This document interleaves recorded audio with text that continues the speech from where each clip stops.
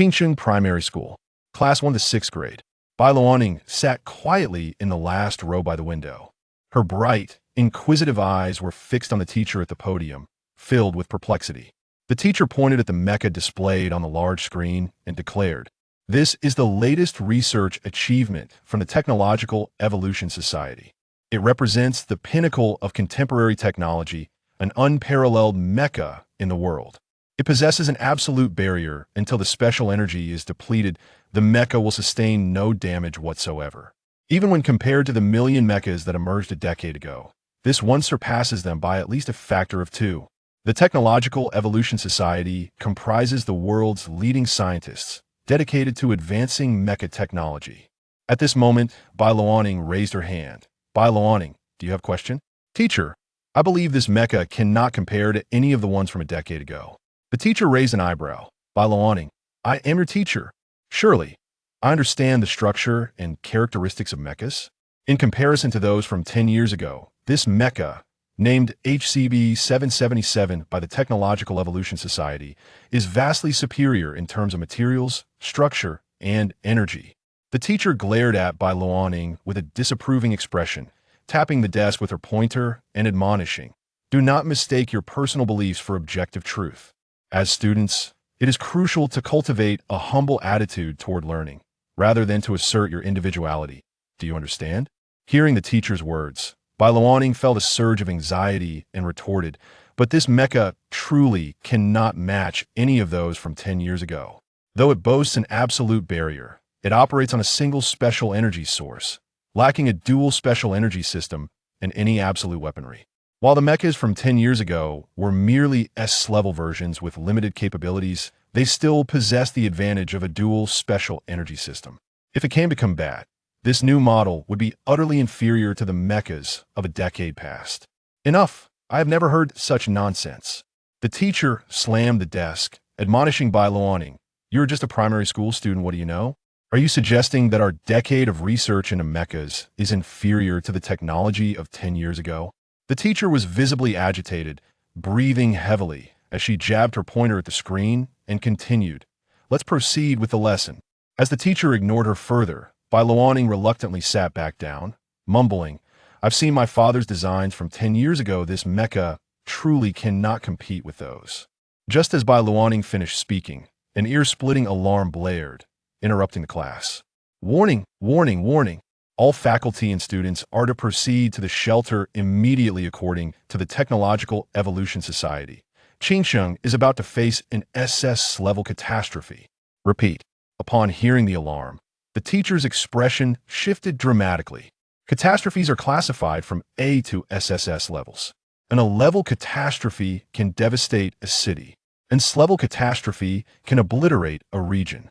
An SS-level catastrophe signifies a natural disaster that is nearly insurmountable. An SSS-level event could even spell the end of the world, requiring the combined might of humanity to have any chance of success. According to the Technological Evolution Society, the disaster from a decade ago was merely classified as S-level. Without hesitation, the teacher shouted at the stunned students, "What are you waiting for? Run!" With that, the teacher bolted from the classroom toward the shelter. The other students exchanged glances before suddenly realizing the urgency of the situation. They leapt from their seats and rushed toward the classroom door. In the chaos, Bai Luaning swiftly reached the back door of the classroom. She opened it and urged her classmates, "Everyone, no pushing. If you rush, no one will get out. Form a line and exit through both doors together." At such a young age, Bai Luaning emanated a leader's aura, directing her peers to evacuate the classroom swiftly. Meanwhile, within the Technological Evolution Society, chaos reigned. "Hurry! Deploy all newly developed HCB-777 mechas to Chingcheng. Report, Commander. Spatial fluctuation readings have exceeded peak levels and SS-level catastrophe is expected to manifest within 3 seconds. Damn it! Contact other nations and mobilize all mechas to Chingcheng. We must defend it at all costs. Otherwise, if Chingcheng falls, the disaster will undoubtedly spread globally. Humanity may face extinction." An SS-level catastrophe loomed over Chingcheng. The news spread like wildfire. The entire world plunged into unprecedented panic. Then came the surveillance footage from Qingsheng. A crimson rift tore through the sky. The gaps slowly widened, stretching apart before the eyes of all. It transformed into a bulging center flanked by elongated edges, resembling an eye-like spatial tunnel. A serpentine limb gradually emerged from within. Following that, a humanoid figure squeezed through the tunnel. Its towering form reached a terrifying height of over 20 meters, equivalent to 6 or 7 stories. Its head resembled a massive, fleshly orb, with only a single eye and a large, sharp-toothed mouth as discernible features. Most strikingly, its body was enveloped in bizarre, colorful flames. These flames seemed to pulsate rhythmically with its movements, emanating from deep within its being. S-level creature, codename, Pharaoh. Damn it, it's this creature. It emerged first. It's unimaginable what other monsters might follow. Hurry, deploy all mechas in Qingsheng to hold the line while we await rescue. Boom! Before the words could fully escape his lips, a thunderous sound shattered the air, interrupting him. In the footage, the flames surrounding the beast Pharaoh surged. The colorful flames instantaneously engulfed the nearby buildings. With a mere gesture, a third immaterial structure was reduced to ashes, erupting in a blinding explosion that seared into the eyes of all witnesses. Everyone who beheld this scene instinctively shuddered. This was merely the beginning of the SS-level catastrophe. The true disaster had yet to fully unfold. In that moment, they felt as though they had plunged into an abyss of eternal ice. The atmosphere froze entirely. Meanwhile, in the shelter, Bai Luaning clenched her delicate hands as she witnessed the unfolding chaos. Taking advantage of the distraction, her petite figure slipped away from the shelter. Chapter 2. Infinite Summoning. God-killing Mecha. Bai Luaning tightly grasped her delicate fingers, her exquisite visage adorned with a resolute gaze. She swiftly dashed outdoors, pressing a button on her wristband. Not far ahead, an image materialized before her eyes, quickly establishing a connection. On a sandy beach, a man with chiseled abs, sporting sunglasses and cradling a stunning woman in his arms, also pressed a button on his wristband. Bai Luaning's image appeared within the scene. With a cautious tone, she inquired, "Father, are you on vacation?" "Indeed, I am currently searching for your mother," he replied playfully. "Or have you, my little girl, caused me some trouble again?" Bai Luaning was an adopted child of Roland. Despite her repeated insistence not to call him father, she stubbornly ignored his wishes. Over time, Roland grew accustomed to this endearing title and showered her with affection. Upon observing her father enjoying his vacation, Bai Luaning refrained from further pleasantries, promptly stating, "I wish you a delightful vacation. I must be off." With that, she severed the connection. As Roland watched the image fade, he gradually retracted his smile. "Such a lively little one," he mused. "Well, the experiment continues. Cancel scene simulation. Commence 1-star God-killing Mecha simulation test." With the final word, the previous scene vanished, replaced by dim lighting and an almost infinite expanse. At the center of this space stood a colossal and fearsome mecha codenamed Titan. Meanwhile, after disconnecting the communication, Bai Luaning felt a sense of relief, resembling a mischievous child preparing to engage in clandestine mischief. Leaving the shelter, she sprinted towards the SS-grade biological entity, Feral, her legs reminiscent of white lotus stems, revealing their initial slenderness. Throughout her journey, Bai Luaning's expression remained tense. She witnessed many panicked bystanders frozen in place, screaming due to the recent explosion, while others lay on the ground, having stumbled while fleeing, weeping in despair. The scene resembled a world on the brink of collapse. Anxiously, she called out, "Hey, what are you doing? Don't just stand there. Hurry to the nearest shelter. Trust me, you will survive." Though merely 11 years old, Bai Luaning's stature was already strikingly tall. With her urgent demeanor, she caught the attention of several onlookers, prompting her to continue, "Those who can still run, please help carry these people away. I promise you, everything will be all right. Little brat, your heart is in the right place. But this is no place for you. Hurry back to the shelter. Leave this to our special operations team, as it is our duty." The special operations team was responsible for handling natural disasters, rescuing individuals, and post-disaster reconstruction. Bai Luaning observed a burly man in a rescue exoskeleton, unafraid of danger, rallying others to help the stranded. She gave him a thumbs up, saying, "Then I entrust this to you." "What a little adult you are," Songzae murmured. But his expression suddenly changed, and he shouted, "Hey, that way is not toward the shelter." Bai Luoning pretended not to hear him. She dashed forward, swiftly entering a building and racing towards the rooftop. As she ascended, a multitude of mecha units from Qingqing had already arrived at the battlefield. Each mecha towered at 3 meters, constructed entirely of mechanical components, with armor made from indestructible titanium alloy. Each unit housed an operator, equipped with an arsenal of missiles and heavy weaponry. They constituted Qingqing's first line of defense. "Everyone, behind us are our families. We must not allow a repeat of the tragedy from 10 years ago. Please hold your ground." Boom. The deafening roar echoed once more. Before the leader could finish, Feral erupted with flames, engulfing numerous mecha in its inferno, obliterating them entirely. In an instant, under the searing heat, Qingqing's first line of defense crumbled. This horrifying scene sent shivers down the spines of viewers worldwide, reminiscent of the catastrophic battle from a decade prior. But we are not the same as we were 10 years ago. Now, we possess technology far more powerful than before. Allow us to showcase our strength. Presenting the most advanced technological mecha of our time, HCB-777. In a room within the Technological Evolution Society, a scientist slumped in a wheelchair, his face twisted with frenzied excitement. On screen, an aircraft streaked through the sky, hurtling towards Qingqing. At a distance of 10 kilometers, the plane locked onto Feral. "Feral, die for me. Experience the might of this particle wave cannon." With that, the pilot thrust the control stick forward, gathering a mass of black particles at the aircraft's nose. In an instant, a 2-meter diameter beam pierced through the air, striking the SS-grade entity, Feral. A deafening roar erupted from Feral as multicolored flames cascaded from its form, igniting the surroundings in a fiery blaze, resembling a boiling cauldron. Now is the chance. The pilot's eyes lit up with determination. As an ace mecha pilot, his combat experience was unparalleled. Sensing Feral's vulnerability, he wasted no time, maxing out the speed and pressing the top button on the control stick. HCB-777. Mecha Mode. Engage. The aircraft transformed as it hurtled toward Feral, morphing into a 5-meter-tall, sleek black and gold mecha, which crashed down upon Feral's head. Boom. Another thunderous sound resonated, followed by an explosion of flames. The humanoid-like Feral buckled, its surface cracking like spider webs, radiating outward in a frenzy. This astonishing spectacle was broadcasted globally, reaching even the shelters of Qingqing. Witnessing the power of humanity's latest technology, HCB-777, a teacher leaped 3 feet in excitement. "Bai Luoning, did you see that? This is cutting-edge technological mecha, the culmination of a decade's work. It's not like you." As he turned to address his students, he realized Bai Luoning was nowhere to be found. At that moment, a flicker of panic flashed in the teacher's eyes. She had clearly seen Bai Luoning earlier, yet now there was no trace of her. Could it be that Bai Luoning had run away? Just as the teacher pondered this, the imaging system erupted with a deafening sound. Instinctively, she turned her gaze towards the display in the shelter.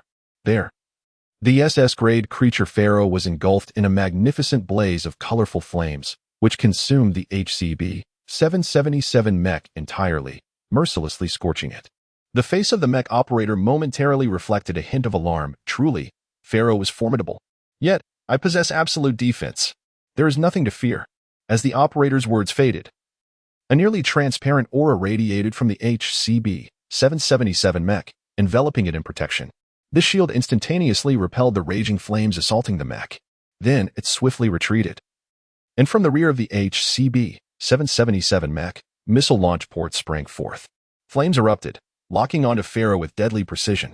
At this moment, Bai Luoning had just arrived on the rooftop.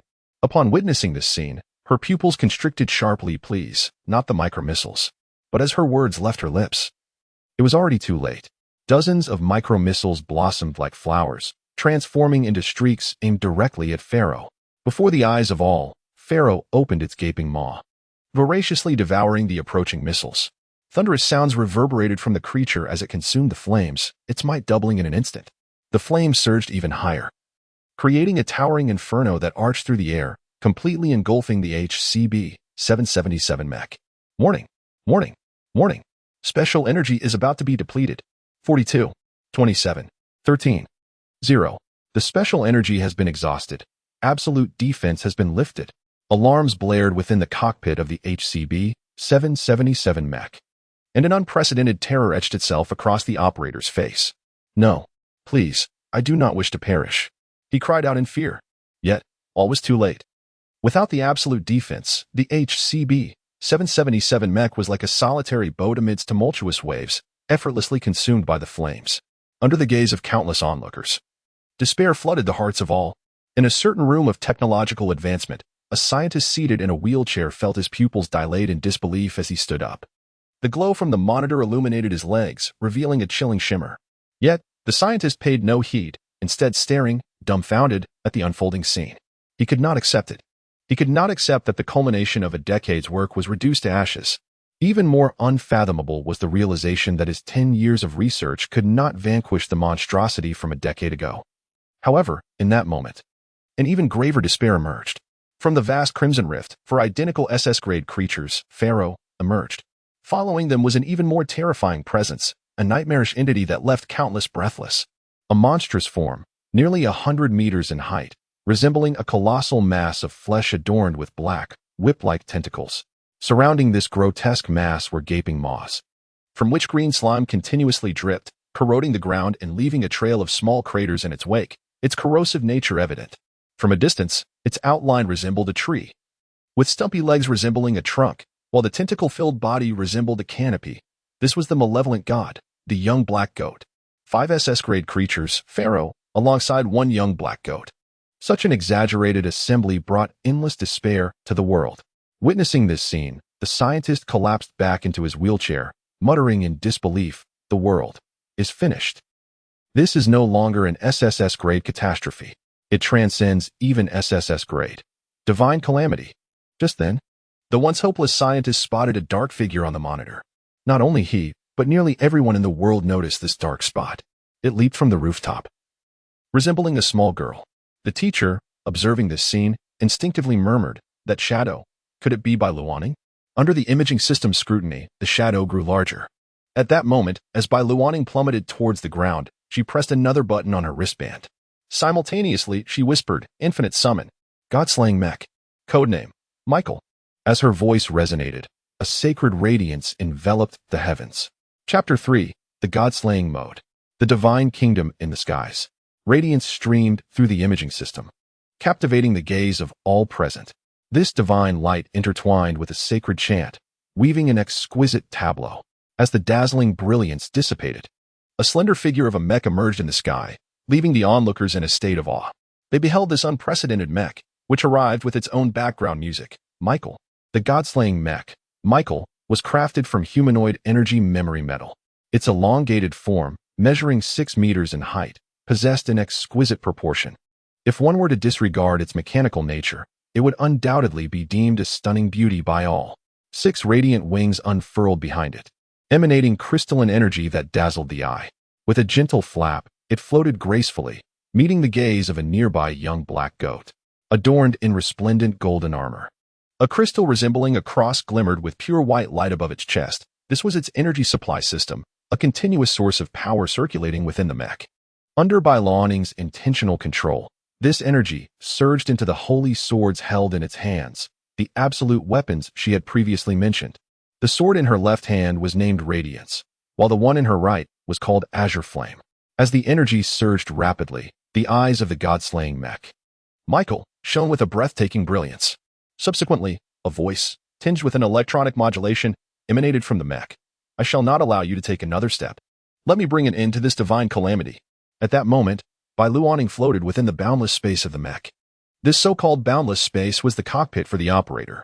In contrast to the archaic design of the HCB-777's control stick, under the extraordinary talent of Roland, a super-stable space was developed and named the boundless space. This innovation allowed the operator to engage in combat with the fluidity of an extension of their own body, devoid of any delay. The so-called boundless summoning involved creating a spatial bridge between the wristband and the mech, enabling the mech to envelop the operator, thereby summoning it forth. This was one of the most iconic abilities of the God-slaying mech designed by Roland. This scene drew countless gazes. Many onlookers clasped their hands together in prayer before their chests, beseeching for the mech they had never seen before. In a secluded chamber, scientists observed the spectacle with expressions of shock and avarice. "Beautiful! So beautiful! I have never witnessed such a magnificent mech," one exclaimed, sensing the terrifying power contained within it. Though he loathed to admit it, his so-called masterpiece, the HCB-777, paled in comparison to this mech. Huh? No matter how formidable you are, what can you do? How could your mech possibly withstand the divine calamity before us? He sighed, despairing as he slumped in his wheelchair, jealousy flickering in his eyes.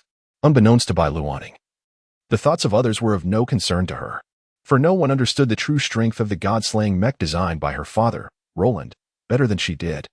Although this was the first generation of the god-slaying mech, it was more than sufficient to confront the divine calamity at hand. Bai Luoning, floating within the boundless space, executed a forward motion. The 6 wings of the god-slaying mech, Michael, unleashed a torrent of energy. With a powerful flap, it bore down upon the first Farler. Roar!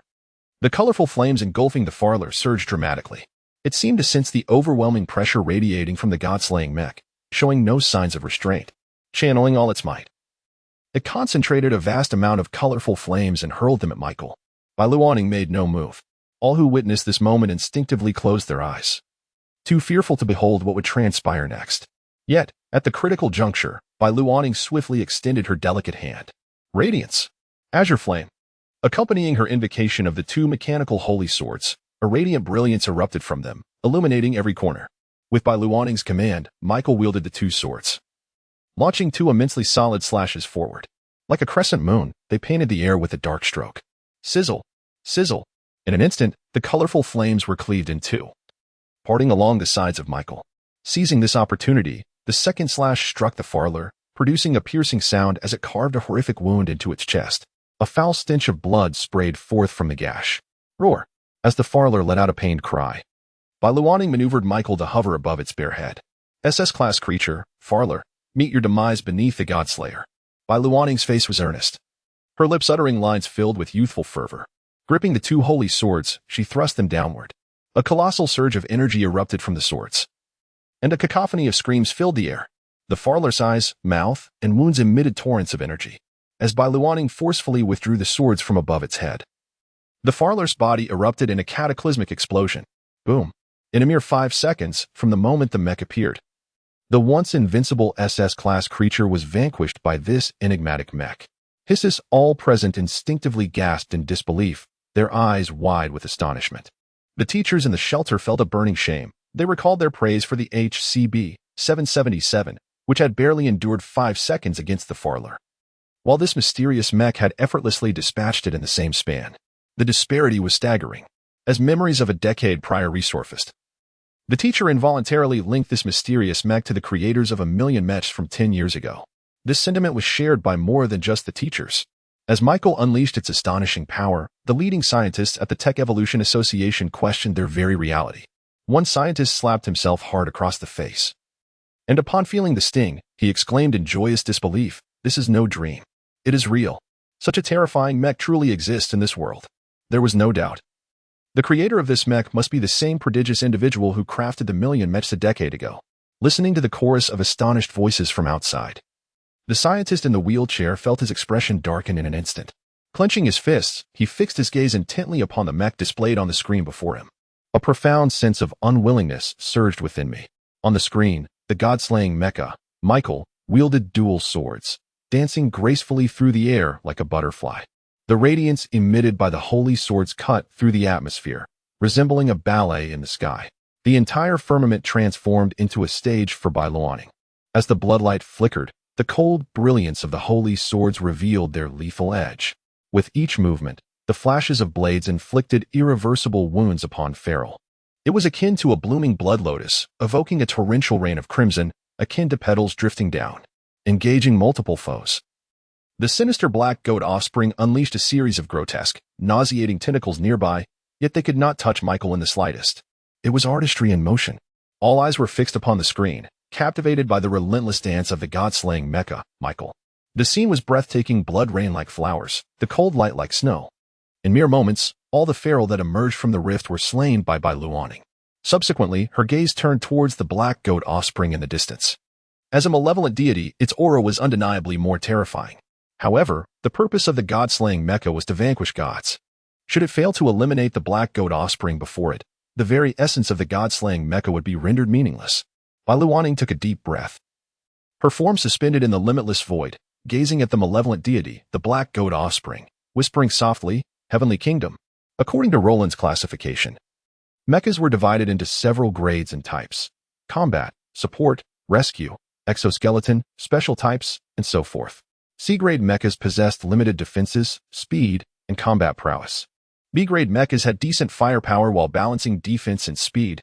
A-grade mechas harnessed special energy, enabling flight and the emission of energy waves. S-grade mechas had absolute defenses, remaining unscathed until their special energy was depleted.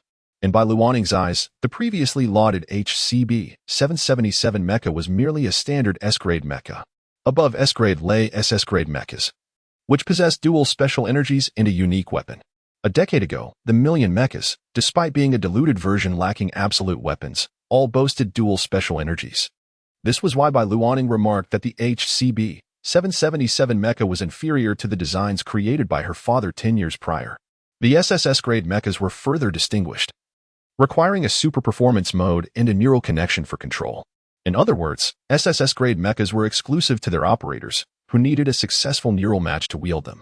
As for the God-slaying mecha controlled by Luanning, in addition to the aforementioned capabilities, it possessed limitless summoning, unbounded manipulation, special trump cards, spatial adaptability, and self-repairing metal properties. Each of these attributes was crucial to the mecha's efficacy. The Heavenly Kingdom was one of the keys that enabled Michael to slay gods. As Luanning's words faded, a brilliant holy light erupted from Michael. The forms of the two holy swords began to shift, rotating before her, gathering an unimaginable force. An unprecedented pressure compelled the black goat offspring to emit a roar. It was not foolish. It sensed the energy accumulating within the god-slaying mecha, and it would not allow this enhancement to proceed unchecked. Without hesitation, the black goat offspring advanced, its dark hooves pounding forward. Each step seemed to shake the earth, as buildings before it crumbled like ants beneath its feet. Simultaneously, it amassed a dense cloud of black mist, instilling a sense of dread. This ominous figure caused onlookers to feel an urgent anxiety. Move, quickly move. Surely the mecha won't be incapacitated after this maneuver.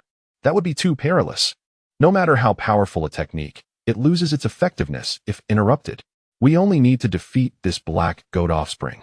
All hearts hung in suspense. They were anxious for Michael, hoping the mecha would spring into action and not remain suspended in the air. However, was it truly the case? In the limitless void, Luanning was not controlling the mecha. She was contemplating how to respond to her father's message. Just moments ago, Roland had sent her a note, summarizing that he was hungry, his vacation over, and he was preparing to return home for a sumptuous meal. Yet, she was currently engaged in battle. And considering the terrifying speed of Roland's mecha, Luanning realized she had no time to spare. No, I cannot delay any longer. Michael, cancel the skill and switch to God-slaying mode using the Heavenly Kingdom. 3 seconds. I need to resolve this adversary within 3 seconds, she murmured. As her words fell, the God-slaying mecha, Michael, gradually ceased its energy gathering. The mecha floated motionless in the air. Those witnessing the scene were astounded, their eyes widening in disbelief. As if struck dumb, could the mecha be malfunctioning? No way. Why at such a critical moment? Mom, I and Appos, am scared. Will we be killed by this creature? Wah. Move quickly. It's about to attack. The black goat offspring was shrouded in a dense black mist.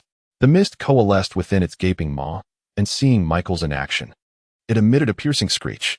Accompanied by its shriek, a pitch-black ray materialized in the air.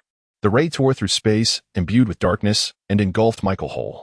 At that moment, the world turned gray, heavy clouds loomed, and oppression filled the atmosphere. As the dark ray struck Michael, it triggered an unprecedented explosion. All could only watch helplessly as the black mist consumed Michael's remaining form.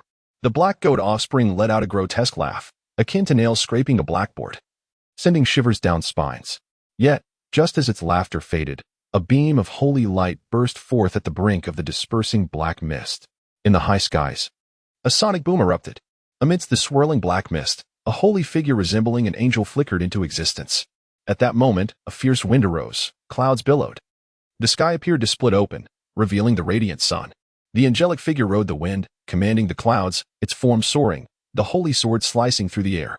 Above, the black goat offspring was cleaved in two, leaving behind a myriad of radiant glimmers, twisting and exploding within its dark form.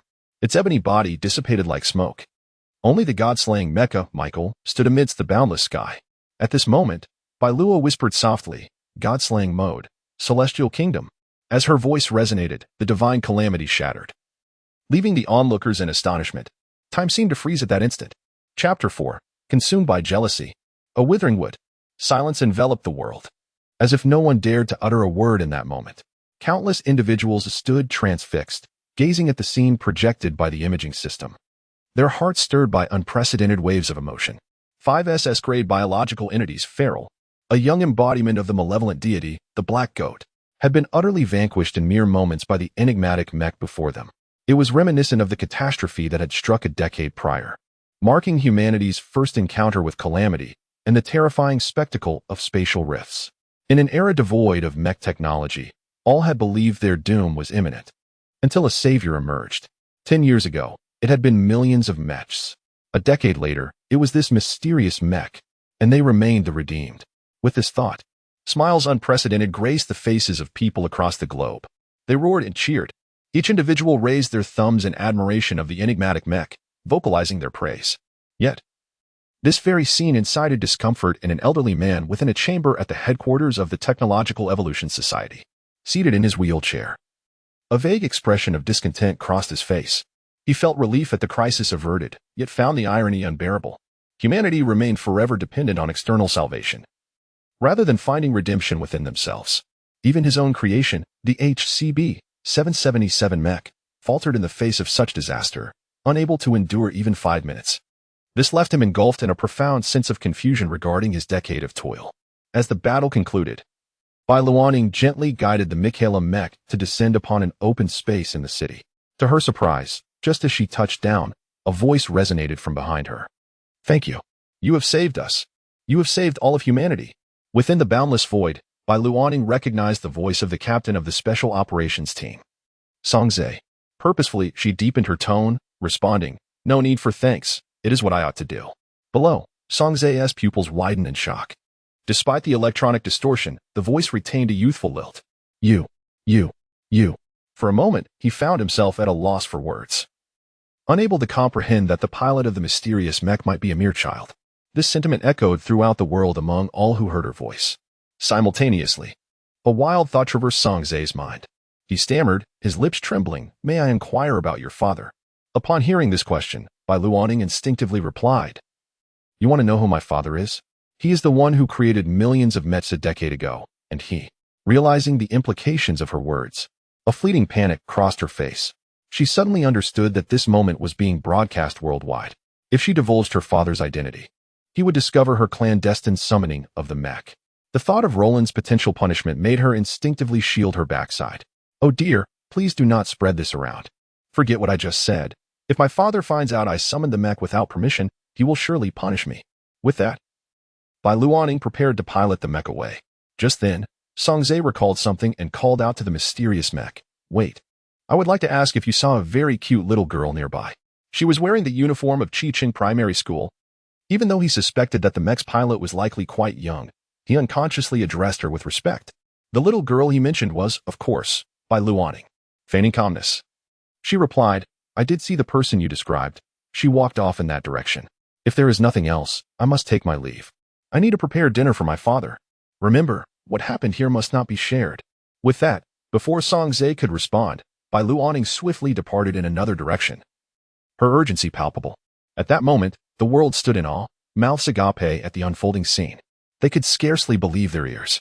The pilot of the mysterious mech was the daughter of the man who had created millions of mechs a decade prior? No wonder she commanded a mech imbued with technology far beyond the current realm. Even at such a tender age, she had deftly maneuvered the mech, surpassing even the operators of the HCB 777. It should be noted that the operator of the HCB 777 had been the champion of the previous mech operation competition, one of the few elite pilots in the world. Bang! In a room within the Technological Evolution Society, the scientist in the wheelchair slammed his hands upon the table. His face contorted with fury, he glared at the now empty screen. Teeth grinding together, he muttered, "It's him. Once again, it's him. How is it possible for you to create such an extraordinary mech in just 10 years? Is there truly such disparity between individuals? Despite my relentless dedication to overcoming the challenges of mech development over the past decade, I remain inferior to that man, the one who has never shown his face." An unprecedented jealousy ignited a fierce blaze within the old man's heart. Unconsciously, he felt a sweet sensation in his throat, only to realize blood was trickling from his nose. He casually wiped it away, his expression growing even more somber. He was aging, a withering wood, with no more decades left to offer. Unbeknownst to him, his age-spotted hands clenched tightly into fists. He crumpled a piece of paper into a small ball and stuffed it into his nostril. Then draped a nearby cloth over his legs, turning his wheelchair to exit the room. Look, Elder Lin is coming out. Elder Lin, did you see that mysterious mech? It was simply magnificent. Indeed, when will we be able to develop such an impressive mech? Listening to the younger generation's exuberance, Elder Lin's expression grew graver. His already slender fingers tightened around the wheelchair's handles, faint veins becoming visible on the surface. Taking a deep breath, he suppressed the jealousy raging within him. In a raspy voice, he commanded, immediately contact the relevant departments and commence an investigation into the identity of this mysterious individual. If we can uncover the truth, I will personally pay a visit. As Elder Lin's words echoed in the room, an instant silence fell upon the gathering. Chapter 5. Commencing the Investigation. Mecha Upgrade. Within the confines of the laboratory, all eyes were fixed upon the venerable Lin. The silence that enveloped the room cast a palpable sense of oppression over the gathered individuals. What? Are my words now rendered ineffective? Lin's deep voice resonated in their ears, subtly hinting at the restrained fury simmering within him. Under the weight of Lin's authority, the others in the laboratory felt compelled to relay his intentions. Lin, whose full name is Lin Eng, stands as one of the foremost mecha developers within the Technological Evolution Society. He has held a senior position since the establishment of the society and wields power that far exceeds the imagination of those around him. Following his directives, the Chi-Ching branch of the society dispatched professional investigators to delve into the enigma of the mysterious mecha. Meanwhile, the twilight sky was awash with the last rays of light as Bai Luoning approached her family estate, discreetly deactivating her mecha summon and returning the God-slaying mecha, Michael, to her storage space. Casting a glance at her wristband, she silently hoped her father would return home later than usual. With that thought, she swiftly made her way to the estate. If anyone had been present, they would have been astonished to observe that her running speed rivaled that of an adult, perhaps even surpassing it. In no time, Bai Luoning reached the estate. After running for 5 minutes within the grounds, she finally arrived before a villa. The villa, in its simplicity, lacked any high-tech embellishments. Its only distinguishing feature was its opulence. Noticing the absence of lights, a wave of joy washed over Bai Luoning. Excellent. It seemed her father had not yet returned. She approached the villa's entrance and pressed her thumb against the doorknob. With a soft click, the door swung open. Though it appeared to be a fingerprint unlock, it was, in fact, a bone pattern recognition, a sophisticated application of particle technology. Just as Bai Luoning breathed a sigh of relief, the villa's lights suddenly illuminated the space. Almost immediately, she heard her father, Roland, call out to her. Luoning, did you have fun? Ah, Daddy. Bai Luoning turned toward the source of the voice to find Roland, holding a cup of fragrant tea, his eyes slightly squinted, observing her with keen interest. Instinctively, she rubbed her nose, her gaze wavering, her voice slightly trembling. Daddy, I absolutely did not secretly pilot the mecha. I returned as soon as the crisis alert ended. Upon hearing her words, a slight smile crept across Roland's lips. He set his teacup down and approached Bai Luoning, enveloping her in a warm embrace. Luoning, do you realize how obvious that is? At such a young age, you should be reprimanded for your mischief. He playfully flicked her forehead with his thumb. Ah, Bai Luoning feigned pain, covering her forehead with both hands. Seeing this, Roland couldn't help but chuckle. I witnessed the battle earlier. But why did you choose the initial God-slaying mecha, Michael? You have Gabriel, Raphael, Uriel, and the 5th-generation God-slaying mecha, Jehovah, available. In response, Bai Luoning promptly explained. Because I thought the original God-slaying mecha would suffice against Pharaoh and the Black Goat's younglings. After all, your mechas are so powerful that even the initial model is adequate for such divine calamities. Roland, touched by Bai Luoning and Appo's unwavering trust, gently stroked her hair. Luoning, the rift caused by that divine calamity is not as simple as you imagine. Even I feel immense pressure when confronting many of those entities. With that thought, he set Bai Luoning down and said, How about this, Luoning? Please hand me your wristband. I will assist you in upgrading Michael and the other mechas, enhancing them to the level of the 5th-generation mecha, Jehovah. All right. Bai Luoning obediently removed her wristband. However, the moment she did so, a transformation began to unfold. Her once ebony pupils shifted to a vivid crimson, and her dark hair turned a striking white, bestowing upon her an aura of mystery. Her appearance clearly transcended that of an ordinary human. Chapter 6. Off to Qingqing. Father is truly wonderful. As Roland upgraded the God-slaying mech for Bai Luaning, investigators in Qingqing stumbled upon information regarding the enigmatic mech. However, the two pieces of news were entirely disparate. The first piece of information came from a teacher who mentioned that one of her students, a little girl named Bai Luaning, had sneaked out while everyone else was in the shelter. According to her, the shadow that had fallen from the rooftop closely resembled Bai Luaning's figure. In other words, from the teacher's perspective, it was highly probable that Bai Luaning was the pilot of the mysterious mech. The second piece of information came from the leader of the Special Operations Team, Song Zhe. Upon hearing the teacher's account, he relayed his thoughts to the investigators. He believed that Bai Luaning was not the operator of the mech. After learning that the little girl was named Bai Luaning, Song Zhe immediately retrieved the contact number of her parents, as they had all the records on file. He promptly called Roland. Upon confirming that Bai Luaning was safe and had merely run out of the shelter due to concern for her father's safety, he decided not to pursue the matter further. After all, Song Zhe had publicly inquired about the mysterious mech and had seen Bai Luaning at that time. His words carried more credibility than the teacher's speculation. As for other information, the investigators had no further progress for the time being.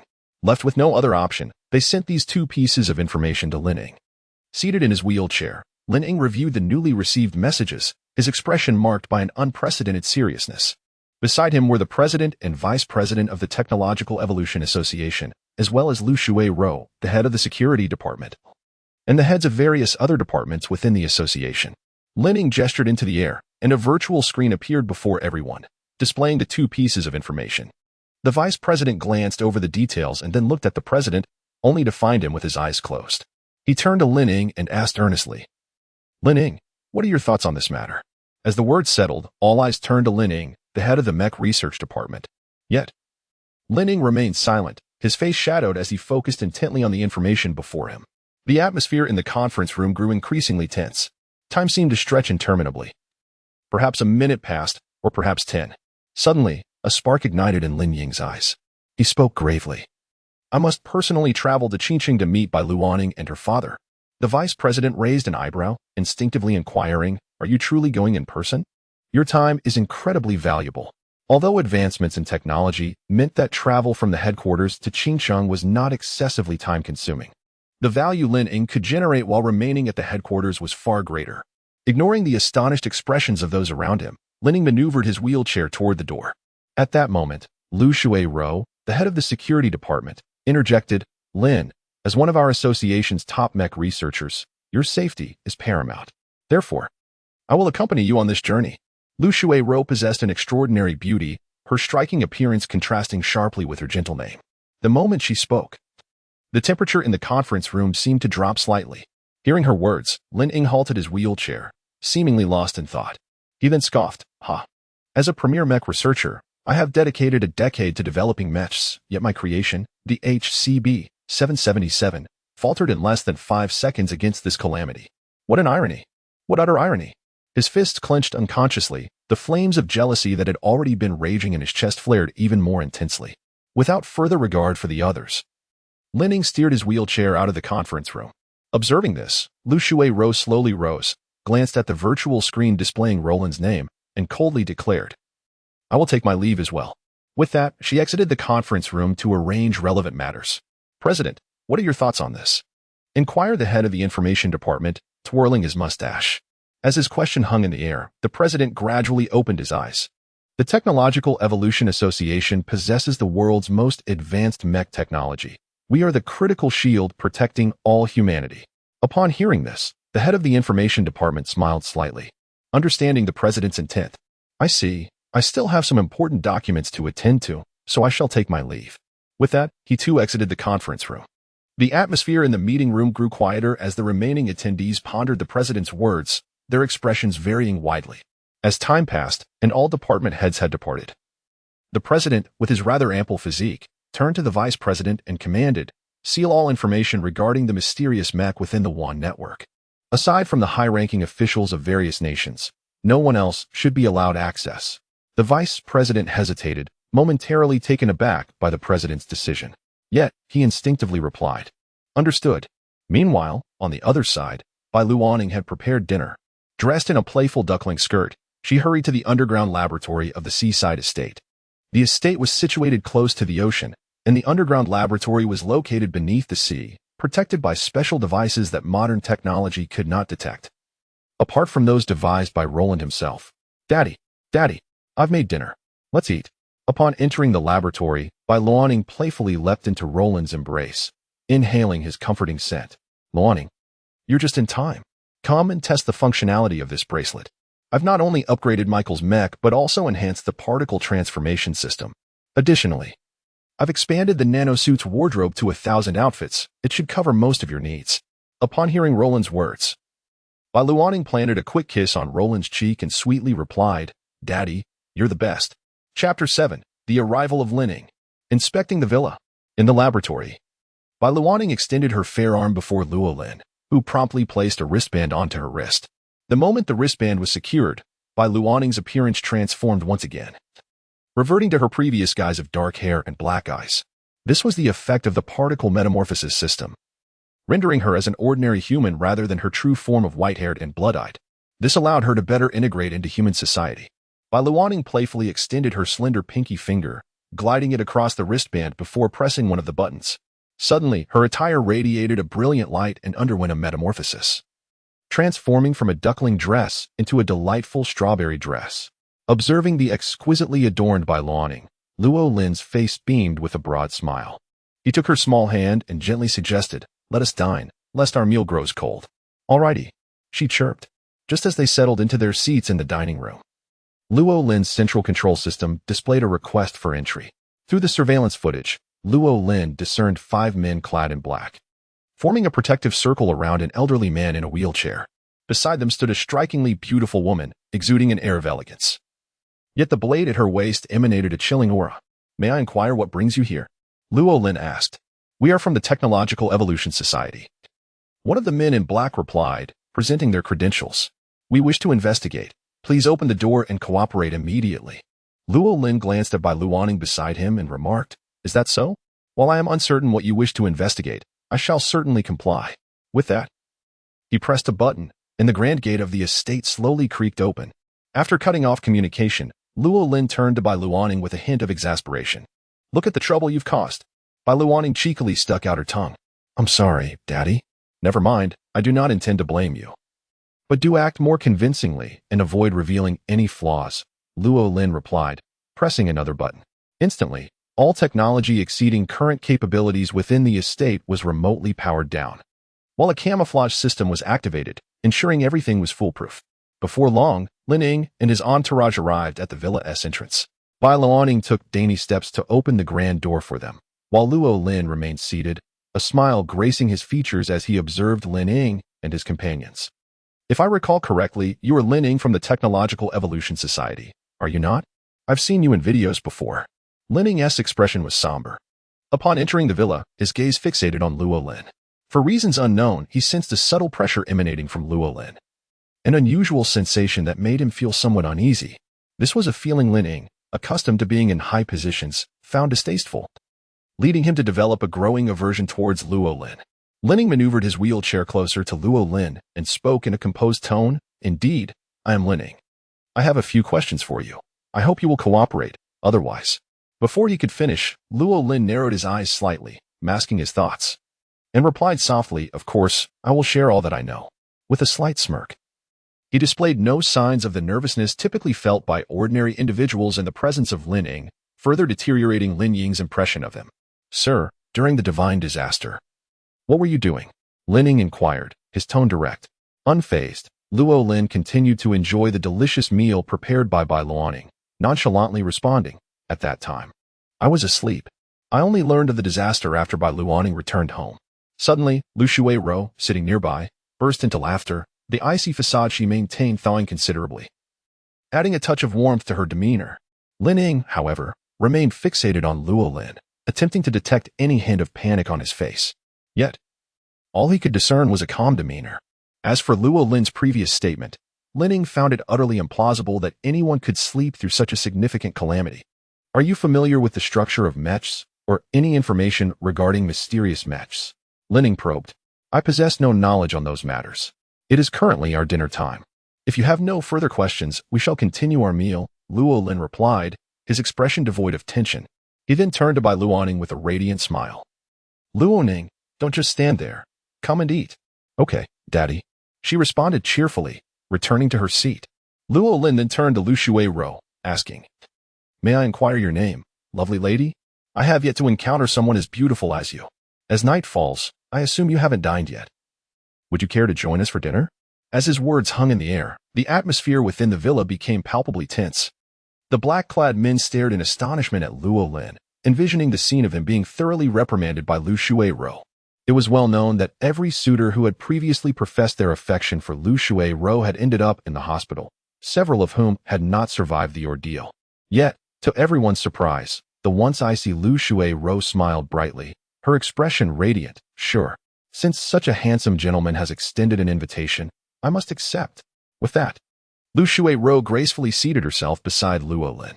At that moment, even Lin Ying's pupils dilated in shock, his mind swirling with tumultuous thoughts. He had never witnessed Lu Shuai-ro behave in such a manner, completely shattering everyone's preconceived notions. However, Lin Ying soon realized that Lu Shuai-ro had cast a glance in his direction, the implication unmistakable.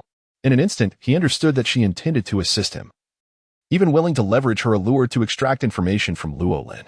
Seizing the opportunity, Lin Ying addressed Luo Lin. Luo Lin, would you mind if we explored your villa? Of course, feel free to inspect at your leisure. Just be cautious not to damage my belongings. Many of them are antiques, Luo Lin replied, internally resolute in his belief that he would uncover something of significance within Luo Lin's estate. With that thought in mind, Lin Ying led the black-clad men to inspect the villa. However, they remained oblivious to the fact that, at that very moment, Lu Shuai-ro had leaped into Luo Lin's embrace. Chapter 8. When my mother, the Dark Templar. Ah, Master, I thought you might have forgotten me. It seems you still remember.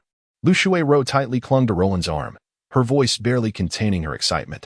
Bai Luoning, witnessing the scene before her, couldn't help but tilt her head in curiosity, seemingly pondering whether this woman was meant to be her mother.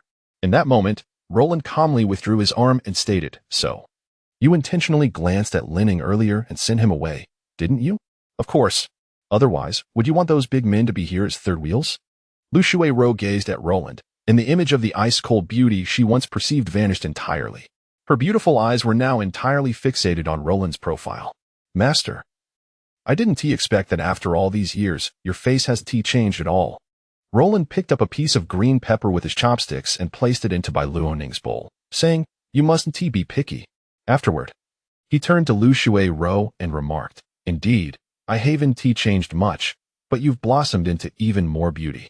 A seductive smile suddenly appeared on Lu Shuai-ro's face as she asked, So, Master, do you like me as I am now? Upon hearing her words, Roland paused his actions, turning his gaze towards her, silently studying her without a word or motion. Yet, even in silence, Lu Shuai-ro felt her heart race slightly faster.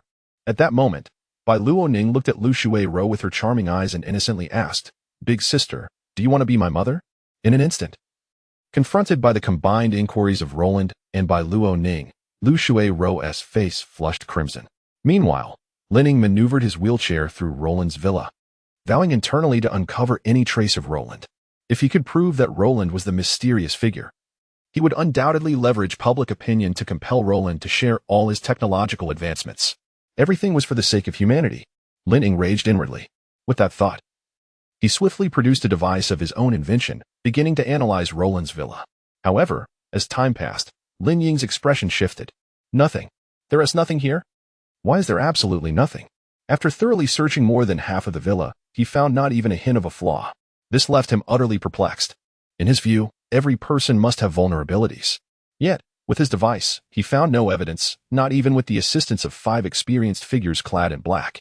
They, too, uncovered not a single trace within the villa. Just as Lin Ying prepared to leave in despair, his device suddenly vibrated. His eyes instantly lit up. He glanced down at the device, which had marked a red dot on a particular spot in a bookshelf. You, go press that red dot. Yes, sir. The black-clad figure responded, pressing the dot. With a loud bang, the bookshelf slid aside, revealing a hidden door behind it. Upon seeing the concealed door, Lin Ying murmured excitedly, I knew it. This guy must be hiding a monumental secret. Let us go in. Remember to document everything. Before the black-clad figures could respond, Lin Ying eagerly wheeled himself toward the hidden door. Let me see your true secrets, Roland. As Linning whispered these words, he entered the concealed room behind the bookshelf. The dazzling light instantly blinded him, prompting him to instinctively shield his eyes with his hand and quickly close them. After a moment of adjustment, he cautiously opened his eyes. Before him was a wall adorned with awards, certificates, trophies, and gold medals. Every conceivable symbol of honor was displayed on the walls or in cabinets. Linning's expression darkened as he instinctively picked up one of the trophies. First place in National Comprehensive Fighting. His brow furrowed, realizing something was amiss. Immediately, he grabbed another trophy. First place in World-Class Unlimited Fighting. Winner of 1,000 underground fights. Linning continued to pick up trophy after trophy, all of which celebrated combat prowess. Recalling the pressure he had sensed from Roland upon entering, his expression turned exceedingly grim. It seemed Roland's fighting skills surpassed even those of the ace pilot of the HCB 777.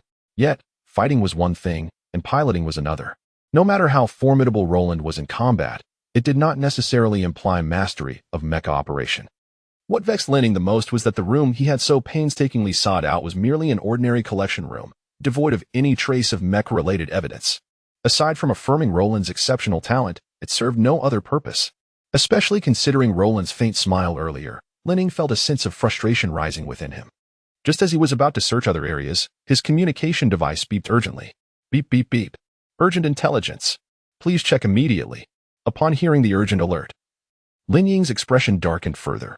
Without hesitation, he opened the communication device to inspect the message. Notification. During the recovery operation for SS-level biological materials such as Pharaoh and the Dark God Black Goat's offspring, an ambush by the Dark Templar occurred. All members of the Technological Evolution Society, please ensure your safety. Upon seeing the words Dark Templar, Lin Ying's heart sank to the depths. The quest to find the mysterious figure was instantly overshadowed by the pressing urgency to secure the SS-level biological materials. This was paramount. They absolutely must not allow the Dark Templar to seize them. The Dark Templar, born from the shadows, rejected by society, and unyielding to the Technological Evolution Society's influence, was a terrifying organization that pursued the development of biological mechas through unorthodox means. Stepping out of the collection room, Linning hurried to the dining area. Minister Liu. The incident is critical. We must return to headquarters at once. Lu Shui-ro cast a glance at Linning, feeling quite displeased. However, she too had received information about the Dark Templar moments ago. In response, Roland calmly stated, "When you leave, please remember to close the door behind you. I want to see you out." Lin Ying's lips twitched, his fury simmering within, but the looming threat of the Dark Templar compelled him to swallow his anger. Lu Shui-ro, on the other hand, merely acknowledged him with a nod, her gaze toward Roland filled with reluctance, as if to say she would return once she was done with her tasks. Soon, everyone departed, and the villa returned to its tranquil silence. At that moment, Bai Luaning nestled into Luo Lin's embrace and asked him, "Father, do you admire that elder sister we just saw?" Chapter 9. The Exclusive Mecha. Cardinal in red. Emerging from Roland's estate, two colossal container trucks, each spanning nearly 20 meters, were parked at the entrance. The first truck housed Lu Shui-ro's exclusive mecha, while the second contained the mechas of 5 cloaked figures. In front of the containers stood a remarkably stylish sports car alongside a minivan, the former being Lu Shui-ro's favored vehicle, her penchant for speed evident, while the latter was designated for Linning, given his mobility constraints. In this world, despite the advancements in mecha technology, such innovations rarely permeated daily life, with most critical technologies tightly controlled by the upper echelons of various nations. Seated in the sports car, Lu Shui-ro activated the communication device, stating, "I am currently escorting Linning to the Chiqing branch of the Technological Evolution Society. Please send someone to assist our return to headquarters via the express mecha." However, she was met with an unsettling silence from the Chiqing branch. Her expression grew tense as she repeated, "Chiqing branch. Please respond." Before she could finish, her transmission was abruptly interrupted. "What did you say? Could you repeat that? I just finished dealing with the personnel here and didn't catch your earlier words." As the voice echoed through the device, a palpable change swept over Lu Shui-ro's demeanor. Without hesitation, she severed the connection. A series of sharp sounds followed as she slammed the brakes, leaving long black skid marks on the ground before exiting the vehicle. The others quickly disembarked from their vehicles as well. "Everyone, into your mechas. The Chiqing branch has been overrun by the Dark Church. Their targets may extend beyond the Black Goat Cub materials and may very well be aimed at us." As if to validate Lu Shui-ro and Appo's words, A flurry of dark figures surged towards them from a distance. The chill radiating from Lu Shui-ro intensified, her expression growing grave as an aura of lethal determination enveloped her. Seizing the moment where a gap still lingered between them, she dashed towards the container and swiftly entered her exclusive mecha, named Ji Shui, which shimmered in a deep azure hue and was equipped with a long energy sword reminiscent of ocean waves. According to Roland's classification, Lu Shui-ro's Ji Shui was rated as an A-class mecha, endowed with special energy capable of flight and energy wave projection. However, the energy sword was neither powered by special energy nor crafted from extraordinary materials, precluding it from being classified as an SS-class mecha ultimate weapon. As the container gradually opened, the Ji Shui emerged, captivating the onlookers. These few minions are mine. The rest of you must ensure Lin Ying's safety and escort him to a secure location before proceeding to the Technological Evolution Society. Yes, Minister Liu, responded the black-clad figures as they rapidly exited the container. However, their mechas were merely B-class, lacking special energy and thus incapable of flight, relying instead on their wheeled propulsion for mobility. Be cautious, they are accelerating. Lin Ying observed the approaching biomechas of the Dark Church from within the minivan, sweat lining his brow. I don't need your reminders. I am quite adept at combat. Lu Shui-ro remained unfazed, deftly maneuvering Ji Shui as she closed in on the biomechas. Soon, she discerned their grotesque forms, much like the ones she had encountered previously. Each bore various mechanical scars, rendering them hideously unappealing. Some possessed mechanical arms and legs akin to a panther, while others had limbs resembling those of a gorilla, or hands replaced with mechanical serpents. Lu Shui-ro was acutely aware that these biomechas, despite their agility surpassing that of ordinary mechas, lacked special energy. By Roland's classification, they were merely B-class and could not be compared to her A-class mecha. She would show no mercy. Drawing the energy sword from her mecha, a bluish glow illuminated the ground beneath her. With a burst of crimson light, the flight system activated. Ji Shui soared into the sky, wielding aerial dominance to mercilessly dispatch the oncoming biomechas. Yet, amidst such terror, the attackers exhibited no fear. Die. One of them crouched and leapt, their gorilla-like arms crashing down towards Lu Shui-ro with incredible speed, creating explosive sounds in the air. As the massive fist descended upon her, Lu Shui-ro merely smiled. Too slow. Her delicate hands gripped the controls, thrusting them forward. The crimson glow intensified around Ji Shui as its flight system reached its zenith. In a split second, she maneuvered behind the gorilla-like biomecha, her energy sword poised menacingly. A thunderous explosion erupted as she plunged the sword into the foe below. Flames erupted in a furious display, engulfing the Dark Church minion in an inferno. 3 seconds, Lu Shui-ro murmured, her hands deftly operating the controls.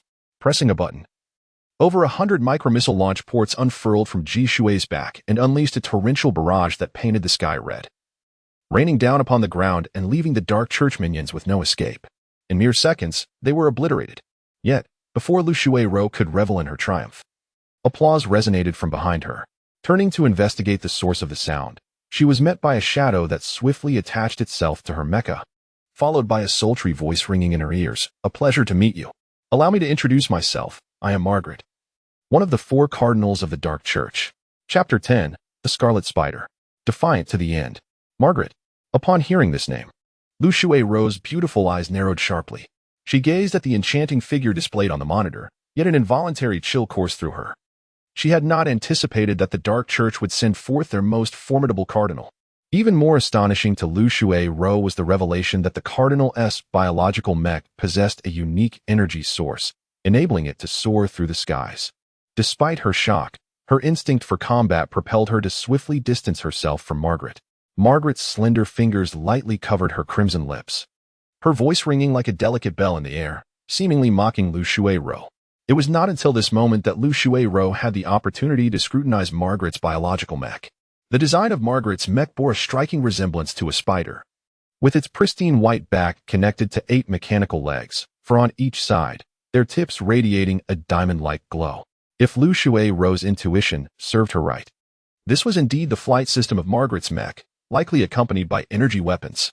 Unmistakably, this was a mech that could rival her own extreme water. Most importantly, the biological mech did not detract from Margaret's allure, instead enhancing her aura of eerie danger and irresistible charm, as if it could effortlessly evoke the deepest desires of humanity. Taking a deep breath, Lu Shui-ro fixed a serious gaze upon Margaret, vigilantly monitoring her every movement. The slightest action from Margaret would provoke Lu Shui-Ro's most ferocious attack. Simultaneously, she needed to stall the Cardinal to ensure Lin Ying's vehicle remained clear of the battlefield. "Margaret, your dark church is quite impressive, capable of incorporating special energy into biological mechs. It seems your research has made significant advancements," Lu Shui-Ro declared.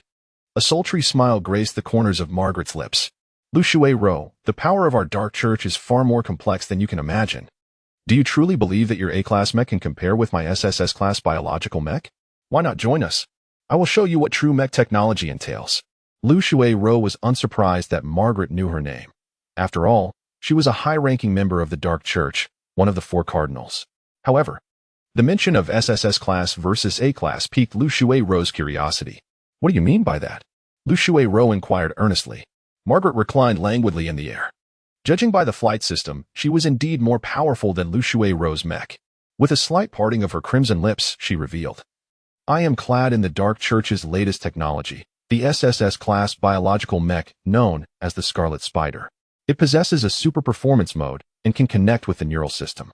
Only a mech that matches one's own neural system can be deemed a true exclusive mech. Your so-called exclusive mech, Extreme Water, is nothing but a joke in my eyes.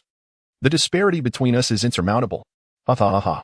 As she spoke, the elongated spider legs behind her began to extend forward, gently caressing their mechanical limbs. A look of sickly pleasure gracing her face. She proceeded to enlighten Lu Shui-Ro on the classification of mech levels, akin to an elder sister sharing her wisdom. Yet, as Margaret's words echoed in Lu Shui-Ro's ears, an unshakable coldness enveloped her. She recalled the latest technology from the Technological Evolution Association, the HCB 777. According to Margaret's claims, it was merely an S-class mech, 2 levels below the SSS-class Scarlet Spider, rendering any comparison utterly futile. But whether her assertions held true could only be determined through battle. Furthermore, Lu Shui-Ro refused to underestimate the capabilities of the Technological Evolution Association. With a fierce shout, Lu Shui-Ro gripped the hilt of her energy longsword. The flight system surged to its peak, and in the blink of an eye, Extreme Water appeared before Margaret. Energy radiated from her chest as she raised her longsword high, infusing it with a surge of power. The air crackled with energy as Lu Shui-Ro launched a lightning-fast strike towards Margaret. The space seemed to tear as the energy longsword descended. Just as the energy longsword was about to strike Margaret, she flashed a wicked smile and softly murmured, "Absolute weapon, deploy." With her words, her blood-red nails shimmered with intricate light patterns. In the next instant, they transformed into 10-centimeter-long, razor-sharp claws, slicing swiftly down upon Extreme Water's arms. With a swift motion, the mech's arms, crafted from impregnable alloys, were effortlessly severed, as if they were mere parchment. The 2 heavy mechanical arms and the energy longsword clattered to the ground, producing a thunderous sound that left a massive crater in its wake. "How is this possible?" Lu Shui-Ro exclaimed in disbelief, unable to comprehend the scene before her. She had not even witnessed Margaret's movements. Everything seemed to transpire in an instant. By the time she regained her senses, her arms had vanished entirely. "Lu Shui-Ro, I have heard tales of your unparalleled combat skills. Yet the gap between mechs cannot be bridged solely by technique. However, I am merciful. If you are willing to kneel before me and beg for mercy, joining our dark church, I shall grant you a chance to live." With that, Margaret licked her red lips, regarding Extreme Water as one would view prey. Yet, her words only intensified the chill enveloping Lu Shui-Ro, a palpable aura of icy menace radiating from her, locking onto Margaret with deadly intent. "I will never yield," Lu Shui-Ro declared, each word laced with venom. A palpable tension filled the air as Extreme Water activated its remaining systems, opening multiple micromissile ports. In an instant, a deluge of missiles surged forth like a torrential downpour. At such close range, Lu Shui-Ro had no doubt that Margaret could not evade her onslaught. "You truly underestimate the classification I just mentioned. My biological mech is SSS class. Do you think I lack absolute defense?" As Margaret's words fell, the tips of her mechanical spider legs erupted with blinding light. Absolute defense enveloped her form completely. Boom, boom, boom. The sky erupted with continuous explosions. The incessant sound startled the surrounding birds into flight, causing a wave of anxiety to ripple through the hearts of the onlookers. At that moment, Lin Ying, who had fled to a distance, felt a profound heaviness settle in his heart upon witnessing the scene before him. He stood in stunned silence, grappling with the harsh reality. How could this be possible? The Dark Church possessed technology of absolute defense, and those weapons, along with their uncanny speed, Could it be that the Dark Church's research on mecha had surpassed the very evolution of technology? Especially that biological mecha. With this thought, Lin Ying's hands rested on his thighs, his expression shifting as he pondered the turmoil within. Suddenly, the billowing smoke transformed. Margaret's figure emerged behind Lu Shui-ro. Her languid and alluring voice slicing through the tension. If you refuse a toast, you'll be forced to drink a penalty. In an instant, Margaret began to swing her arms with swift precision. Each strike pierced through the armor of extreme water, leaving Lu Shui-ro paralyzed and unable to react amidst the frenzy of attacks. Soon, the cockpit of Extreme Water's mecha became exposed. At that moment, a glint of cold steel emerged from the ends of the spider legs behind Margaret, shimmering ominously. The cold blade shot straight toward Lu Shui-ro in the cockpit. Overwhelming despair surged within her heart. A bitter smile involuntarily graced Lu Shui-ro's lips. The disparity in their mecha levels was insurmountable. Despite her utmost efforts, she could not inflict even the slightest wound upon Margaret. It seemed she was destined to perish beneath Margaret's chilling blade. The only regret Lu Shui-ro harbored was not revealing her feelings to Roland earlier. With this thought, she slowly closed her eyes. A single crystalline tear escaped the corner of her eye, trailing down her delicate cheek. The atmosphere of death enveloped her completely. Just as the situation reached a critical point, a celestial hymn resonated through the sky, shattering the oppressive stillness. Instinctively, Margaret glanced toward the light above. A six-winged angel, with an exaggerated wingspan, descended gracefully from the heavens. Simultaneously, a solid streak of energy sliced through the air, landing directly on Margaret's mechanical spider leg, leaving her no room to evade. Instantly, Margaret's expression darkened, her heart gripped by terror.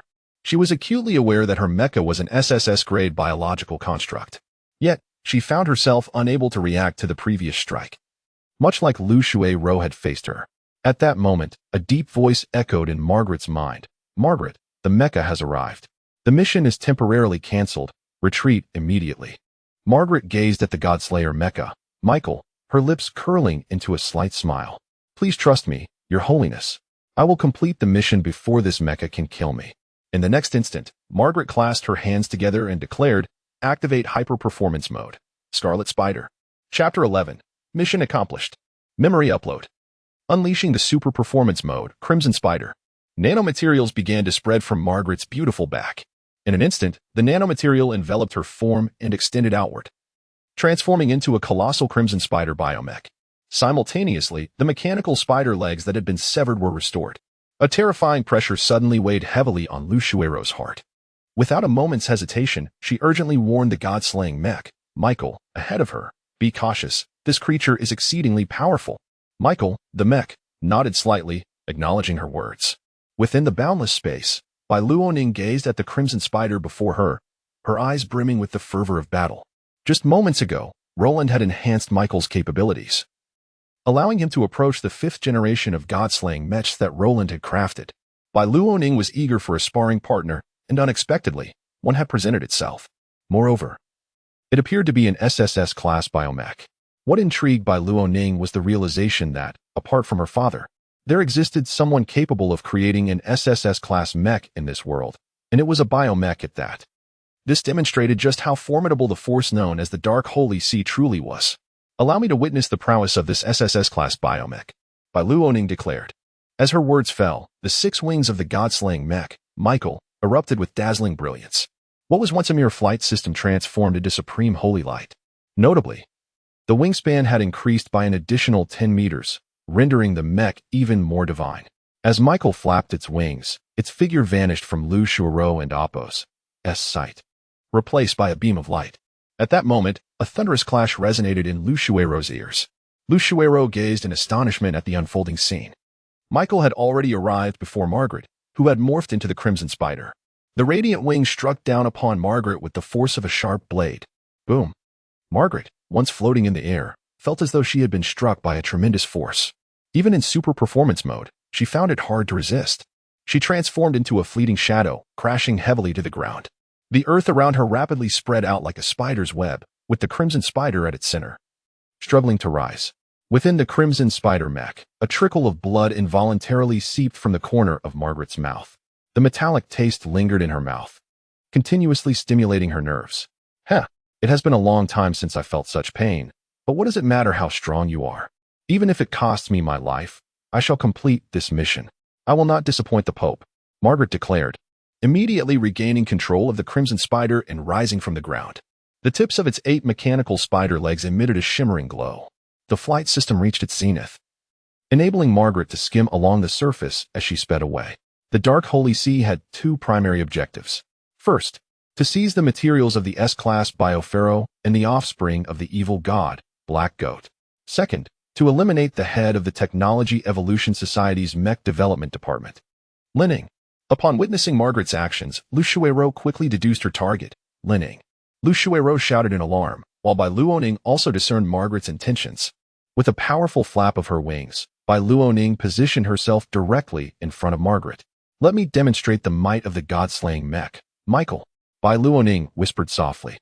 In the boundless space, Bai Luoning clasped her hands in front of her chest, while Michael mirrored her actions. The brilliant swords, radiance, and azure flame merged into one. The luminous wings unleashed a cascade of holy light that enveloped the sacred sword. The brilliance intensified. The pressure surged. In an instant, a tempest arose, and dark clouds gathered ominously. A voice, resonant and commanding, echoed throughout the space. Divine punishment. As the words fell, a beam of light shot skyward, piercing the heavens. In the blink of an eye, it radiated across the entire sky like a bolt of lightning. As Bai Luoning raised the sacred sword and swung it down effortlessly, the very fabric of space seemed to shatter. Margaret gasped, a chill racing through her heart, her expression one of utter shock. Could this truly be the pinnacle of what a mech could achieve? She was an SSS-class biomech, yet this mech before her resembled a deity, far beyond what an ordinary mech could compare to. No, I cannot perish yet. My mission remains unfulfilled. Cursed fiend. In that moment, she realized she had no choice but to fight with her life on the line. A spider, aside from its web, is also armed with venom. Margaret took a deep breath, instinctively suppressing her rising panic. She commanded the crimson spider to open its enormous maw. From the nanomaterials that composed it, an energy collector extended forth from the spider's mandibles. Meanwhile, the 2 foremost mechanical spider legs positioned themselves on either side. A multitude of light coalesced at that moment. This was her poison, the blood-red Lotus Quantum Ultra Cannon. Boom. A deafening roar echoed in everyone's ears. The divine punishment of Michael, wielding unparalleled retributions, manifested as a luminous cross that descended upon Margaret's crimson spider. At the moment of contact, the biomech was instantly engulfed by searing heat, followed by a tremendous shockwave that shattered Margaret's biomech to pieces, consuming a significant portion of her body. A mouthful of crimson blood erupted from her lips. Yet, as she gazed at the exploding minivan in the distance, a triumphant smile crept across her face. This time, I have emerged victorious. Everything she had done was merely a ruse. From the very beginning, her target had been Linning inside that distant minivan. The ultra cannon she had unleashed was never aimed at Michael's divine punishment. Its true target was the minivan. This time, she had deceived everyone on every conceivable level. As Margaret's laughter echoed, her body was entirely consumed by the divine punishment, vanishing without a trace, leaving behind only a massive crater. At that moment, everyone had lost interest in Margaret. Lu Shuiro's brow furrowed as she hurriedly piloted her damaged mech toward the minivan. Bai Luoning stood in stunned silence, unable to comprehend that Margaret would stake her own life as a bargaining chip. She had sacrificed everything to fulfill her mission. Most importantly, she had failed to realize the true nature of Margaret's actions. A profound sense of guilt surged within Bai Luoning. At that moment, Roland's voice resonated within the mech. Luoning, do not dwell on this. None are aware that this woman is a lunatic. Most importantly, she is a maniac of the Dark Vatican. By slaying one of the 4 chief bishops of the Dark Vatican, you have significantly curbed their arrogance. You have done remarkably well. Roland and Appos' words alleviated some of Bai Luoning and Appos' burdens. Yet, tears streamed uncontrollably from the corners of her eyes. Ultimately, she was but a child. Luoning, come back. No matter what transpires, I shall always be your strongest support. Yes, I understand, Father. I will not cause you worry. As Bai Luoning uttered these words, her face radiated an unprecedented resilience.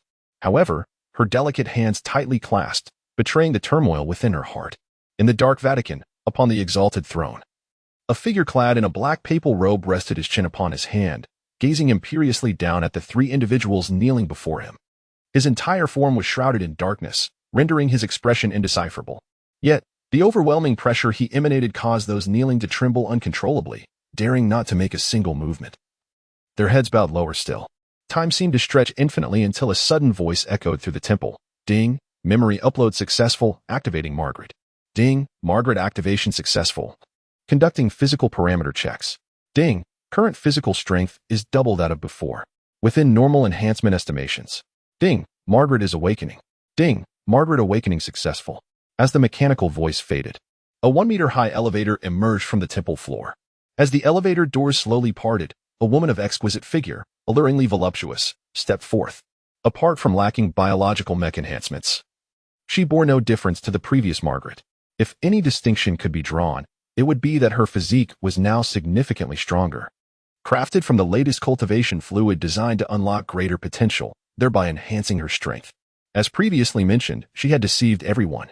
Even Bai Luoning had harbored no suspicions regarding her demise. Margaret gracefully exited the elevator and knelt before the Pope of the Dark Vatican.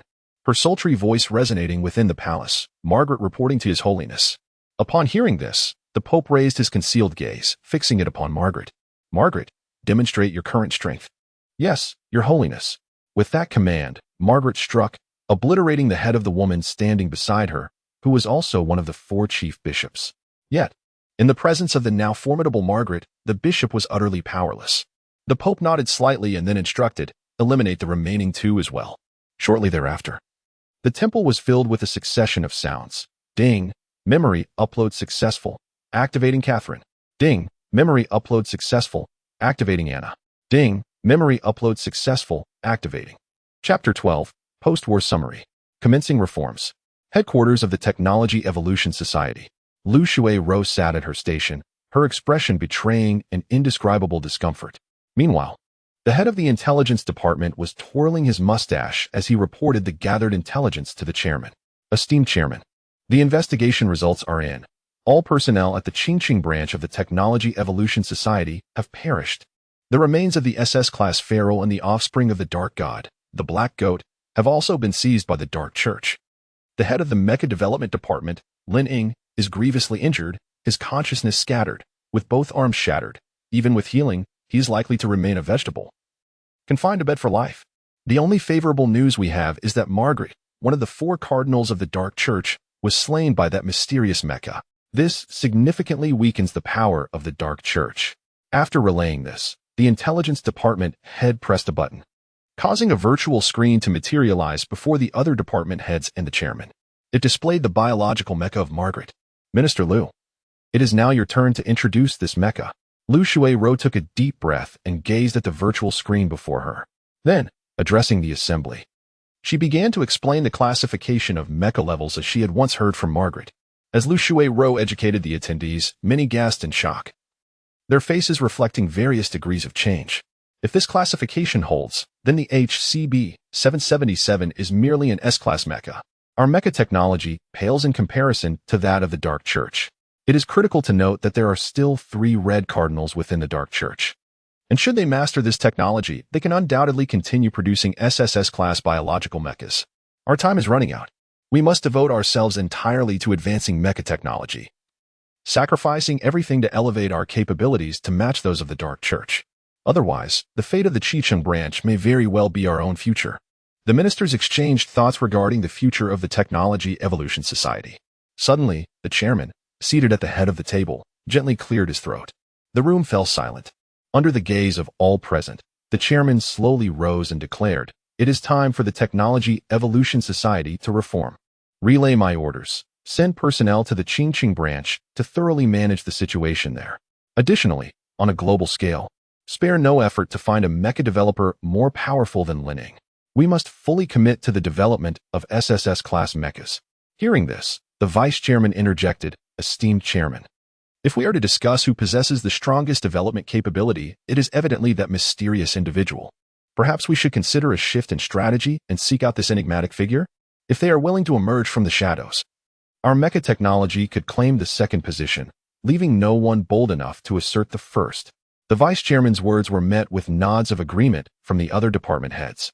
They recalled that in the earlier display, the mysterious mecha had decisively overwhelmed Margaret. However, the chairman promptly dismissed this notion. Judging by the actions of that mysterious mecha, it appears to be aligned with our interests. Yet, Should we embark on a widespread search for the true identity of this individual, we risk inciting their wrath, and the consequences could be dire. A shiver ran through the assembly at the thought. Should the mysterious Mecha vanish, or worse, align with the Dark Church, it would be an outcome they could not tolerate. Considering this, they unanimously concurred with the chairman's perspective, without a hint of hesitation. In the villa's garden, Roland held by Luo Ning in his arms, gently patting her back. Luo Ning, it is all right. No one will blame you. On the contrary, in the eyes of others, you are a great hero. Many look up to you as a role model. You have become a sensation on numerous video platforms, even more popular than stars. Roland whispered softly into Bai Luoning's ear. Her eyes glistened with a hint of redness as she listened to his words, nodding vigorously. Yes, Luo Ning won't cry. No matter what others say, as long as Daddy is here, I will always be happy. Forever happy. After a moment, Bai Luoning looked up at Roland, cautiously asking, So, Daddy, can you sleep with me tonight? It has been so long since you have. She gazed at him with a pitiful expression. Roland sighed at her adorability and playfully flicked her nose with his finger. Little one, were you planning this all along?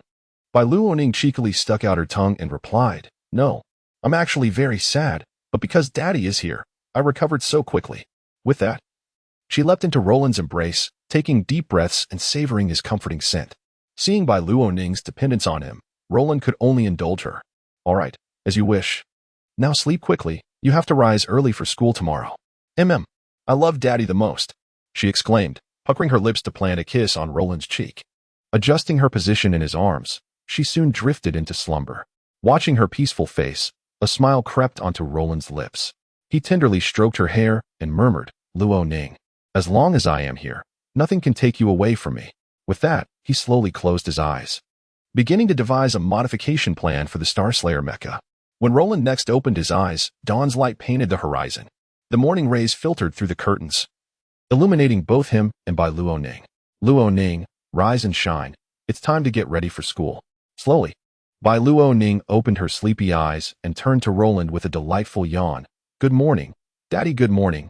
Luo Ning, Roland replied, watching as she stretched lazily, exuding an adorable charm. Thanks to her unique lineage, she could rise so early, unlike an ordinary person who would struggle after a late night. After they enjoyed breakfast together, Bai Luoning dashed towards Chicheng Primary School, marking her daily exercise routine. While it may not significantly enhance her physique, it served as a solid foundation. Soon, she arrived at school, but for some reason, she felt her homeroom teacher's gaze was somewhat peculiar. Chapter 13, Utterly Arrogant. Notify the parents. What are you staring at? Hurry back to your seats. The homeroom teacher shot a piercing glare at Bai Luoning, her eyes brimming with uncontainable sarcasm. Just yesterday, she had assumed Bai Luoning was the enigmatic pilot of a mysterious mech. During that time, she had respectfully addressed the investigator, discussing Bai Luoning's details. However, the investigation's conclusion revealed that Bai Luoning had merely sneaked home and was far from being the pilot of any mysterious mech. After all that, she realized she had been overly imaginative. How could this Bai Luoning possibly be the mech's pilot? With this in mind, the teacher felt no trepidation toward Bai Luoning and even contemplated challenging her further. Unbeknownst to Bai Luoning, the teacher's intentions were less than benign. She merely responded with a faint "oh" and quickly took her seat as more students filled the classroom. The bell rang, signaling the start of class. The teacher, wielding a pointer, gestured toward a question on the screen. Bai Luoning, please answer this question. Suddenly called upon. Bai Luoning froze for a moment before promptly standing to face the question displayed, assuming you were piloting the HCB-777 mech.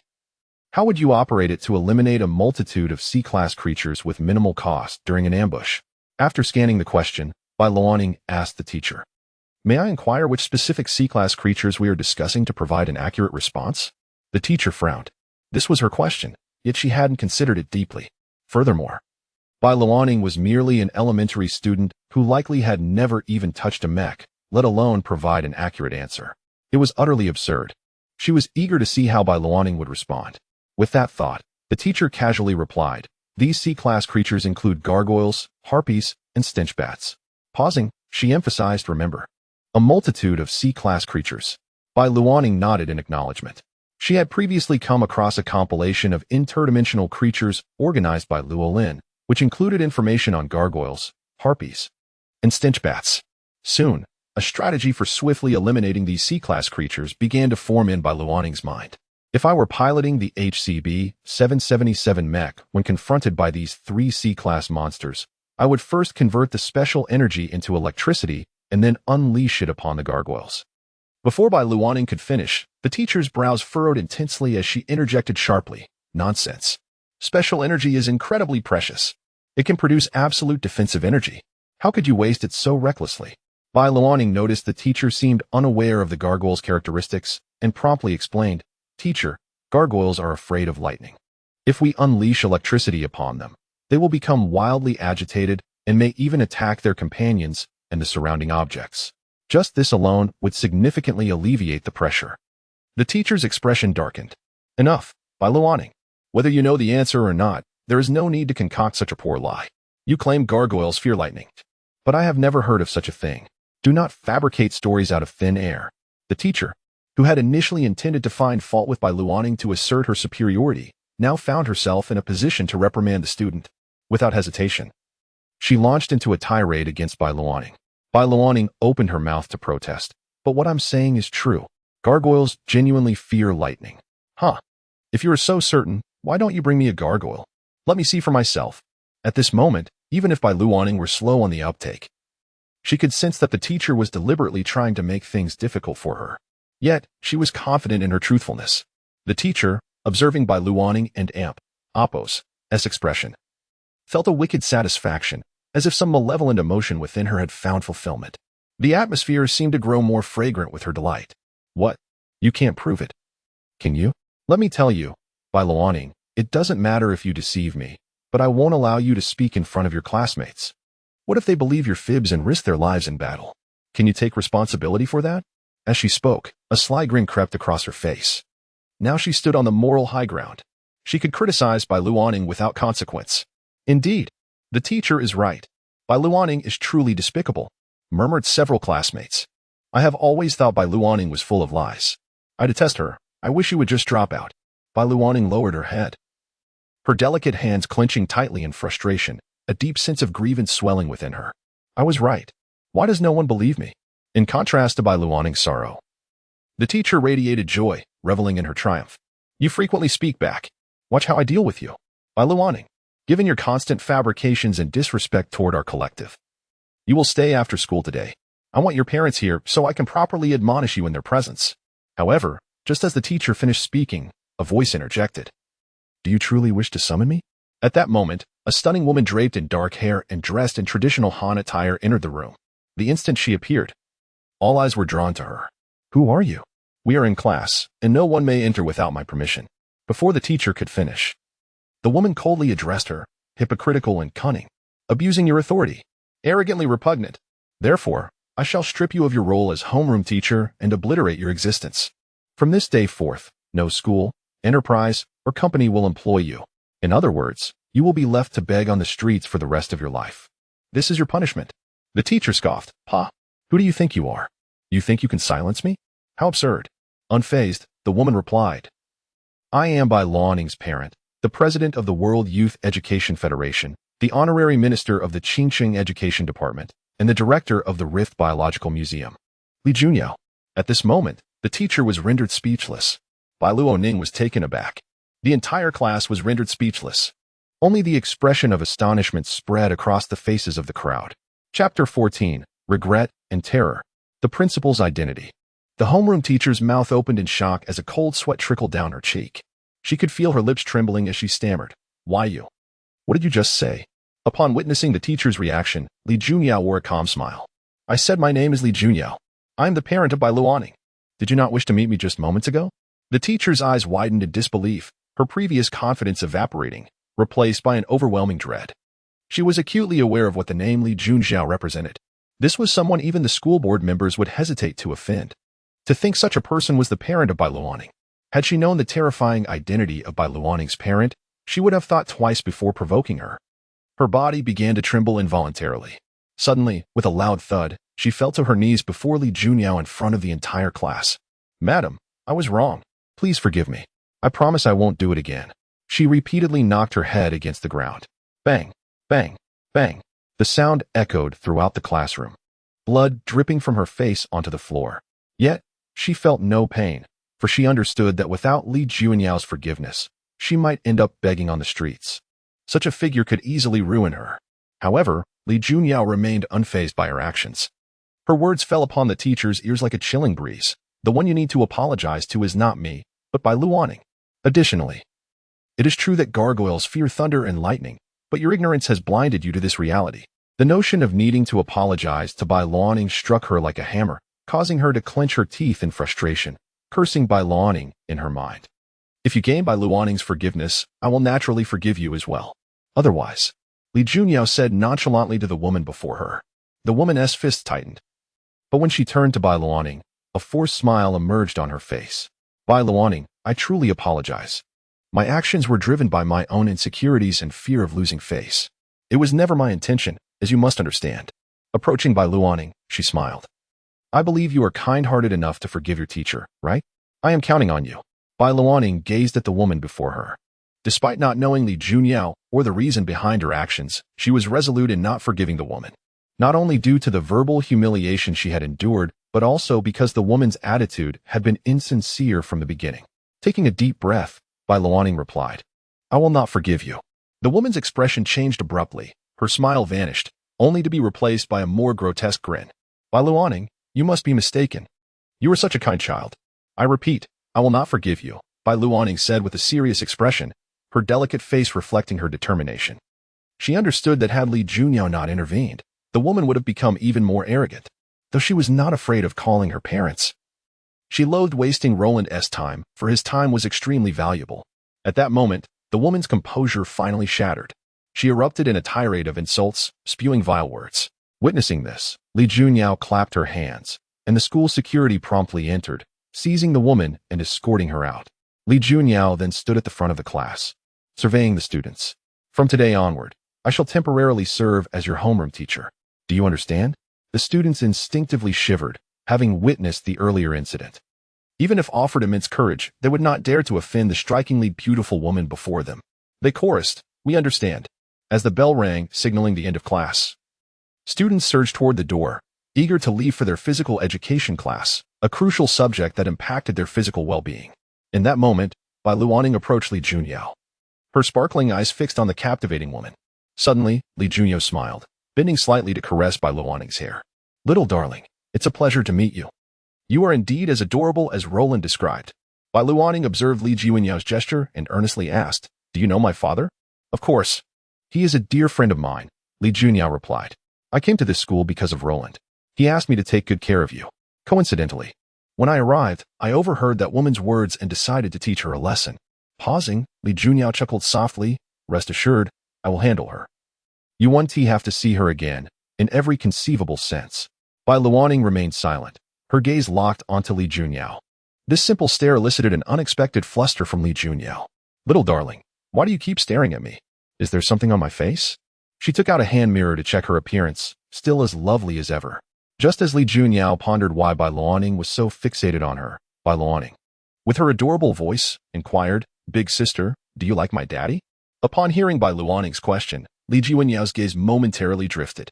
Luoning, what do you mean by that? Bai Luoning tilted her head, responding earnestly, I mean, do you want to be my mommy? As the words left Bai Luoning's lips, a blush of shyness suddenly adorned Li Junyao's exquisite face. Chapter 15, The Game Assessment. Oh, the Holy Spirit. In the blink of an eye, a week had passed. Chiching Primary School was on the verge of its graduation examinations.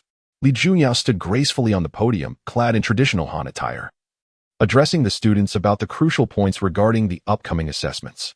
Students, in addition to the usual examinations in Chinese, mathematics, history, and physical education, the most critical components will be the comprehensive theoretical assessment of mecha technology and the mecha combat test. The comprehensive theoretical assessment will be conducted in the form of an electronic questionnaire, while the mecha combat test is a fully immersive game developed by the Sacred Academy. The term fully immersive refers to the control via brainwaves. Your physical body does not mirror the actions, but your consciousness will enter the game, completely shielded from external disruptions. Hence the designation. This game serves as a specialized test to evaluate mecha skills. As you may know, achieving an SSS rating during your primary, middle, and high school graduations will grant you entry into the Sacred Academy, formerly known as the Sacred Spirit Mecha Academy, a revered institution for training elite mecha pilots. Almost all top-tier pilots graduate from this academy. Therefore, you must strive diligently to attain an SSS rating. Understood? Understood. The students chorused enthusiastically, excitement etched across their faces. At that moment, Bai Luanning's female classmate gently tugged at her sleeve and whispered, "Luanning, do you have confidence in this combat test? We've never tried a fully immersive experience before. Will it be difficult for you to adapt?" Bai Luanning tilted her head thoughtfully. "I can't say for certain. It varies from person to person. However, based on my past experiences in simulation classes, it should be relatively straightforward." Her classmate continued, "Luanning, how do you think you'll rank in the mecha combat test?" After a moment of contemplation, Bai Luanning replied earnestly, "First place. I aim to be the top of the comprehensive combat leaderboard." Just as her words fell, a chubby boy in front of her turned around, his tiny eyes narrowing incredulously. "First place in the mecha combat test leaderboard. Please, that's a global ranking. It's not something you can just claim," the chubby boy added, Bai Luanning. "To be honest, I've never liked your attitude. Do you really think you're invincible? Let me tell you, being so arrogant will surely lead to your downfall one day." Bai Luanning furrowed her brows slightly and replied coolly, "I'm merely stating a fact." At this moment, the girl beside Bai Luanning quickly interjected, "I know Luanning. If she says so, there must be a reason behind it." The chubby boy smirked, "Ha. Let us not even discuss whether you can secure the top rank. It's uncertain if you can defeat me. I consider myself superior in gaming skills compared to anyone in our class, even you, Bai Luanning." Suddenly, a thought struck the chubby boy. He smiled, making his eyes appear even smaller. "How about this? If I win, you become my subordinate, and I'll protect you. But if you lose?" Bai Luanning replied with unwavering calm. "If you lose, you and Appos, I'll have to bark like a dog for a minute. Deal?" "I don't believe you can beat me," he retorted, dismissing her challenge as childish. Bai Luanning chose to ignore his taunts, viewing it merely as a trivial wager. After all, her sights were set firmly on first place. Defeating this boy was merely a secondary objective. Throughout the exchange, Li Junyao had been observing Bai Luanning intently, absorbing every word exchanged between her and the chubby boy. After class, Li Junyao summoned Bai Luanning to her office. "Luanning, I heard what you said earlier. Are you truly confident in securing the top spot on the leaderboard?" Li Junyao, like Lu Shuier, was unaware of Bai Luanning's true identity as the mysterious mecha pilot. Hence, her query was sincere. Bai Luanning replied earnestly, "Sister Junyao, rest assured, I am confident I will achieve the top rank." After a brief pause, a smile graced Bai Luanning's face as she rose on her toes, leaning close to Li Junyao's ear. "Sister Junyao, you still haven't answered my last question. Do you like my father? Are you hoping to become my mother?" Li Junyao, who had been composed, blushed with an unprecedented shyness upon hearing Bai Luanning's words. Her voice quivering slightly as she responded, "Luanning, that's a matter for adults, and now is not the time for such questions. Besides, the exam is tomorrow. Shouldn't you focus on your studies?" Just as Li Junyao finished speaking, the school bell rang again. "Bai Luanning, the bell has rung. Hurry back to class." Observing Li Junyao's flustered demeanor, Bai Luanning couldn't help but smile mischievously as she skipped back to the classroom. With a delicate finger resting on her chin, Bai Luanning pondered. Should she choose Li Junyao or Lu Shuier as her mother? After all, she adored both older sisters, and it seemed they both had affection for her father. However, faced with this dilemma, she felt overwhelmed, for the choice was indeed challenging. Suddenly, she recalled what Roland had once said, "Children make choices, adults take them all." With this thought in mind, Bai Luanning determinedly asserted to herself, "I am not a child.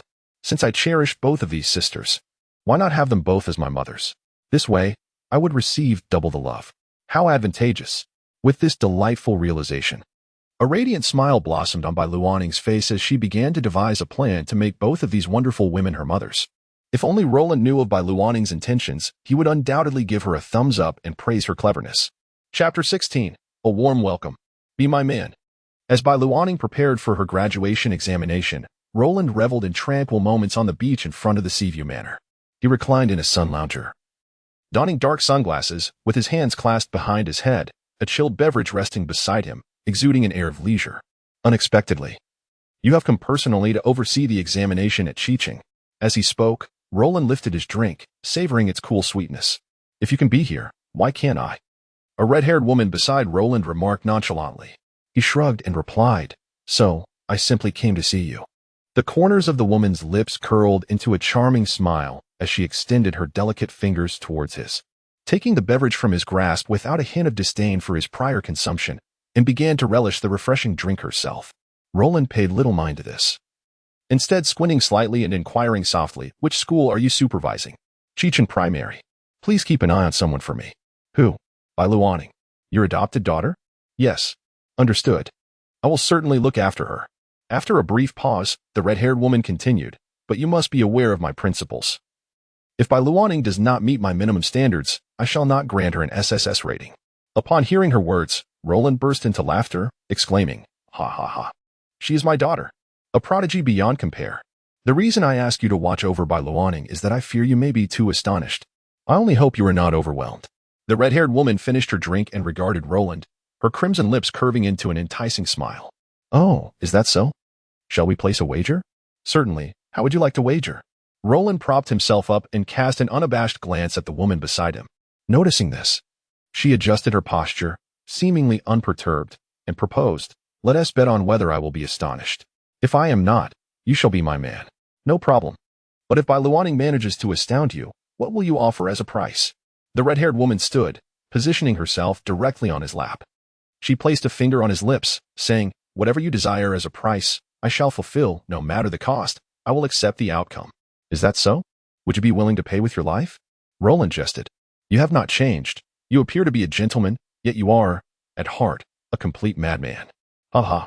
But you do enjoy my madness, don't you?" Roland continued. "Rest assured, I have no interest in your life. If you lose, you shall take care of Bai Luaning during the summer vacation. I have some matters to attend to." The red-haired woman pondered this, uncertain of her thoughts, and responded, "Roland, are you not afraid I might deny my loss? Firstly, you wouldn't do that. Furthermore, I trust in Bai Luaning's abilities. She will undoubtedly astonish you." TSK. Bai Luaning again, how envious. With that, the red-haired woman departed from Roland's lap, stating lightly, "I have matters to attend to. I will find you when I have the time." Roland chose not to respond, simply closing his eyes to relish the scarce moments of leisure. Soon, the dawn of the following day arrived. Each student entered the familiar campus with solemn expressions. Today marked their final examination of primary school, a pivotal moment that could shape their futures. Despite their tender ages, an inexplicable pressure weighed upon them.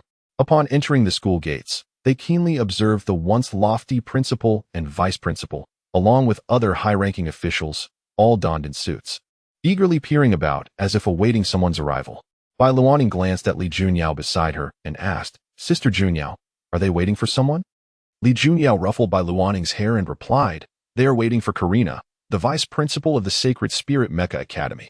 I was quite astonished when I learned of this yesterday. The vice principal is incredibly busy. How could she find time to oversee an examination?" "Vice principal? Karina?" Bai Luaning's face lit up with curiosity. "Sister Junyao, if this Karina is the vice principal, what is the principal's name?"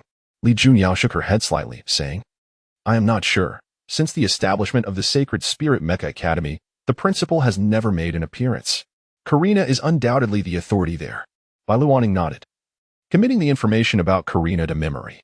Li Junyao then said, "Well, Luaning, I will leave you here. I must also head to the examination. Do your best. I believe in you." "Yes, I will surely achieve an SSS rating." Bai Luaning clenched her delicate hand, addressing Li Junyao with a face radiant with confidence, enhanced by a hint of baby fat, exuding an undeniably adorable charm. After parting from Li Junyao, Bai Luaning entered the classroom alone. At that moment, a chubby boy approached her, puffing out his chest with a slightly greasy expression. "Bai Luaning, do not forget our bet. I will thoroughly defeat you in the mecha combat test." The faint smile on Bai Luaning's face vanished entirely. She retorted, "That is precisely what I wished to say. I only hope you fulfill your promise to bark like a dog for a minute if you lose." After speaking, she did not afford the chubby boy a chance to respond and took her seat to prepare for the exam. Seeing her dismissive attitude, the chubby boy clenched his fists unconsciously. Before the change of homeroom teachers, he had been the most favored student, but now, with Li Junyao's presence, Bai Luaning shone like the brightest star in the class, evoking envy and resentment within him. "Just wait, I will never lose at games. I have been playing since I was little." With that thought, the chubby boy shot a resentful glare at Bai Luaning before sitting down at his designated seat. Chapter 17. Long time no see. A shocking arrival. Here it comes. The esteemed guest has arrived. Quickly, tidy yourselves up. We must not offend this distinguished individual. In the midst of the slight panic among the higher-ups, the principal feigned a cough.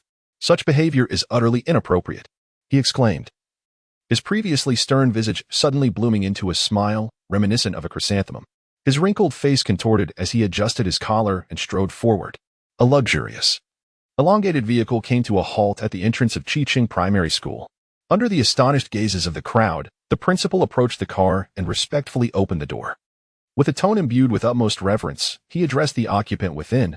Lady Kalyana, after your long journey, please step inside. We have prepared the finest tea for your comfort.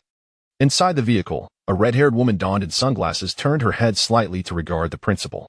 She then gracefully extended her long, black-clad legs and alighted from the opulent automobile. Kalyana removed her sunglasses, revealing eyes that shimmered like spring waters, yet none dared to meet her gaze.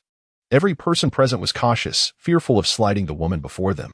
Prepare the list of students. I require it shortly. Yes, Lady Kalyana. We will prepare the student list at once. Ignoring the principal's words, Kalyana moved toward the school, guided by the crowd. She entered a conference room equipped with surveillance monitors, where Li Junyu was already seated, awaiting the official commencement of the examination. Kalyana glanced at Li Junyu and smiled. How long has it been since we last met? Only a year and 5 months. Li Junyu, clad in traditional Han attire, maintained an expression devoid of any change as she regarded Kalyana's vibrant red hair. Unfazed, Kalyana seated herself beside Li Junyu. Shortly thereafter, a teacher approached, presenting the student list to Kalyana. Kalyana scrutinized the list and swiftly located the name of Bai Luaning, along with her examination number and seat. Comparing it with the images displayed on the monitors, Kalyana soon spotted Bai Luaning's figure. At that moment, the examination officially commenced. Beginning with mathematics, an electronic test paper appeared before the students, who were instructed to use a specialized pen to inscribe their answers. This student seems rather charming. Don't you think, Junyao? Kalyana remarked, directing her attention towards Bai Luaning. Kalyana, what do you mean by that? Simply the literal meaning. I find this student quite endearing. Is that so? How fortunate that we both share this rare consensus on such matters. With that, Kalyana's gaze returned to Bai Luaning. Her curiosity piqued about what could astonish her about this seemingly adorable and obedient girl. 10 minutes passed in the silent examination room. Suddenly, Bai Luaning raised her arm. The examiner raised an eyebrow and inquired, Is there something you wish to communicate, student? Excuse me. I have completed the mathematics paper and would like to proceed to the Chinese electronic examination. Gasps of disbelief echoed throughout the classroom. Please maintain silence during the examination, the examiner admonished, his astonished eyes fixed on Bai Luaning. Are you certain you wish to submit your paper? Absolutely. Are you sure you do not wish to double-check? No need. Bai Luaning's exquisite face radiated confidence. Seeing this, the examiner said no more and submitted her paper, subsequently providing her with the Chinese electronic examination. However, 20 minutes later, Bai Luaning raised her hand once more, prompting the examiner to gasp again. You haven't completed the paper again, have you? Bai Luaning nodded as though accomplishing a mundane task. Yes. Therefore, I wish to apply for the history electronic examination. The examiner swallowed hard, repeating the previous steps. Strangely, he found himself saying, Student, please take your time. Seeing you work so swiftly is somewhat unnerving. Bai Luaning paid no heed to the examiner's words, immersing herself in the examination. This time, the question posed was, what changes did the emergence of the million mechas a decade ago bring to humanity, the world, and all existence? What impact will it have on our future? How has it influenced the entire course of human history? Though a grand inquiry, it contained numerous sub-questions. Bai Luaning was intimately familiar with this topic, as her father was the great hero who saved humanity a decade prior. Her knowledge of this historical event surpassed that of many, and while she would refrain from divulging certain sensitive information, she felt confident in addressing the less critical aspects. Thus, under Bai Luaning's swift and fervent penmanship, the history electronic examination was completed within a mere 5 minutes. At that moment, she once again raised her hand under the examiner's watchful gaze. Bang! Simultaneously, the conference room resounded with the sound of a table being struck. The principal erupted. What on earth is this student doing? Who answers questions at such a pace?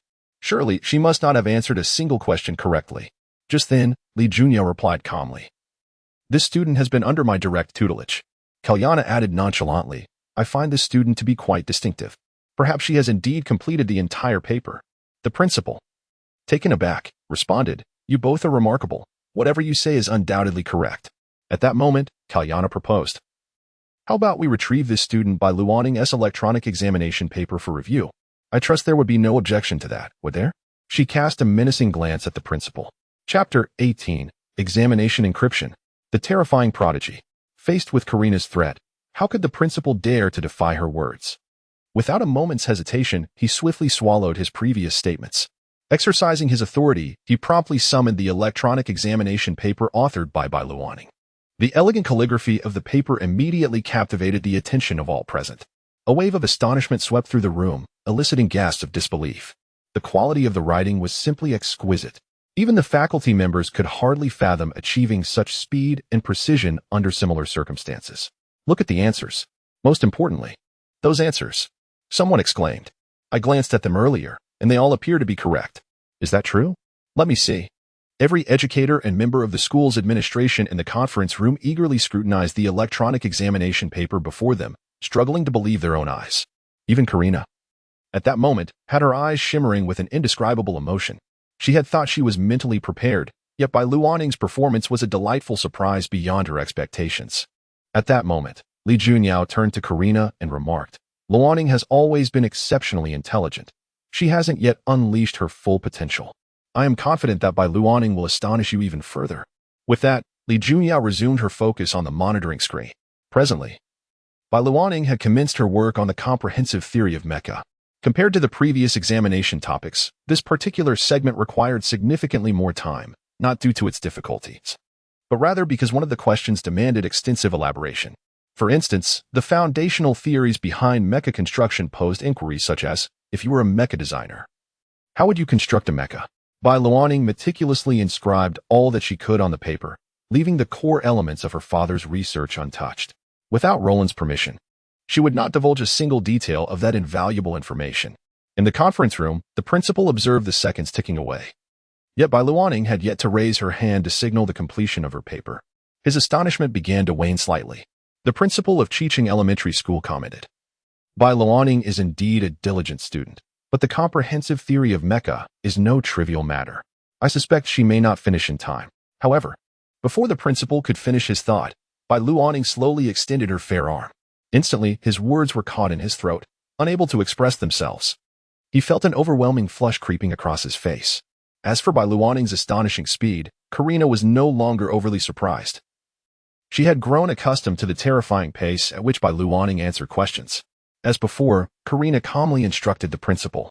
Please retrieve the electronic examination paper for the comprehensive theory of mecha.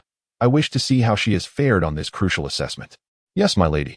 The principal quickly signaled to a nearby individual, who swiftly utilized their access to present Luanning's recently completed electronic examination paper to the assembly. As the electronic paper appeared before them, everyone instinctively held their breath, scrutinizing the text with expressions of bewilderment. What is this? No matter how you look at it, it seems utterly nonsensical. Someone exclaimed. Just look here. This is technology one have never even heard of. How could a mere elementary school student possibly comprehend mecha construction? If this student is truly that exceptional, why hasn't she been featured in the Technological Advancement Conference? Another queried. I heard that a formidable mecha developer named Anna recently joined the conference and created an SS-class mecha. SS-class? Is that the newly established classification for mechas? Someone else responded. Astonished. As the discussion among the crowd veered further off course, Karina's gaze remained fixed on the electronic examination paper. Initially, she had believed she would remain unfazed. Yet upon witnessing Luanning's work, she felt tumultuous waves of astonishment within her heart. The only one who noticed Karina's unusual demeanor was Li Junyao, who, at that moment, harbored an equal sense of awe towards Luanning. Karina then slowly rose from her seat, pacing toward the display, her mind racing to assess the formulas, transformations, and material applications Luanning had outlined, contemplating their feasibility in mecha construction. To her shock, she discovered that the technologies Luanning had inscribed could indeed be realized. However, there was no mention of any core information. As Karina's movements drew the attention of others, their voices gradually hushed. Soon, the conference room fell into a profound silence. The principal, witnessing the scene, approached Karina cautiously, inquiring, My lady, what is the matter with this examination paper? Karina snapped back to reality and instinctively turned to the principal. Set this examination paper to the highest level of encryption. If I am not mistaken, the technologies documented here are viable. With a start, someone instinctively took a step back, inadvertently knocking a glass off the table.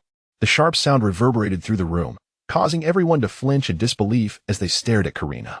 The principal's voice trembled as he asked, "My lady, what did you just say?" Karina coldly reiterated, "I said to encrypt this examination paper at the highest level. The technologies inscribed here are actionable. Was it a figment of their imagination? Certainly not." The principal instinctively wiped non-existent sweat from his brow, turning his gaze toward Bai Luoning on the monitor, overwhelmed by the terror of this elementary student. He felt as though his entire worldview was collapsing. Was this truly the level attainable by a child? Suddenly, a single word flashed through his mind: prodigy. Indeed, Bai Luoning was a prodigy beyond mere genius, incomparable to ordinary children. At that moment, the bell signaling the end of class rang. Chapter 19. God of the Sky. Uranus. The bell chimed, signaling the end of the examination as the invigilator collected the papers. However, the multitude of students felt a mix of emotions, each harboring their own thoughts. Bai Luoning's classmate, the petite girl beside her, approached after submitting her paper and exclaimed, "Luoning, you are truly amazing. We just finished the Chinese exam, and you have already completed all your electronic papers." Bai Luoning, slightly bashful under her classmate's gaze, scratched her head and replied, "Oh no. I merely write a bit faster. My handwriting is a little messy." The principal, absent from the scene, would have certainly made a witty remark, for Bai Luoning's handwriting left many teachers feeling inadequate. At that moment, a chubby boy swaggered up to Bai Luoning. "Bai Luoning, don't get too complacent. We are comparing notes on the mecha combat test. The more ostentatious you are now, the more despair you will feel later. Just wait and see how I defeat you." With that, he turned and left with an air of nonchalance. What an annoying guy, always seeking attention, Bai Luoning thought. The little girl whispered beside her, "Luoning, you must crush him. Make him cry. I can't stand him. You must feel the same, right?" Bai Luoning wholeheartedly agreed with her friend's sentiment. "By the way, Luoning, you must just have the sports test and the mecha combat test left, right? You shouldn't have to stay in the examination room anymore?" "Yes, I think so. I'll ask the teacher about the arrangements," Bai Luoning replied. Just then, a striking red-haired beauty entered the room, and the classroom fell silent. Bai Luoning turned to look at the enchanting figure. The beauty, Kalina, smiled and said, "Classmate Bai Luoning, please proceed to the playground for your physical test. After passing this, you will only need to await tomorrow's mecha combat test." Bai Luoning nodded, recognizing Kalina as the vice principal of the Holy Spirit Mecha Academy. "Luoning, you can do it." Her classmate cheered, giving her a thumbs up. Bai Luoning nodded appreciatively and followed Kalina to the playground. "Did that chubby boy challenge you just now?" Kalina asked. "Yes, my goal is to defeat the top-ranked student. Beating him will be a mere formality," Bai Luoning replied confidently. Kalina's eyes sparkled with delight. "You resemble him in that confidence. He is your father, Roland." "You know my father?" Bai Luoning asked, her eyes wide with curiosity. She wondered why her father seemed to know so many beautiful women.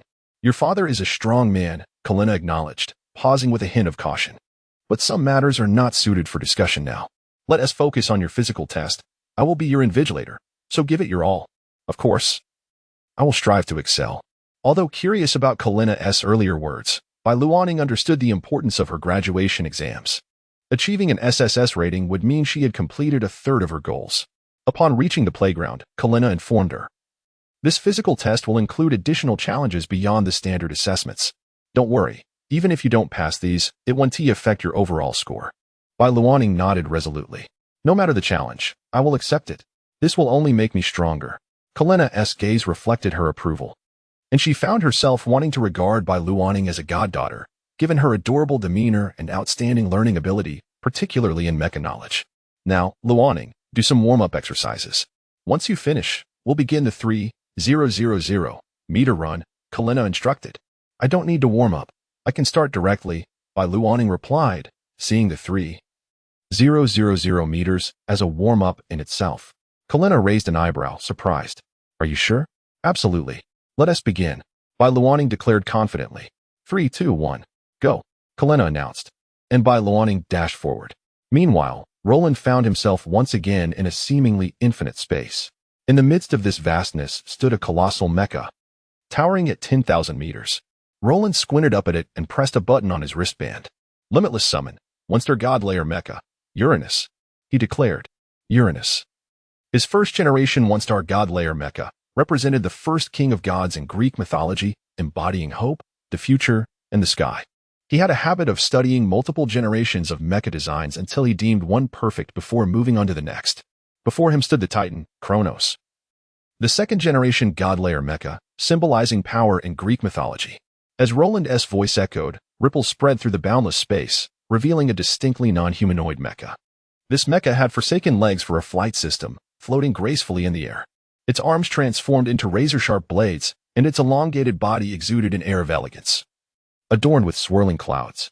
Yet, in the next instant, Uranus's eyes ignited with a fierce aura, shooting upward to match the Titan's altitude. Activate Intelligent Combat System. Commence Phase 2 of the test. Chapter 20, The Titan of 10,000 Meters. Kronos. As Roland's voice faded, the colossal mech Titan Kronos, towering at 10,000 meters, suddenly emitted a brilliant crimson glow from its eyes.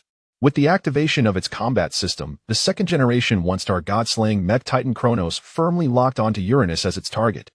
A resounding roar echoed throughout the surroundings, enveloping the area within a terrifying force that extended for miles.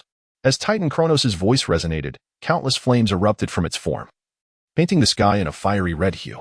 In an instant, the heavens were filled with billowing fire clouds, concealing numerous missiles within their depths.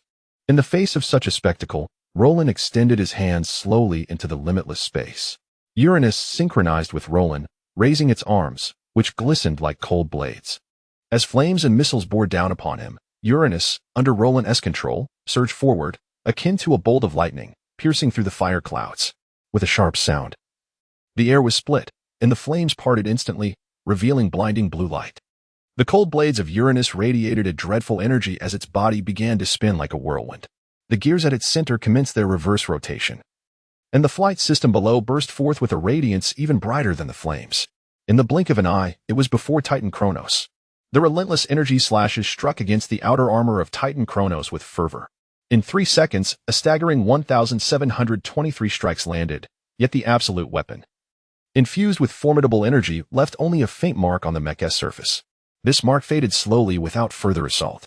Roland whispered, recording the data. With a chime, the recording was complete. As the electronic voice concluded, Titan Kronos' arm erupted with a torrent of flames, its massive limb crashing down toward Roland's position. The pressure created by its descent disrupted Uranus significantly, even before impact. Truly, the might of a 10,000-meter mech. The oppressive force surged forth. Sensing the dreadful power of Titan Kronos, Roland snapped his fingers lightly. Instantly, Uranus ascended, retracting its blade-like arms. In that moment, the entire mech underwent a profound transformation, becoming the suspended sword of Damocles, its blade brimming with terrifying energy, plunging from the sky.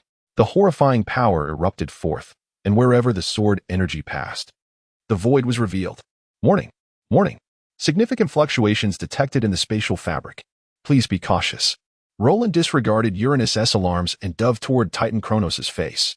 He intended to test the mech's defensive capabilities, eager to ascertain their extent. Only by thoroughly understanding such a powerful mech could he hope to master it. Titan Kronos' arm struck fiercely against the sword of Damocles. The collision produced a deafening sound that reverberated through the space. Boom, boom, boom. The turbulent air generated by the clash shattered the surroundings, unveiling deep and terrifying black rifts. Witnessing this, Roland couldn't help but marvel, immediately ceasing combat. With a chime, he canceled the special energy supply and combat mode. The electronic voice echoed, allowing Roland to exhale in relief. He surveyed the surrounding space, feeling a slight easing of tension in his heart. Fortunately, there was still hope. Otherwise, repairing the shattered space would demand immense effort. With that, Roland piloted Uranus back to the ground. He exited the mech and stored it within the limitless space of Uranus. Subsequently, he gazed at the towering second-generation one-star god-slaying mech Titan Kronos and murmured, although its power and defense are formidable, its mobility is painfully slow. With 12 special energy supplies, it's an egregious waste. It must undergo a lightweight transformation, otherwise, it can only output while stationary, and if confronted by agile creatures or dark gods, it would be utterly helpless. Roland meticulously recorded his thoughts, intending to study how to implement modifications or possibly replace materials. Just as Roland concluded his combat tests, Bai Luaning finished her assessments as well. At this moment, Kaliina stood dumbfounded before Bailuaning, her astonishment stirring tumultuous waves within her heart. She had prepared herself for the results, but upon witnessing Bailuaning's performance, she was utterly stunned. 1 minute and 12 seconds. Completing 3,000 meters in just 1 minute and 12 seconds. It was known that the fastest recorded time for humans over 3,000 meters was 2 minutes, 11 seconds, and 96 hundredths. Yet, Bailuaning had effortlessly achieved 1 minute and 12 seconds. This was truly extraordinary. It was crucial to note that Bailuaning was merely a soon-to-graduate elementary student, far from her physical peak.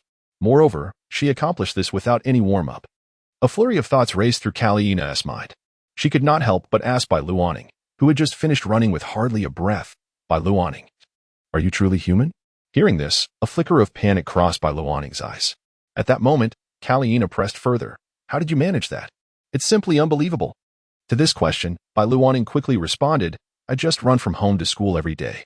She offered herself an explanation, adding, perhaps it's just that running every day has helped me improve. Kaliina nodded.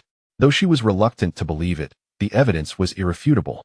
By the way, big sister, you mentioned other tests. Should we start them now? Kaliina put away the stopwatch, replying, no need. This result speaks volumes.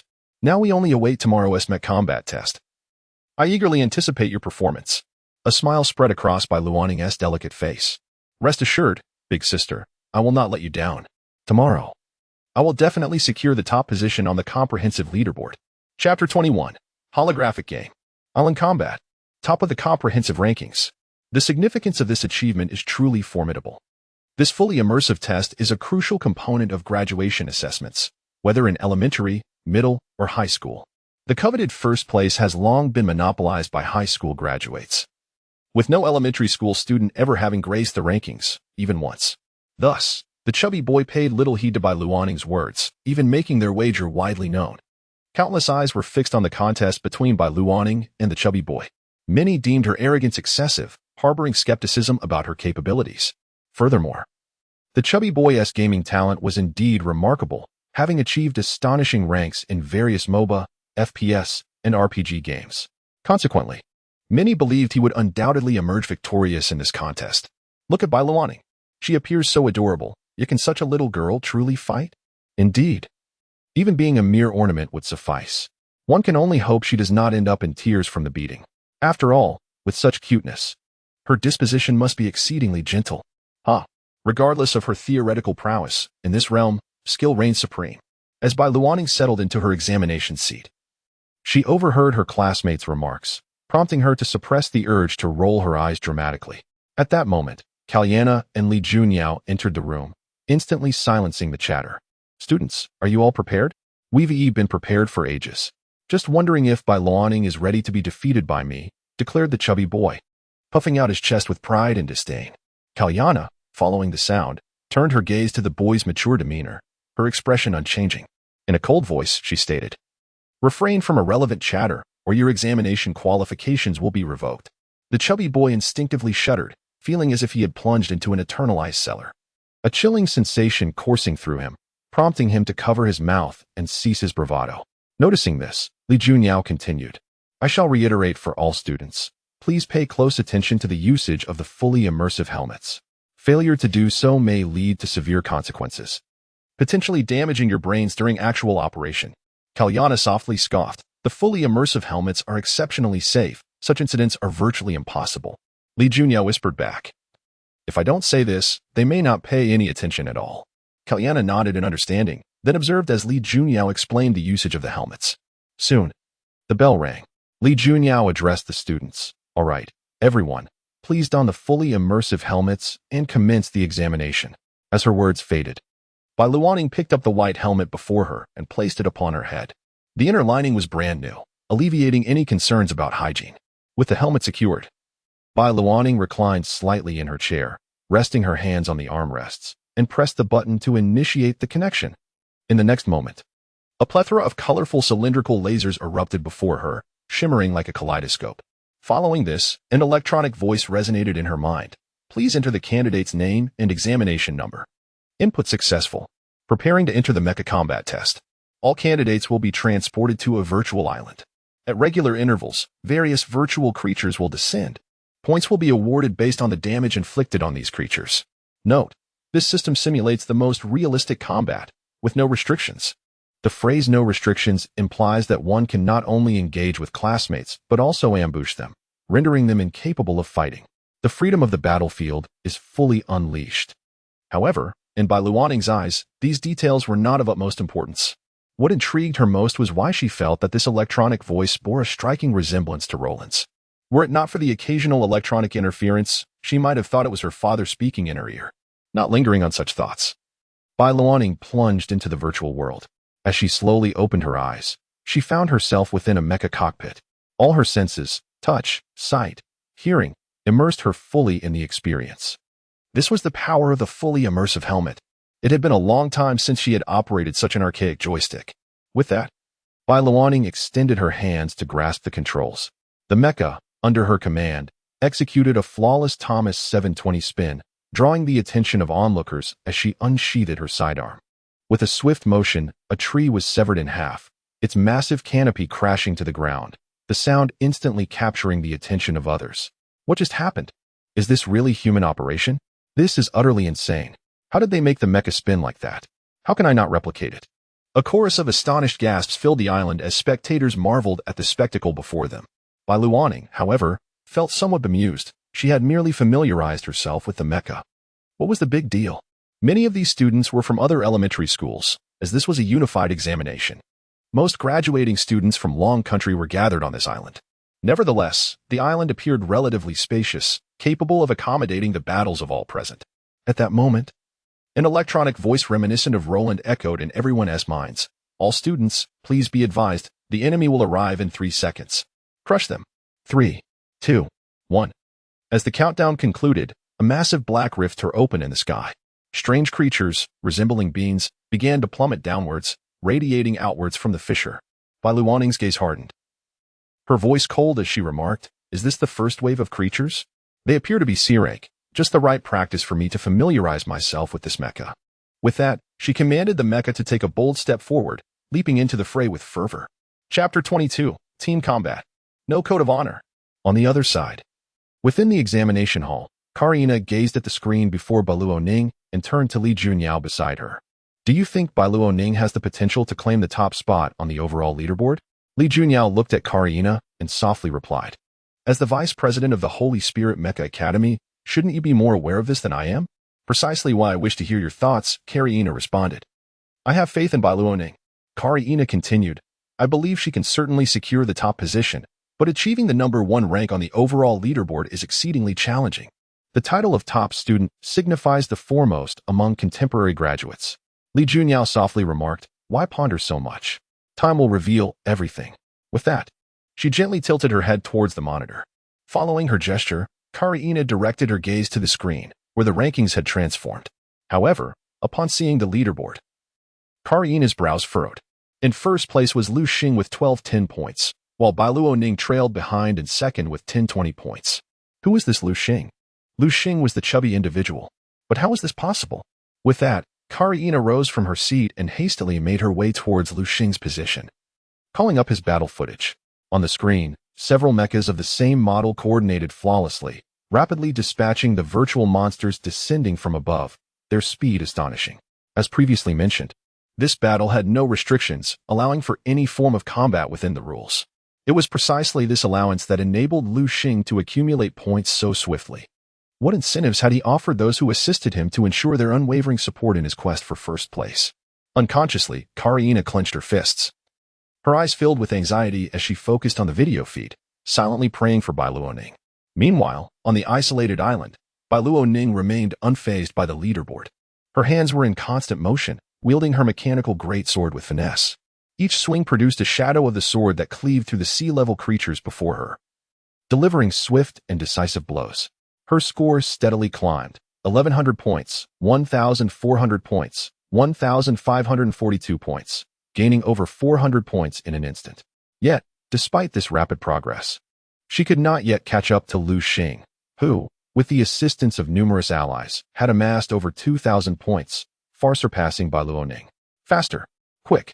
Strike down these monsters!" Lu Xing barked at his fellow students. He glanced towards Bai Luaning, who was fighting alone, a mocking smile creeping onto his face. Aren't you formidable? Let us see how long you can endure. As Lu Xing's words faded, he plunged back into the fray, relentlessly harvesting the weakened sea-level creatures, his score rising swiftly. Baluoning, I'm here to help. Suddenly, a familiar voice called out from behind her. A mecha arrived beside Baluoning, aiding her in combat and alleviating her burdens while also injuring the sea-level creatures for her to finish off, allowing her score to rise even more rapidly. Is that you, Mu Shui?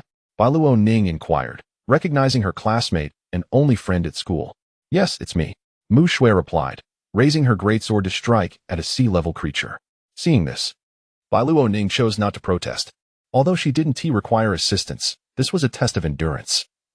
And the monsters would only grow stronger with time. She welcomed Mu Shui's willingness to lend a hand. An idea began to form in Baluoning's mind. She would ensure that Lu Xing would not even secure second place. With that thought, a smile graced her lips, and the speed of her sword strikes quickened. Suddenly, the rift in the sky began to close, only to be replaced by an even larger, more exaggerated tear. This new rift was profound, spanning miles across the sky. From it emerged bizarre creatures, more grotesque than before, plummeting to the ground and charging towards the surrounding mechas. These creatures were known as sooty, terrifying beings resembling pigs, with bloated, corpse-like bodies covered in thick, wrinkled skin akin to that of a rhinoceros. They boasted 12 or more hoofed legs and a small black eye atop their heads, with 3 mouths filled with wild boar tusks beneath their pig-like snouts. They appeared utterly repulsive, striking fear into the hearts of many children, some of whom even cried out in terror. Observing this, Baluoning turned to Mu Shui. Mu Shui, these are B-level creatures, sooty. Their weakness lies in their eyes. Since their brains are close to their eyes, piercing the eye with the great sword will eliminate them completely. Mu Shui nodded. I understand, Baluoning. Let's work together and achieve an excellent score. Baluoning smiled, glancing at Lu Xing in the distance. Rest assured, we will emerge victorious. With the appearance of the B-level sooty, numerous students fell victim to their brutal assaults. Those whose mechas were damaged had no choice but to exit the examination, while those who survived possessed some degree of skill. After all, this remained a game, albeit one with stark realities. Approaching it as a game was a straightforward tactic. At that moment, Lu Xing's team faced difficulties. 2 of his members had been crushed by the sooty, leaving only 3 to assist him in fending off the incoming creatures. His expression grew serious as he shouted, Pay attention. Don't perish so easily. Just as Lu Xing's words echoed, another rift tore open in the sky. As the gap widened, an A-level creature, Gorgros, made its grand entrance. The true test was officially underway. Chapter 23. The Awe. The Swarm of Beasts and the Dance of Butterflies. The A-class creature, Gorgros. It is an enormous black toad, grotesquely adorned with repulsive black pustules on its back. The viscous liquid oozing from these blisters emits a corrosive sound as it hits the ground, creating a small crater almost instantaneously. Bat-like wings extend from its back, while its tongue resembles a mass of writhing tentacles, presenting a truly terrifying sight. Even among A-class creatures, Gorgros is considered exceptionally formidable. Observing this, Baluoning turned to her companion, Mu Shui, and advised, Stay as far away from this creature as possible. Leave it entirely to me. Once I've weakened it sufficiently, you can come in for the final blow. Mu Shui hesitated, feeling that this arrangement was unfair to Baluoning. Sensing her unease, Baluoning quickly added, You're not fond of that guy, Lu Xing, are you? How about we both aim for the top 2 spots? Upon hearing Baluoning's words, Mu Shui instantly grasped her intent. She softly replied, Sure. After the exam, I and Appos, I'll invite you over to my house. My mom cooks exceptionally well. Really? I'm quite looking forward to it. Baluoning responded, her eyes glimmering with determination. The counterattack was about to commence. With a mighty sword in hand, Baluoning charged fearlessly into the fray. Lu Xing, who had been observing her, suddenly noticed her bold move. His pupils contracted in disbelief as he thought, Has this person lost her mind? How dare she plunge into a tide of such terrifying creatures? This sentiment was shared by anyone who laid eyes on Baluoning. They instinctively questioned whether they were witnessing an illusion. A guttural roar, reminiscent of a pig's squeal, echoed in their ears as a horde of B-class creatures, sooty, locked onto Baluoning and surged toward her. A cloud of dust engulfed the island, resembling a cataclysmic tsunami, imbued with a menacing aura. In the face of this chaos, Baluoning inhaled deeply, and under her command, the mech moved as if it were alive. The great sword in her grasp whistled through the air as she advanced, sending waves of sand and dust exploding around her, cutting through the air with a fierce wind. Sword light flickered, and dark crimson blood erupted from the many eyes of the Sudi. "Ha!" Bai Luaning shouted, plunging into the ranks of the monstrous army. With each swing of her sword, monstrous foes fell like mere straw before her. Witnessing this scene, everyone was left in stunned silence. Impossible! How can this be real? Am I hallucinating?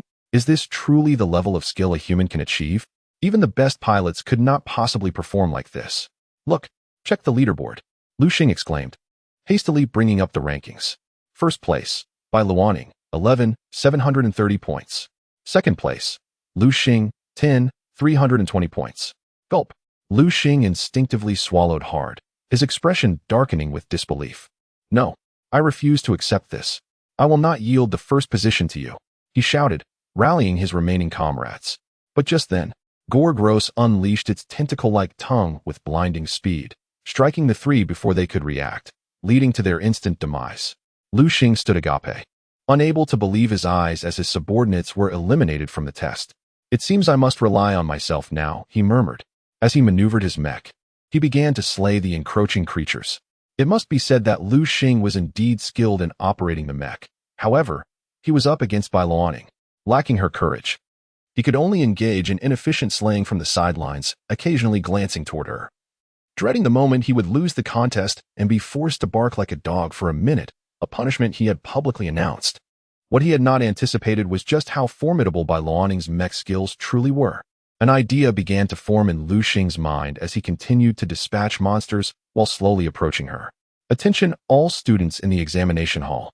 The test is entering the next phase. The mech will soon activate special energy for flight operations. I repeat." Upon hearing the electronic announcement, Bai Luaning wasted no time, activating the special energy and soaring into the sky. At that moment, Gore-Gross locked onto her figure. With a thunderous roar, Gore-Gross opened its gaping maw, unleashing a barrage of tentacle-like tongues toward Bai Luaning. "Come at me," Bai Luaning shouted. The great sword, infused with her energy, soared forward. With a swift slash, the blade severed the tongues in midair, creating a horrifying spectacle. "Is this truly the extent of Bai Luaning's power?" Mu Shui whispered.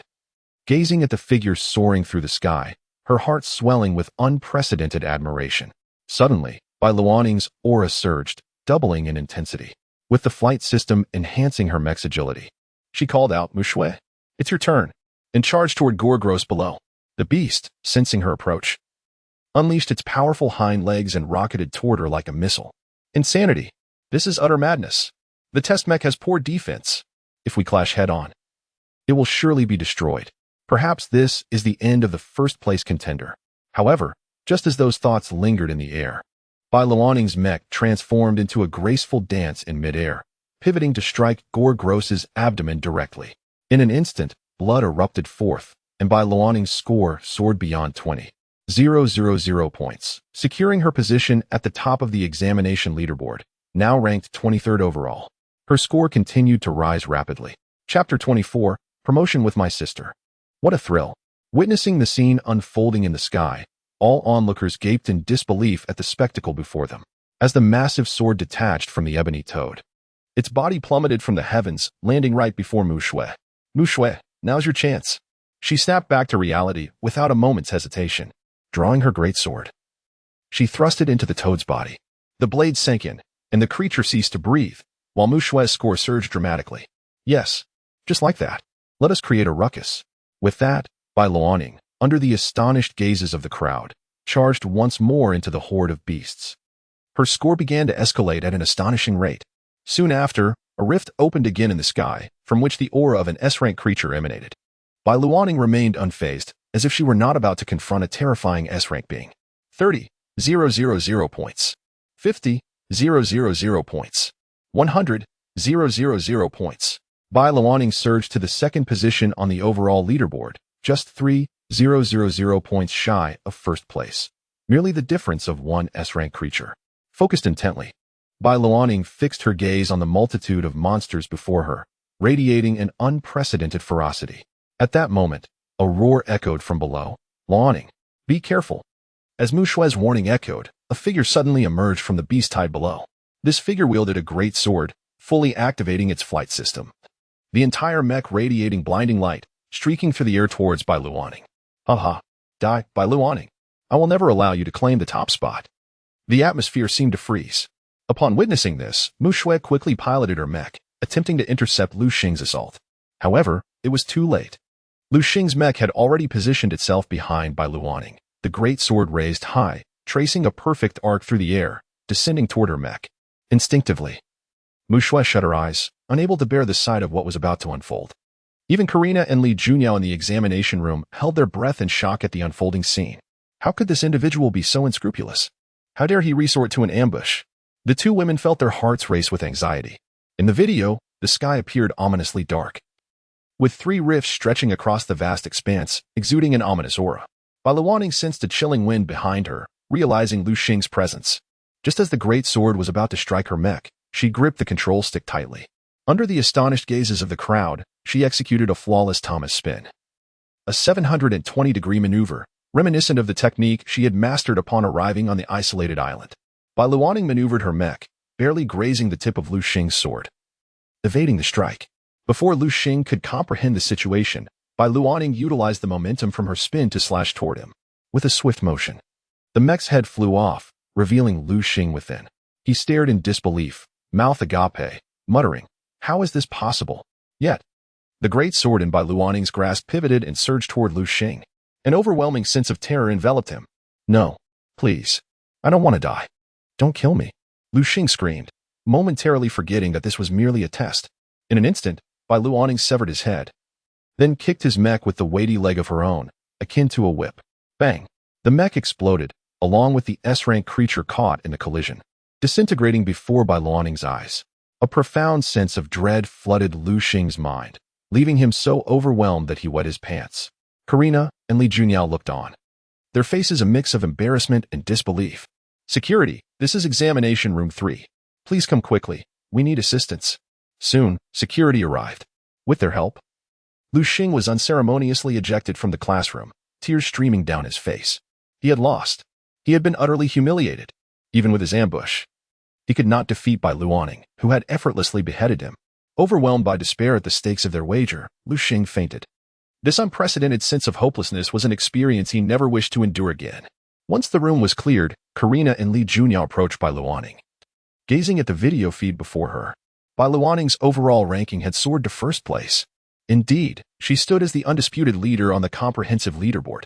At that moment, Karina and Li Junyao exchanged glances, recognizing the sheer astonishment reflected in each other's eyes. Not just them, but every elementary student witnessing the scene on the isolated island gasped in awe. However, what they did not anticipate was that the true battle had only just begun. After Bai Luoning decisively dealt with Lu Xing, the entire island transformed into her stage, with Bai Luoning as the brightest star at its center. As time progressed, Bai Luoning's mech acquired absolute defense and weaponry, evolving into an SS-rank mech. From the rift emerged her former adversary, the SS-rank creature, Feral, appearing in the same numbers as before, 5 in total. Faced with such formidable foes, Bai Luoning exhibited her extraordinary combat prowess, dispatching the SS-rank creatures without sustaining any injuries within the span of an hour. She even set aside one of the SS-rank creatures, gifting it to her adorable classmate, Mu Shui. With the points she had accumulated previously, Mu Shui ascended to the second position on the leaderboard, surpassing all others besides Bai Luoning. At that moment, all students still on the island heard an electronic voice resonate in their minds. "Congratulations! You have passed the assessment. Exam results are being uploaded." With that, the students emerged from the fully immersive testing experience. As Bai Luoning opened her eyes, she caught sight of Karina exiting the classroom. Noticing this, Li Junyao remarked, "Classmates, the exam has concluded. Please return the machines to their positions before leaving. Further arrangements will be communicated through the student group." With that, Li Junyao hastily left the classroom to join Karina, inquiring, "What did you just say? I didn't catch that." Karina gradually came to a halt, gazing at the sky ahead, softly uttering, "This time, I have lost the wager." "A wager? What could it possibly be?" Li Junyao momentarily failed to grasp the meaning of Karina's words. However, her subsequent statement left Li Junyao wide-eyed in astonishment. "In the name of Karina, Vice Dean of the Sacred Spirit Mecha Academy, I bestow upon Bai Luoning an SSS rating." With that, Karina departed, leaving Li Junyao alone, stunned in silence. She had never anticipated that Kailina would indeed grant Bai Luoning an SSS rating. This revelation genuinely filled Li Junyao with joy for Bai Luoning. Without hesitation, she hurried back into the examination room. Inside, she found Mu Shui, the little one, affectionately throwing herself onto Bai Luoning. The two close friends exchanged heartfelt gratitude. Meanwhile, the other surviving students gathered around Bai Luoning, giving her thumbs up, their eyes brimming with admiration and recognition for her. Those who had previously looked down upon Bai Luoning now wished to be her disciples. But where was that fellow? Lu Xing? Indeed, he had been absent since earlier. Li Junyao recalled Lu Xing's wager. He had always been insufferable, and she could hardly wait to see him face the consequences. Surely, he wasn't trying to escape the classroom, was he? How utterly disappointing. To dare to act, yet not face the outcome. As the crowd voiced their sentiments, laughter erupted. Witnessing Bai Luoning's newfound popularity, Mu Shui, as her close friend, felt immense joy. Just then, Li Junyao entered the room. The students parted to create a path. Teacher Li, in front of the multitude. Bai Luoning certainly would not refer to Li Junyao with any affectionate titles. Upon hearing Bai Luoning's words, Li Junyao warmly nodded. She gently brushed her fair hand through Bai Luoning's silky hair, saying, Luoning, you are remarkable. You have attained an SSS rating. The classroom erupted in astonished gasps. They could hardly believe that the Bai Luoning before them had achieved such an accolade. Mu Shui's eyes sparkled with deep admiration as she exclaimed, Luoning, you are truly incredible. To receive an SSS rating is no small feat. If you ever enter the Sacred Spirit Mecha Academy, you must not forget me. Bai Luoning looked at Mu Shui and softly replied, Rest assured, no matter what, I will never forget you. We shall strive together. Li Junyao gazed at the harmonious scene between the two young beauties, feeling a sense of comfort in her heart. If all the students were as united as they were, being a teacher would be an absolute delight. Outside the campus, Kailina picked up a communication device and dialed a series of mysterious numbers. Soon, the connection was established. Kailina stated, You have one. Chapter 25, The Distant Shore. Graduation Party. The voice of Roland emanated from the communication device. When have I not emerged victorious? Indeed. You are unparalleled. However, could you enlighten me on your summer plans? To a distant shore. If you prefer not to disclose, that is fine. Just send me a message when you need me. I shall return to the Sacred Institute for a while. All right, I will inform you then. With that, the two ended the call, and with a slight sigh, Karina settled into her luxurious car. Although they seemed quite familiar, she could never decipher Roland's thoughts. Within the villa of the seaside manor, Roland tirelessly amended the blueprints before him in his studio. Suddenly, a chime resonated. His finger glided through the air, conjuring a virtual image before him. It was the Qiqing Daily News, and the bold headline caught his eye, shocking. The genius Bai Luoning of Qiqing claims the top spot on the comprehensive rankings, awarded an SSS rating by Miss Karina herself. Upon seeing this, Roland's lips curled into a smile as he murmured, Well done. You have not disappointed me. Just as he prepared to close the virtual image, another notification appeared. This message was from Li Junyao regarding the upcoming graduation party a week hence, inviting numerous parents to attend and presenting diplomas. Roland replied with an acknowledgement and subsequently shut off the virtual image to resume his research. As night fell, Bai Luoning, with her small backpack, jogged back to the villa. Upon entering, she flung her backpack aside and dashed toward Roland. Dad, I received an SSS rating. Declaring this, she buried her head in Roland's embrace, inhaling the familiar scent. Roland affectionately ruffled her hair. Yes, Luoning, you are the best. You worked hard today. I will personally prepare dinner for you, whatever you desire. Hearing Roland's culinary offer, Bai Luoning instinctively recoiled. In her eyes, Roland was capable of anything, yet cooking was an endeavor she would never allow him to undertake. Recalling the charred eggs he'd once made, sending a shiver down her spine, she absolutely did not wish to sample his culinary creations. Thus, Bai Luoning promptly replied, Dad, that won't be necessary. I wasn't too exhausted today. I can prepare dinner myself. With that, she swiftly made her way to the kitchen to prepare the meal. Roland set aside the design blueprints and approached Bai Luoning. Luoning, let me lend you a hand. All right. The prospect of being alone with Roland filled Bai Luoning with joy. Have you decided which middle school to attend? She retrieved the evening's ingredients from the refrigerator and replied, I spoke with Mu Shui. We both wish to enroll in Anqing Middle School. Oh, by the way, Mu Shui is my desk mate and we've become very good friends. Roland nodded, committing Mu Shui's name to memory. He then remarked, Anqing Middle School? Based on resources, it is indeed commendable.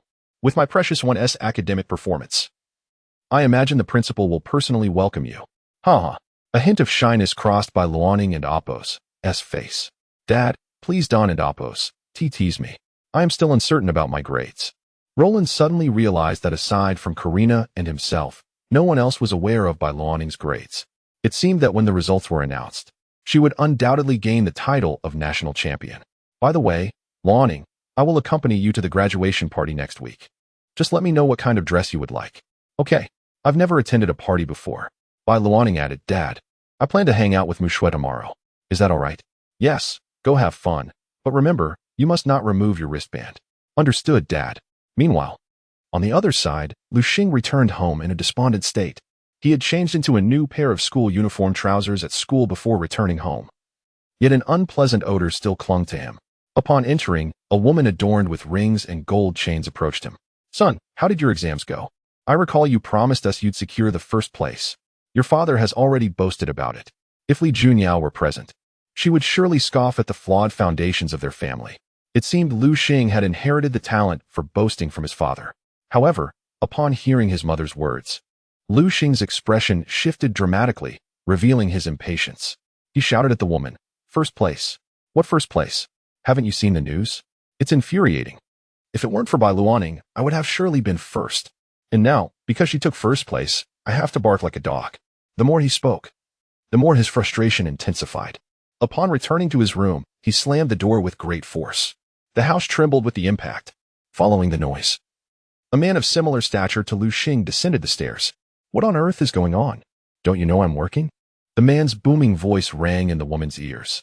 She appeared somewhat dazed, replying, It was our son who slammed the door. The man's previously agitated demeanor vanished instantly. If it was him, I won't pursue it. But what's troubling him? The woman glanced toward the door and explained. It seems he is upset because a girl named Bai Luoning snatched his first place, which has left him feeling quite disgruntled. A look of embarrassment crossed her face. And what else? The man pressed impatiently. The woman, sensing his frustration and noticing his clenched fists, instinctively flinched and hastily added. And from what I gathered from his earlier words, it appears Bai Luoning received first place and is forcing him to bark like a dog. However, he didn't elaborate. So I'm not entirely sure. Silence. Others have already bullied our precious son, and you still speak for them? Do you want me to divorce you? A man approached a woman, seizing her golden necklace with one hand, and exclaimed with anger, You must understand that everything you possess now is a gift from me, Lunang. Without me, you are nothing. With that, Lunang forcefully pushed the woman. Had she not been supported by the sofa behind her, she might have fallen to the ground. Ignoring her further, Lunang made his way to the door. Upon reaching the threshold, he spoke in an unexpectedly gentle tone to his son, Luxing, who was inside the room. My dear son, I have learned of your troubles. Is it that girl, Bai Luoning, who has been bullying you? Did she even make you bark like a little dog? Worry not, for your father will certainly restore your dignity. With the graduation party just a week away, he vowed to ensure that the one who dared offend his son would soon realize the consequences of their actions. Through the door, Luxing's voice inquired, Really? You will stand up for me? Lunang assured him, Of course. When have I ever deceived you? Seeing a glimmer of hope in his son's demeanor, Lunang quickly made a promise. At that moment, Luxing slowly opened the door. Upon seeing his son's swollen eyes, Lunang felt his heart shatter. Without hesitation, he stepped forward and embraced Luxing tightly. It's all right, my son. I am here, and everything will be fine. As he spoke, Lunang caught a whiff of an unusual odor emanating from Luxing. Son, why do you smell so peculiar? Luxing sheepishly replied, That's the smell of my urine. Lunang, momentarily speechless, was met with a sudden outpouring of tears from Luxing. Dad, do you dislike me? He asked. Never, my dear.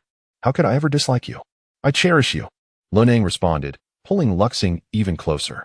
Despite the strange scent, Lunang felt a rush of affection for his son, oblivious to the simmering resentment reflected in Luxing's eyes. With my father by my side, no one can make me bark like a dog. After all, my dad is the most formidable in the world and loves me dearly. He even tolerates my unusual smell. As this thought crossed his mind, Luxing's face brightened with a smile. Dad, you are my favorite. I can hardly wait for the graduation party. A week flew by, and the time for the graduation party arrived. During this interval, the bond between Bai Luoning and Mushui flourished. Bai Luoning even invited Mushui to her family's villa for some leisure, delighted by his daughter's newfound friendship. Luolin was thrilled as well. Due to her parents' work commitments, Mu Shui could not attend the event, so Bai Luoning invited her to join Luolin for the graduation celebration. Thus, the two little princesses, donned in elegant gowns, sat alongside Luolin in a luxurious Rolls-Royce C9, gracefully making their way to the school auditorium. Chapter 26. A son who fails to live up to expectations. Fulfilling the bet. In the school auditorium, the lights shone brilliantly. Soft melodies played as dancers moved gracefully. A Rolls-Royce C9 limousine came to a gentle halt before the entrance.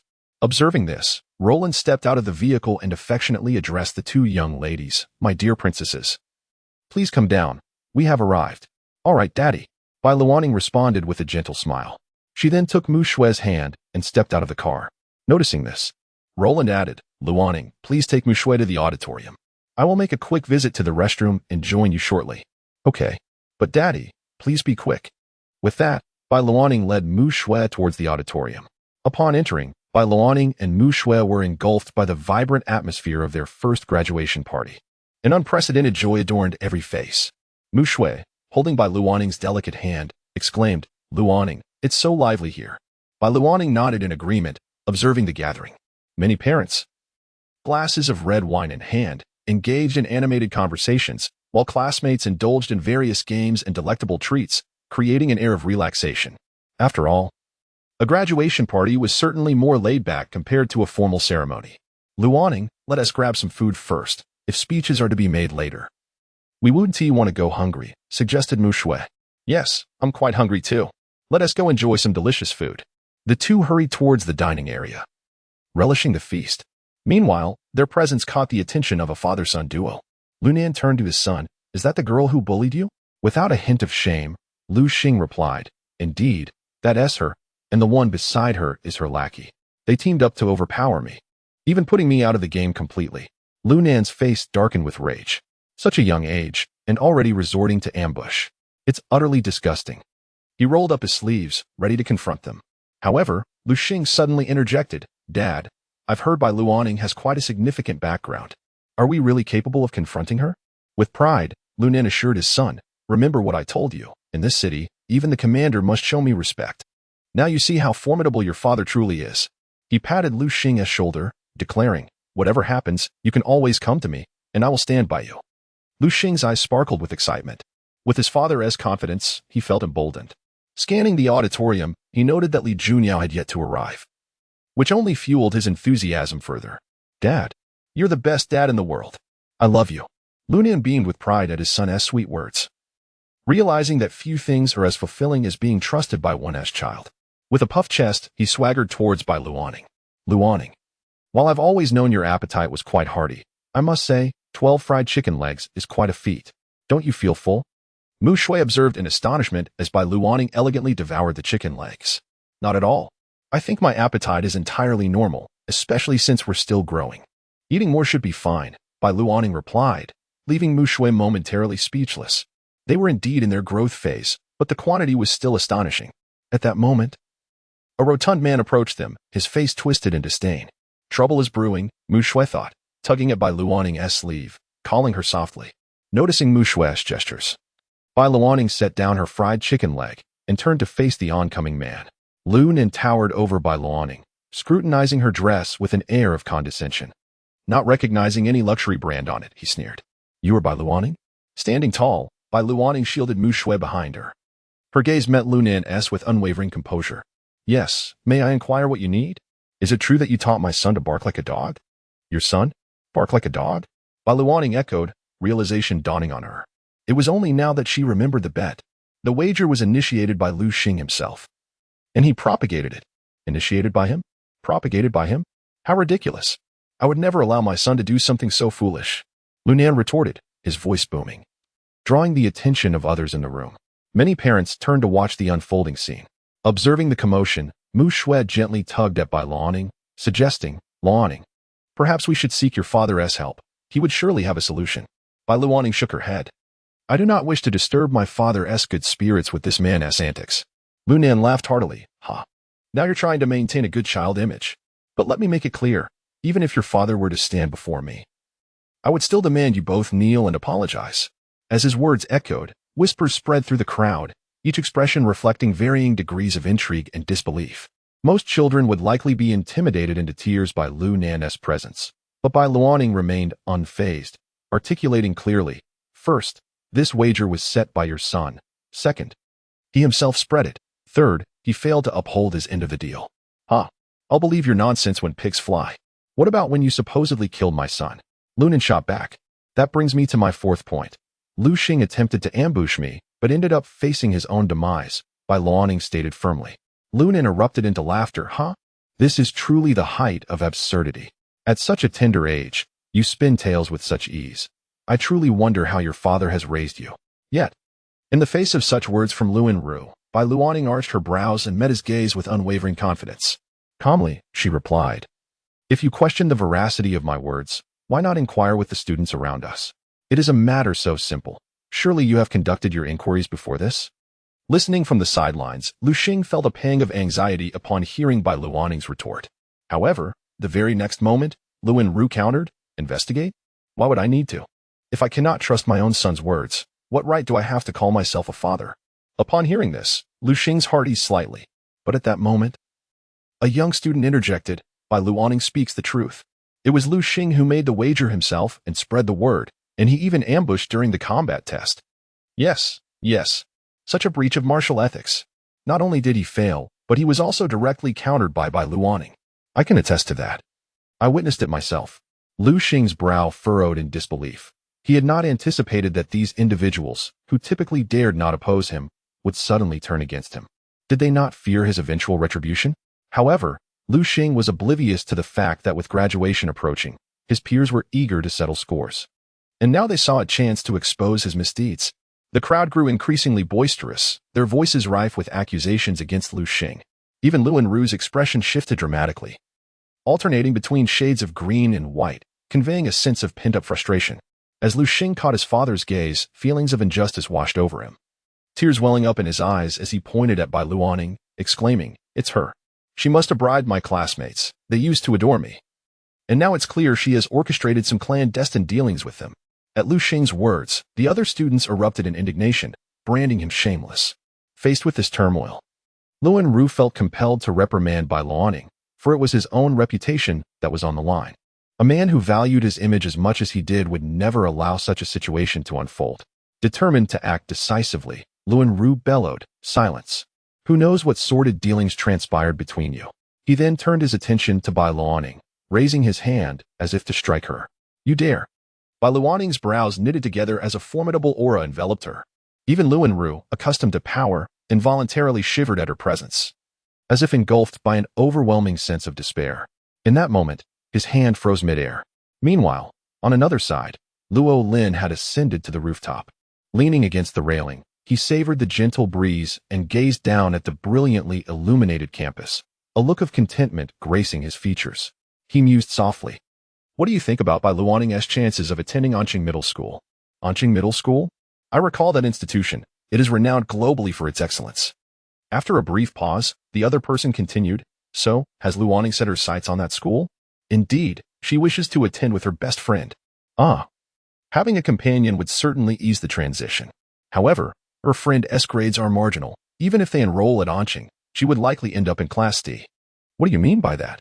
"I would appreciate it if you could arrange for her friend to be placed in a key class alongside Luoning. As for academics, I will ensure Bai Luoning mentors her." Luo Lin added, "Her aptitude is commendable, and she learns swiftly. With Luoning's guidance, she should progress rapidly. I hold great affection for Luoning. Perhaps I should go to Anqing Middle School and continue as her homeroom teacher?" Li Junyao smiled. "I am curious to see how far Bai Luoning can advance under our tutelage." Li Junyao is an esteemed figure in the field of education, holding the prestigious badge of the World Youth Education Federation, serving as the honorary minister of the Qiqing Education Department, and directing the Rift Biology Museum. To have such a person dedicated to mentoring a single student could undoubtedly stir significant waves in the educational community. In response, Luo Lin turned to Li Junyao with a soft smile. "If that is the case, I will entrust her to you. But what is the reward?" A hint of bashfulness colored Li Junyao's cheeks as she lightly tapped her fingers together, exuding an air of protectiveness. In a barely audible whisper, she said, "Since I am so invested in your daughter, shouldn't you, as her father, offer me some form of reward to motivate my teaching efforts?" "A reward? What do you desire?" Luo Lin regarded Li Junyao with keen interest. Li Junyao raised her delicate finger to her lips, suggesting, perhaps a kiss. Just as she was about to elaborate, the rooftop door swung open. "Master, I've finally finished my tasks. I could come find you," Lu Shuao exclaimed, only to notice an unfamiliar face on the rooftop. "Who are you? What is your relationship with my master?" Li Junyao paused, then scrutinized Lu Shuao with a measure of caution. "That is precisely what I wish to inquire. What is your connection with Luo Lin?" The two women assessed one another, each acutely aware of the latent tension in the air. Both were exceptionally gifted, and their mutual interest in Luo Lin only heightened their suspicions. At that moment, Luo Lin's phone chimed with a message from Mu Shui, discreetly informing him that Bai Luoning was being bullied and urging him to hurry to the auditorium. Upon realizing this, Luo Lin addressed the two women. "There seems to be trouble with Luoning. I must go check on her." "I'm coming too. I want to see who dares to bully Luoning," Lu Shuai declared. Li Junyao, without hesitation, added, "I will accompany you as well. Bai Luoning is my student, and I cannot allow anyone to mistreat her." With that, Li Junyao shot a glare at Lu Shuai before hastily following Luo Lin toward the auditorium. On their way, the two unfamiliar women engaged in a subtle rivalry, each striving to position themselves closer to Luo Lin. When they arrived at the auditorium, both women had firmly positioned themselves beside Luo Lin, each unwilling to concede. This only served to amuse Luo Lin, allowing him to revel in their shared attention. Yet, despite the delightful scenario, Luo Lin wore no smile. Upon entering the auditorium, he was met with a throng of onlookers. Without a moment's hesitation, he strode purposefully toward them. Many in the crowd sensed his commanding presence and instinctively took a step back. A path was cleared for Roland. At this moment, Luan Nan felt the heat rise to his face. It was humiliating to be intimidated by a mere elementary school student despite his high status. In a fit of rage, he cast aside his hesitation and swung his arm down towards Bai Luoning's cheek. As Bai Luoning prepared to retaliate, a figure appeared before her. "Dad?" she murmured. Roland extended his hand, firmly grasping Luan Nan's arm, a smile spreading across his face. Yet, the chilling aura emanating from him caused Luan Nan to involuntarily tremble. It felt reminiscent of the despair experienced during the calamity. Before Luan Nan could utter a word, Bai Luoning exerted force with her hand and stepped forward, while Roland moved to Luan Nan's left side. With immense strength, Luan Nan's right hand found its way to his left shoulder. As Roland forcefully yanked, Luan Nan spun like a top in the air before crashing heavily to the ground. A resounding thud echoed through the hall, prompting everyone to instinctively shut their eyes.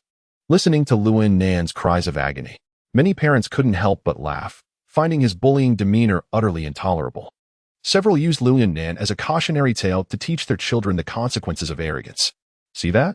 That's the fate of those who look down on others. So, dear, always treat everyone equally. Never let disdain for the weaker lead you to arrogance. Such behavior is utterly wrong." The whispers floated into Luan Nan's ears. Seeing this, Lu Xing glared at Roland, indignantly exclaiming, "You cannot hit my dad." Upon hearing this, Roland turned his gaze to Lu Xing, his eyes narrowing slightly, a smile adorning his face.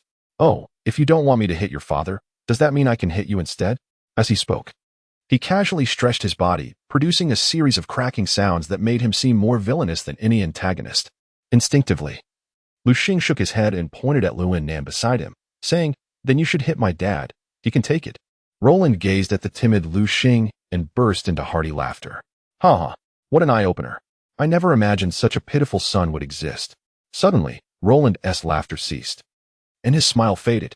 "However, even so, I won't spare you too.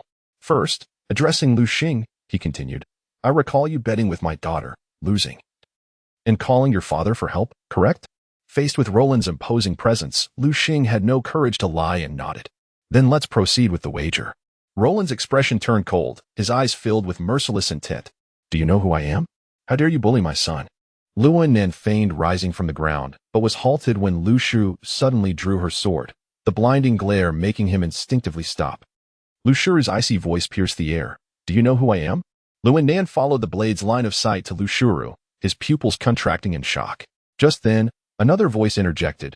"No matter who you are, anyone who dares to bully my student must first pass through me." Cold sweat trickled down Luan Nan's face as he looked at Lu Shuru and Li Junyao, his complexion paling. "You are Lu Shuru, the head of the security department of the Technology Evolution Association?" "Indeed. And you are Li Junyao, a top figure in the education sector?"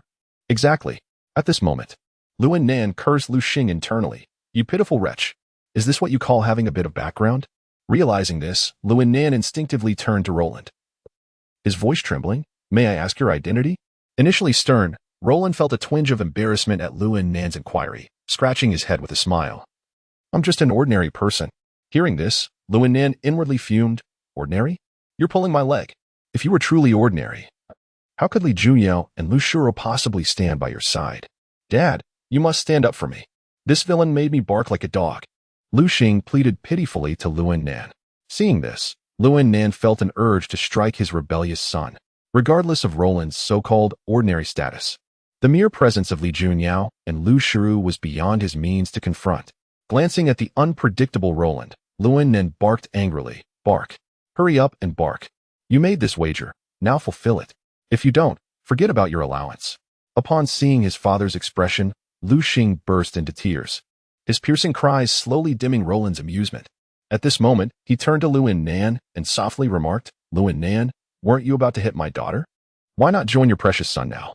Without hesitation, Luan Nan replied, absolutely. I will accompany him. Seeing this, Lu Shuro sheathed her sword, allowing Luan Nan to stand beside Lu Xing. In the midst of Luan Nan's fury, Lu Xing finally complied, and soon their howls filled the hall with laughter. With that, Roland turned to Bai Luoning, a gentle smile gracing his lips. He reached out, lightly brushing his finger across her delicate nose. Luoning, you haven't been very obedient, have you? If it weren't for Mu Shui informing me, I wouldn't have known what transpired here. Next time, you mustn't handle things on your own. Following this, Roland affectionately tousled Mu Shui's hair, saying, Mu Shui, you did wonderfully. In the future, if you encounter such situations, don't hesitate to send me a message. Mu Shui gazed at Roland with admiration, nodding vigorously. I will definitely protect Luoning. Observing this, Roland beamed with joy. Now let those two come and apologize to you. With that, he directed his gaze toward the distant figures of Luan Nan and Lu Xing. Chapter 27. A smooth departure with no escape route. As Roland's gaze fell upon the duo, Runin and Ruxing, both of them trembled involuntarily. They were acutely aware that this so-called ordinary man, Roland, was a force to be reckoned with. Roland smiled amiably at the two before him and beckoned, come here, both of you. Without a moment's hesitation, Runin scooped up his son and strode toward Roland like a chick following its mother. Meanwhile, Ruxing hovered in the air, tears and snot mixing grotesquely, creating an utterly repugnant sight. It was painfully eye-wrenching. With a desire to resolve the matter swiftly, Roland commanded, kneel down and apologize to my daughter. Upon hearing this, Runin's lips twitched. Could we perhaps visit you after some time? I could bring you. I have no time for that. 1, 2, 3. As Roland's voice echoed, he advanced with supernatural speed, appearing directly before Runin in an instant. Bang! A powerful punch landed squarely in Runin's abdomen. An overwhelming wave of discomfort surged through him, sending him reeling like a shrimp. Before Runin could muster a response, Roland used his right leg as a pivot and delivered a swift kick to Runin's arm. Another dull thud resonated as Runin's arm contorted, and he was propelled backward, crashing into the ground, shattering tiles and leaving the onlookers, students and parents alike, stunned. They mentally branded Roland and Bai Luoning as untouchable figures. Yet, this ferocious display hardly fazed the two girls. Lu Shuro, standing nearby, watched in wide-eyed excitement, her face radiating an indescribable thrill. Master, you are simply magnificent. Runin, who had intended to question why Roland had acted so quickly, swallowed his words. Had he known this would happen, he would have acted differently. Gritting his teeth against the excruciating pain akin to shattered bones, he struggled to rise, dragging his son Ruxing down to kneel before Roland. I'm sorry. I won't dare again. I was misled by Ruxing's slander without investigating first, thinking I could bully you. Thankfully, your father stopped my wrongdoing. I implore your forgiveness. Bai Luoning, holding Mu Shui's hand, gazed down at the man before her, her expression devoid of emotion. She turned to Roland, who nodded slightly, indicating she should decide the course of action. With a chilling tone, Bai Luoning addressed Runin. If I find out you ever bully others again, you won't need my father to intervene. I will teach you a lesson myself. Runin nodded in acknowledgement of her words, a flicker of relief washing over his face. However, he understood that it was Roland who truly held sway here. Noticing Bai Luoning's restraint, Roland simply stated, leave this place. You are not welcome here. Yes. I shall take my leave now. With that, Runin hastily departed, dragging his son with him, their earlier arrogance replaced by utter disgrace. The spectacle elicited hearty laughter from the students, and even their parents felt a wave of relief, having harbored resentment towards Runin and Ruxing for far too long. Thanks to Roland, they finally vented their frustrations. At that moment, Roland approached by Luoning, enveloping her in a warm embrace. Luoning, no one will ever bully you again. As long as I'm here, even if the sky falls, I shall bear it for you. The sudden tenderness caused by Luoning, who had maintained a stoic demeanor, to break into tears. After all, she was just a little girl, unaccustomed to the feelings of being wronged. The strength she had shown melted away under Roland's gentle comfort. Holding the small girl close, Roland gently patted her back, time seeming to stand still in that beautiful moment. Meanwhile, Runin and Ruxing, having fled the auditorium, wore expressions darker than ever. Ruxing, exhausted from crying, looked up at his father, his voice quivering. Dad, didn't you say even the commander of Qinsheng would give you face? Why didn't you teach them a lesson? Runin, already feeling humiliated, was further infuriated by his son's foolishness. His anger flared, and with a swift motion, his calloused hand struck Ruxing's face. Be quiet. If it weren't for you, I wouldn't have lost face in front of so many people. My arm is practically shattered, and I have serious internal injuries. If it weren't for my robust constitution, I might not have survived.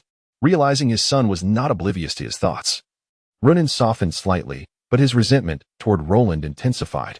He looked at Ruxing, a peculiar smile creeping onto his face as he murmured, Don't worry, son. I want to allow Roland to live much longer. Regardless of his identity, he is merely an ordinary man.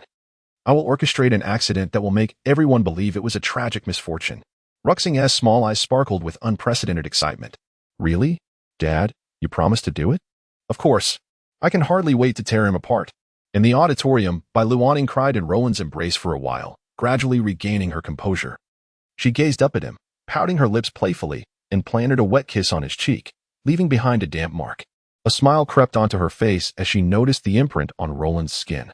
Then, with her mischievous spirit, she looked at Lu Shuru and Li Junyao behind Roland and declared, Daddy, Mu Shui and I are going to play mecha games there.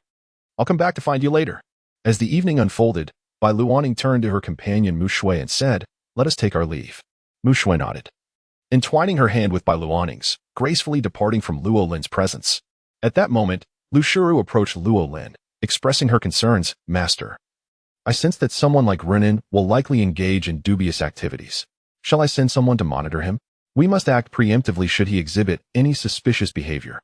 Luo Lin merely shook his head, a subtle smile gracing his lips, reflecting on the unexpected turns life often takes. Lu Shuru, pondering his words, nodded thoughtfully. Li Junyao, overhearing their exchange, interjected, What riddle are you two speaking? I cannot comprehend what you are discussing. She then turned to Lu Shuru with a wary gaze. Now seems an opportune moment. Can you explain why you address Luo Lin as master? Lu Shuru looked at Li Junyao, a hint of pride illuminating her icy demeanor. Is it perhaps that witnessing my closeness to master has stirred feelings of insecurity within you? How amusing. I stand at the pinnacle of the educational realm. If anyone should feel threatened, it is you. Observing the tension between Lu Shuru and Li Junyao, Luo Lin felt an inexplicable sense of being in a battleground of emotions. Seizing the opportunity while the two were distracted, he stealthily made his way to the food area, continuing the task of savoring delectable fried chicken legs, a blissful endeavor. Suddenly, the lights in the auditorium dimmed, halting Luo Lin's actions. Moments later, a spotlight illuminated the stage, revealing the principal of Qinsheng Primary School. Impeccably dressed and radiating a warm smile. I am the principal of Qinsheng Primary School, and I express my heartfelt gratitude to all parents for taking the time to attend this graduation ceremony. On behalf of the entire faculty, I extend my warmest congratulations to the students who have successfully completed their studies.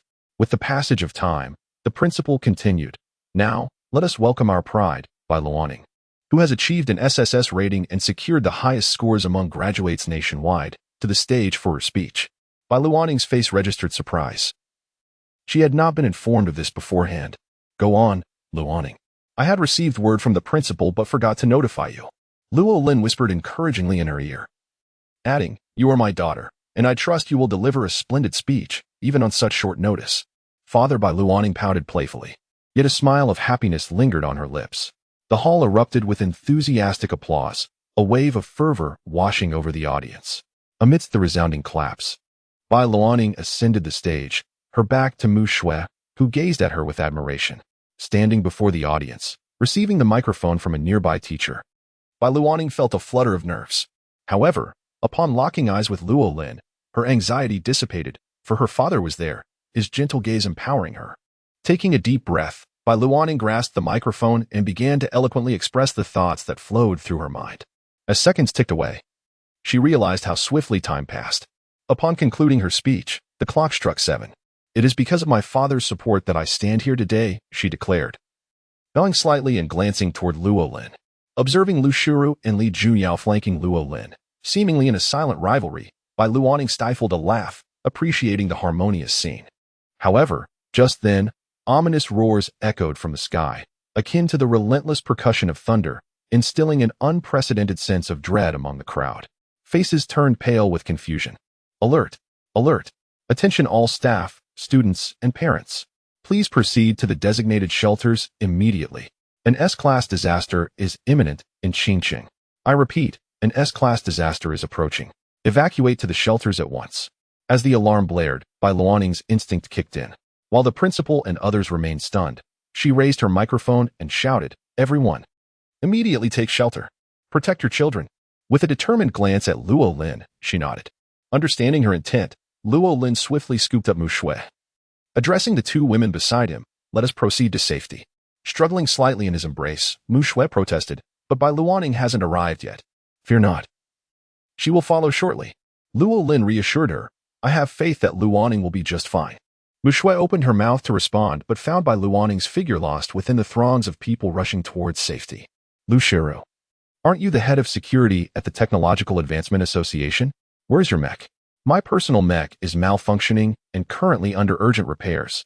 But rest assured, I will protect you," Lu Shiru replied. Li Junyo interjected, "I do not require your protection. Luo Lin will ensure my safety." Lu Shiru, unwilling to concede, clutched Luo Lin's arm. "Master, I am frightened. Please protect me." In that moment, Lu Shiru shed her icy facade, resembling a delicate damsel in distress. Luo Lin found himself bemused by the antics of the two women, while onlookers escaping the chaos cast envious glances at the scene. They too wished for such affectionate companionship. However, their children seemed to sense their parents' longing. One child declared, "I will tell Mommy." "Daddy, you are staring at the pretty big sister." "No.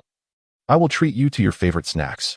Due to the presence of this interlude, the atmosphere upon their arrival at the shelter was not as tense as one might expect. They held a firm belief that the Technological Advancement Association would undoubtedly overcome this calamity. Their confidence stemmed from the recent addition of an exceptional female scientist, Anna, to their ranks. In a matter of days, she had constructed an SS-class mech, astonishing everyone in the mech development department, and her achievements were widely reported across the globe, with claims that she was a genius 1,000 times greater than Linning. The existence of the SS-class mech assuaged their fears regarding the impending disaster. Mu Shui, cradled in Roland's arms, could see her surroundings clearly, but, despite her observations, she could not spot Bai Luoning anywhere, which caused a flicker of panic to cross her face. She turned to Roland and said, "I cannot find Luoning. Do you think she did not come with us?" Upon hearing Mu Shui's words, Li Junyo and Lu Shuiro ceased their playful banter, their attention now focused solely on Bai Luoning. Lu Shuiro furrowed her delicate brows, resting her hand on the hilt of her sword. "Master, I shall go look for Bai Luoning." Li Junyo, feeling equally anxious, added, "I will contact the principal and request access to the surveillance feeds. That will expedite our search." To calm the two agitated women, Roland reassured them. "There is no need for concern. Bai Luoning is certainly safe. If you do not trust her, do you not trust me?" He speculated that Bai Luoning might be in another section of the shelter, which was notably expansive, akin to an underground school, with a height of 20 meters and divided into various regions by corridors, ensuring utmost safety. As Roland spoke, his wristband vibrated, prompting him to set Mu Shui down. He glanced at the information displayed on the device and informed everyone, "Luoning has messaged me. She is in another area, so you need not worry." Upon hearing Roland's words, the three women instinctively exhaled in relief, especially Mu Shui, who patted her chest and exclaimed, "Wonderful, as long as Luoning is unharmed." At that moment, Lu Shuiro, usually seen as an icy figure, melted into a more vulnerable demeanor and instinctively nestled against Roland, saying, "Master, I am so frightened. You will protect me, won't you?" Li Junyao, unwilling to be outdone, feigned weakness and added, "Roland, I feel a bit dizzy." Could you hold my waist? With that, the two women squeezed into Roland's embrace, eliciting envy from those around them. Meanwhile, Bai Luaning, shrouded by darkness, arrived at the playground of the school. She tilted her head skyward, watching beams of light streak across the sky. These were the mechs rushing to the scene, but they were merely A-class mechs, inadequate to face an S-class disaster. Furthermore, the S-class mech HCB-777 and the SS-class mech were still en route from the Technological Advancement Association's headquarters, requiring more time to arrive.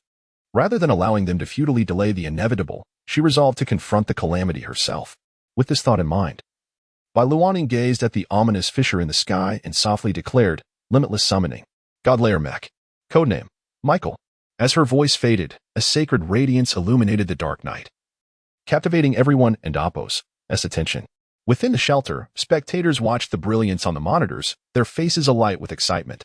"It has appeared. That mysterious mech is back. Wow. It and Appo's absolutely magnificent. If only I had a God-killing mech like that. Look. That mech moves with astonishing speed." It reached the fissure in an instant. An uproar of astonished voices erupted in the shelter as they beheld Bai Luaning piloting the God-killing mech, Michael, dancing gracefully through the air. Special energy coursed through the radiant and fiery holy swords as Bai Luaning wielded them with finesse, singularly blocking the vast rift. This scene left the surrounding A-class mechs in awe, engendering deep gratitude within them, for without this enigmatic mech, they would likely have had to risk their lives to hold off the disaster. At that moment, every onlooker wore expressions of exhilaration. However, Roland's brow furrowed slightly, and he instinctively glanced behind him. He noticed ripples in the air and a blood-red fissure slowly forming in space, rapidly extending outward. The crack elongated, revealing a profound passage within. Mu Shui was the first to sense something amiss. Following Roland's gaze, she turned to see the fissure, her face paling in an instant. A piercing scream echoed throughout the shelter, drawing the attention of others. Lu Shui-ro, staring at the spatial rift behind her, was filled with unprecedented shock as she muttered, "How is this possible? A spatial rift has appeared within the shelter." As her words fell, the air around everyone in the shelter seemed to grow thick with an oppressive stillness. Chapter 28. As the Elders. For the children. "Father, I am afraid. Surely, nothing will happen to us, right? Mother, will we never see Father again? Who will save us? We do not wish to perish. Who can tell me why the spatial rift has appeared here?" Within the refuge, nearly everyone displayed expressions of sheer terror at the unfolding scene. Among them were many parents who, in front of their children, were compelled to feign strength. "Darling, it's all right. We will be fine. Did you see that mysterious mech?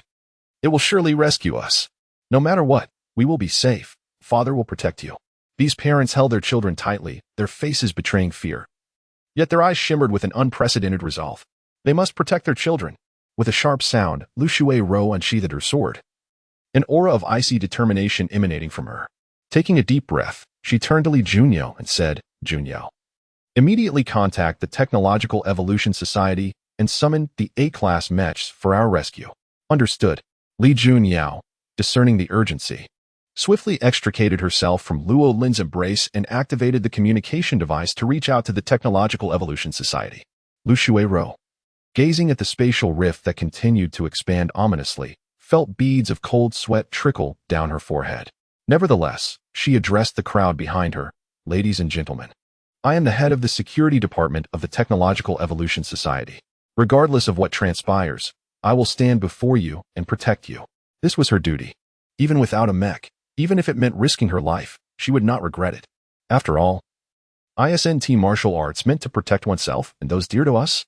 At that moment, Luo Lin approached her side, moving with ease. In stark contrast to Lu Shui-ro's tension, all the parents retreated to a corner, desperately covering their children's eyes, for the forthcoming scene might be rather gruesome. "Master, you are unarmed. If you engage those monsters, you may very well be injured." "Who says I have no weapon? My most formidable weapon is my very own body," Luo Lin exclaimed, raising his arm with a confident smile. Seeing her master's unwavering confidence deeply encouraged Lu Shui-ro. She inhaled deeply and smiled at Luo Lin. "Master, you are right. I should feel fortunate to fight alongside you." As her words fell, the rift ceased its expansion. Suddenly, a series of low growls echoed from within, sending chills through the crowd. Many children clutched their parents tightly, their small faces ashen with fear. At that moment, one parent gently pried his child's arm away. Looking down with a smile, "Chiu-er, Turn around and close your eyes. Daddy will perform magic for you. Just count to 10,000, and everything will be all right. Daddy, you be good, listen. The father's eyes glistened with unshed tears, but gazing at his child solidified his resolve. The child, sensing her father's demeanor, hesitated. Daddy, you must indeed deceive me. Once I count to 10,000, you must be standing before me. Rest assured, I will not deceive you. After the child turned to count, the father approached Luo Lin, murmuring to himself, yet also addressing Luo Lin. As a man, how could I cower in the back? Rather than stand here in despair, I would prefer to fight alongside you. Perhaps that will buy enough time for the Technological Evolution Society to arrive. With his words, all the men in the refuge stood up. Though fear lingered in their expressions, they were determined to buy as much time as possible for their children, even at the cost of their own lives. Luo Lin observed the scene with a smile. Indeed, as a parent, it was their duty to protect their children. He then turned to Mu Shui. Mu Shui, turn around and close your eyes. You need not worry. Leave the rest to me. Mu Shui, a close friend of Bai Luoning, was someone he felt responsible for safeguarding. With a serious glint in his eyes, Luo Lin declared, everyone. Within the count of 100, I will take care of the rest. As his words echoed, Luo Lin dashed forward like a leopard, charging toward the rift. At that moment, monstrous creatures began to surge forth from the rift, resembling hairless hunting dogs but known as the demonic hellhounds. Li Junyao, the curator of the Rift Creature Museum, promptly identified the creatures. These are Kapangaya, and judging by their size, they must be around C-class. Be cautious. In response to Li Junyao's concerns, Luo Lin threw a powerful punch, propelling himself forward with a fierce determination. He was well aware of Kapangaya's weaknesses. Aside from their eyes, their midsection was their most vulnerable spot. With a resounding thud, Luo Lin's fist struck the Kapangaya's waist, eliciting a howl of agony as one of the creatures was sent reeling. All eyes were fixed on Luo Lin, astonished by his prowess. It seemed as though he moved through an uninhabited realm, effortlessly dispatching two Kapangaya by their tails, hurling them into the rift with ease. Why are you all so slow? Hurry up. I'm just getting warmed up. If Kaliana were here, she would undoubtedly remark on Luo Lin's madness. Luo Lin was drenched in blood, his garments soaked through, even his crimson dripped onto the ground. He stood there like a deity of death, instilling fear in the Kapangaya, who could only growl menacingly from a distance. At that moment, a creature at least 10 times larger than the others emerged from the rift, parting the smaller Kapangaya. Those witnessing this spectacle instinctively gasped in disbelief, unable to comprehend the sight before them. At that moment, Li Junyao exclaimed from a distance, the A-class monstrosity, King Pangea. This clearly indicated that an A-class catastrophe was underway, capable of annihilating an entire city. The chasm between this and a C-class creature was as vast as the sky is from the earth. As King Pangea emerged from the fissure, a bone-chilling cold permeated the sanctuary. A low growl emanated from King Pangea, drool cascading from its razor-sharp fangs onto the ground. The sheer terror radiating from it left everyone feeling frigid. Despair spread like wildfire in their hearts. Just as they pondered how to confront such a beast, King Pangea made the first move, offering no respite for contemplation. A thunderous bark resounded, and its colossal form lunged towards Lauren, its massive claws raised, sharp as the coldest blade. Master! Lauren! Lu Shuiro and Li Junyao instinctively screamed. Hearing their cries, Mu Shui opened her eyes just in time to see King Pangea lift its forepaw, poised to strike Lauren. No! Mu Shui's voice pierced the air. Her tiny fists clenched tightly, as she could scarcely bear to envision the impending scene. Meanwhile, Bai Luoning found herself within the boundless void, maneuvering the God-killing Mecha, Michael. As she navigated through the skies, brilliant beams of light danced around her, illuminating the heavens with the elongated, resplendent figure of Michael. Suddenly, she felt a vibration from her wristband, followed by a brief message. Luoning, a spatial rift has appeared in the sanctuary. Understanding the gravity of this message, Bai Luoning cast her gaze toward the rift in the sky, a slight smile gracing her lips. Father, wait for me. I shall arrive shortly. With her words fading into a whisper, she intoned, God-slaying mode. Divine kingdom of heaven. Amidst the pitch-black night, a radiant light burst forth. An explosive sound resounded in the high heavens as a celestial, angelic figure shimmered like a shooting star. At that moment, a tempest arose, swirling clouds into a dazzling daylight. As bright as noon, the angelic figure soared gracefully, wielding a sacred sword that cleaved through the air, reminiscent of the legendary strike against the black sheep. Hundreds of beams of light surged toward the spatial rift, accompanied by a resonating thunderous roar. Such a miraculous spectacle left the onlookers in awe. Their eyes drawn exclusively to the God-slaying mech, Michael, whose angelic form illuminated the vast expanse of the sky. As the move concluded, the special energy within the Michael mech was nearly depleted. Yet, Bai Luoning remained unfazed. As a second-generation pilot, she was never short of mechs. She murmured once more. Boundless summoning. God-slaying mech. Codename, Gabriel. Chapter 29, The Gate of Heaven. An unexpected turn of events. Radiant light flickered as the mech transformed. The cold moonlight illuminated the mech, which was frosty white and exuded an unparalleled sanctity. Yet, the long axe in its hand gleamed ominously. Behind it, 6 turbine wings spun at an extreme velocity. The heavy armor rendered Gabriel seemingly invulnerable, with intricate patterns shimmering across its surface. Amidst the flickering glow, the God-slaying mech, Gabriel, radiated its own unique beauty. Under the gaze of the onlookers, Bai Luoning maneuvered the God-slaying mech, lifting the long axe high and striking downward with great force. A surge of special energy coursed into the absolute weapon, the Oath of Words. A solid streak of light emerged in the air, plummeting towards the Chicheng primary school below. The surrounding mechs were left utterly stunned. What was happening? Why would the mysterious mech act in such a manner? Did she intend to destroy the school? Amidst the astonishment, they received a notification from the Technological Evolution Society, clarifying the purpose behind the mech's actions. Inside the R&D department of the Technological Evolution Society, Anna, recently appointed as the head, gazed at the screen with an expressionless face. Alone in the room, she murmured, the God-slaying mechs Michael and Gabriel have already made their appearances. I wonder how soon the remaining 3 will follow. I am exceedingly curious about the power of the 5th-generation God-slaying mech, Yahweh. What heights can it truly reach? If Bai Luoning were present, she would undoubtedly be astonished by Anna's words, as only she and Roland were privy to such knowledge. However, Bai Luoning's attention was focused on the shelter. She maneuvered Gabriel, racing towards the solid beam of light descending below. Within the shelter, Roland watched the looming Capangia King, silently counting down. 3. At that moment, Li Junyao dashed in front of Roland, spreading her arms protectively. Though fear was evident on her face, there was no trace of regret. 2. Lu Shura rushed forward, positioning herself before Li Junyao, gripping her Tang Dao tightly, her expression resolute. 1.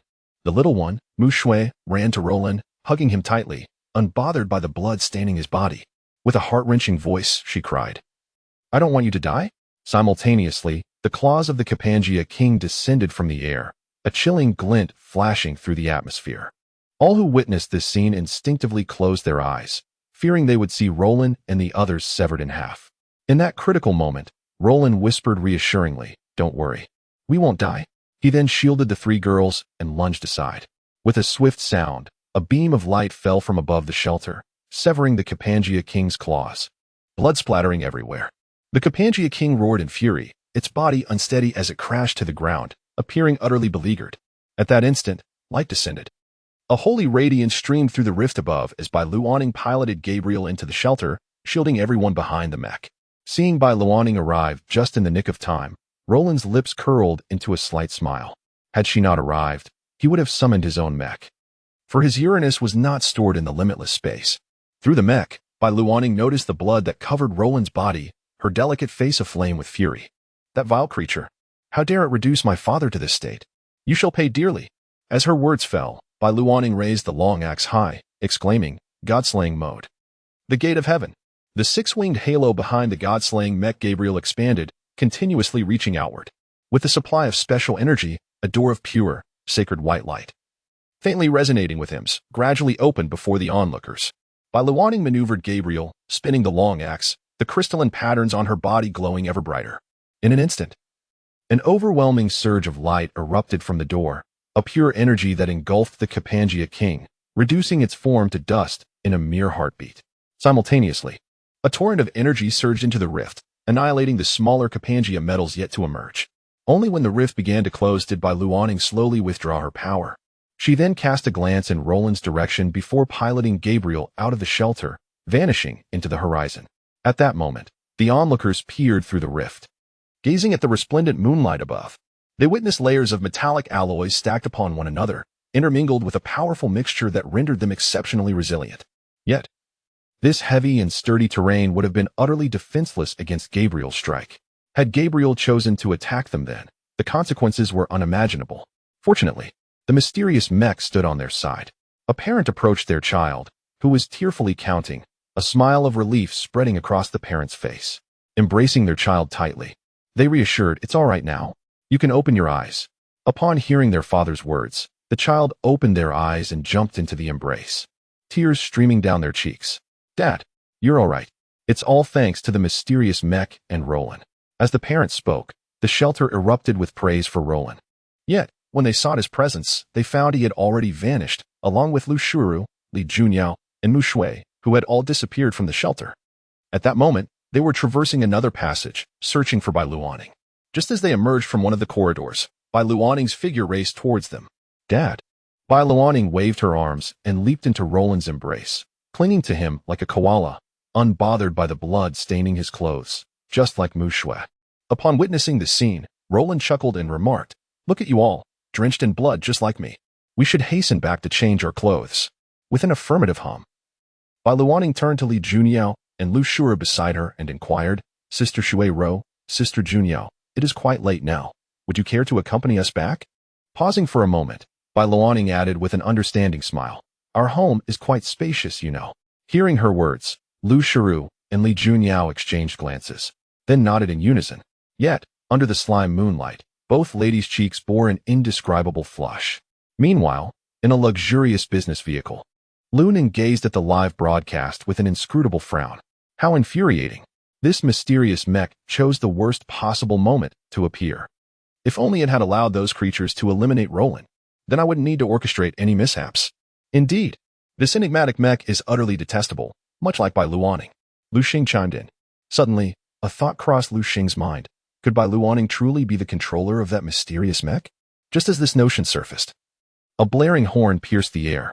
Beep, beep, beep. Lu Nan and Lu Xing turned to see a massive container truck barreling toward them. At that moment, Lu Nan's complexion drained of color, and Lu Xing's pupils constricted in alarm. Yet, they found themselves powerless to react, merely watching as the truck hurtled toward them. Boom. The business vehicle crumpled upon impact. Lu Nan and Lu Xing met their demise. At that instant, the driver of the truck broke down in tears, his ring-adorned hands covering his face, tears soaking them. Just then, his phone lit up, illuminating the jewels adorning his neck. The message read, "Congratulations. You have successfully attained your freedom. Leave the rest to us. With this money, you may start anew in a place where no one knows you. Wishing you happiness." Upon reading the message, the driver hastily wiped his tears, exited the vehicle, and hurried down the darkened path. Soon, his figure vanished into the night, leaving only the flickering streetlights illuminating the battered business car. Meanwhile, Roland and his companions, having returned to the villa and changed into fresh attire after cleaning themselves, settled in the living room to watch television. Coincidentally, the news broadcasted the very events that had just transpired. As they absorbed the report, all eyes turned toward Roland. Lu Shuru broke the silence, asking, "Master, you didn't orchestrate that car accident, did you?" Chapter 30, Daughter Mushiwa, Intimate Sisters. As Lu Shui's voice fell, all eyes turned to Lin. In response, Lin shrugged and exclaimed, "How could that be? You were with me the entire time. I didn't and Apos to even have the chance to use a communication device. Besides, I and Apos am just an ordinary person. I lack any significant influence." Upon hearing Lin and Apos' words, Lu Shui nodded in agreement, saying, "Exactly. Master, you are merely an ordinary person who can kick monsters." Li Junyao, unusually refraining from targeting Lu Shui, chimed in, "An ordinary person who understands dimensional monsters better than I do." Mu Shui quietly added, "An ordinary person living in a seaside villa." At that moment, even Bai Luoning took a jab, an ordinary person whose cooking is notoriously awful. Listening to their banter, Lin suddenly clutched his heart, feigning injury. "You no longer love me. You don't believe me. I've done nothing wrong." Although they knew he was merely acting, a hint of shyness appeared on the faces of the women. Li Junyu quickly asserted, "Who said I don't believe you? I believe every word you say 100%. Lu Shui echoed, "Me too. You are my master, the man I trust most, without exception. I trust my father the most." Bai Luoning then hugged Lin's arm, saying, "So I love you very much, Daddy." Seeing Bai Luoning's declaration, Mu Shui promptly added, "Me too. Me too." Immediately, Bai Luoning turned to Mu Shui, her eyes sparkling with an inexplicable light.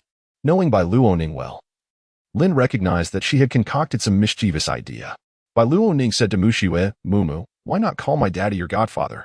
That way, we could truly become sisters. Hearing Bai Luo Ning's suggestion, Mu Xue's heart fluttered with interest. She glanced at Lin, her delicate fingers poking nervously. Shyly, she asked Lin, "Is that really possible?" Lin, having learned about Mu Xue's parents through Bai Luo Ning, was aware that they had recently become quite busy and might only return home for a few days around the new year. He genuinely cherished the little girl before him and thought that having her accompanied by Luo Ning would be delightful. However, this decision was not solely his to make. Noticing Lin's prolonged silence, Mu Xue's expression turned anxious. Fearing rejection, she hurriedly added, I was just joking." Upon hearing Mu Xue's words, Lin smiled gently. He reached out and affectionately stroked her hair, saying, "Mu Xue, let's discuss that later. Before that, I have a surprise for you." As if to validate Lin's words, the doorbell rang just as he finished speaking. Through the monitor, they saw a couple standing at the entrance of the villa. Upon seeing the couple's faces, Mu Xue froze momentarily and instinctively exclaimed, "Dad? Mom?" After the events concluded, Lin had informed her parents, knowing they must be worried about her, and arranged for them to be brought over. He then opened the villa's grand door and stood up from the sofa, urging everyone, "Let us go greet them." Unlike the previous time with Lin Ying, this time, Lin personally invited them, so he naturally had to fulfill the role of a gracious host. Mu Xue's eyes began to glisten with unshed tears as she looked at Lin and softly said, thank you for what? I merely considered. If my daughter were in such a situation, I would also be exceedingly worried," Lin replied as they approached the villa's entrance.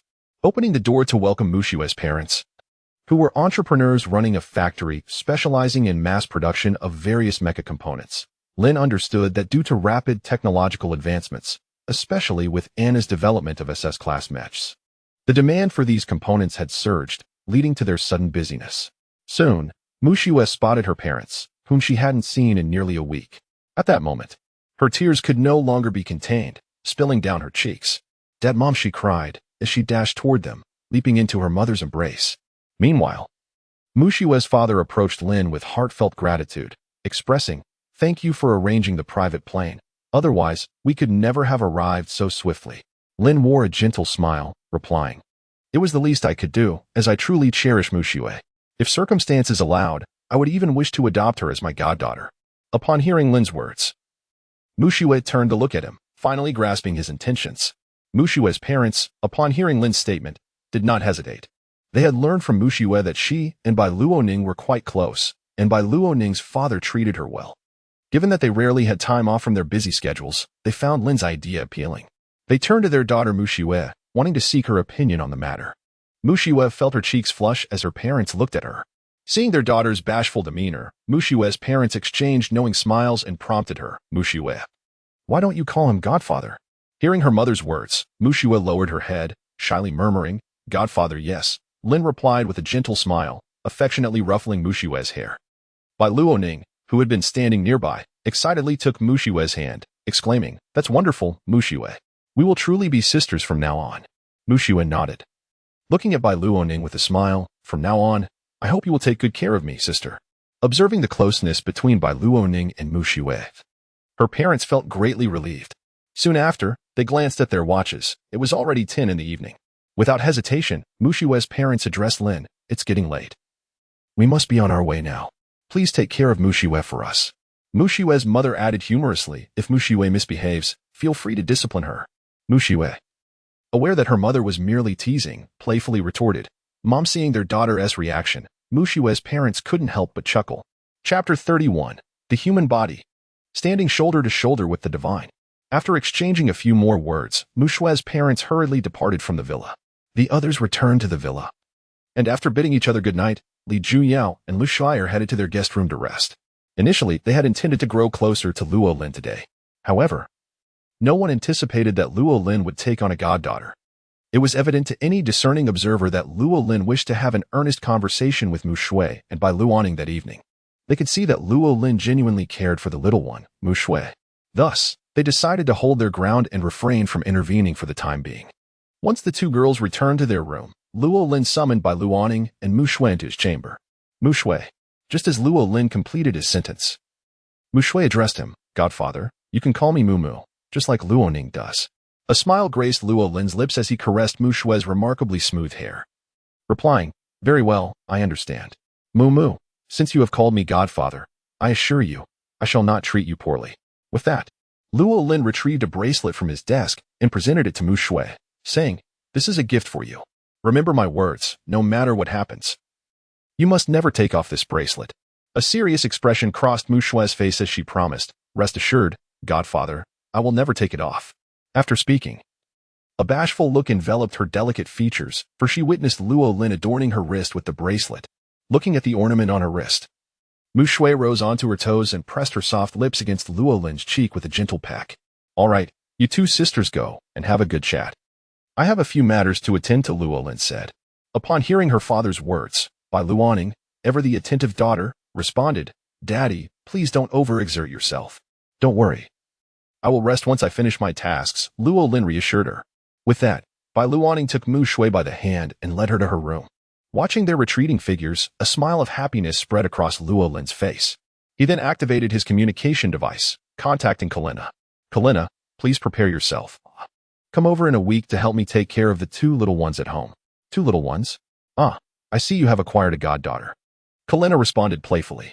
"You truly have a taste for the exquisite. What, do you wish to become my goddaughter as well?" "I would love to. Would you dare accept me?" She laughed. "We shall meet in a week," Luo Lin concluded before hanging up. Kalina gazed at the communication device, now displaying a busy tone.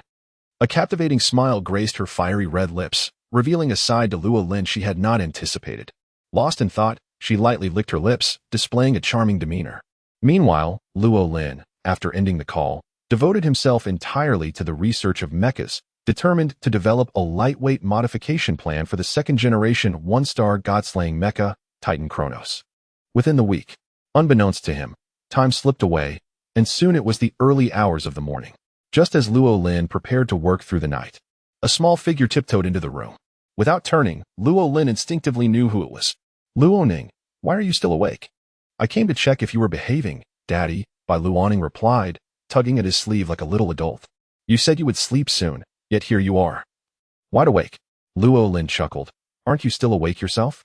With that, he set aside his work, bent down, and wrapped his arms around Bai Luoning's slender waist, lifting her effortlessly. "Or is it that you're afraid of the dark, so you sneaked in?" Bai Luoning, responding to his teasing, said softly, "How could I possibly be afraid of the dark? I just wanted you to keep me company while I sleep." Seeing how dependent she was on him, a gentle smile graced Luo Lin's face. "All right, I won't continue my research. Let's go to sleep, shall we?" Bai Luoning nodded vigorously. Once Luo Lin lay down, she nestled into his embrace, finding a comfortable position. "Daddy, I want to hear a story," she requested. "Very well, as you wish," he replied, holding her close. His gaze deepened as he began to speak in a slightly hushed tone. The tale unfolds in a chaotic era, where evil deities roamed and sinister creatures thrived. Yet, amidst this turmoil, a young boy emerged. To survive, he coated himself in the foul blood of monsters, clinging to life while dreaming of standing shoulder to shoulder with the divine. As he felt Bai Luoning's breathing grow steady, Luo Lin's voice softened further. "The greatest distinction between humans and animals lies in the creation and use of tools to fulfill his inner ambitions." The boy immersed himself day and night in the study of these tools, which he called mechas. However, during his endeavors, he encountered an unforgettable event, an indescribable horror that transcended language. He recalled that when it appeared, kaleidoscopic illusions surged forth, as if everything would dissolve into an unfathomable abyss of darkness. In this abyss, countless deeper black worlds spun alongside the sun, while a loathsome figure played a haunting, monotonous tune on a long flute. Faintly, the ominous sound of drums echoed in the gloom, casting a chilling curse. Under the weight of this sound, both monsters and evil deities succumbed to an eternal, maddening dream. In that moment, the boy realized he was untouched by the chaos around him. Only then did he understand that he possessed no heart. As Luo Lin reached this point in the story, he noticed Bai Luoning's breathing had grown deep and rhythmic, indicating she had drifted into slumber.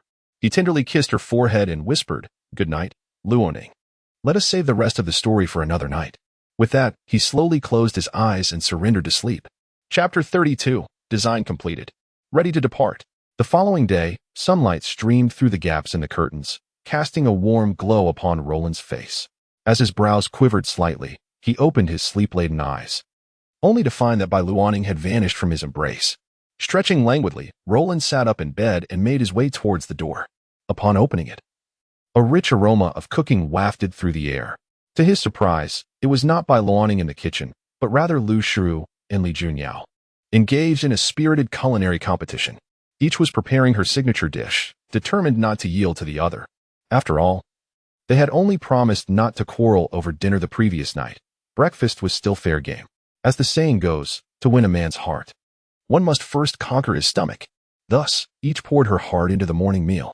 Just then, Bai Luoning's room creaked open, revealing her in a white robe, accompanied by Mu Shui, who wore a black one. With a playful wink, Bai Luoning signaled to Roland, who quickly grasped her intent.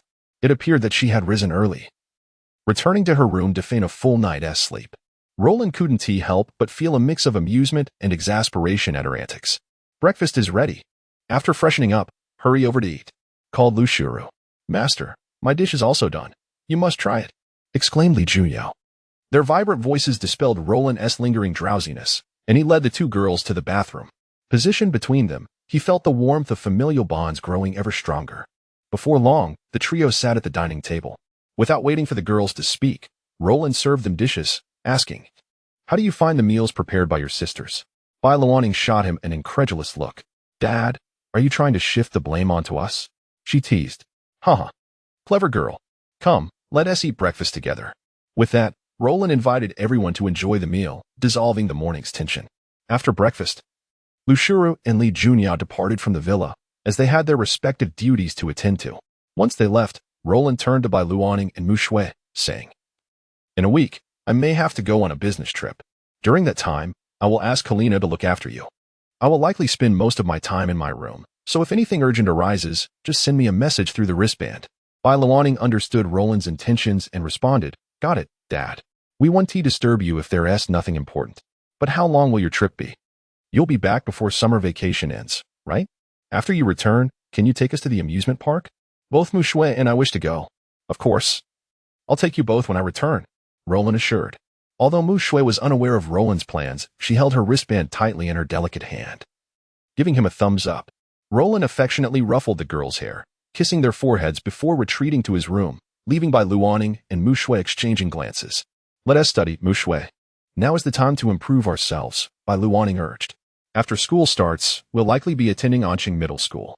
Mu Shui nodded vigorously, well aware of her academic standing. Together, they dove into their studies. Under Bai Luoning's guidance, Mu Shui's grades quickly soared. Most importantly, Bai Luoning imparted the combat skills Roland had taught her, transforming Mu Shui into a miniature adult in demeanor. Mu Shui did not disappoint, showing remarkable progress each day. A week flew by.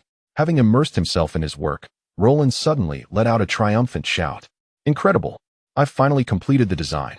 Throughout the week, Roland had tirelessly labored, reimagining the colossal second-generation one-star God-slaying mecha, Titan Kronos. He achieved a lighter design while ensuring the armor's resilience.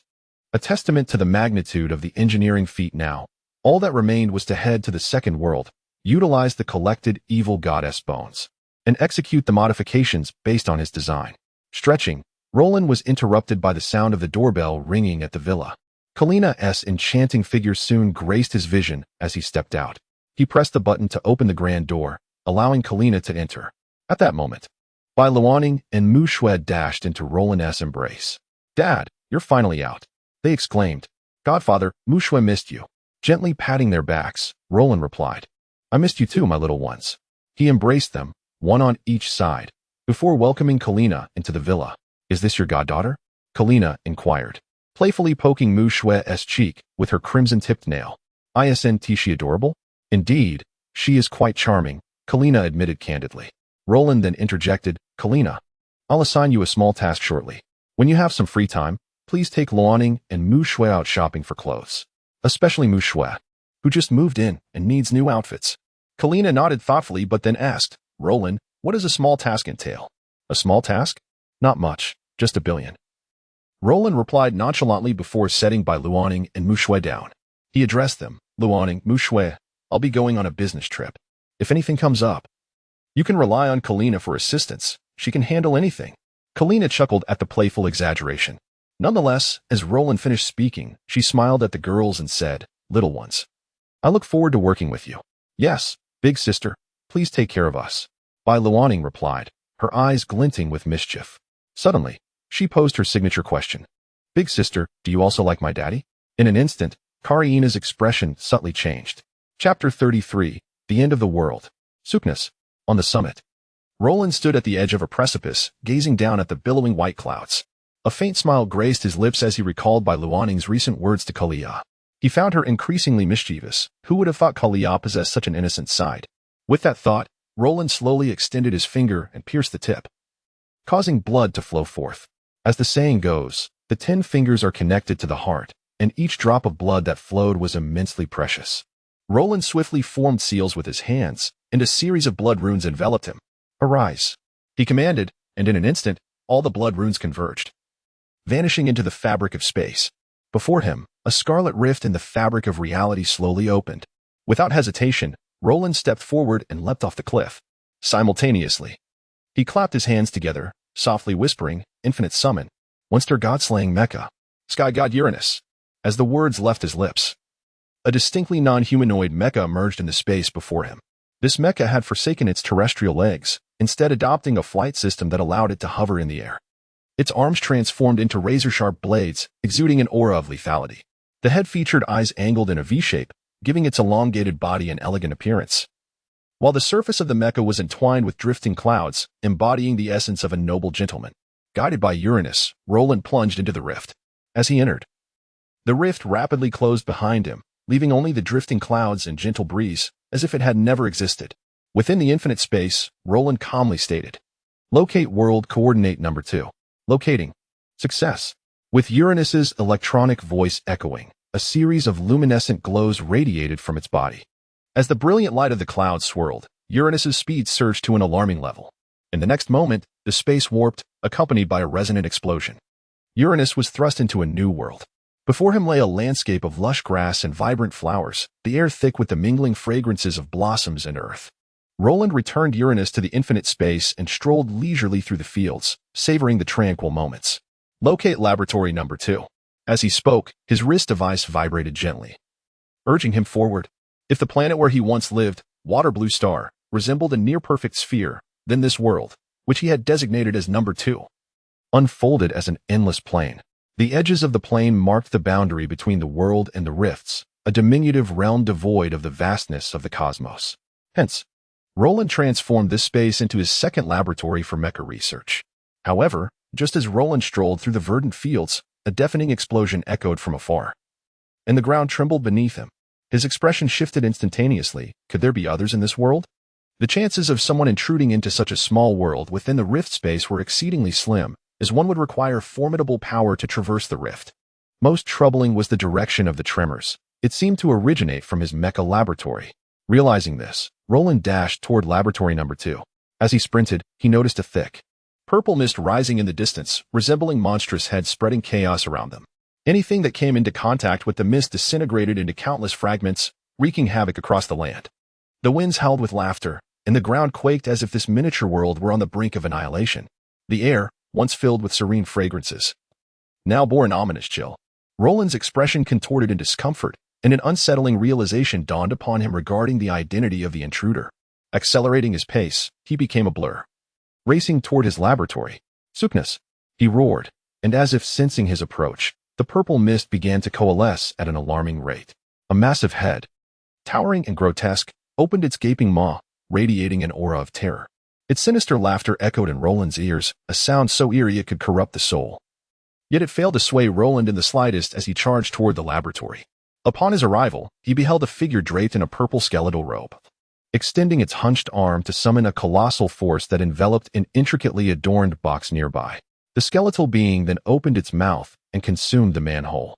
In that instant, the skeleton erupted with a cataclysmic energy. Boom! The ground fractured like a spider's web, rapidly spreading outward as vast swathes of earth crumbled away, fissures appearing around the world as if to devour it whole. This was the harbinger of the world's collapse. "Infinite summon!"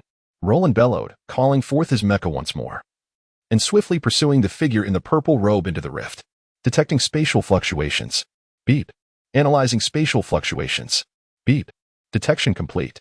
Proceeding to designated coordinates. Whoever dares to take what is mine shall pay a grievous price. As he spoke, a terrifying madness flickered across Roland's face. The box contained the bones of an evil deity, an essential artifact for his transformation of the Titan. The abrupt theft of such a crucial item ignited a furious wrath within him. His expression darkened further as he piloted Uranus, racing through the rift. At that moment, Uranus's electronic voice echoed in the infinite space. Warning, warning, warning. Discrepancy detected in world time flow. Do you wish to proceed? Roland, with a grim countenance, replied firmly, proceed. As his words fell, the surrounding visual shifted dramatically, revealing a world filled with ominous purple skulls before his eyes. Chapter 34. The Reign of Divine Sorts. The essence of all. Roland maintained a composed demeanor as he manipulated Uranus, suspended in midair, surveying the violet world before him. This realm exuded an overwhelming sense of oppression. Everywhere he looked, he was met with walls formed from skeletal faces of a deep purple hue. Each visage, though varied in shape, shared a singular trait. They all bore expressions of profound agony and distortion. The grotesque faces seemed almost alive, observing Roland, the unwelcome intruder, evoking the sensation of being scrutinized by the entirety of existence. A chilling coldness enveloped Roland, his expression turning frigid. He commanded through Uranus, I shall count to 3. Show yourself before me, or I shall consign your existence to oblivion. Noticing no response from the surrounding space, he observed as the violet skeletons began to tremble in his gaze. Suddenly, a confident smirk graced Roland's lips. 3, 1. His countdown, distinctively Roland's, echoed through the air. As his words faded, a cacophony of anguished wails erupted from the throng of skeletal figures, surging towards him with a ferocious intensity, as if a colossal tsunami were crashing down from the heavens. Roland scoffed, You choose to ignore my invitation at your own peril. Undeterred by the impending onslaught, Roland's eyes narrowed, and an overwhelming pressure emanated from him. In an instant, Uranus transformed into a mere blur under his command, darting through the space with astonishing speed. Fueled by a unique energy source, the chilling glint of his weapon was relentless, as every approaching violet skeleton was severed cleanly in two before they could even touch him. The sky, shrouded in purple mist, contributed to the oppressive atmosphere surrounding Roland. Yet, beneath this weighty sky, his speed intensified severfold, radiating an air of murderous intent that soared to the heavens. In a display of power, Roland clapped his hands together within the boundless space. The form of Uranus, adorned with billowing white clouds, underwent a magnificent transformation. A blinding light erupted, as if determined to illuminate the very world itself. This marked the first time Roland unleashed the God-slaying mode during battle. As the brilliance faded, the once sharp arms of Uranus had vanished entirely, and the entity now bore no legs, leaving only a mechanical ring that hovered at a slanted angle, slowly rotating. Behind it, a picoscale mech unfolded, with pico denoting 1/1,000,000th of a meter, a unit even smaller than a nanometer. The mech transformed into razor-sharp wings, extending 30 meters in length, glimmering with an icy sheen that evoked a bone-chilling sensation. At this moment, Uranus possessed unimaginable speed and piercing capability, embodying the essence of the sky god in its god-slaying mode. With a piercing sound, the space resonated with a shrill whistle as a ring of golden light erupted in the air. Uranus, propelled into the sky, unleashed a barrage of arrows, each glowing with a ghostly white light. The Reign of Divine Sorts, Roland murmured. The barrage descended like a tempest, akin to a torrential downpour from above. Each arrow that struck the ground or the violet skeletons erupted in massive explosions, resonating like thunder, echoing endlessly around them. The land appeared as though it had been turned upside down, and within a radius of hundreds of thousands of meters, chaos reigned supreme under Roland's relentless assault. But the onslaught did not cease there. Within the infinite space, Roland clapped his hands once more. The sword of Damocles. His voice, though a whisper, exuded nobility. A torrent of sword energy ascended into the boundless sky, piercing through the violet clouds. A fierce, domineering aura radiated outward, intent on obliterating the very fabric of this world. Fall. The myriad arrows rained down relentlessly. At that critical moment, a man clad in purple robes suddenly appeared below. With a swift motion, he raised his arm, conjuring a multitude of violet skulls that surged forth, grotesque in appearance, rushing toward the sword of Damocles.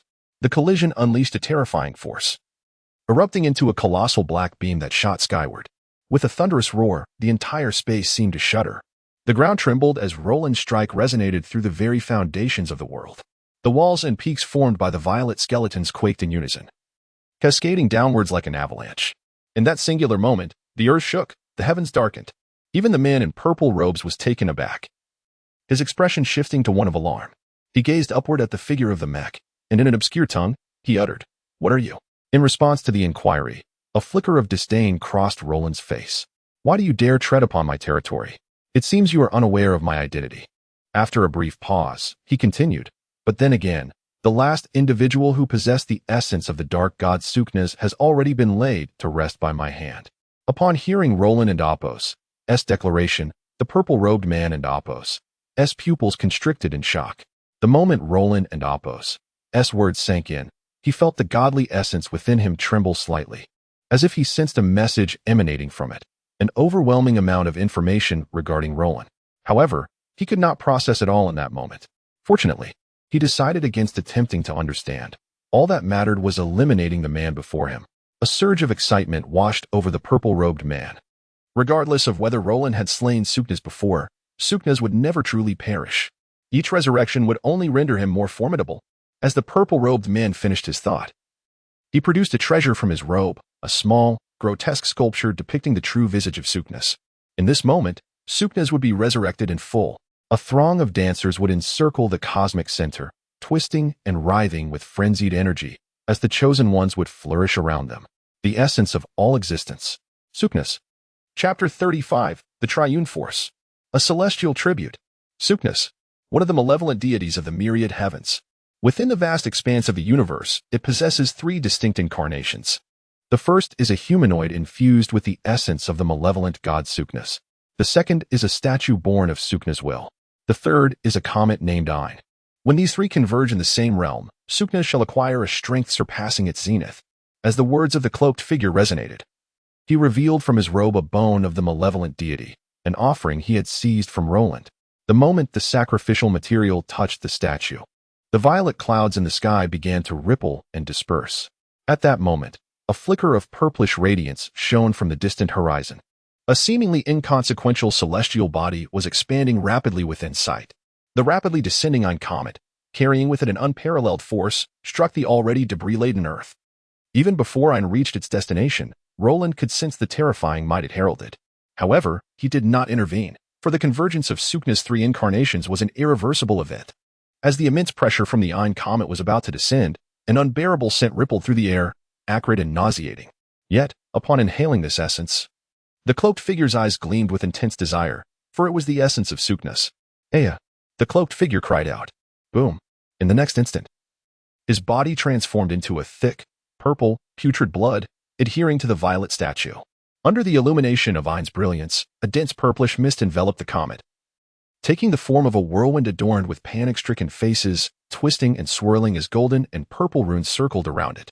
Countless agonized visages emerged, emitting horrific shrieks and thuds, interwoven with fits of maniacal laughter. An aura of unrestrained malevolence spread, causing the entire world to tremble beneath the towering Sukna's. Crack! Crack! Sukna's would shroud all existence, annihilating everything, dancing in a frenzy akin to apocalyptic madness. A sound, deep and thunderous, echoed across the heavens as numerous purplish faces morphed into colossal hands, descending upon Roland. The air exploded in waves, transforming into dense purple mist, exuding a scent of sacrilege, reminiscent of centuries of decay and rot. Observing this, Roland's expression remained unchanged. He calmly maneuvered Uranus, a one-star god-slaying mech, deeming it sufficient to confront the towering Sukna's before him. Since you have taken the bone of the malevolent deity I collected, let it return to me 100-fold. Your form shall become material for my mech. The essence of the one-star god-slaying mech embodies the intent to slay deities. The materials employed within it contain a fragment of the malevolent god. Uranus was originally crafted by Roland using a portion of this malevolent essence. As for Titan, Roland intended to meld it with the deity's bone upon completion of its transformation. However, he did not anticipate events unfolding to this extent. Thus, Roland resolved to utilize this towering malevolent form to enhance his Titan mech, transforming it into a true one-star god-slaying mech. With this thought, Roland propelled Uranus skyward. Surrounding him, thousands of sword arrows coalesced into a cylindrical formation, encircling Sukna's. In the blink of an eye, Roland ascended to a height surpassing that of Sukna's. Then, his figure plunged, becoming a colossal, icy sword arc, sweeping up the remnants of cloud and charging towards Sukna's. Concurrently, Roland unleashed Uranus' ultimate strike, named Celestial Tribute.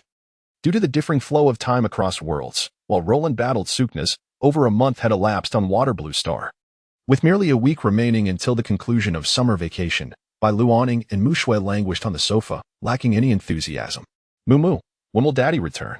Mu Shui sighed, leaning against Bai Luaning, her voice weary. I miss my godfather. When will he come back? Mu Shui turned over, glancing at the clock beside her. By the way, isn't Sister Kalyana supposed to be back soon? I remember her saying she'd return after finishing her business. Then can we go shopping? At this, Bai Luaning's eyes brightened instantly. Shopping was the only activity that could excite her, as her physical development outpaced Mu Shui's. Periodically, her undergarments would become ill-fitting. Initially, Bai Luaning thought little of it, but after Kalyana's reminders and learning about the discomfort and long-term consequences of improper wear, she became quite attentive to this matter. Bai Luaning sat up, following Mu Shui's gaze toward the clock, her tone tinged with anticipation. I believe Sister Kalyana should be returning soon. Let us go change our clothes and prepare to leave. Okay, Mu Shui replied adorably, then dashed toward her room.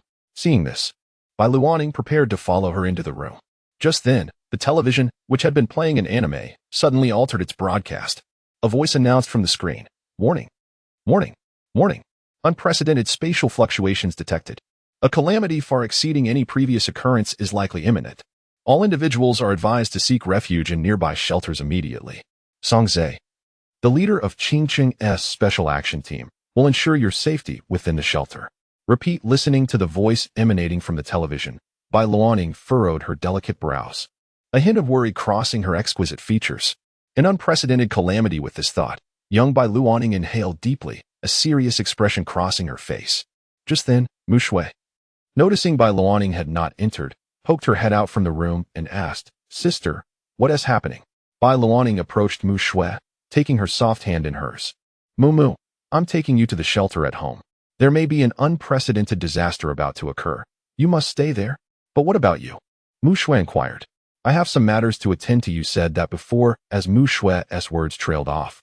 Bai Luaning paused in her steps. Chapter 36. The Unspeakable. The Birth of the Evil God. During the past month and a half while Roland was on a business trip, Bai Luaning and Mu Shui diligently advanced their mastery of various knowledge domains. Concurrently, they devoted considerable effort to honing their combat skills. However, amidst their studies, calamities were inevitable.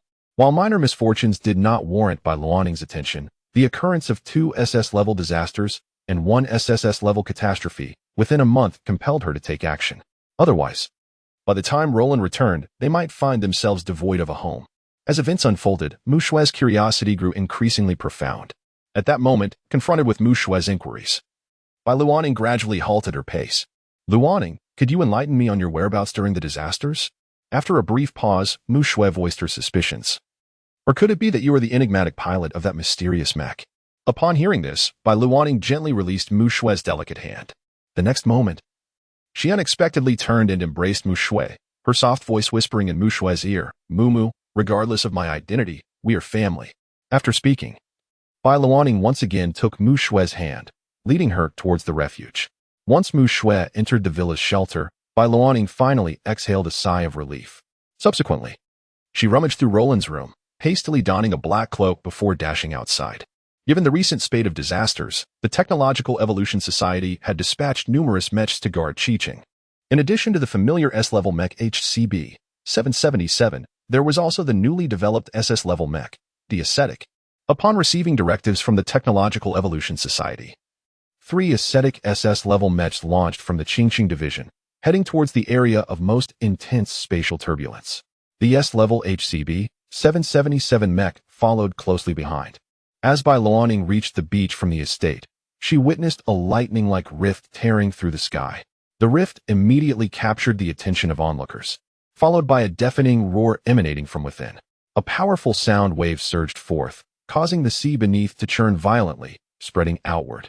The sky was soon cloaked in ominous clouds, which, for reasons unknown, appeared to be tinged with color. The oppressive, deep violet hue evoked a sense of impending doom, as if the world were on the brink of disaster. This sensation weighed heavily on Bai Luaning's face, as an unsettling thought surfaced in her mind. With a sudden flicker, the holographic device on her wrist seemed to be influenced by this aura, intermittently flashing and revealing Bai Luaning's true form of white hair and crimson eyes. Observing the current situation, she murmured softly, Indeed, this sensation is that of an evil god, a true evil god. Moreover, it is several times more powerful than the black goat's offspring. Bai Luanning's expression turned extraordinarily grim. Just as her words fell, another bolt of lightning streaked across the sky. And yet another rift manifested above, as if the heavens had been marred by scars stretching for thousands of meters. The rifts intertwined, cloaked in the deep violet mist. The winds howled. The waves roared. Under the tempestuous wind swirling with the violet mist, the sea surged, ominously building towards a tsunami. Above the ocean, the three SS-level ascetic mechs hovered in the air. The three pilots gazed at the unfolding scene, their tongues involuntarily clicking in astonishment. What on earth had emerged this time? They could only conclude that it was certainly not a benign entity. According to the Technological Evolution Society, this calamity was likely to be far more terrifying than previous divine disasters. Cursed fate. Why were they so unfortunate? They had believed that becoming SS-level pilots would bring glory to their families, yet here they were, barely settled in Chi-Chung before confronting such horrors. There was no way around it. The world was beset by calamities, with the frequency of spatial rifts surpassing any year prior.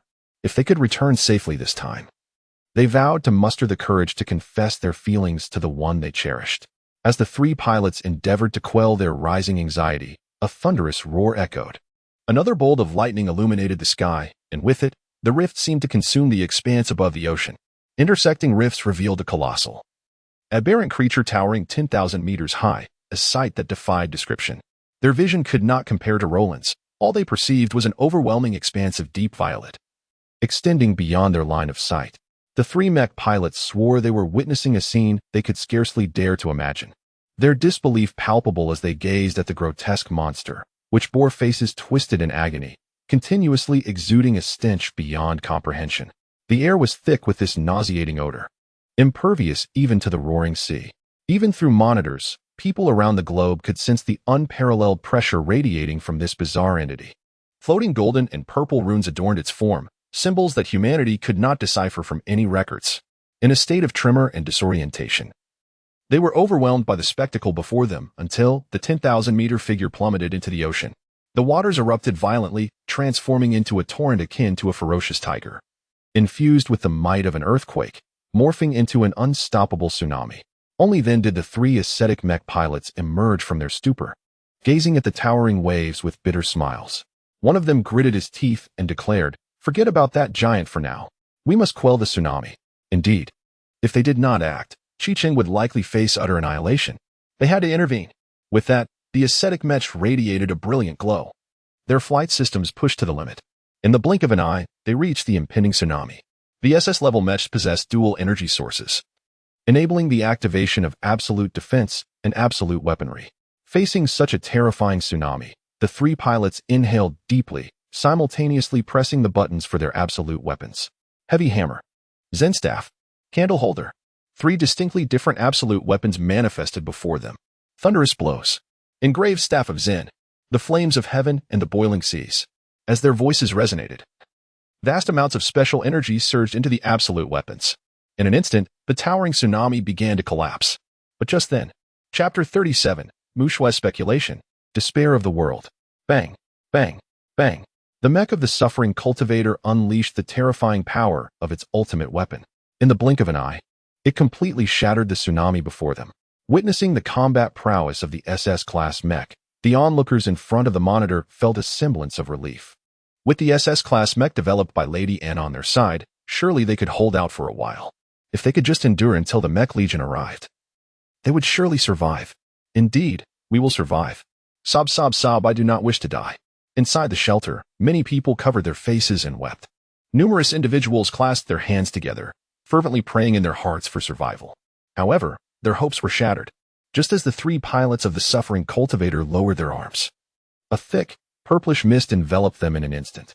Following that, a terrifying hand, reminiscent of a mountain, descended from the sky, though the hand had yet to land. A sense of inescapability surged in the hearts of the three. Bang!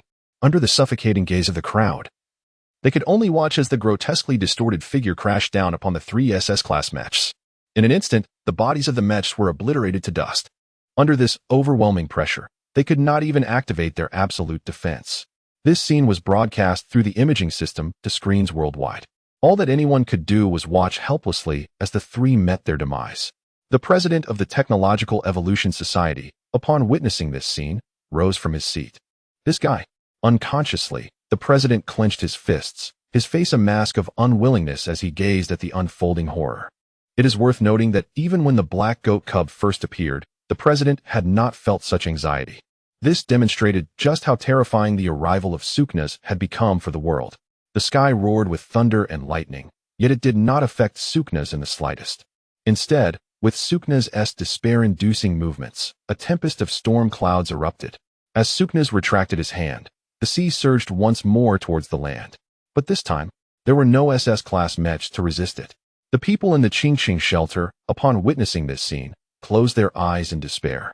The sounds of sorrowful weeping, anguished cries, and devastating wails filled their hearts as tears streamed down their faces. A melancholic atmosphere rippled through the shelter. God, please save us. Oh, Supreme Deity, grant us the hope to survive. Any god will do. As long as you can rescue us, we shall devote our lives to your reverence. In their desperation, humanity sought a spiritual refuge. Just then, one person pointed at the screen and exclaimed, "Look, the mysterious mech has appeared. How wonderful. We are saved. As long as the mysterious mech exists, we will surely survive. Chichen will not perish." In the shelter beneath the manor, Mu Shui gazed at the monitor with a worried expression. She had an instinctive feeling that the pilot of the mysterious mech was undoubtedly Bai Luoning. They were not merely close friends now. They were like sisters, closer than blood relatives. Thus, she trusted her intuition. Watching the mysterious mech floating in the air, Mu Shui's expression became indescribably complex. Regardless of what transpired, all she hoped for was that Luoning would be safe. At that moment, Bai Luoning found herself in Gabriel's boundless space. Under her control, Gabriel wielded a long axe and swung it downwards, drawing a perfect arc in the air. A brilliant flash struck the tsunami, cleaving it in two. Immediately, Bai Luoning cast a grave glance at Suknas before her. In comparison to Suknas' imposing figure, Bai Luoning appeared almost like a mere doll, no, even smaller than a doll. Taking a deep breath, Bai Luoning held nothing back. Only by giving her all could she hope to inflict harm upon this terrifying evil god. God-slaying mode. The gate of heaven. With Bai Luoning's words resonating, a loud bang echoed. Luoning. Inside the shelter, Mu Shui watched in alarm as Bai Luoning was hurled away by the thick purplish mist, her face betraying her anxiety. Those watching through the monitor gasped in disbelief, their pupils contracting sharply. How could this be? That mysterious mech was actually sent flying by the mist? No, no, no. This cannot be real. The mysterious mech is so formidable. How could it be overpowered? I must be seeing things wrong. I absolutely cannot accept this. In the footage, the vast purplish mist solidified and heavily struck Gabriel. The god-slaying mech Gabriel was sent flying like a baseball, crashing through 3 buildings before finally coming to a halt. Bai Luoning's face reflected profound embarrassment. Although Gabriel's structure remained intact, the absolute defense she had activated had drained most of its special energy. If she were to endure another hit from Suknas, the god-slaying mech Gabriel would surely shatter. With this thought, a sheen of cold sweat appeared on Bai Luoning's forehead. An unprecedented gravity settled in her heart. She had never found herself in such a dire predicament before. In the boundless space, Bai Luoning maneuvered Gabriel, emerging from the rubble of the buildings. Her disheveled appearance filled many spectators with utter despair. It's over. Even the mysterious mech cannot contend against this monster. This planet is doomed. Why must this world torment us so? If only I could be born into a peaceful world devoid of evil gods. Watching this scene unfold on the monitor, Mu Shui gripped her delicate hands tightly. Luoning, she whispered softly, biting her cherry lips as she made a decision that others would deem utterly insane. Without hesitation, Mu Shui dashed towards the battlefield. Just then, Suknas, controlling the golden and purplish runes, 2 obscure symbols, gathered them before his chest. The next moment, a torrent of purplish mist amassed within Suknas' chest cavity. Warning! Warning! Energy fluctuations exceeding the threshold detected. Hearing the mech's alert, Bai Luoning spoke resolutely. Even so, I cannot allow my father to return to an empty home. Chapter 38. A Frantic World. The Bright Star. As Bai Luoning's voice faded, an unprecedented madness flickered in her eyes. At that moment, she felt the surge of her bloodline power intensifying uncontrollably. In her crimson pupils, a blood-red hue glimmered ominously. If one wishes to annihilate Qi-Qing, they must first conquer me. Within the boundless space, Bai Luoning, transformed with white hair and blood-red eyes, clapped her hands fiercely. A vast amount of special energy was instantaneously infused into the absolute weapon, the Oath of Words. This was a strategy that entirely forsook defense. Even those witnessing this scene were deeply shaken. Bang! In the Evolutionary Technology Society, the president slammed his palm on the table. It seemed he was profoundly moved by Luaning's actions. Dispatch all unmanned mechas. Send forth all S-Class HCB 777 mechas. Whatever it takes, we must withstand the tsunami. Let this mysterious mecha fight without reservation. We must safeguard Chi-Ching. If Chi-Ching falls, the world will be irrevocably doomed. Upon hearing these words, Anna's expression remained unchanged. Yet her heart sneered. At that moment, high above in the sky, Luaning gazed at the towering Suknas, her voice heavy with gravity. God-slaying mode. The gate of heaven. With a cold snort, the God-slaying mecha, Gabriel, unfurled 6 wings of light, extending outward. Under the supply of special energy, a sacred, pure white door, faintly resonating with hymns, slowly opened under the gazes of the onlookers. Controlling Gabriel, Luaning spun her dual axes, the crystalline patterns on her body glowing ever more brightly. In an instant, a concentrated brilliance surged wildly from the door. It was an energy of utmost purity, starkly contrasting with the force of Suknas. As Suknas gathered its energy, it too descended from the heavens, and the two forces collided. Boom! A terrifying explosion reverberated through everyone present. All eyes widened at the monitor, eager to ascertain the state of the mysterious mecha. However, the screen was ablaze with dazzling light. At the zenith of the firmament, the fissured, dark purple clouds revealed Suknas, whose form was slightly unsteady. The recent explosion had caused the runes surrounding him to appear somewhat disrupted, and his stance faltered. A furious rage erupted from Suknas, his ear-splitting roar echoing in the minds of the crowd. And with that roar, anyone who heard it was consumed by an unparalleled madness. Before the evil god, humanity was naught but ants. Ha ha ha ha. Is the world truly on the brink of destruction? How splendid! In the shelter, one individual's sanity was shattered in an instant. He glanced at those around him, extending his hand to grasp the throat of a stranger, shouting, "If the world is to perish, let us descend into hell together." As this individual made his grotesque move, the one deprived of breath oddly smiled. His lips curled towards his ears, and even as blood seeped from the corners of his mouth, he felt no discomfort. The blood trickled down his cheeks, yet his grin grew ever more vibrant. This rendered the scene exceedingly macabre. An elderly woman stared, aghast, at the unfolding chaos. Covering her nearly toothless mouth, she exclaimed, "My God!" Why the woman's initially shocked expression morphed into one of madness as she continued, "My God! Why does the world collapse so slowly? Why not hasten the overthrow of this realm?" Crack, crack, crack. All who heard the evil god's roar nearly screamed in madness, even within the Evolutionary Technology Society. This was true. Yet, unlike others, the president, in a moment of clarity, drew his firearm and shot himself in the palm. The intense pain kept him alert. At that moment, Anna approached the president, holding a square object. She declared, "President, this contains audio frequencies capable of restoring clarity. I stumbled upon it while researching mechas. It may swiftly bring people back from the brink of madness." Without hesitation, the president commanded its widespread broadcast across the globe. Fortunately, the Evolutionary Technology Society held dominion over the world's shelters. As the audio resonated throughout the refuge, many individuals began to regain their sanity. It was only then that they comprehended the terror of the evil god, the might of the evil god, unmatchable. As the brilliance of the monitor faded, Luaning's mecha crashed heavily onto the sandy shore. The Gabriel mecha was marred with ash-colored burn marks, with sporadic electric currents dancing upon it, imparting an aura of twilight. At that moment, Mu Shui listened to the audio emanating from her wrist device, the madness in her mind receding like a tide, granting her an unprecedented clarity. Yet, when her gaze fell upon Luaning, her face was filled with profound urgency. "Luaning!" Mu Shui called out, hastening towards the god-slaying mecha, Gabriel. In the boundless space, Luaning observed the scene before her, her pupils constricting sharply. "Mu, what are you doing here?" Luaning screamed, utterly panicked. Why did Mu Shui leave the shelter to come here? At that instant, like a raging tempest, Suknas unfurled its grotesque visages. These tormented faces coalesced into swirling mists, drifting ominously towards Luaning, as if to engulf her entirely. As the mist approached, ready to consume Luaning, Mu Shui spread her arms, standing resolutely in front of her. Simultaneously, her wrist device chimed. Ding.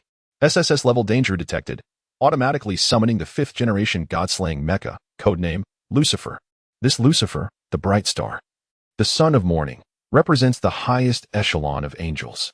Crafted by Roland, inspired by the legend of the fallen Lucifer, it is the fifth-generation God-slaying mecha, a gift from Roland to Mu Shui.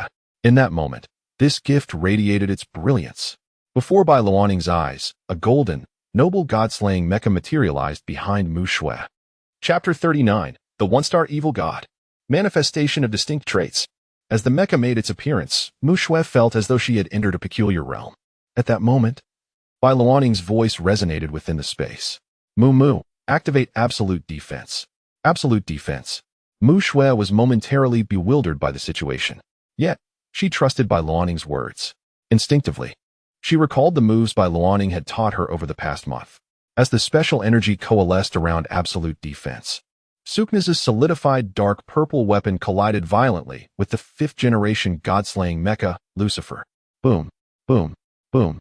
The dark purple mist repeatedly battered against the absolute defense.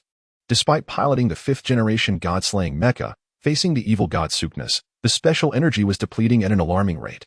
Observing this, a serious expression flickered in Bai Luanning's eyes. Limitless summoning. God-slaying mecha. Codename, Yahweh. With her words, a brilliant light illuminated the ruins where Gabriel lay. As the radiance dissipated, a god-slaying mecha of equal stature to Lucifer emerged, captured by the imaging system for all to see.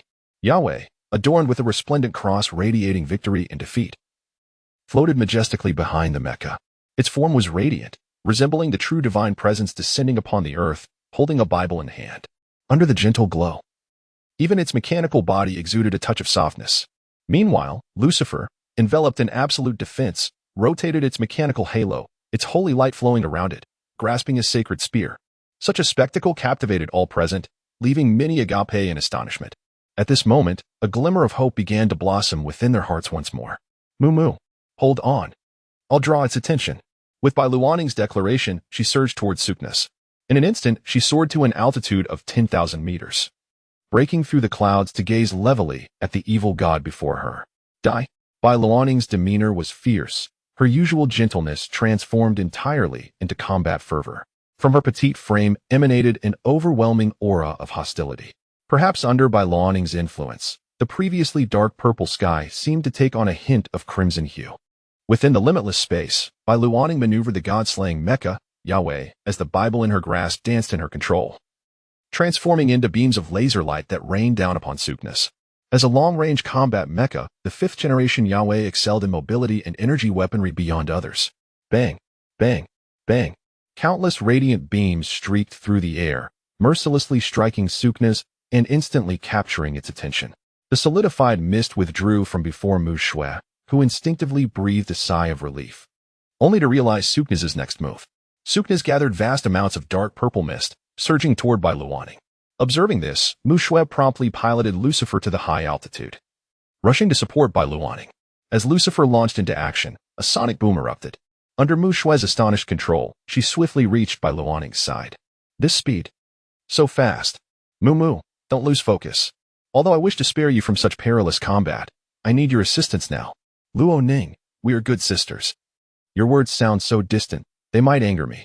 In the limitless space, Bai Luanning, with her white hair and red eyes, let out a laugh. Then let us fight side by side. We must draw this evil god toward the depths of the ocean to prevent the destruction of Qingqing. All right. I shall follow your lead. With that, Mu Shui and Bai Luanning surged forth, two beams of light intertwining in the air, sometimes lasers filling the sky, other times streaks slicing through the void. The synergy between the two women manifested at this moment. Both piloted fifth-generation God-slaying mechas. While not on par with the one-star God-slaying mecha, their maneuverability was commendable. The two mechas were sufficient to temporarily distract Sukna's assault.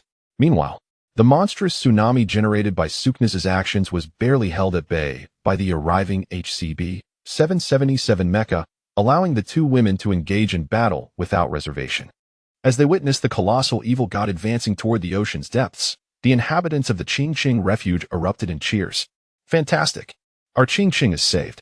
If we can keep it engaged, we shall surely defeat this evil god. To survive is the greatest blessing. In stark contrast to the excitement of ordinary survivors, Song Zhe, the leader of the Qingqing Special Operations Team, sensed that the situation was more complex than it appeared. A foreboding intuition gnawed at him, accompanied by an unprecedented feeling of helplessness. If only he could join the fray. Just as Songzae pondered this, his pupils dilated sharply. This is. As his words fell, the display screens within the refuge abruptly shifted. The grotesquely distorted visage spread rapidly, contaminating everything in its vicinity. Anything that touched that repulsive, contorted face, even the seawater, was instantaneously assimilated. The environment was being corrupted. Mu Shui, piloting Lucifer, gazed in shock at the unfolding scene. At that moment, Bai Luoning recalled Roland's words, one-star evil god, possesses the ability of manifestation, capable of assimilating the surrounding environment and growing immensely powerful. Realizing this, Bai Luoning's pupils constricted. Mu, we must flee. With her urgent exclamation, torrents of dark purple mist, assimilated with human faces, spiraled into a colossal vortex on the vast ocean surface.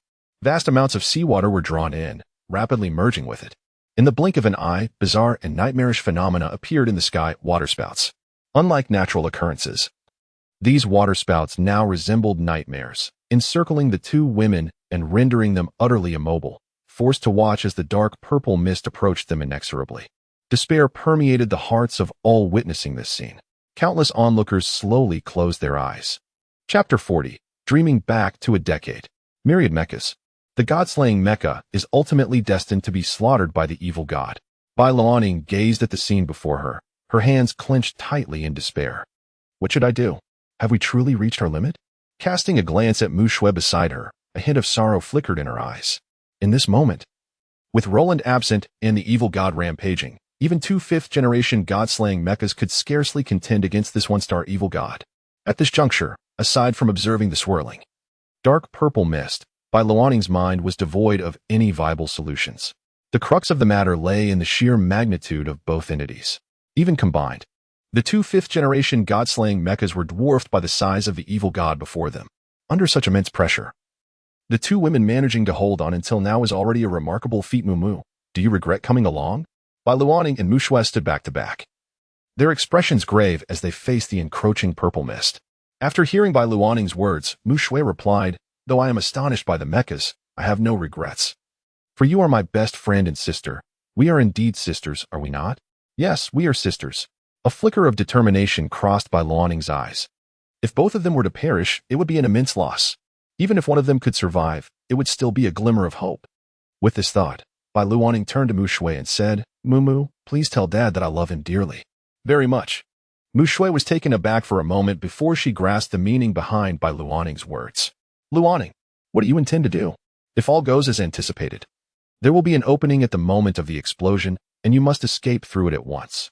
As Bai Luoning's voice trailed off, she murmured softly, initiating self-destruct mode. Luoning, do you remember what I told you earlier? Suddenly, the voice of Roland echoed within their void space. The two women paused, then responded, Dad, is that really you? Have you returned from your business trip? Sort of. In any case, leave this evil god to me. You both have done exceptionally well. Roland continued. However, due to your perilous actions, Luoning, I shall punish you with a month of dishwashing at home. Remember, as long as I am here, no one, not even the evil god, can harm you. A brilliant light flashed, revealing a mecha that resembled a noble figure amidst the clouds. At that moment, everyone was astounded. They had believed the world was on the brink of destruction, yet unexpectedly, a mysterious mecha materialized in the scene. With a flash of light, the mecha that emerged from the spatial rift moved with lightning speed. Sword wings unfurled.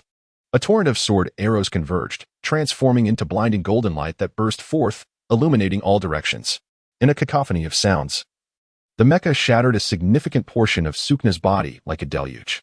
Simultaneously, the fearsome sword energy storm cleaved through the already formidable dragon's water, allowing Bai Luoning and Mu Shui to escape. Just as everyone thought this was Roland's limit, he clapped his hands within the void space. Titan, Kronos. In the next moment, Uranus was withdrawn into the void space, replaced by a flickering shadow. A one-star god-slaying mecha of the same size as Sukna's appeared before them. Their jaws dropped in disbelief.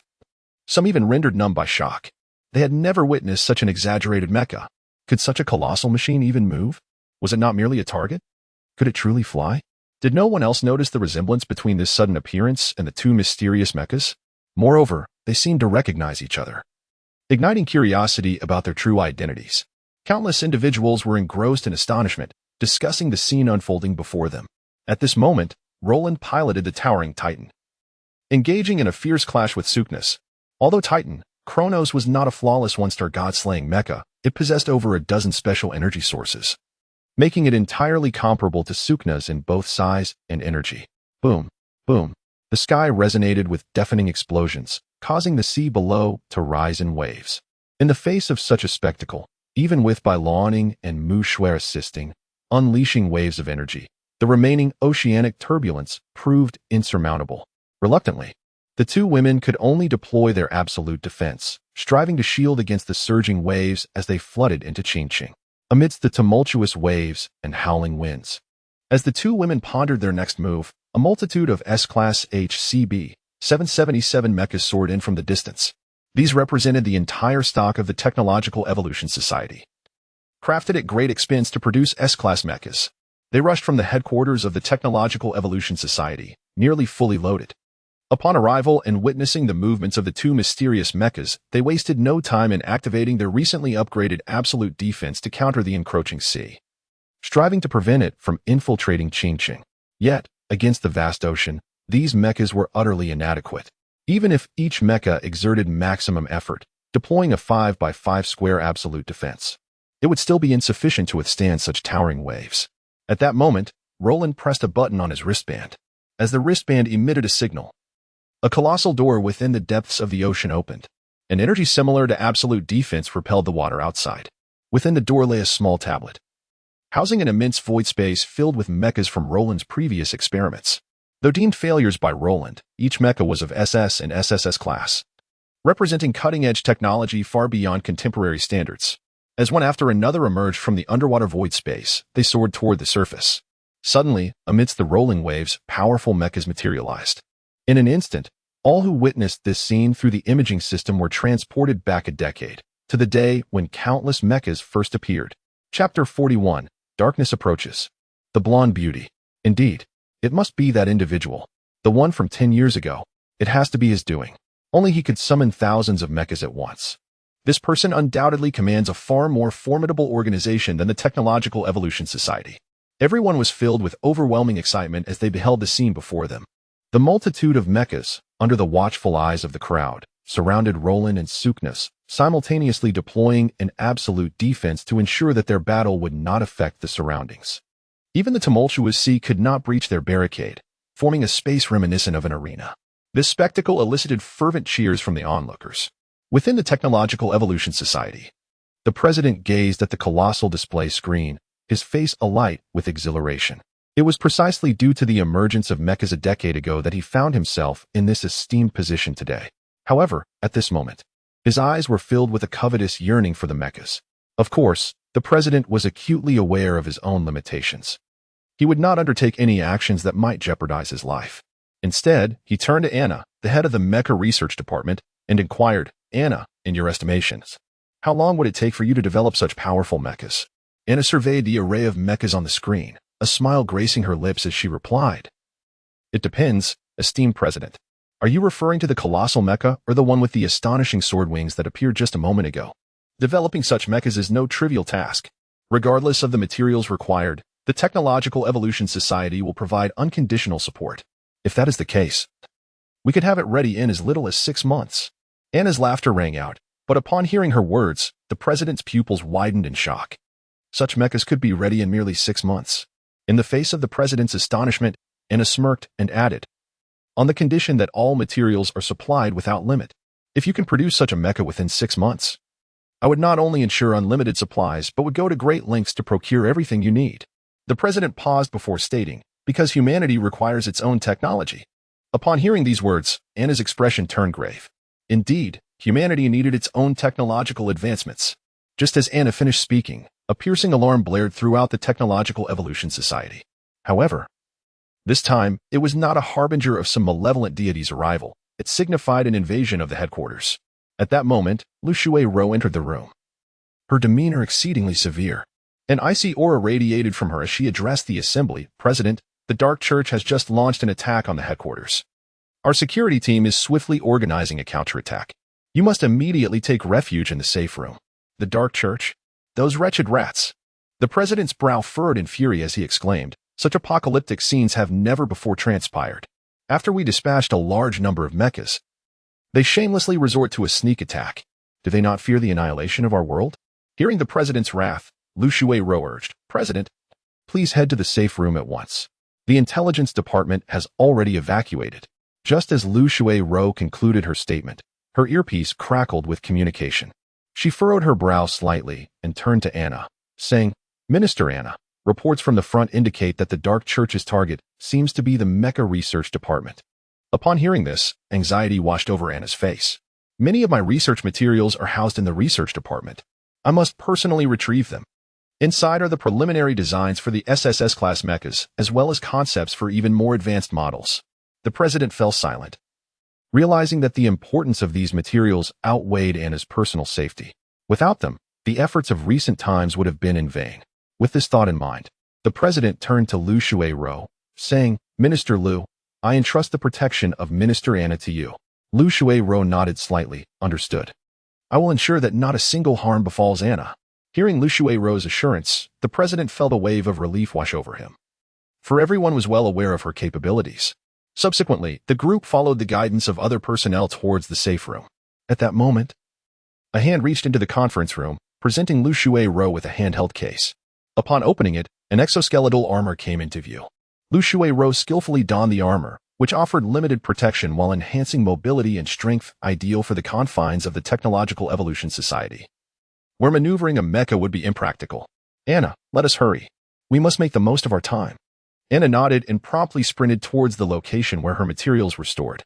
Unbeknownst to Lu Shuai-ro, as Anna turned, a faint smile graced her lips. The two women navigated swiftly through the Technological Evolution Society, with Lu Shuai-ro issuing commands via her portable screen to coordinate the defense, showcasing her formidable abilities. However, at that moment, a golden-tailed scorpion, glowing with radiant light, lunged toward Lu Shuai-ro and Anna. Its speed was so remarkable that it produced a deafening sound in the air. In an instant, Lu Shuai-ro unsheathed her sword and struck at the scorpion's tail. The clash of metal rang sharply in the ears of those present. Lu Shuai-ro glanced to the side and beheld a woman with flowing golden hair striding toward them. The golden scorpion tail retreated behind her, adding an aura of danger to her strikingly alluring presence. "A biological mecha. So you were one of the Dark Church's operatives? How did you gain entry?" Lu Shuai-ro queried, noting that the woman had not been visible in the earlier scene. The woman chuckled lightly in response. "As long as we of the Dark Church desire, we can infiltrate your so-called Technological Evolution Society headquarters without your knowledge." As her words lingered in the air, Anna's smile deepened, though Lu Shuai-ro, turned away, remained oblivious to Anna's expression.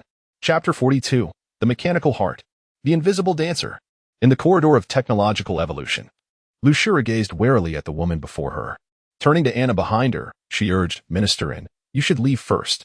I will hold them off here. Be careful." Anna replied, darting away, leaving Lu Shuai to confront the woman alone. "Oh, aren't you afraid?" the woman taunted. "Afraid? The word fear does not exist in my world." Lu Shuai's face bore the icy resolve of a mountain. Her fingers tightened around the hilt of her sword, exuding an overwhelming aura of strength. "Is that so? I only hope you won't find yourself on your knees begging for mercy later." The woman replied, revealing her venomous tail with a seductive lick. There was no doubt in her mind she wouldn't poison herself. After all, this was reality. Suddenly, a golden blur lunged toward Lu Shuai, her expression unchanging. She swiftly swung her tang dao. The crisp clang reverberated through the corridor, yet the tremor from her blade filled her with caution. Were it not for the exoskeleton armor supporting her arm, her sword might have been sent flying in that instant. With a shift in her stance, Lu Shuai charged at the woman, aiming for close combat. Judging by the woman's appearance, she belonged to a category of formidable attackers, and getting close would significantly limit her venomous tail's reach.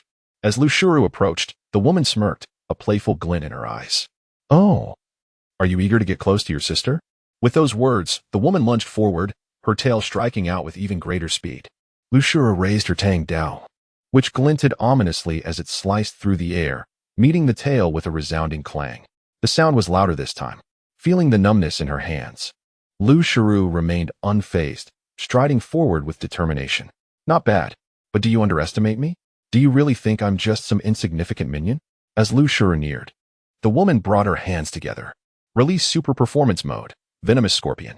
With that proclamation, An array of nanomachines erupted from the woman's tail, enveloping her in a formidable exoskeleton, transforming her into a colossal, semi-transparent scorpion. Its pincers bore a gun barrel, a clear indication of its lethal capabilities. The mouth, a mechanical marvel, promised an astonishing biting force, while 8 spindly legs added an eerie presence. In an instant, Lushura recalled the terrifying scarlet spider, Margaret. She realized the identity of the woman before her. One of the cardinals, the venomous scorpion, Catherine. Catherine chuckled.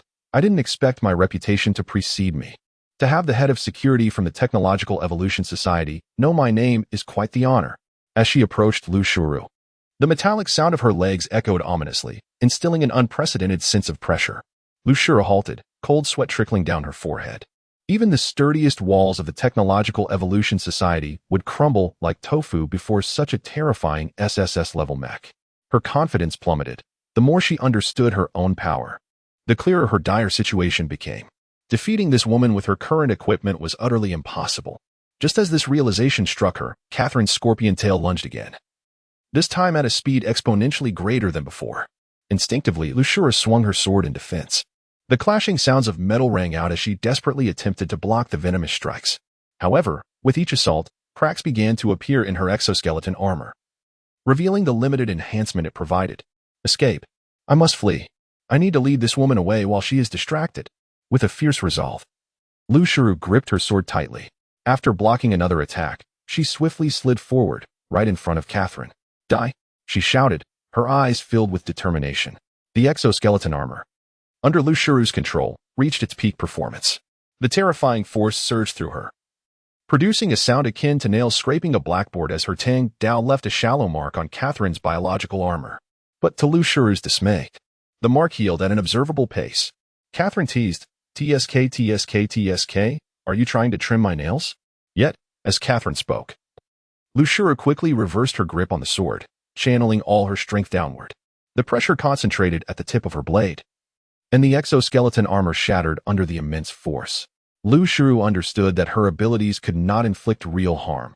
So in that fleeting moment, as her sword came crashing down, she rolled behind Catherine and sprinted away, deliberately drawing her attention. I just can't fathom why someone so beautiful would choose a scorpion as their mech. Do you have some peculiar fetish? Catherine was well aware of Lushuru's ruse. However, her mission was clear: create chaos, buy time, and divert attention.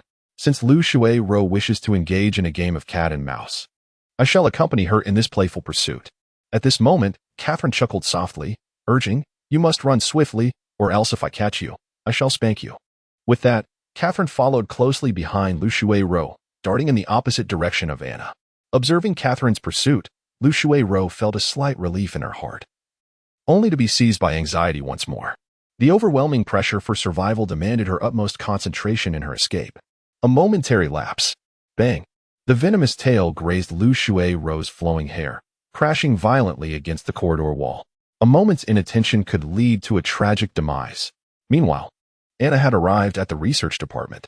As she entered, her pace slowed, and the panic that once graced her features dissipated entirely, replaced by a subtle smile that seemed to enhance the peculiar ambience around her.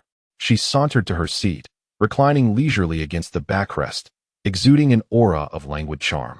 Why does His Holiness not permit us to eliminate Lu Shui-ro? Anna's voice floated through the air. From a shadowy corner of the ceiling, a massive scarlet spider emerged, revealing the exquisite visage of Marguerite as the biological mechs dispersed. Anna, we are merely the swords in His Holiness's hand. There is no need for such inquiries. After a pause, Marguerite added, if I may speculate, it is likely due to Lu Shui-ro's connection with that individual. That individual? At this juncture, Anna glanced at the monitor, where the battle over the ocean raged on.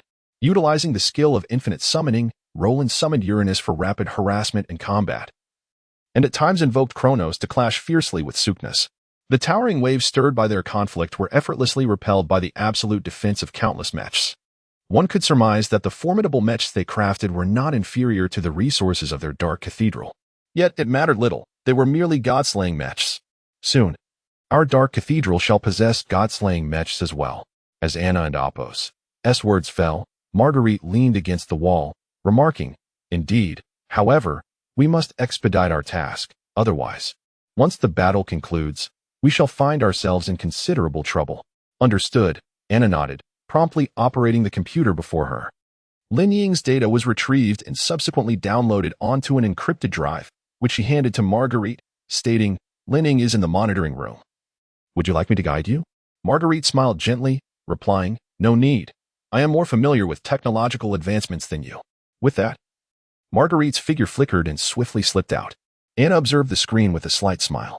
This time, 3 of the 4 cardinal bishops of their dark cathedral had mobilized, with only the 4th, a rather unique presence, absent. This was nearly equivalent to their cathedral's elite combat force, indicating that His Holiness was particularly invested in this god-slaying biological mech endeavor. One could only hope Lin Ying could endure a little longer, yielding some utility for research. What transformations might occur from the fusion of a black goatling and a human? Lost in thought, the once demure Anna suddenly burst into laughter. Ha ha ha ha ha ha ha ha ha ha. Her laughter was as wild as it was beautiful, for they were the 4 cardinal bishops, each a rare beauty acknowledged by His Holiness. As Anna laughed, the scenes on the monitor grew increasingly chaotic. It was evident that this apocalyptic spectacle was nearing its climax. Roland, situated in the realm of infinity, gazed at Suknas and murmured, "Suknas, whether in the past or present, you have never been my match." The voice of the purple-robed figure echoed, audible only to Roland. "Huh? I remember now. I finally recall who you are. Ro. However, Ro, why has your strength diminished so? You could once crush me effortlessly. Yet now you rely on external forces. Though we are fundamentally the same, I anticipate that when I resurrect next, it will be your end." Roland's expression remained impassive as he continued to strike Suknas, unceasingly delivering blows. "Revive? Do you believe I shall allow your resurrection? Your divine essence is mine.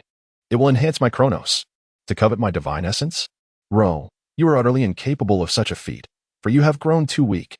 Then, let us see if you truly believe I have weakened." As Roland and Apos' words echoed, he commanded Chronos to slam down upon the ocean and Apos' surface. In an instant, monstrous waves surged against the walls formed by absolute defense, enveloping the figures of both combatants. At that moment, Roland dismissed Chronos, returning it to the realm of infinity. "Suknas, now that you recall my identity, you should understand my heart of machinery." As Roland spoke, a radiant light flickered from his chest, dark, intricate patterns spreading across his body like tattoos, evoking a grotesque aura surpassing even Suknas. With the weight of this pressure, Suknas felt a pang of alarm. "No, this cannot be. You seem to be more. Annihilation." Before Suknas could complete his sentence, Roland pointed sharply ahead. In an instant, space began to unravel, and a terrifying black hole materialized, drawing Suknas's form into its grasp, disintegrating him utterly. Empowered by Roland's might, even Suknas's divine essence could not escape. As Suknas sensed his strength waning, he, an evil god, felt an unprecedented chill and dread. "Ro, you are concealing your true power. What do you intend to accomplish? Tell me." Suknas attempted to resist the overwhelming pull, but the disparity was insurmountable. In response to Suknas and Apos' query, Roland remained silent, merely pointing skyward. In that moment, Suknas grasped the implications. A cackling laughter erupted, echoing through the air. "Ha ha ha. You are afraid. I know you are afraid. Indeed, you have grown stronger.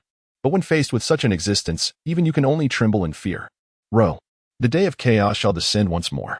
We are destined to meet. You cannot escape. Remember my name, the unseen dancer, Suknas."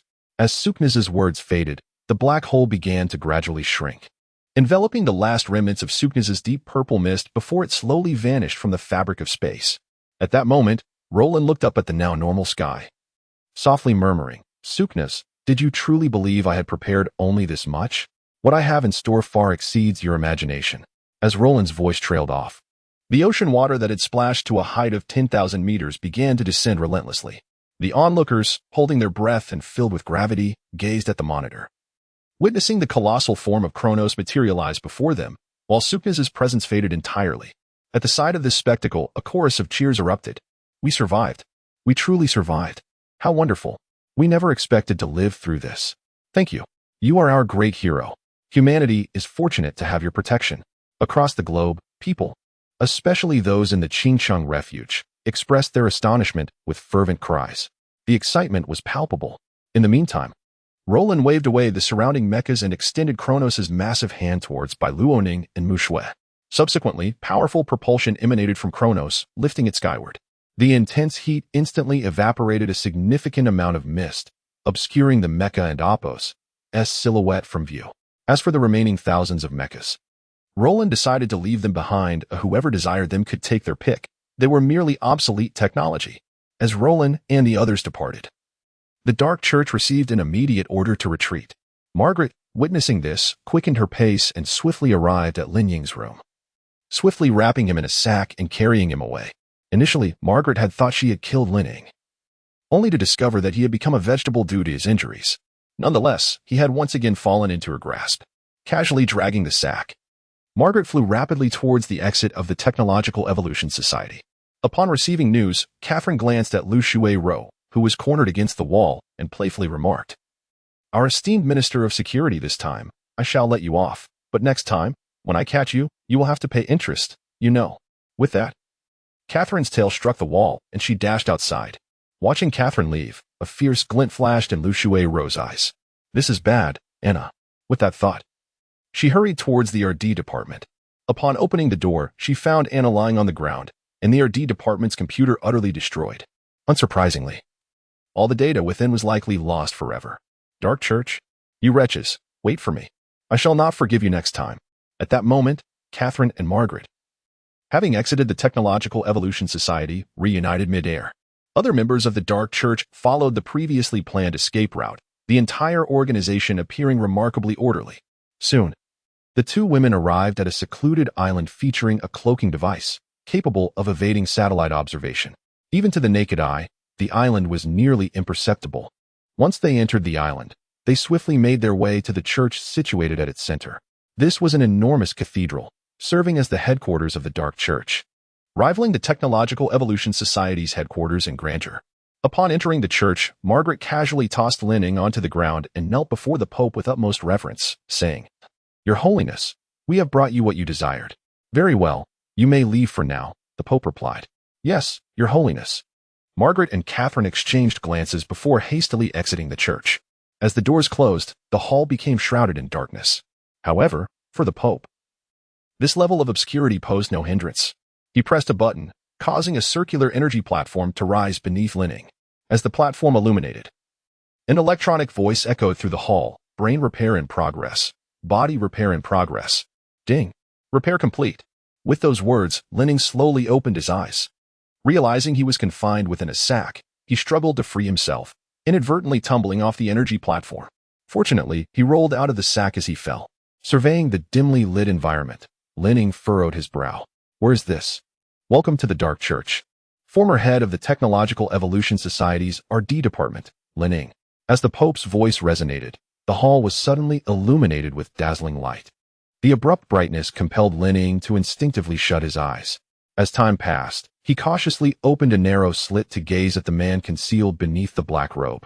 Suddenly, Lin Ying's pupils constricted sharply, an unprecedented wave of shock spreading across his face. Chapter 43. Roland in the Kitchen. The whole family suffers. Lin Ying stared in utter astonishment at the scene before him, struggling to believe his own eyes. He gazed up at the man standing before him, his lips trembling slightly. For a moment, his mind felt as though it had short-circuited. You are. It has been a while since we last met. But in the realm of memory, it seems our separation was brief, the Pope remarked, stepping closer to Lin Ying. With an air of superiority, he looked down upon Lin Ying and simply snapped his fingers. Suddenly, a cultivation chamber materialized from the ground. "What do you intend to do?" Lin Ying instinctively shivered, feeling that his previous state of being a vegetable was far preferable to the current moment of clarity. The overwhelming sense of horror threatened to shatter his worldview. Simultaneously, it validated his earlier thoughts, which had stemmed from offending the very man before him. Seeing Lin Ying so visibly shaken, the Pope's lips curled into a smile. He bent down and effortlessly lifted Lin Ying from the ground, as if he were merely a chick. The ease with which the Pope raised him filled Lin Ying with dread. "I do not wish to do anything malicious. I merely have a question for you," the Pope stated, casting his gaze upon Lin Ying's legs. "Are you perhaps interested in experiencing the sensation of walking again?" Lin Ying hesitated. He did not perceive this as a benevolent offer. As the former head of the RD department, countless possibilities flashed through his mind. Recalling the Dark Church's theft of materials related to Pharaoh and the young black goat before his incident, a terrifying notion took root in his thoughts. As this realization dawned upon him, Lin Ying's pupils constricted, and he looked at the Pope in disbelief, his voice trembling. You cannot possibly intend to use those materials to create a biological mech, can you? Indeed. You are aware that our dark church excels in the creation of biological mechs. The Pope replied, pausing momentarily before continuing. Do you not desire to possess your own legs? Not only that, but you could also gain immense power. The only cost would be to obey our dark church. Do you accept this bargain? Why choose me? With the power of your dark church, acquiring any materials should be a trivial matter, Lin Ying questioned. Quite simply, it is because you meet our criteria. You possess a resilient spirit, the Pope explained. When combined with those grim materials, they tend to invade the human mind. And only those with strong convictions can retain their sanity. Lin Ying, absorbing the Pope's words, muttered to himself, So, you chose me?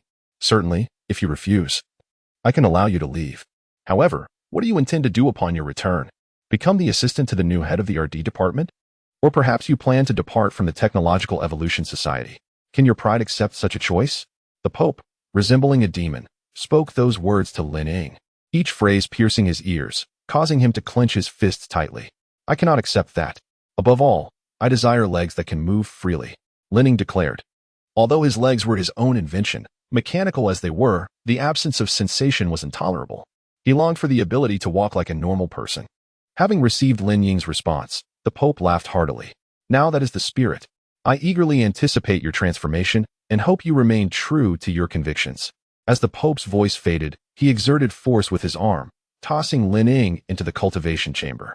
With a thud, Lin Ying landed heavily inside, and the chamber door sealed shut. A dense, dark mist poured from the exhaust vents above, and a wave of intense pain surged through Lin Ying's heart. Only then did he comprehend the agony of this process. Ah! Within the grand hall, Lin Ying's cries of torment echoed. Yet the space was now devoid of any other presence. Meanwhile, Roland, controlling Kronos, activated the illusion system, concealing the colossal mech body. He swiftly arrived at the seaside manor in Qingqing. Subsequently, he retracted Kronos into the boundless space. Feeling the gentle sea breeze, Roland lazily stretched at his doorstep. At that moment, Bai Luoning and Mu Shui also returned their mechs to the boundless space. The two little girls dashed toward Roland and leapt upon him like koalas. Daddy, you're back. How wonderful! Bai Luoning exclaimed, tightly embracing Roland, her head pressing against his chest, inhaling his familiar scent. Mu Shui also wrapped her arms around him, whispering, Godfather, I thought I would never see you again. Feeling the warmth of the two little ones in his arms, Roland smiled. He playfully tugged at their little backsides as he headed toward the villa. How could you ever think that? Did I not promise to always protect you? Upon hearing Roland's words, Bai Luoning buried her face deeper into his chest and murmured, Daddy, please don't be away for so long again. I missed you so much during this time for Roland, due to the differing flow of time in the space. His senses perceived the separation from Bai Luoning as lasting less than a day. Yet for Bai Luoning, at least a month and a half had passed, making her suffering all the more palpable.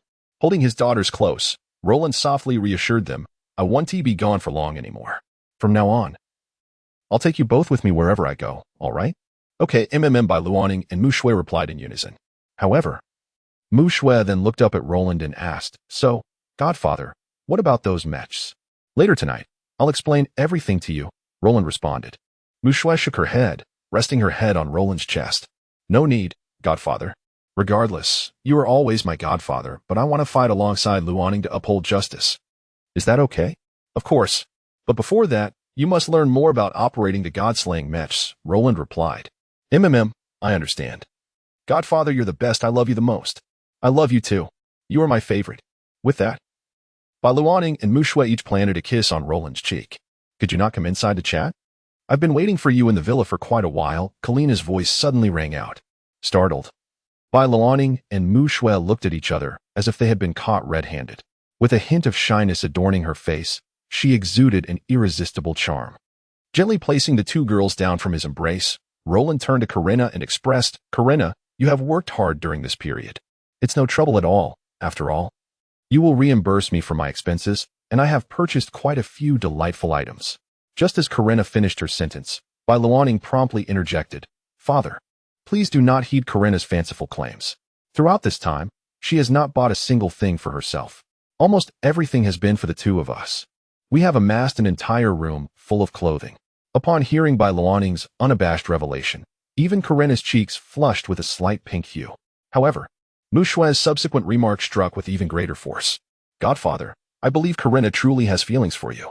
During this time, she has consistently praised your virtues. Have you not considered that? Bai Luoning discreetly gave Mu Shui a thumbs up, signaling her as a splendid ally, with Mu Shui's support echoing in the air. Roland regarded Corinna with a smile and inquired, is that so? If so, would you care to join me for dinner tonight? I shall personally prepare the meal. Absolutely. I have never tasted the culinary creations of my godfather. Mu Shui clapped her hands in excitement. Neither Corinna nor Mu Shui had ever savored Roland's cooking. And upon receiving his invitation, Corinna's shyness intensified. She shyly nodded and replied, since you wish to spend more time with me, I shall reluctantly accept. Observing the two girls swiftly acquiesce, Bai Luoning's expression subtly shifted. She was well aware of Roland's culinary prowess, which could only be described as catastrophic. Without a moment's hesitation, she declared, I'll go freshen up first, and I just remembered, I have some homework to attend to, so please do not call me for dinner. With that, Bai Luoning hastily retreated to the villa, not pausing for a second. Mu Shui, watching Bai Luoning's departure, felt a spark of curiosity. Did they have homework? It seemed unlikely. Why then, was Bai Luoning seeking an excuse to leave? However, Mu Shui chose not to dwell on it. She then turned to Roland and offered, Godfather, may I assist you in the kitchen? Roland gently stroked Mu Shui's hair and replied, no need. It's merely cooking, and I harbor great confidence in my culinary skills. You and Sister Corinna can wait in the living room for dinner. Mu Shui nodded vigorously. After all, it was her first battle with the God-killing Mecha, and the drain on her mental energy was considerable. Thus, she said nothing more and took Corinna by the hand, leading her to the living room. Corinna, have you never tasted Roland's cooking before? No, besides the time you cooked, it has always been Sister Luoning and I alternating in the kitchen. Is that so? In that case, I am even more excited. At this thought, Corinna delicately licked her crimson lips, exuding an inexplicable allure. However, as the two girls chatted, Corinna's delicate nose twitched slightly. Mu Shui, do you detect a burnt odor? I sense something amiss too. It seems that scent is wafting from the kitchen. Upon Mu Shui's words, their expressions shifted instantaneously. They exchanged a glance and then sprang to their feet, hastening toward the kitchen. Roland, how's the meal coming along? Corinna inquired as she swung open the kitchen door. There stood Roland, whistling a tune, blissfully frying steak. Spotting Mu Shui and Corinna, he cheerfully said, are you both hungry? Don't worry, I'll finish soon. Just wait in the living room for a moment. Oh, and remember to call Luoning, even if she says she won't eat. It's important to develop a good habit of eating on time. Roland's words abruptly interrupted the thoughts swirling in Corinna and Mu Shui's minds. Before they could glimpse the contents of the pan, Roland ushered them out of the kitchen. The two girls exchanged glances, sharing a mutual sense of resignation. However, they did not dwell on it too much. How bad could it possibly be? Even if the steak were burnt, surely there were other dishes? With that in mind, they ascended the stairs and knocked on Bai Luoning's door. Upon hearing Mu Shui and Corinna's voices, Bai Luoning instinctively shuddered. Without a doubt, it was her father come to summon her for dinner. Realizing this, she called out, I'm feeling a bit unwell. You all go ahead and eat. She added, be sure to eat well and help me finish my portion. Thanks. With that, she fell silent. Hearing her words, the two girls exchanged glances, each reflecting a degree of helplessness. Well then, if Bai Luoning is unwell, we should refrain from eating, they concluded, descending the staircase. Little did they know, the moment they reached the bottom, they were taken aback. Roland had already prepared dinner and brought it out from the kitchen. The air in the living room was thick with the acrid smell of burnt food, invading their nostrils like an unwelcome specter. As they inhaled the pungent scent, a shiver ran down their spines. Then, they turned their gaze to the table. Every dish bore the mark of Roland's culinary misadventures. Their charred surfaces transformed into a deep black. No, to be precise, the entire meal resembled nothing more than blackened charcoal. The sight caused both girls to instinctively recoil. It was only at this moment that they truly comprehended Bai Luoning's relentless excuses for avoiding Roland's cooking. She had foreseen this disaster. Upon spotting the two girls descend from the upper floor, Roland greeted them. Is Luoning not coming down? What a pity. You will miss out on my exquisite cooking. But this works out perfectly, as you can indulge a bit more. If there's not enough, feel free to finish Luoning's share as well. Observing Roland's enthusiastic demeanor, Corinna and Mu Shui exchanged glances once more, this time filled with trepidation. They slowly took their seats, grasping their forks and knives, and tentatively approached the steak. The moment they cut into it, an unimaginable crunch echoed, reminiscent of slicing through a 2-decade-old baguette. A shiver coursed through the two young women. However, upon encountering the eager gaze of Roland, they gradually placed the food into their mouths. In an instant, a spectrum of emotions, red, orange, yellow, green, blue, and purple, unfurled across their faces. They immediately let out a wail that resonated through the room, reminding Bai Luaning of the dread she felt when she was subjected to Roland's culinary experiments. Fortunately, she had ordered takeout beforehand. Although the recent incident with Suknas had transpired, Qingqing had swiftly returned to its usual rhythm. After all, a city must continue to function, and one calamity should not bring everything to a halt, lest the entire system collapse. Just as Bai Luaning pondered this, the doorbell rang from outside the villa.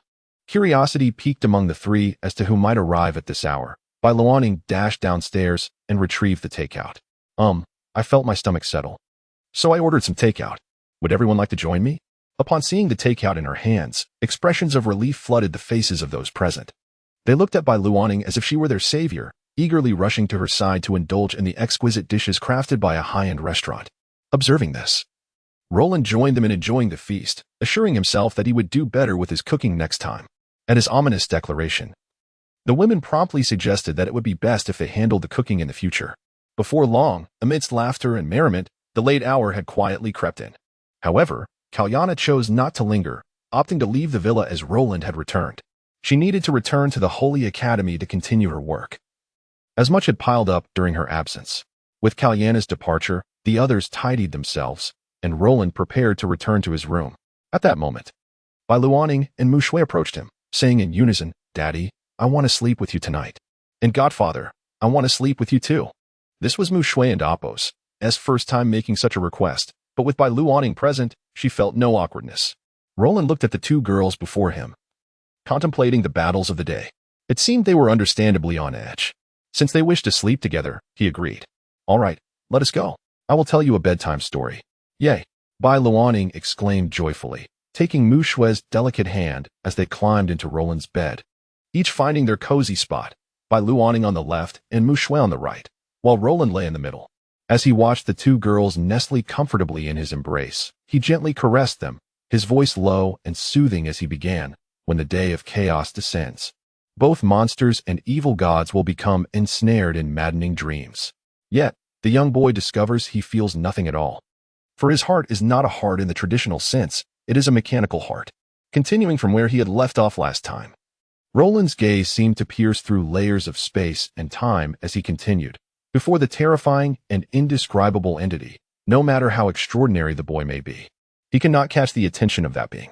This is both a sorrow and a fortune. As the dark, unspeakable melody stirred by that entity slowly faded into the distance, the boy glimpsed a flicker of hope amidst his unprecedented despair. However, Roland inhaled deeply, deliberately lowering his tone. When the boy thought he could leave with ease, he found himself surrounded by various monsters and evil gods, all lost in their frenzied dreams, where reality and illusion merged into one world. In this realm, all eyes turned toward the boy, for he had not dreamed with them. Just as Roland reached this point, a slightly drowsy Bai Luaning suddenly recalled something. She gently poked Roland beside her and asked, "Daddy, do you remember the promise you made us? Was it about the amusement park?" "Yes. We want to go to the amusement park. I've never been before." Hearing her words, Roland affectionately stroked Bai Luaning's hair, replying, "Then shall we go tomorrow?" This statement caused both Bai Luaning and Mu Shui and Apos' eyes to light up instantly. They had long anticipated a trip to the amusement park. Upon hearing Roland and Apos' words, they cuddled closer, exclaiming, "That's wonderful. Daddy, I want to ride the drop tower, the roller coaster, the haunted house, the water rapids. Mu Shui and I have been ready for ages, just waiting for you to take us." "Yes, Bai Luaning is right. Mu Shui is very excited to go out and have fun with Godfather," Mu Shui chimed in. "Oh, Daddy, I just remembered something. I'll be right back." With that, Bai Luaning hopped out of bed and dashed to her room. Kalyana had been busy lately, so Bai Luaning hadn't messaged her, but instead sent a note to Lu Shuru and Li Junyao about the amusement park plans for In Her Heart. These two were also candidates to be like mothers to her. Chapter 44, The Haunted Ward of Night Spirits. The following day, Bai Luaning and Mu Shui arose early from their slumber. After preparing breakfast, the two young ladies retreated to their respective chambers, fervently trying on various outfits. Every girl cherishes beauty, and both were determined to present themselves splendidly for their excursion to the amusement park. Just as they were changing outfits, the doorbell echoed throughout the villa. Upon checking the monitor, they beheld the graceful visage of Li Junyao. Roland pressed the button, granting her entry. Soon after, he was greeted by her presence. "Junyao, what brings you here today?" he inquired, to which Li Junyao instinctively paused, taken aback. "Luaning mentioned you were going to the amusement park and expressed a desire to invite me, but seemed hesitant. Could it be?" With a sudden realization, Roland comprehended the situation. Truly, his thoughtful companion had even arranged for a delightful outing partner. "Indeed, Luaning is correct. I would be delighted to have you join us," he affirmed. Li Junyao's cheeks flushed at his words. Initially, she believed Luaning had summoned her, but it appeared that Roland's invitation was genuine. Could it be that Roland harbored feelings for her? As such thoughts fluttered through her mind, her heart swelled with excitement, her fingers fidgeting playfully.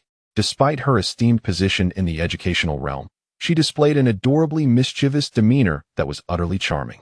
As the atmosphere between the two grew increasingly enchanting, Bai Luaning and Mu Shui emerged from their quarters, adorned in their princess gowns, resembling ethereal little princesses. Upon seeing Li Junyao, Bai Luaning and Apos' eyes sparkled with delight, and she dashed towards her. "Sister Junyao, you and Amp, Apos, finally here. I've missed you so much." Roland Kuden and Amp, Apos, helped but chuckle at Bai Luaning and Amp, Apos' exuberance. "Why don't you two make yourselves comfortable? I'll fetch the car from the garage, and you can join me in 5 minutes." Given that the villa lacked any hired help, all tasks fell to Roland's capable hands. Yet, an idea flickered in his mind about upgrading the car into something akin to a mech, should time permit. Once Roland departed the villa, a playful grin spread across Bai Luaning's face. She leaned in close to Li Junyao, whispering, "Sister Junyao, you must give it your all today. I have complete faith in you." Bai Luaning had initially invited both Li Junyao and Lu Shui-ro. However, Lu Shui-ro was preoccupied due to prior incidents involving technological advancements, leaving Li Junyao as the sole companion available. Li Junyao's cheeks flushed with embarrassment at Bai Luaning's encouragement. "What do you mean by give it your all? Luaning, don't say such things." Though she protested verbally, her heart secretly acknowledged the opportunity presented before her. If she could confess her feelings to Roland during this outing, perhaps. Just as these thoughts swirled in her mind, Roland's voice resonated from outside. "All right. You may come out now. I'm at the entrance." Hearing his words, Li Junyao turned to her companions, Luaning, Mumu, "Let us head out." "Okay," Mumu exclaimed, her face beaming with joy as she grasped Li Junyao's hand, and together with Bai Luaning, they ventured outside. They soon beheld an opulent vehicle parked in front of the villa, a Bugatti Veyron SUV, a singular masterpiece in the world, which Roland had procured. It was undeniably eye-catching. Understanding their cue, Bai Luaning and Mumu dutifully took their seats in the back, while Li Junyao inhaled deeply and settled into the passenger seat. Often regarded as the girlfriend's exclusive domain. "Let us go. Off to the amusement park." "Hooray, the amusement park. It's South my favorite place." The jubilant exclamations of the two girls brought a wide smile to Roland's face. He glanced at Li Junyao beside him, playfully reminding her, "Junyao, remember to fasten your seatbelt." Initially, Li Junyao thought Roland was about to ask something significant, only to realize he was merely requesting her to secure her seatbelt. As Roland started the car and activated the navigation system, they set off towards the amusement park. With summer in full swing, the amusement park was bustling with visitors. Due to the short notice, Roland had not reserved the entire venue, yet he had managed to secure the highest tier of VIP access, allowing them to roam freely throughout the park. This arrangement also meant they could enjoy the lively atmosphere, adding to the excitement of their day. Upon exiting the vehicle, Bai Luaning winked at Li Junyao, as if to say, "You know what I mean." Li Junyao's cheeks flushed with shyness at the implication. Then, Bai Luaning took Mumu's hand, calling out, "Daddy, Mumu and I are off to play. You and Sister Junyao can enjoy yourselves." Mu Shui, ever the clever one, waved at Roland, saying, "Godfather, good luck." With that, the two girls dashed into the amusement park like carefree rabbits, leaving Li Junyao blushing and bashful behind them. At that moment, Roland extended his hand toward Li Junyao, his gentle voice breaking the silence. "Junyao, shall we go?" Li Junyao nodded softly and placed her delicate hand in his, feeling the warmth of his touch quicken her heartbeat. They strolled through the amusement park. Roland gazing at Li Junyao as he inquired, "Is there anything you wish to try?" "Well," Li Junyao's beautiful eyes scanned their surroundings. eventually landing on a haunted house in the distance. Recalling the online trend of confessing feelings in haunted houses, she turned to Roland and suggested, "How about we visit the haunted house?" "The haunted house? Very well, let us go," he replied, and together they made their way to the entrance of the haunted abode. The line before the haunted house was exceedingly long. After some inquiry, Roland and Li Junyao discovered that this particular haunted house was ranked among the top 10 in the world, known as the Haunted Ward of Night Spirits. Roland felt a peculiar sense of familiarity with the name, though he dismissed it, brandishing their exclusive VIP access as they entered, drawing envious glances from those still in line. The haunted house was immense, covering roughly 1/5 of the amusement park. To fully experience its thrills, visitors were required to gather various clues hidden within. Yet, the terror was not solely due to actors masquerading as ghosts.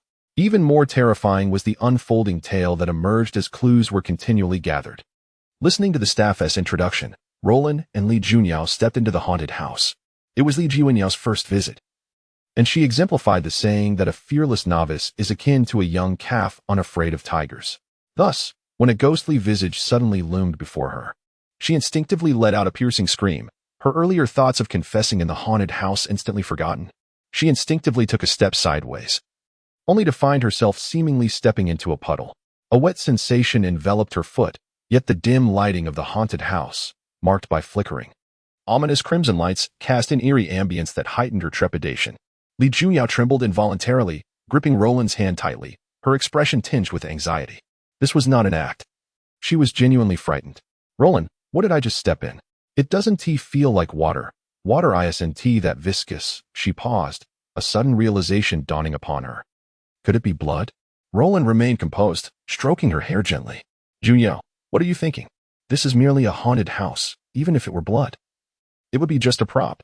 Suddenly, a piercing scream echoed from deeper within the haunted house, unmistakably belonging to the previous group of players who had encountered something terrifying. The sound amplified the surrounding atmosphere of dread, causing Li Junyao to tremble even more uncontrollably. In response, Roland enveloped her in his embrace, soothingly assuring her, "Do not fear. No matter what happens, I will be by your side." Li Junyao murmured an affirmation. Although the haunted house was unlike what she had envisioned, she had, to some extent, achieved her goal. Roland's embrace felt remarkably warm, making her feel somewhat less apprehensive about the ominous surroundings. They continued onward, their movements illuminated by the dim crimson light. Surveying their eerie environment, surrounding them were various crimson silk drapes, some appearing damp, as if they were perpetually dripping with an unknown substance. The haunted house had descended into a chilling silence, a slight chill creeping into their bones. "Roland, why is the air conditioning set so low? It's freezing." Roland's expression shifted slightly as he sensed an unusual presence. "Junyao, have you noticed anything peculiar?" Li Junyao's face paled as she looked up at him, the crimson light casting an unsettling shadow over his features. "Roland, please don't scare me. I'm truly frightened." In that moment, she regretted her earlier desire to confess within the haunted house, realizing how terrified she had become. After hearing his previous words, she nestled even closer into his arms. "Afraid to move. It's all right. Let us continue." Roland gently patted her back and reassured her. As they moved deeper into the haunted house, two figures emerged behind the crimson silk drapes. The woman looked strangely familiar. "Familiar? Are you perhaps infatuated? Should we not do anything about them? Let this pair be." "The man doesn't seem easy to deal with. If it weren't for our special concealment method, he might have noticed us." "Good point. Let us focus on the next group of players instead. After all, with the recent advancements in technology and the dark church's notoriety, it's time for our castle to reveal its existence." Roland, with his keen sense of hearing, caught the faint whispers behind him, a slight smile gracing his lips. The Gessel Castle, a name long forgotten, presumed extinguished in the Middle Ages, had risen once more. "Junyao, let us hasten our exit," he urged. "Right." Li Junyao nodded vigorously, the haunting atmosphere overwhelming her. The chilling presence she sensed added to her fear. With Roland by her side, they swiftly exited through the other side of the haunted house. Upon seeing the sunlight above, Li Junyao felt her tense heart relax. She vowed never to step foot in a haunted house again. Such experiences were far too frightening. Fortunately, her relationship with Roland seemed to have progressed significantly as he willingly allowed her to lean against him. Suddenly, an idea struck her. "Roland, we distinctly heard screams inside the haunted house. Why did we not encounter that group of players on our way out? Perhaps they, like us, moved quickly and exited immediately." Roland suggested. Li Junyao nodded in agreement, realizing how terrifying the experience had truly been. Roland, let us go somewhere else. I need a moment to recover. Indeed. On our way here, I noticed a dessert shop. Shall we sit there for a while? As he spoke, Roland discreetly pressed a button on his wristband, sending a message. Suddenly, the leader of the Qingqing Special Operations Team, Song Zhe, received a mysterious alert. Within the haunted house of Qingqing Amusement Park, there exists a terrifying organization, Gessel Castle. Dating back to the Middle Ages, they may be engaging in undisclosed activities. Please investigate promptly. Song Zhe, puzzled by the unfamiliar name of Gessel Castle, resolved to investigate further. He decided to see things for himself before issuing any commands. Meanwhile, Roland and Li Junyao were savoring delectable desserts in the shop, seated by the window, watching their friends Luo Ning and Mumu joyfully enjoying the thrill of the drop tower ride. Indeed, during this period, I have been perpetually traveling for business, leaving me with little time to truly accompany them. Upon hearing this, Li Junyao nodded slightly. Then, she inhaled deeply and extended her delicate hand towards Roland's wrist. Have you ever considered finding a mother for Luo Ning and Mumu? At this point, Li Junyao's heart raced uncontrollably, even more so than when she was in the haunted house. Hearing Li Junyao's words, Roland turned his gaze towards her, a smile forming at the corners of his mouth. Just as Roland was about to speak, a languid voice interrupted their conversation. Excuse me, may we share this table? All other spots are already taken. The sudden voice startled Li Junyao, causing her to instinctively retract her hand. She glanced at the woman beside her, narrowing her beautiful eyes. Anna? Li Junyao murmured in astonishment. Hearing her, Roland's eyes brightened. Are you Anna from the Technological Evolution Society? Did you develop the latest SS-class mech? Anna was momentarily taken aback by their words. But when she looked at Li Junyao, she regained her composure. I remember you. You are Li Junyao from the education sector, right? Yes, I am Li Junyao. A smile graced Anna's face as she gently touched her red lips with her finger, exclaiming, I never expected to be so fortunate as to encounter you here. After a brief pause, Anna added, So, does this mean we are acquainted now? Yes. Li Junyao nodded slightly, recognizing the value of knowing someone of Anna and Appo's stature. The head of the research department at the Technological Evolution Society. With this in mind, she promptly introduced Roland. By the way, this is my friend Roland. Hello. It's a pleasure to meet you. Roland's eyes narrowed slightly, clearly delighted to meet Anna, a genius advancing human technology. Anna, observing the pair, playfully inquired. Are you two a couple? You seemed quite intimate just now. Li Junyao's cheeks, which had returned to normal, flushed a deep shade once more upon hearing Anna's words. However, she chose not to clarify their relationship, finding comfort in the misunderstanding. After exchanging brief introductions, they settled into their seats. Anna then waved to the distance. And soon a figure draped in a black cloak, resembling a child, approached, carrying a tray filled with desserts in her pale, snow-white hands. Allow me to introduce my sister.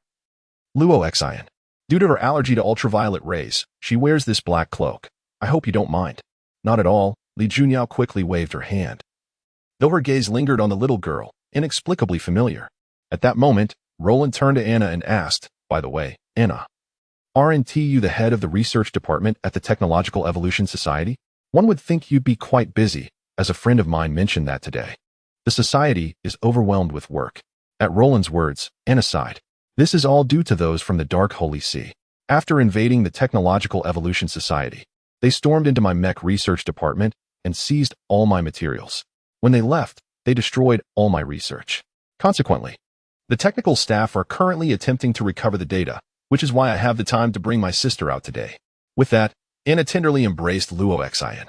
It was evident that Anna doted on her sister. Perhaps due to her profession, Li Junyao followed Anna's gesture and addressed Luo Xian in an affectionate tone. Little Luo Xian. How old are you? Luo Xian paused her snack, placing her treat aside, and peered out from beneath the cloak with gentle eyes. I'm 12. 12? In that case, you're the same age as Luo Ning and Mumu. Li Junyao remarked to Roland before turning back to Luo Xian. I wonder where you attend school? Luo Xian tilted her head slightly, as if contemplating how to respond. At that moment, Anna interjected. Due to her health, Luo Xian rarely attends school. We, her sisters, primarily teach her various subjects. Li Junyao nodded in understanding, realizing that with Anna's guidance, Luo Xian's education would likely surpass that of many conventional teachers. However, for a child, forming friendships during school years might also be a source of joy. Anna nodded slightly before looking at Luo Xian. Would you like to attend school? If so, I can accompany you. Luo Xin shook her head. No, I want to stay with my sisters. Li Junyao covered her mouth, laughing. It seems you all share a wonderful bond. Of course, she is our beloved sister. Does Luo Xin have other sisters? Certainly. Besides me, there are several others. But they are quite busy these days and cannot join Luo Xin for outings. Anna continued. When they have time, we can all plan an outing together. Sounds great. Will you join us too? Li Junyao looked at Roland, who responded, of course.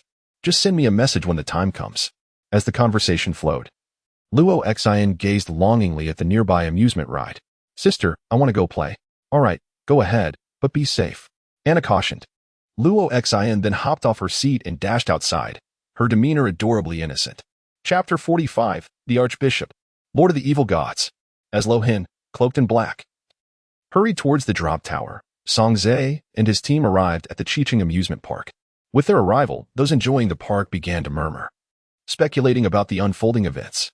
Approaching the haunted house, Song Zhe presented his credentials and addressed the crowd. Ladies and gentlemen, the haunted house is temporarily closed for business. We have received a notification to inspect the premises. I sincerely appreciate your cooperation in this matter. Initially disgruntled visitors found it difficult to maintain their annoyance upon witnessing Song Zhe's demeanor. After all, this individual was concerned for their safety. Turning to the staff of the haunted house, Song Zhe instructed, please illuminate all lights within the haunted house. We will conduct our inspection as swiftly as possible. And should everything be in order, we shall take our leave. The staff, well aware of the gravity of the situation, did not hesitate. They swiftly made their way to the control room and turned on all the lights. The staff then handed Song Zhe a map of the haunted house, cautioning, you may inspect at your leisure, but please refrain from damaging any props. In response, Song Zhe signaled an okay and reassured, rest assured. We are well aware of the gravity of the situation. With that, he gestured for his specially trained team to enter the haunted house at a brisk pace. Inside, two individuals engaged in a game were momentarily stunned by the sudden illumination. They exchanged bewildered glances and muttered, what is happening? Why have the lights turned on? Who knows? Could it be that someone has discovered our activities? As they conversed, distant footsteps echoed, signaling the approach of Song Zhe and his team. Upon entering, they were met with a horrifying sight. The floor was drenched in crimson blood, and bloodied handprints marred the walls. Even the distant drapery dripped with blood, creating a chilling ambience. The team was rendered speechless, some instinctively rubbing their eyes, doubting their vision. Yet, no matter how they blinked, the horrific reality remained unchanged. Mounds of dismembered corpses littered the ground. It was truly a house of horrors. Most alarming was that none of the previous players had noticed this gruesome scene. Perhaps, if any had, they mistook it for an elaborate prop, only to be silently murdered in the ensuing chaos. Amid Song Zhe's shock, a team member pointed to a trail of bloodied footprints, exclaiming, Captain, these appear to be freshly made. They cannot have gone far. Indeed, we must pursue them immediately. This could be a significant breakthrough. Song Zhe's face hardened with determination. Everyone, prepare for an ambush. Stay vigilant and ready for combat. Yes, the team responded in unison, scattering deeper into the haunted house. Meanwhile, within the depths of the Gessel Castle, two figures bore expressions of intense malice. What a pity. We were so close to gathering the blood we require. Who could have foreseen that the special operations team would intrude upon our domain? What shall we do with the remaining blood? What else? We shall utilize the blood of these intruders. Pausing, one continued, remember to instill them with unfathomable terror. Only the blood of fear can summon the dark deity successfully. Otherwise, we risk incurring its wrath. Rest assured, I am acutely aware of this. After all, we are members of Gessel Castle. As their conversation concluded, they dispersed, each seeking different rooms within the haunted house. The atmosphere shifted, now dominated solely by the footsteps of the special operations team. Despite the lights flickering ominously, the crimson stains and exposed bones created an atmosphere of dread that even the most seasoned members found hard to bear. As they traversed the haunted house, bloodied footprints led them deeper into the abyss. Room 1, no findings. Room 2, no findings. Room 3, no findings. Listening to the reports over the communication device, Song Zhe's expression grew increasingly grave. Conduct a thorough search. I have instructed personnel to seal the exits. They cannot possibly escape. Understood, Captain. With Song Zhe's orders ringing in their ears, the team intensified their search. Eventually, one member entered a room filled with dolls, spotting a figure with its back turned, seemingly lost in contemplation by the window. Raise your hands. Slowly turn around. He commanded, weapon drawn and poised for action. The figure remained motionless, staring vacantly outside. Exuding an eerie aura, the member swallowed hard, instinctively reaching for the communication device. Captain, I am in room 13. There is a rather peculiar individual here. He raised his voice again. Turn around immediately. Otherwise, I will be forced to fire. At last, the figure responded, slowly turning to face the member. A grotesque visage emerged, covered in festering sores that expanded, transforming what had once appeared to be an ordinary person into a horrific, zombie-like creature. The member's pupils dilated, his complexion turning pale. Before he could utter a sound, the decayed figure lunged at him, its rancid moss sinking into his neck. In an instant, the trachea ruptured, veins severed, and even bones shattered under the force of the attack. He lay there, eyes vacant, staring at the ceiling, filled with profound terror. Hello? What is happening over there? Please respond immediately. Please respond. However, Song Zhe received no reply, and it was clear that the member had fallen victim to a vicious attack. Just as he prepared to speak, in the distance, a series of piercing screams echoed once more. Help. I don't want to die. I don't want to be devoured by monsters. What on earth is this? How can humans transform into monsters? Help. Captain, don't come over. Quickly notify the Science Evolution Society. Run. Hurry and escape, Captain. From the depths of the haunted house came a cacophony of anguished cries, intertwined with the agonized sounds from the communication device. Song Zhe felt as though his body was trapped in a millennia-old ice cellar, an indescribable chill enveloping him. A cold sweat trickled down his forehead as he trembled slightly. In astonishment, he exclaimed, "What on earth is happening here?" Just as he uttered these words, two figures emerged slowly from the shadows of the haunted house, approaching him. Is this the captain of the Special Operations Team? It seems so. We just need one more person's blood for the sacrifice. How fortunate, for I had the same thought. Let us together bestow upon him an unprecedented terror. As they spoke, the pustules on their bodies swelled, oozing more vile fluid. With the rupture of these pustules, tendrils began to emerge from their forms, accompanied by a putrid stench, advancing toward Song Zhe. Faced with the overwhelming mass of tendrils, Song Zhe clenched his fists, despair etching itself onto his features. In that moment, he recalled that his team had been slaughtered by these very fiends. Anger surged within him, momentarily suppressing the fear that threatened to engulf him. Who are you? Members of the Gessel Castle? He inquired, recalling the mention of Gessel Castle and the information he had received. Upon hearing Song Zhe's words, the two transformed humans exchanged glances before bursting into laughter. Haha, who would have thought you'd recognize Gessel Castle?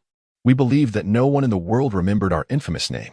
It is indeed thrilling to discover that we have not been forgotten. As they continued their banter, Song Zhe stealthily placed his hand behind him. Suddenly, a tendril descended from the ceiling, piercing his shoulder with ease. No need for any tricks in front of us. It's futile. Indeed, we can't see everything. As their words faded, the tendrils revealed countless blood-red eyes, glaring menacingly at Song Zhe. The horrifying sight instilled a profound sense of despair within him. Racked with pain from his wound, he grasped the injury, a tide of hopelessness washing over him. Am I to perish here? If only I were stronger. Even a slight increase in strength might afford me a chance to struggle against this fate, rather than succumbing to these two monsters. With this thought, Song Zhe clenched his fist in defiance. It's time. Allow us to send you on your way. Because you remember the name of Gessel Castle, we will grant you a swift end. As their words lingered, the monsters commanded their tendrils like a barrage of lances, descending upon Song Zhe. In despair, he slowly closed his eyes.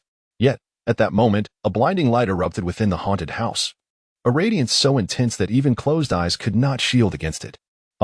It hurts. My tendrils. Who is it? What is this light? As the brilliance subsided, Song Zhe instinctively opened his eyes to discover that the tendrils had vanished completely. Not far away, the two monsters appeared gravely injured, their expressions filled with terror at the unfolding scene. A soft patter echoed in the haunted house, and Song Zhe turned to glance behind him. A figure cloaked in black, resembling a child, approached with a deliberate gait. Her ethereal voice resonated within the haunted space. Gessel Castle, a malevolent organization from the Middle Ages, obsessed with humanity's frenzied evolution, seeks to strengthen its grotesque existence by devouring the remnants of evil gods, cursed entities, and even the gods themselves. I had thought you were entirely eradicated. Yet, here I stand, witnessing your presence today. Loxin spoke softly, her voice icy, devoid of the childlike innocence it once held. She had intended to enjoy a thrilling ride, but was drawn here by a nauseating aura. Indeed, she discovered two abominations, neither human nor ghost. Observing the cloaked girl pass by, Songzae urged, "Be cautious. They seem to be summoning something with blood." Hidden beneath her cloak, Loxin nodded slightly, replying, "I sense they intend to summon the evil god, Shogun or Fagan." Upon hearing the name of the malevolent entity they aimed to invoke, shock filled Songzae's eyes. He instinctively echoed the question he had previously posed to the monsters. "Who are you?" Hearing this inquiry, Loxin paused her advance. Her gaze, concealed beneath the cloak, fell upon the two monsters as she declared, "I am one of the 4 cardinal bishops of the Dark Vatican, the chief bishop of the Dark Vatican, the Lord of Evil Gods Loxin." At the mention of the Dark Vatican, not only did the monsters' pupils constrict, but Songzae mirrored their reaction, astonished. They had not anticipated that this figure, seemingly a mere child, was a bishop of the Dark Vatican, its chief bishop, no less. Most striking was her title, Lord of Evil Gods. Songzae and the two monsters were oblivious to the implications of the taboo title she bore. "I wish to continue my play, if you would be so kind. Please do not resist. I shall grant you a swift end." As Loxin's words lingered, she extended her pale hand, grasping at the void. Ice crystals formed in the air, coalescing into a crystalline sword before their astonished eyes.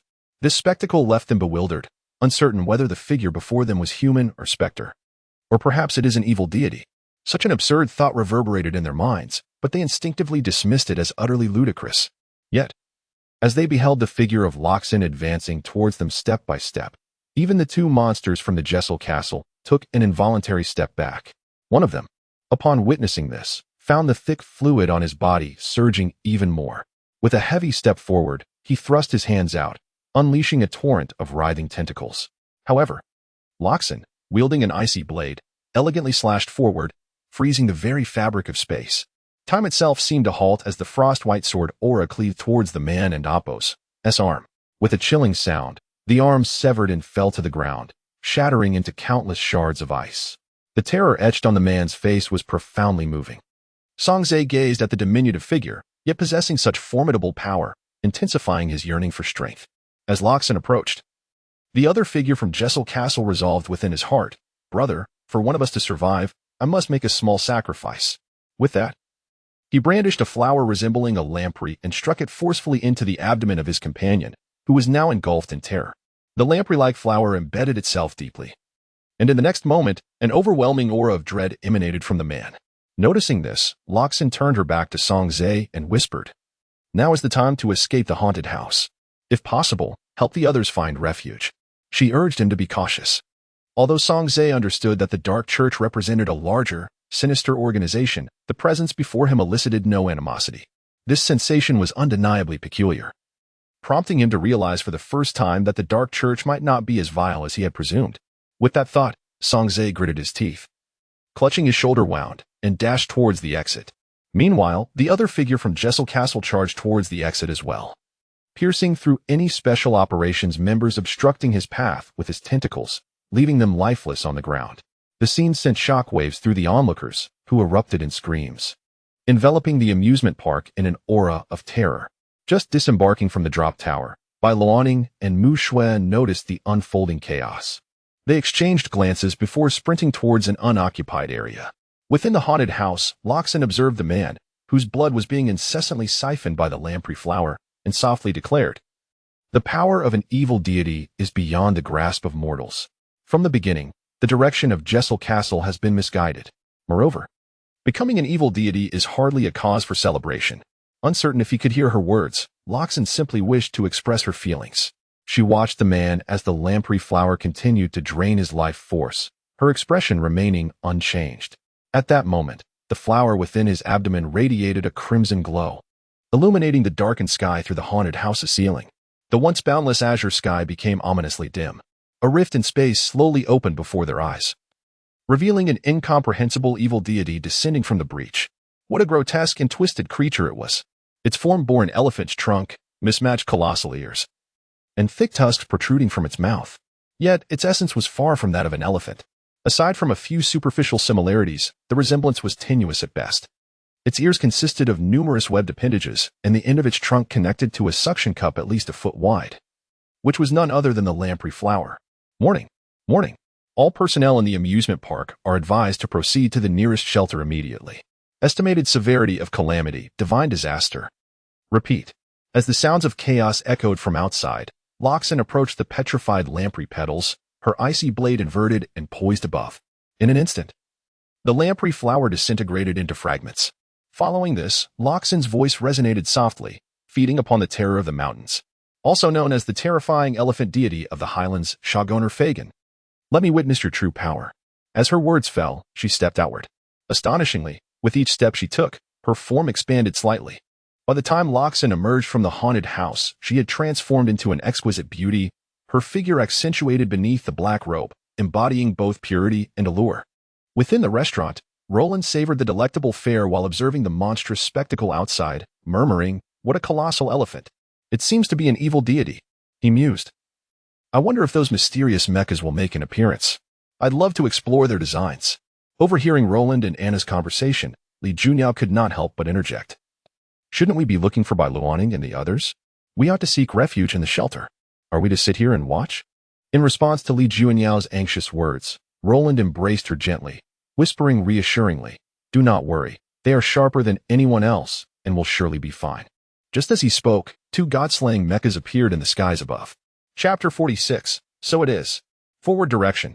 This time, Bai Luoning piloted the god-slaying mech Gabriel.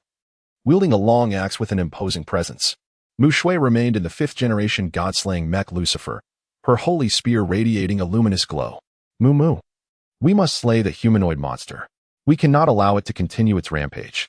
"Understood," Mu Shui responded, charging towards the creature below. At that moment, the humanoid monster that had just emerged from the haunted house wore an unprecedented ferocity on its face, exuding an aura of terror. With furious eyes, it glared at the crowd and shouted, "Do not block my path, clear out." As its words echoed, the tentacles on its body spread wildly, piercing through anyone who stood in its way like spears, claiming nearly 20 lives in an instant, particularly among the special operations team stationed at the haunted house entrance, whose bodies now lay lifeless in a pool of blood, adding a grim hue to the amusement park. Suddenly, the monster noticed two mechs soaring towards it from the sky, causing a chill to wash over it. The tentacles surged wildly, intertwining to form thick, sharp spears that arced through the air towards the approaching mechs. "No one can block my path. Those who stand before me shall perish." It snarled, its face twisted in madness, its eyes glowing a terrifying crimson. Just as its tentacles were about to pierce the mechs, Bai Luoning's axe whistled through the air, stirring the atmosphere. A holy light erupted. And with the enhancement of special energy, Gabriel's weapon cleaved through the air, severing the tentacles to shreds. In the wake of the monster's astonished gaze, a surge of holy light enveloped it, akin to the radiance of angels illuminating the sky. At that moment, Mu Shui seized the opportunity created by Bai Luoning's assault. Maximizing her flight system, in an instant, she found herself before the monster, her holy spear poised to strike. With a swift thrust, a chilling light shot forth. As if the spear were a dragon unleashed, its immense pressure descending like a storm. The space before the monster seemed to tear apart, creating a gaping hole in its chest. How is this possible? How could a human defeat a mech? The monster stared in shock at its own vanishing innards, its consciousness gradually fading until it slowly closed its eyes, collapsing to the ground. Its vacant gaze fixed upon the sky and the colossal figure of the deity, Xiao Wugener Fagin. After dispatching the monstrous humanoid, Mu Shui quickly joined by Luoning. "Luoning, I sense this evil god is incredibly powerful. Indeed, though not as formidable as Sukna's before, it surpasses the black goat's offspring by at least double." Mu Shui felt a tightening in her chest upon hearing Bai Luoning's words. "It's all right, Mu, with me here. I shall protect you." Mu Shui's anxiety eased somewhat. Taking a deep breath, she gazed at the malevolent figure of Fagin above, declaring, "I will protect you too, Luoning." Now, just as Bai Luoning prepared to charge into the sky alongside Mu Shui, a piercing sword aura suddenly erupted from the direction of the haunted house's exit. The aura rampaged through the air, spreading a frost-laden chill that carried an aura of invincibility. With a single swing, it effortlessly tore through the fabric of space, creating a rift of darkness. As Fagin emerged from the dimensional tear, the haunting cries of despair echoed in the ears of the onlookers. A massive surge of evil divine power coalesced before Fagin, and with a violent flick of its seven-siphoned trunk, a colossal black sphere hurtled towards the sword aura, an overwhelming force radiating for miles. Those who witnessed this scene, especially those unprepared and unable to reach safety, screamed in terror, their eyes wide with dread. Boom! The two forces collided, producing a thunderous roar akin to a celestial storm reverberating throughout the surroundings. Flames erupted across the sky, transforming it into an inferno that rained down upon all beneath. At the forefront were Mu Shui and Bai Luoning, who instinctively activated their mech's absolute defense. What is happening? Where did that sword aura come from? Mu Shui exclaimed, searching for the source of the attack, but found no trace of its wielder.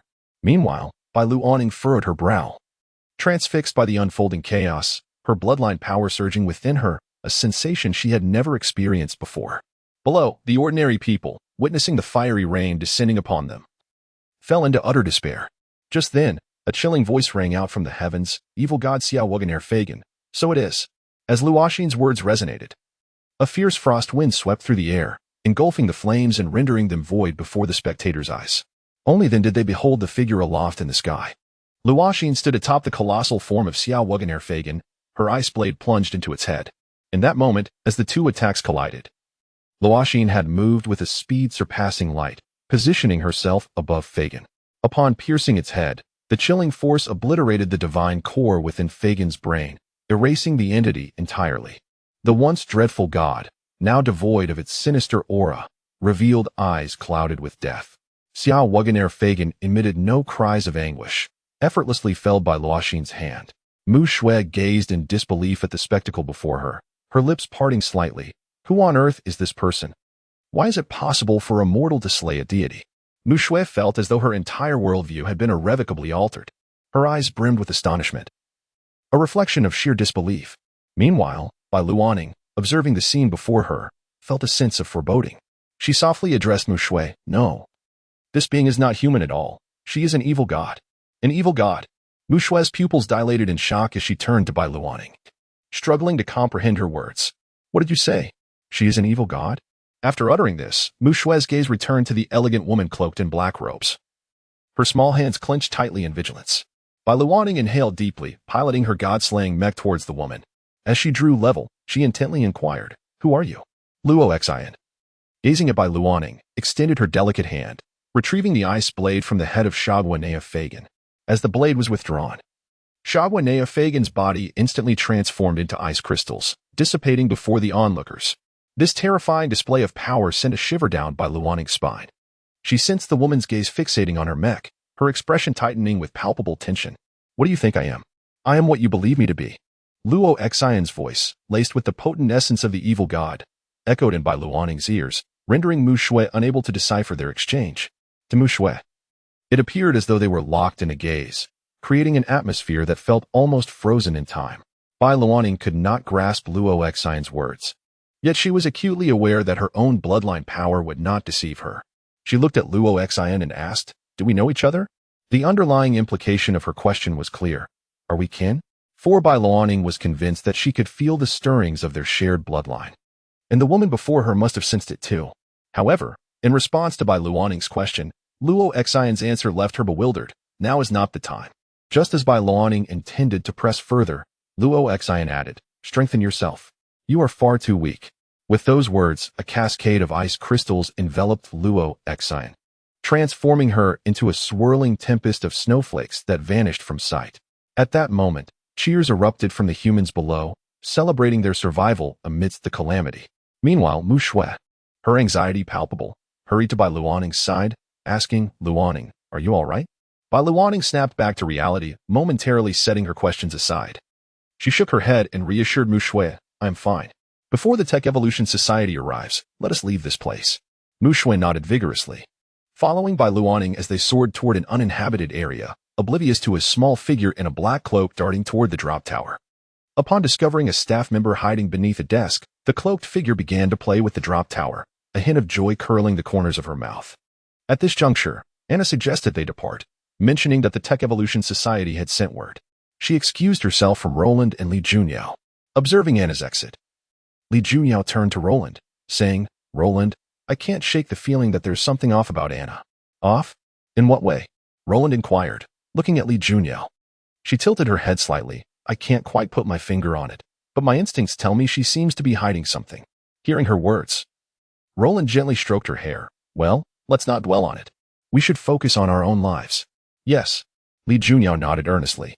She then closed her eyes. tilting her face upward, her cheeks tinged with a shy crimson. "Dad, I have something too." Before Roland could respond, Bai Luoning and Mu Shui rushed in. The moment the two girls laid eyes on the scene, they realized they had inadvertently disrupted the atmosphere.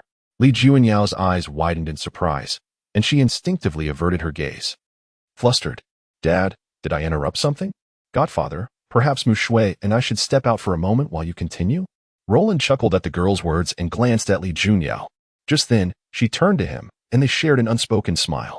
Although her earlier thoughts had not come to fruition, the day's shared experiences had already filled Li Junyao with immense joy. The group continued to enjoy the amusement park for a while before departing. After seeing Li Junyao off, Roland drove toward the villa. The night had fallen, with the darkness dispelled by the glaring streetlights. Suddenly, while waiting at a red light, Roland spotted a familiar figure crouching by the roadside. Surrounded by a chaotic array of beer bottles, consuming one after another, his presence stood out starkly against the desolate street.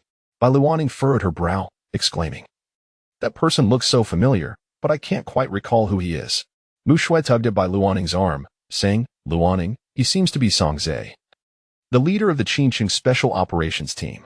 Upon hearing this, Bai Luoning smacked her forehead, suddenly recalling, "Isn't this the person who interfered with my debut? Dad, should we check on him?"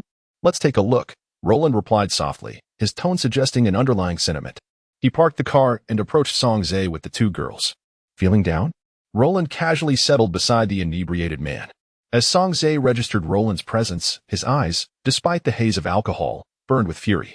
However, upon recognizing Roland and Bai Luoning, his anger diminished slightly. "You must be Bai Luoning and her father."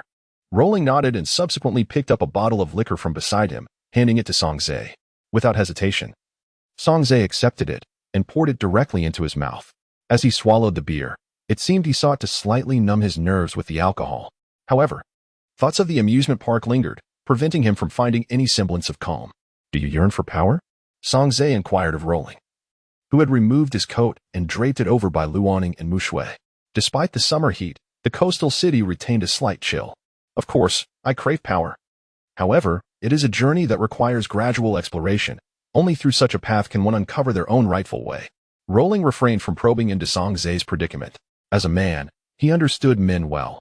In such moments, what they often needed was simply to express themselves. Even casual conversation could provide some solace. Presently, Song Zhe found himself in such a state, his gaze fixated on the road ahead.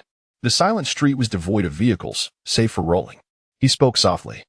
"If only I had been stronger at that time, perhaps I could have stood against those two monstrous figures. My brothers might have." At this point, even Song Zhe, embodying masculine stoicism, could not suppress the emotion that surfaced on his face.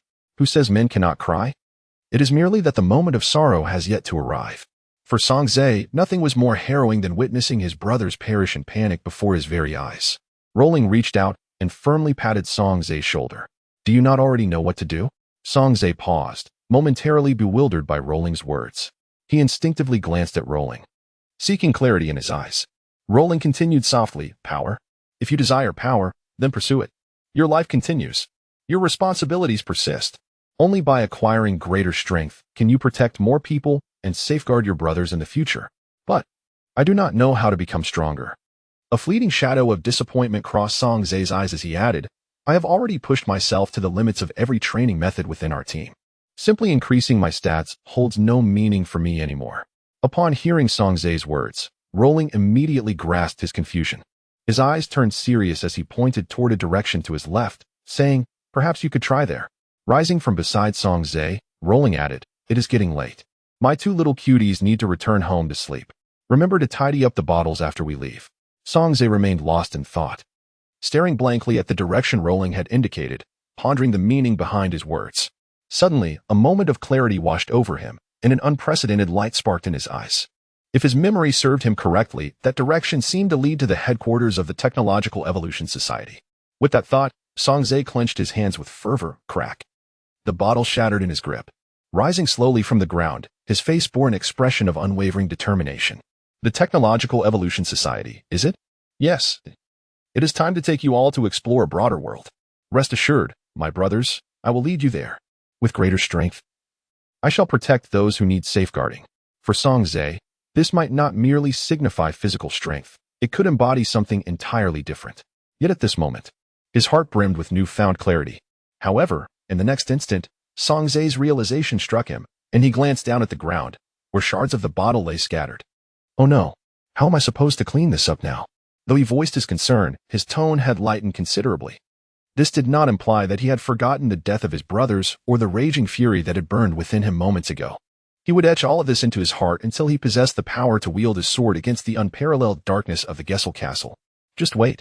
One day, I shall uproot Gessel Castle from its very foundation, ensuring that it never graces this world again. Meanwhile, in an exceedingly dim chamber, a multitude of crimson eyes glared ominously. A voice erupted from a gaping maw. The elephant god was slain in one blow? How is this possible? Master, not only the elephant god has fallen, but the two we dispatched have also been killed. As another voice echoed through the space, countless eyes shifted their focus to the speaker, a palpable aura of dread enveloping the atmosphere. Is that so? This is indeed troubling news. The voice reverberated, belonging to the master of Gessel Castle, the ruler of its organization. The somber tone of his voice echoed. Ever since the great annihilation in the Middle Ages, our members have dwindled to a pitiful few. We have long been in hiding, failing to recruit new members. Therefore, Pharaoh, upon hearing his name called, the figure standing at the center of the chamber performed a knightly salute, replying earnestly, "Yes, master. I entrust this matter to you.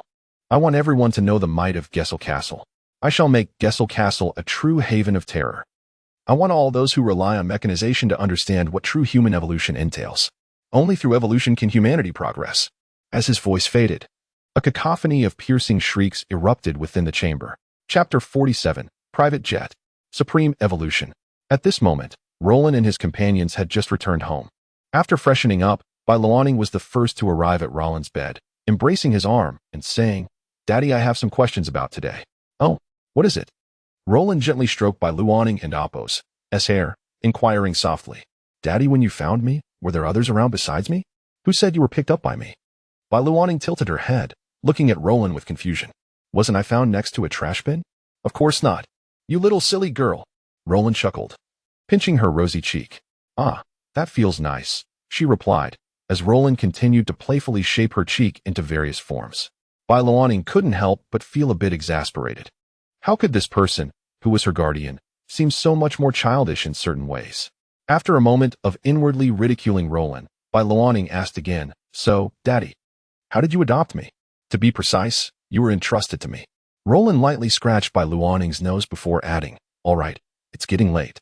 Time to rest. Tomorrow, we need to pack our belongings. We'll be heading to Anqing." Bai Luaning opened her mouth, about to ask something further, when Mu Shui walked in after finishing her washing. She bounced over to Roland's side, her face beaming with joy. This made Bai Luaning instinctively swallow her questions. However, she soon realized that Roland had used the words you and we, which hinted at a deeper connection. Could it be that this man was truly her kin? As these thoughts swirled in her mind, Roland's gentle voice reassured her, "Rest easy. No matter what happens, I will protect you both." With that, he closed his eyes, a faint smile gracing his lips as he drifted into a deep slumber. Observing Roland asleep, Bai Luaning nestled into a comfortable position in his embrace, pushing aside her concerns. She trusted that Roland would never harm her. Furthermore, she resolved to protect him in the future. With that thought, Bai Luaning slowly closed her eyes and fell into a peaceful sleep. This time, her slumber was particularly sweet. In her dreams, she beheld an unprecedentedly magnificent and pure mountain, radiating sacred light yet shrouded in swirling snow, evoking a sense of reverence and distance. As dawn's light filtered through the curtain crevices, Bai Luaning gradually awakened, only to find the bed empty save for herself. Hearing the sounds of cooking nearby, her expression shifted. "Daddy isn't attempting to cook, is he?" The thought of Roland's culinary skills sent a shiver down her spine, prompting her to leap out of bed and dash towards the kitchen. There, Roland was chopping fresh vegetables while Mu Shui skillfully prepared a delicious breakfast. Upon seeing this, Bai Luaning instinctively breathed a sigh of relief, trusting Mu Shui's culinary prowess, especially since she had often cooked alone before they became sisters. As Bai Luaning entered the kitchen, Roland said, "Luaning, go wash up. Breakfast will be ready soon. After we eat, pack your things. We're preparing to head to Anqing. Oh, and don't worry about buying clothes. We can get some new ones when we arrive," he added. Bai Luaning nodded and made her way to the bathroom. Soon, Breakfast was ready, and they gathered around the dining table, chatting about everyday matters. With school starting soon, are you both prepared? Roland inquired of the two girls. Absolutely ready. I'm quite looking forward to the new semester. Bai Luoning and Mu Shui chimed in unison. Over the summer, they had diligently enhanced their skills. Not only Bai Luoning, but Mu Shui had also made significant strides, becoming at least 10 times more capable than before. In terms of combat skills, Mu Shui had even surpassed many so-called martial arts experts. The only drawback was that her physical strength lagged behind Bai Luoning's, but that was to be expected given their differing bloodlines. However, with the aid of mechs, Mu Shui didn't need to worry too much about this. Once he completed the Titan modifications, he would provide the two girls with a pair of one-star God-slaying mechs, offering them more options in that regard. As they chatted, time flew by swiftly. After finishing breakfast, they began packing their belongings into their charming little suitcases before heading towards the airport. Upon their arrival at the airport, many eyes turned towards them. After all, a strikingly handsome man accompanied by two beautiful young girls was a sight to behold. However, onlookers merely assumed he was a dashing father taking his daughters on a trip, snapping a few photos to share online.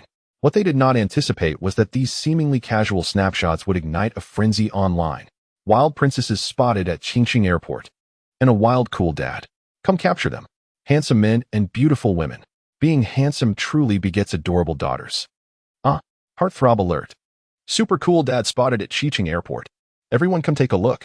While Roland was at the airport with Bai Luoning and Mu Shui, he suddenly received a barrage of messages from Lu Shui-ro. Master, you and Oppos, everywhere online. Those pictures are simply too handsome.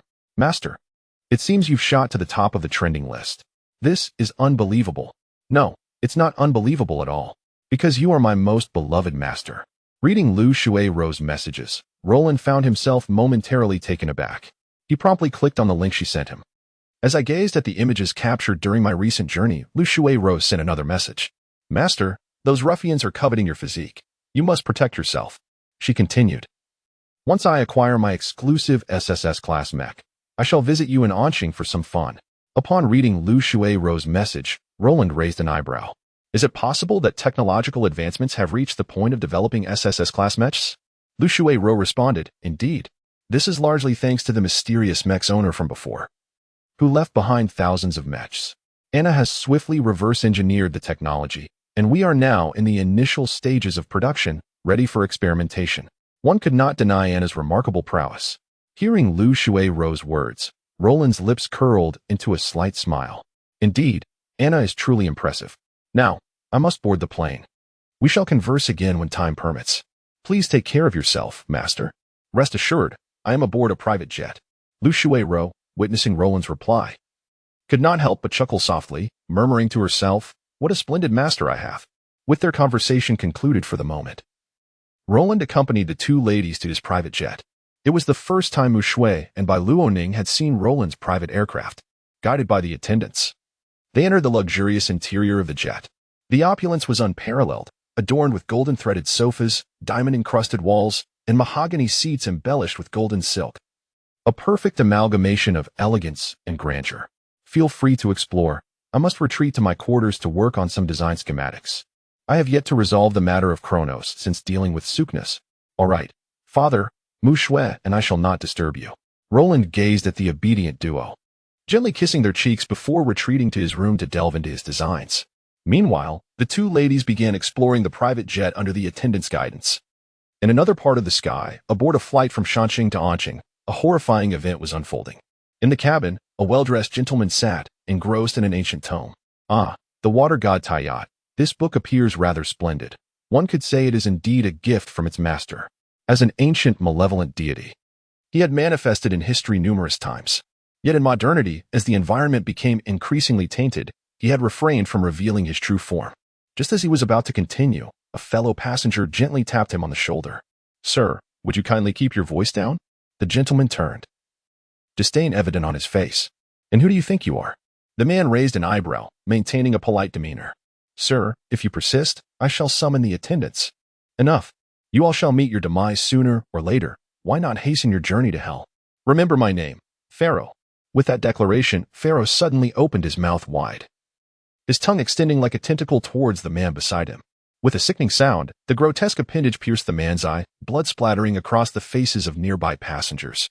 The man, wearing headphones, instinctively touched his cheek, only to find it stained with blood and something unspeakable, inducing an overwhelming wave of terror. He shuddered instinctively.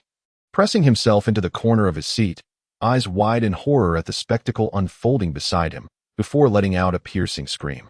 The shrill cry echoed through the cabin, drawing the attention of all present. Passengers instinctively turned their gazes towards Pharaoh. Upon witnessing the gruesome scene, they felt bile rise in their throats. Pharaoh chuckled menacingly, retracting his tongue, slowly closing the ancient tome. He licked his lips, lost in a reverie of delight. What an exquisite delicacy! As his words hung in the air, the passengers snapped back to reality, their screams reverberating throughout the cabin, a chilling atmosphere settling in. At that moment, the attendants arrived in the cabin, immediately sensing the terror emanating from Pharaoh. Without hesitation, they pressed the alarm button. But soon, Pharaoh's horrific tentacle lashed out, coiling around one attendant's slender neck. With a swift motion, her head fell to the floor, blood splattering across the cabin, permeating the air with an unparalleled sense of dread. Pharaoh reveled in the cacophony of screams, roaring with laughter. Scream all you want. Even if you cry out until your throats are raw, no one will come to save you. Did you not just complain about my noise? Now your screams surpass mine. How curious. Rest assured, we are on a plane. No one will come to your rescue. All you can do is watch as I eliminate you one by one. Pharaoh appeared utterly deranged, his face flushed with unnatural excitement. Meanwhile, the events unfolding in the cabin were being relayed to the captain via surveillance. Without a moment's hesitation, the captain contacted the airport to report the situation, feeling an unprecedented tension in the air. After exploring Roland's private jet, Bai Luoning and Mu Shui settled into their seats to watch a film. Just then, an attendant rushed over to Bai Luoning, stating, "Miss Luoning, the airport has relayed a message requiring all flights to Anqing to return to their departure cities." Bai Luoning, nestled against Mu Shui, felt a flicker of confusion in her eyes. What is happening? According to our inquiries, it seems a flight from Shanqing to Anqing has been hijacked. Moreover, the individual involved, the attendant and Appo's face morphed with terror as she continued. Reports indicate that this person possesses the ability to transform into tentacles. No one aboard the aircraft stands a chance against him. Upon hearing the words of the crew member, a glimmer of light ignited in Bai Luoning's eyes. She exchanged a glance with Mu Shui, and both discerned each other's thoughts. If their conjectures were correct, this must be the misdeed of that organization from the amusement park yesterday. With this in mind, Bai Luoning addressed the crew member. So, if we deal with that individual, we can proceed further? The crew member replied affirmatively. It seems so. Upon hearing this, Bai Luoning said, "All right, I understand. I will notify my father. You may take a rest now." "Yes, Miss Luoning." With that, the crew member exited the cabin, leaving Bai Luoning and Mu Shui alone. At this moment, Bai Luoning turned to Mu Shui and declared, Mu, we must find that aircraft. We cannot allow that organization to act so brazenly." Hearing this, Mu Shui inquired, "But if we go out, one and Appo's, our godfather find out?" "Do not worry, our wristbands have many functions. Exiting from here is quite simple," Bai Luoning reassured her. Pulling Mu Shui towards the cabin door, she then activated the wristband, opening the door. In an instant, a powerful suction force expelled both girls from the cabin. Bai Luoning promptly pressed the wristband button, ensuring that most of their belongings were preserved.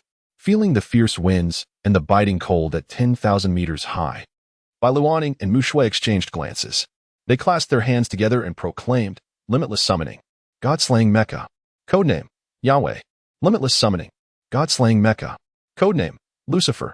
As their voices echoed, the ethereal silhouettes of mechas materialized behind them, enveloping their forms. The next moment, two God-killing mechas appeared in the sky. "Mu, let us depart." With their words, they left a fleeting image in the air, the mecha's flight system optimized to an extreme, hurtling towards the general direction of the aircraft at a terrifying speed. Meanwhile, aboard the aircraft, Pharaoh reveled in the attention of the onlookers as he mercilessly slaughtered the occupants of the cabin. He relished the sensation of being feared, feeling as if his heart were brimming with satisfaction whenever someone looked upon him with terror. This was the very reason he had joined the castle of Gessel. "Your deaths will contribute to the supreme evolution of humanity," he proclaimed. "So, please express your gratitude as I take your lives." At that moment, one individual in the cabin caught sight of a mecha silhouette flickering outside the window, matching the speed of the aircraft. as if sensing the gaze upon him. Pharaoh followed the person's line of sight. Upon spotting the mysterious mecha, his smile widened. Haha, I didn't expect you to come, but it matters not. It's time for you to witness the fruits of our evolution at the castle of Gessel. With his words, an aura of chilling cold radiated from him. An icy presence transforming into a lethal aura that spread outward. His body morphed, sprouting numerous tentacles and countless eyes, surging towards the cabin door. The suction cups on the tentacles latched onto the door, effortlessly pulling it open and casting it into the abyss. In an instant, the cabin lost pressure, and numerous occupants were violently sucked into the open sky. Behind Pharaoh, a pair of wings unfurled, and he soared into the air, resembling a grotesque amalgamation, exuding an aura akin to that of a malevolent deity. This presence was 100-fold stronger than the one Bai Luoning encountered yesterday, even surpassing the black goat's offspring she had previously faced. The horrors lurking within the castle of Gessel were truly unfathomable. Gazing at Pharaoh, Bai Luoning's expression hardened with determination. She turned to Mu Shui and commanded, Mu, those passengers are in your hands. No problem, leave them to me. With that, Mu Shui dove down swiftly towards the passengers who had been expelled. Did you think I would allow you to save their lives in front of me? Pharaoh and Apos' face, glistening with an unknown substance, twisted in malice. A multitude of tentacles surged towards Mu Shui's God-killing Mecha, Lucifer. Seeing this, Bai Luoning's voice rang out. Did you believe I would let you easily thwart Mu's efforts? As she spoke, she softly intoned, Holy light, shine upon you. Instantly, the Bible in the hands of the God-killing Mecha, Yahweh, radiated a brilliant light, piercing toward the advancing tentacles. With a sizzling sound, the tentacles were seared and severed, disintegrating into ashes as they fell from the sky. It seemed that once detached from Pharaoh's being, they would vanish into nothingness. However, just as Bai Luoning assumed Pharaoh was merely a grotesque figure, the severed tentacles began to regenerate at a visible pace. Pharaoh, grinning wickedly, taunted, Have you seen? This is the power that symbolizes the supreme evolution of humanity. Supreme evolution? Is this it? The so-called supreme evolution you speak of is nothing but a grotesque perversion, appreciated only by your kind. Chapter 48. The era has changed. The Book of the Water God. As Bai Luoning's words fell, she did not afford Pharaoh any opportunity to respond. Had they not arrived in time, it is likely that the occupants of the aircraft would have been mercilessly slaughtered by him. At present, the cabin was depressurized, and many passengers were directly sucked out into the void. Those who remained felt the terrifying chill of the high altitude, their faces pale with fear. The only recourse for the captain was to rely on his extensive experience to maintain as stable a flight as possible. Bai Luoning manipulated the God-killing Mecha, Yahweh, as her Bible radiated a multitude of divine light. The blinding brilliance carved a perfect arc through the air, akin to a blooming firework, charging towards Pharaoh. In the face of this radiant display, Pharaoh's demeanor was one of madness. With his eyebrows raised, he cackled maniacally, Excellent. Is it true that by slaying you, our Gessler castle will gain renown across the world? As Pharaoh spoke, he lifted his tentacle and hurled it forward with lightning speed, slicing through the air with deadly precision. Boom. The sky erupted with explosions, sending torrents of turbulent air towards the nearby aircraft, placing immense pressure on the captain. Sensing the captain's precarious situation, Pharaoh commanded his tentacle to regenerate rapidly, aiming to cleave the aircraft asunder. Seeing this, Bai Luoning's heart sank. Compared to the foes she had faced previously, the enemies emerging from Gessler Castle were particularly ruthless, willing to employ any means necessary to achieve their objectives. Just as the tentacle was about to sever the aircraft, Bai Luoning, controlling Yahweh, flipped the Bible and infused it with special energy, creating an absolute defense shield above the plane. With a resounding crash, the tentacle struck the barrier, splattering a copious amount of corrosive green liquid that began to erode the protective shield, inflicting ongoing damage. Witnessing this scene, Bai Luoning gritted her teeth, muttering, This fellow is truly troublesome. This was an immense trial for her, arguably the most formidable adversary she had encountered thus far. Taking a deep breath, she forced herself to remain calm, her eyes filled with a serious resolve. This was the first time she had been so earnest in a confrontation aside from facing the evil gods. The fifth-generation God-killing Mecha, Yahweh, was designed for long-range assaults, excelling in energy utilization beyond that of any other mech in Bai Luoning's possession. However, this did not imply that Yahweh's offensive capabilities were lacking. On the contrary, its close combat prowess was equally impressive. In addition to the absolute weapon, the Bible, it possessed another absolute weapon, the Holy Cross. In the boundless void. Bai Luoning clasped her hands together and declared, "Weapon release. Holy Cross." As her words resonated, the Holy Cross that had been hovering behind Yahweh burst forth in a dazzling radiance. The crystal-clear cross, under Bai Luoning's control, surged towards Phalo with blinding speed. This scene far exceeded Phalo's expectations. He had assumed that the cross behind Yahweh was merely a long-range energy weapon, never anticipating it to be an offensive tool. A multitude of tentacles erupted from Phalo's body, intertwining to enhance their resilience before launching towards the Holy Cross. With a sickening sound, blood and flesh splattered in the air. Resembling a blooming crimson rose, its center radiating a chilling murderous intent. Phalo's pupils constricted as he beheld the rapidly spinning Holy Cross approaching him. He commanded his tentacles to grow wildly, spiraling into a shield-like formation before him. Boom! The Holy Cross struck the rapidly rotating tentacles with tremendous force. In response, Phalo hastily enveloped the Holy Cross with his tentacles. "Ha! Your attack is utterly ineffective against me." Yet, before Phalo could revel in his fleeting triumph, Bai Luoning's figure appeared behind him. Yahweh emanated an unparalleled radiance. "Though it feels somewhat excessive for your demise, I shall spare no time. Prepare to meet your end." As her words echoed, an overwhelming pressure descended upon Phalo, akin to the weight of a mountain pressing upon his heart. A grim thought flashed through Phalo's mind. Before he could turn to face his assailant, he heard Bai Luoning's voice behind him, God-slaying mode, supreme hymn. In an instant, celestial hymns seemed to materialize from thin air. The Bible in Yahweh's grasp flipped rapidly, each elegant rune shimmering forth, coalescing into ethereal angels that danced in the air. Their expressions devoid of emotion as they regarded Phalo with the gaze reserved for the dead. The harmonious sounds crescendoed into a final movement. At that moment, Bai Luoning softly proclaimed, "God said, let there be light." The next instant, a radiant glow enveloped the heavens and the earth, transforming Yahweh into pure light. Every area illuminated by this brilliance fell under Bai Luoning's command. Countless beams of light, like myriad tiny blades, pierced into Phalo's being. No matter how swiftly he could recover, it could not match the severity of his current injuries, which severely hampered his healing speed, leaving him helpless as he witnessed his own body consumed by the surrounding light. His tentacles, preoccupied with defending against the Holy Cross, were rendered useless, driving him to the brink of despair. Meanwhile, the captain in the cockpit also took note of this luminous phenomenon. Unlike Phalo, who felt the terror of the power, the crew experienced the light as gentle and warm. Just then, an astonishing sight unfolded before the captain's eyes. A mech appeared ahead, adorned with mechanical halos, wielding a holy spear, exuding an air of authority. In front of this mech was a square space formed by absolute defense, within which all those who had been sucked out earlier found refuge. These individuals were the humans saved by Mushui. The co-pilot beside the captain's eyes widened in disbelief. He gazed ahead and remarked, "Captain, look at what that fellow is holding." Following the direction indicated by the co-pilot's finger, the captain noticed that Lucifer was grasping what appeared to be a door from their aircraft. "What is he planning to do?" the captain murmured. At that moment, the intricate patterns on Lucifer's body began to emit a luminous, holy white light. The flight system continued to load under the control of Mushui, who deftly ushered everyone into the cabin. Simultaneously, she forcefully slammed the door shut.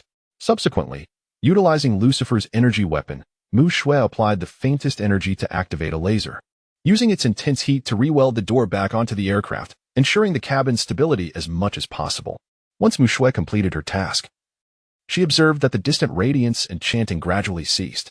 Under Bai Luoning's command, the light in the distance slowly dissipated, revealing the vast emptiness of the sky.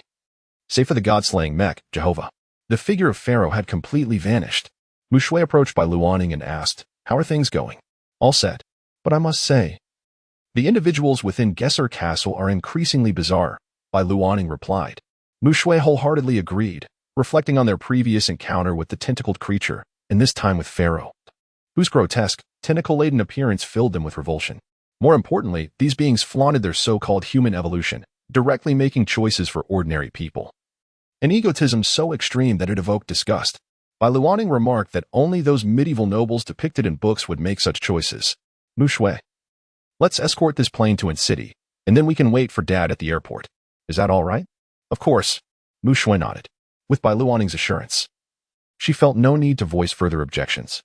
The two women positioned themselves, one on each side of the aircraft, guiding it towards City. At this moment, The other passengers slowly returned to their senses from the earlier shock. They beheld the sight of two guardian-like figures outside the window, filling their hearts with an unprecedented sense of security. We are alive. We are still alive. How wonderful. We have not perished. Those who had regained their composure within the cabin erupted into joyous shouts. Compared to those who had met their demise at Pharaoh's hands, they considered themselves extraordinarily fortunate. For at the very least, they would see the sun rise again. The captain, noticing the movements of the two mechs, felt an immense relief wash over him. This is Cheeching Flight 5438, calling the control tower. The crisis has been averted, and we will continue our journey to In-City under the escort of these two mysterious mechs. We expect to land at In-City Airport in 20 minutes. Received. Received. The captain's face beamed with joy upon hearing the tower's response. He turned to the co-pilot and extended his hand for a hearty high five. When I return home, I must take an extended vacation. I need to unwind. I too shall take a break. This flight has been exceedingly exhilarating. I wouldn't dare dream of such thrilling escapades. The captain and co-pilot exchanged smiles, the cabin filled with an atmosphere of relief after the harrowing ordeal. However, they remained oblivious to the scene unfolding beneath them, where, in the depths of the ocean, a bloodied tentacle coiled around an ancient tome. This was none other than Pharaoh. But now he appeared thoroughly disheveled compared to his earlier arrogance. Despite his best estimates of the God-killing Mecha's power, he could hardly believe that its strength surpassed his own evolved abilities. This feeling of indignation was unprecedented for him. Just wait. I shall make you understand the true meaning of cruelty. A mouth, lined with razor-sharp teeth, manifested atop the tentacle, accompanied by a decayed eye nearby, evoking a profound sense of disgust. As Pharaoh's words lingered, the ancient book, the water god Tiamat, floating upon the sea, suddenly erupted with dark radiance. An aura reminiscent of swirling black waters emanated from the tome, accompanied by a chilling voice that echoed in Pharaoh's ears. Arise. Nameless one, your time has come. The sea draws close, through the water god Tiamat. With skin-carved incantations, all things shall be commanded. The Night of Cthulhu rests in the green depths of the sea. The malevolent deity, celebrated as the god of black water, Tiamat. With the utterance of this voice, Pharaoh became entranced, his previous fury evaporating, replaced by fervent zeal. Compared to the true malevolence of the god, the highest being in Pharaoh's heart was utterly insignificant. He softly declared, all shall succumb beneath the cataclysmic floods, my revered Tiamat. In an instant, fierce winds surged, dark clouds enveloped the sky, and the ocean swirled in fury, devouring the tentacle in the tome of the water god. Deep within the ocean, at that moment, a colossal eye emerged, only to gradually shut, disappearing into the depths as if it had never existed. Soon after, Bailuaning and Mushui arrived at In-City Airport. In comparison to Cheeching Airport, In-City Airport was undeniably more splendid. Upon witnessing the aircraft's safe landing, the security personnel swiftly approached to disembark the door. The passengers experienced a sensation akin to seeing daylight after darkness, turning to the two mechs in the sky, vigorously waving their arms and shouting words of gratitude. Bailuaning offered a slight wave in acknowledgement of their appreciation. Moo. Let us find a place to wait for Dad. Yes, but it might need to be a bit farther away. The crowd here is overwhelming. By the way, it was a clear day earlier. Why did it suddenly rain? I recall the weather forecast stated there was a 0% chance of rain today. Who knows? Weather forecasts tend to be inaccurate far too often. With that, the two women departed from the sky. Meanwhile, Roland's design was entering its most critical phase. The one-star God-killing Mecha, Titan, known as Kronos, is on the brink of its final adjustments. After confirming the use of Suknas's body for this mecha, Roland endeavored to integrate it with Titan as seamlessly as possible. Most importantly, he aimed to erase Suknas's divine essence, transforming it purely into a vessel of power. Only then could Roland entrust its operation to the two women without worry. Thus, he decided to utilize the Commodine as the core of Titan, connecting it with other special energy sources to further enhance Titan and Apos' capabilities. Additionally, as Suknas is associated with the wind, this would significantly increase Titan and Apos' speed, potentially surpassing even that of Yahweh and Lucifer. Roland murmured to himself, a hint of excitement gracing his features. Just moments before the aircraft was set to land, he finally completed the design blueprint for the Titan mecha. At that moment, Roland glanced at the information on his wristband, revealing a wry smile. To his surprise, they had gone directly to In-City to await his arrival. Truly remarkable. With this thought in mind, he exited his room. Once the plane landed, he instructed the others to leave first and decided to wait for Luoning and the others to wake up before disembarking. Understood, Mr. Roland," replied a flight attendant with a slight bow. However, little did she know that by Luo Ning and the others had already exited the aircraft. She would surely be taken aback. Soon enough, the plane descended and arrived at an city airport. Once all the passengers disembarked, Roland stepped off the plane. Holding an umbrella against the overcast sky, his brow slightly furrowed. Yet, upon closer inspection, he realized it was merely a typical rainfall and chose not to dwell on it. After leaving the airport, he made his way outside, unconcerned about their luggage as it would be delivered to them later. Using his wristband, he notified Bai Luo Ning and Mu Shui. Within moments, he spotted the two women emerging from an upscale steakhouse, their hands laden with delectable treats. "Daddy, you finally made it. I packed some delicious food for you, everything I thought would be tasty." Upon hearing Bai Luo Ning's words, Roland surmised that she must have indulged quite a bit inside. With this thought, he gently crouched down and enveloped both Bai Luo Ning and Mu Shui in his embrace. "You two are far too mischievous. You go off without a word. What if something happened?" Mu Shui nestled closer to him and replied, "But this is just the mecha that my godfather sent me. Nothing could possibly go wrong." "Exactly. Daddy, your mecha is so powerful, we would never be in danger.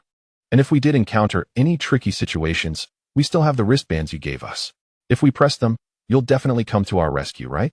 Roland did not respond further, as their words rang true. No matter the hazards they faced outside, as long as they pressed the wristbands, he would protect them. Even at the cost of everything, not just for them, but for all those with whom he shared a bond. The longer he existed in this world, the more he understood the profound strength of these connections.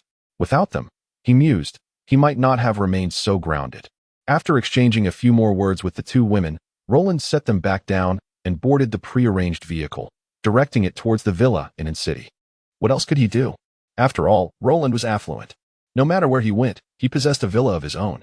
This estate, while distinct from the seaside villa in Qing City, held equal value. In fact, situated in the bustling heart of an city, it was worth 3 times that of his villa in Qing City. This was the only villa in city that resided in the city center, conveniently located next to an city high school, making it exceptionally convenient for schooling. Upon entering the villa, Bai Luo Ning and Mu Shui were filled with excitement. "Wow, it's truly beautiful here. The decor is so wonderfully natural." Bai Luo Ning, who had a deep appreciation for nature, immediately noticed the lush greenery and fell in love with the place at first sight. Mu Shui felt the same, as a girl confronted with such a magnificent villa. Her face radiated pure adoration. Without hesitation, she pulled out her phone, activated the video function, and recorded a clip to send to her parents, captioning it, "Mom and Dad, look at my godfather's big villa. Once you're less busy, I'll bring you here for a visit, okay?" However, after sending the message, she received no immediate response from her parents. She presumed they were still hard at work. After all, she had heard that Tech Evolution had received numerous orders lately and was diligently producing mass-market SSS-class mechas along with bespoke models for select individuals. Feeling a twinge of sadness, Mu Shui wished she knew when her parents would finally have the time to visit her.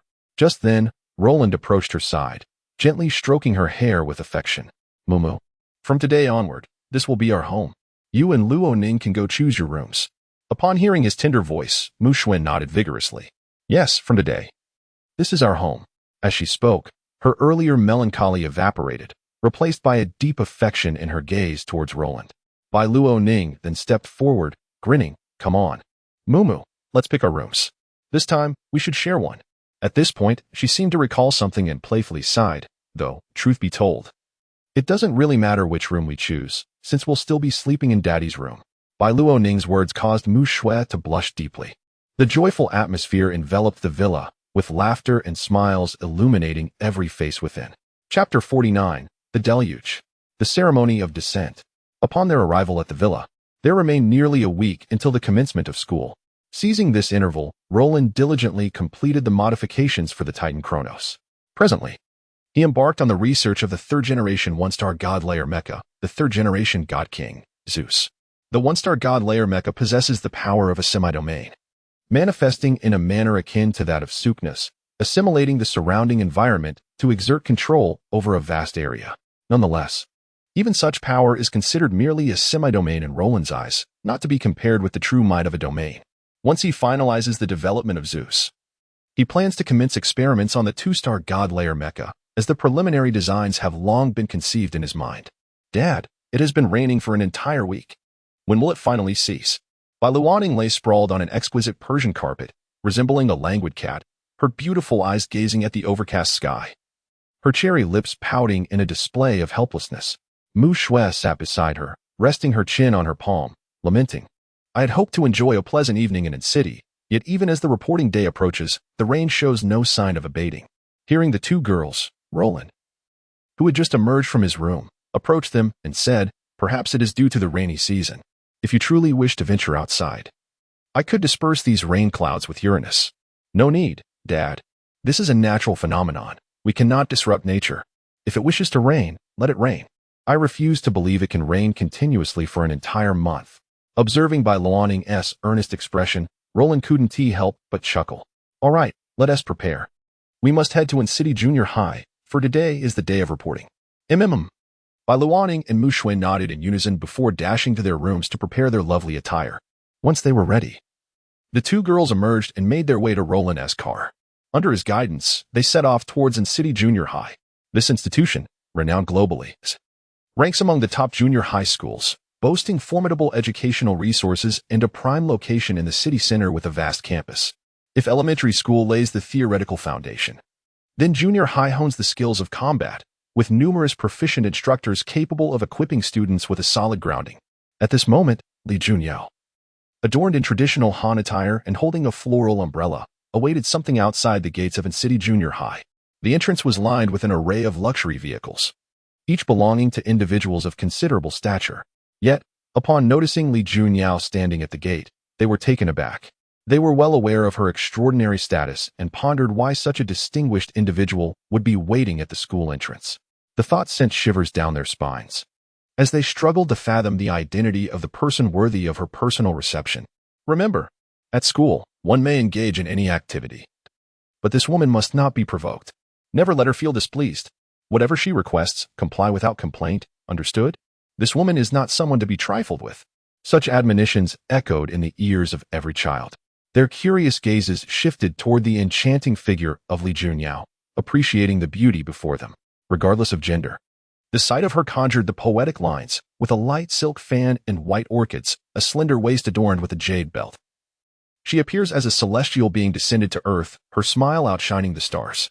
At this moment, Li Junyao smiled, her enchanting eyes sparkling, her crimson lips curving into a radiant grin. Her gaze fell upon the approaching vehicles, and with graceful steps, she glided towards an extraordinarily luxurious car. This four-seater sports car, embodying opulence and comfort, exuded a subdued elegance, its value surpassing that of ostentatious supercars. It was a limited edition Bentley, a singular marvel in the world. I never anticipated encountering such an extraordinary vehicle at the gates of City Junior High. This car alone could purchase all our vehicles combined. Beyond its luxury and comfort, its safety features are astonishing. I recall it being the only vehicle globally equipped with automatic absolute defense technology, truly a vehicle of remarkable distinction. No wonder Li Junyao is so attentive to this individual. Unfazed by the murmurs around her, Li Junyao approached the opulent car, her countenance radiant. Inside the car, Bai Luaning and Mu Shui, upon spotting Li Junyao outside, beamed with delight. Ah, it's Sister Junyao. I can't believe she is here. How wonderful. Bai Luaning and Mu Shui were brimming with excitement. As Roland parked the car, the two girls wasted no time in flinging open the doors and leaping into Li Junyao's embrace. Li Junyao, holding the umbrella with one hand, gently leaned down and wrapped her other arm around the girls, kissing each on the forehead. Welcome to City Junior High. Allow me to introduce myself. I will be your homeroom teacher for the next 3 years. I look forward to our time together. Sister Junyao, we look forward to it as well. Bai Luaning and Mu Shui chimed in unison. Observing the adorable duo, Li Junyao's eyes narrowed with joy. She then turned her gaze toward Roland and inquired, will you be driving in? No, I have some matters to attend to, Roland replied, a hint of disappointment flickering across Li Junyao's face. However, he quickly added, I will pick you up after school today. Without hesitation, Li Junyao nodded in agreement. Then I shall return to the classroom with Luaning and Mu Shui. See you this afternoon. See you this afternoon. The two exchanged smiles. Subsequently, Roland drove his car towards his villa, intending to commence the development of the third generation of the one-star God-killing Mecha. If all went according to plan, most of the engineering issues could be resolved by afternoon. As for the materials from the evil gods, Roland had ample resources at hand. Watching the car vanish from sight, Li Junyao led the two girls towards their classroom.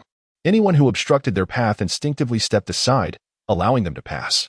Along the way, many classmates cast curious glances at the trio, particularly at Bai Luoning and Mu Shui. Several sharp observers even recognized Bai Luoning, wondering if the girl who appeared to be their age was indeed the top-ranked student on the comprehensive leaderboard. She was also the top scholar from Qingqing. If memory served correctly, she had even received an SSS rating. Good heavens! This prodigy chose to attend Anqing Junior High as well. Hearing the surrounding chatter in Mandarin, Mu Shui gently tugged at Bai Luoning and Apos' arm. Luoning, did you see the way they looked at us? It's truly amusing. Bai Luoning turned to Mu Shui and replied, Mumu, when the time comes. You must give them a grand surprise, so they realize your prowess. Mu Shui nodded vigorously. Yes, I certainly will. But Luoning, you mustn't let me surpass you. Not a chance. I will train even harder than you. Although the two girls shared a close bond, in moments like this, they transformed into rivals, encouraging and challenging one another.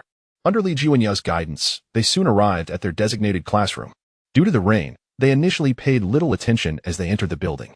However, upon seeing the towering door that reached the ceiling, they stood frozen in awe.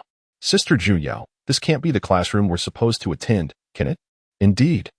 This is the S class, the most prestigious class at Anqing Junior High. Students who enter here are typically top scholars from other cities and possess commendable rankings in combat tests. Many have even achieved SSS ratings. So, you must strive diligently and not allow yourselves to be outdone.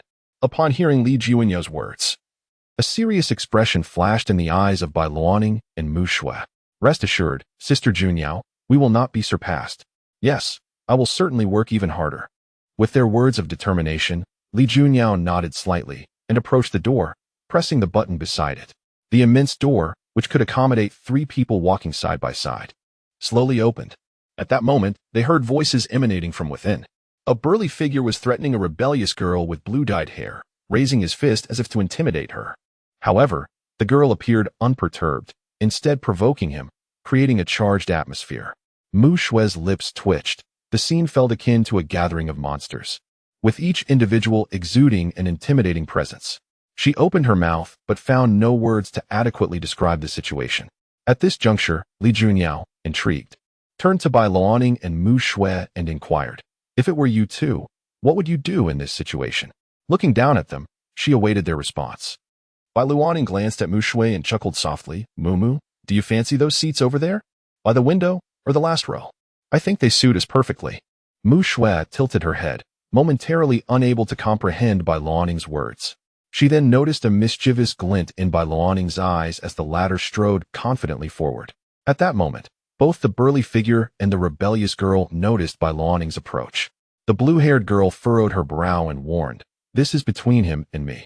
If you don't want to get hurt, I suggest you leave quickly. The burly figure added, you little brat, you're all equally annoying. If you're trying to intervene. Before he could finish, Bai Luoning interjected, you needn't struggle. I will take this seat and the one beside it. Now, kindly vacate the area. As her words faded, her eyes narrowed, casting a cold gaze upon the two. Having frequently piloted mechs to vanquish monsters and evil gods, Bai Luoning emanated a subtle aura of danger. Coupled with the gloomy weather outside, her presence grew increasingly chilling. The burly figure instinctively shivered.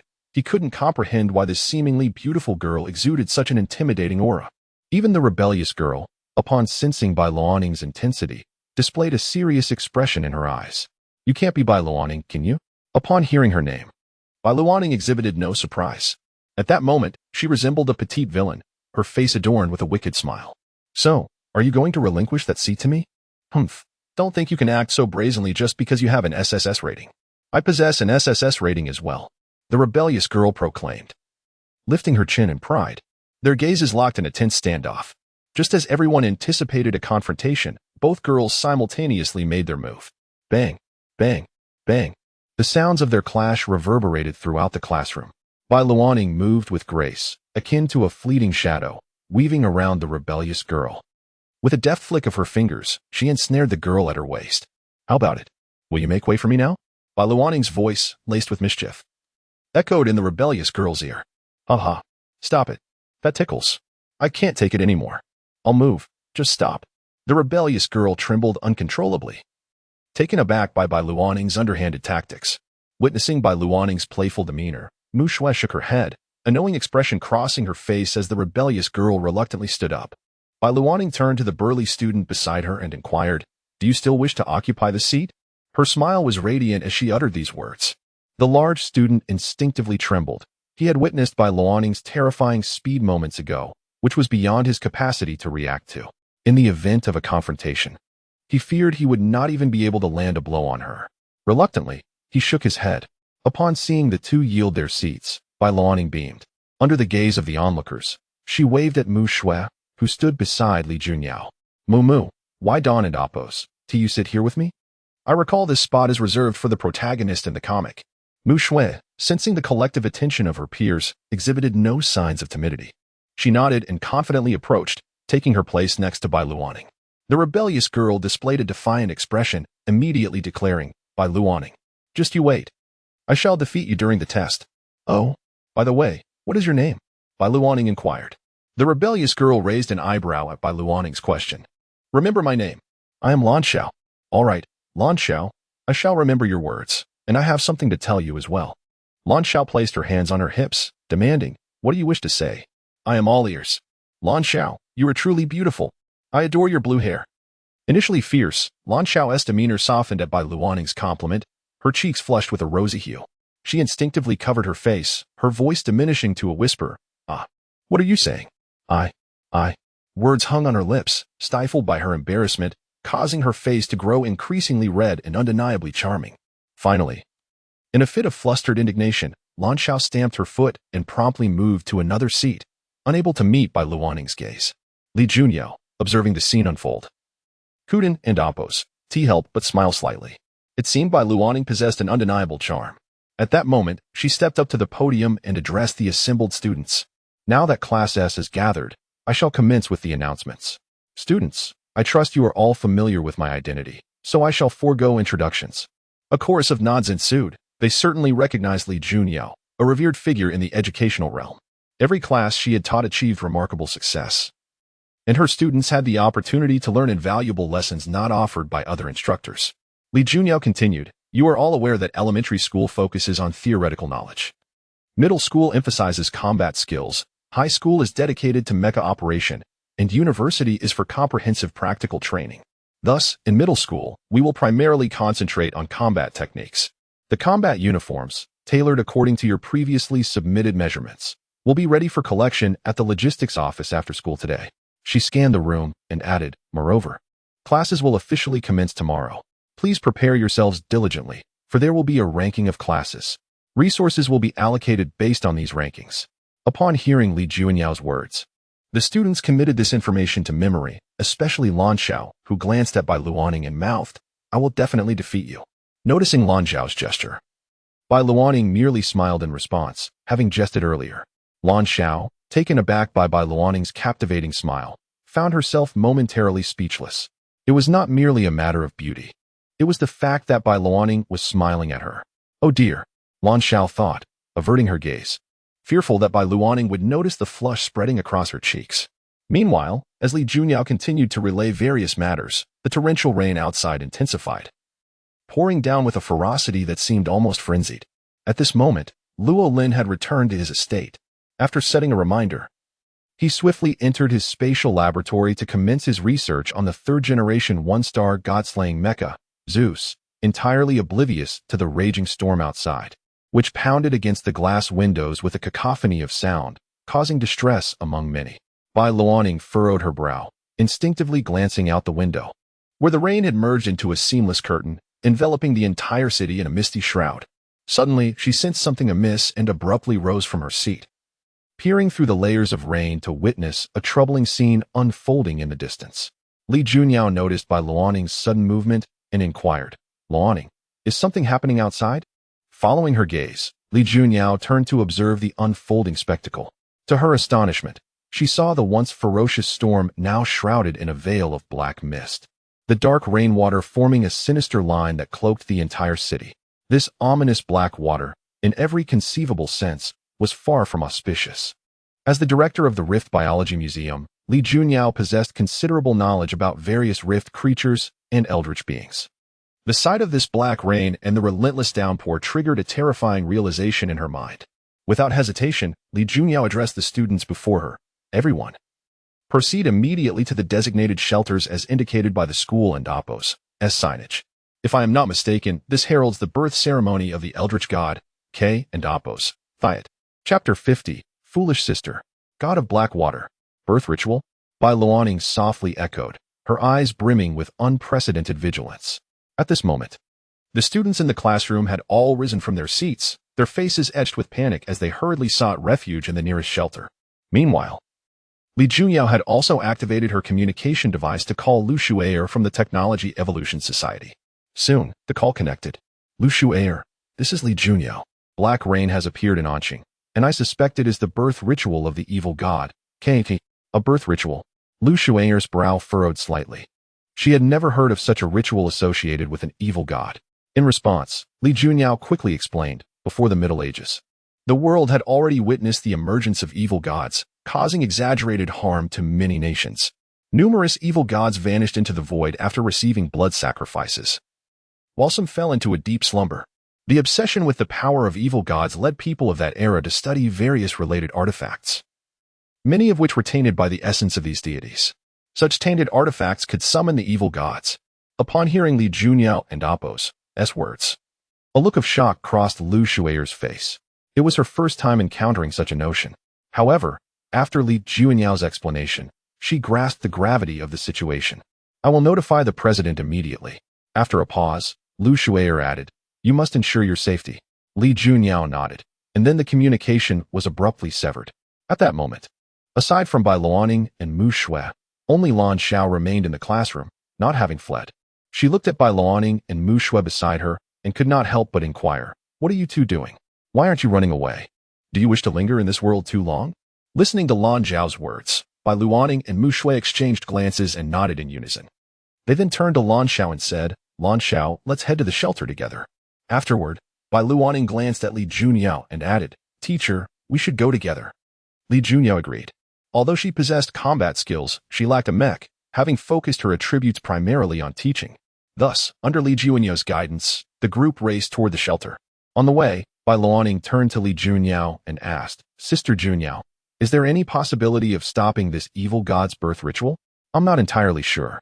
However, to thwart the ritual, the most crucial factor is to destroy the medium of the birth. Li Junyao replied. But Anqing is so vast that finding the medium would be akin to searching for a needle in a haystack. It is exceedingly difficult. Upon hearing Li Junyao's words, both Bai Luoning and Mu Shui's eyes darkened with concern. If possible, they wished to halt the ritual before the evil god manifested, thereby minimizing casualties. Otherwise, once the evil god truly appeared, the toll of destruction would be beyond their control. With this thought in mind, Bai Luoning and Mu Shui, while Li Junyao and Lan Xiao were distracted, stealthily veered off in another direction as they turned a corner. It was only when Li Junyao and Lan Xiao reached the shelter that they realized Bai Luoning and Mu Shui had completely vanished. Seeing this unfolding scene, Lan Xiao was utterly bewildered. Teacher, where are Bai Luoning and the others? I didn't notice either. I thought they were right behind us. Li Junyao's voice was laced with anxiety.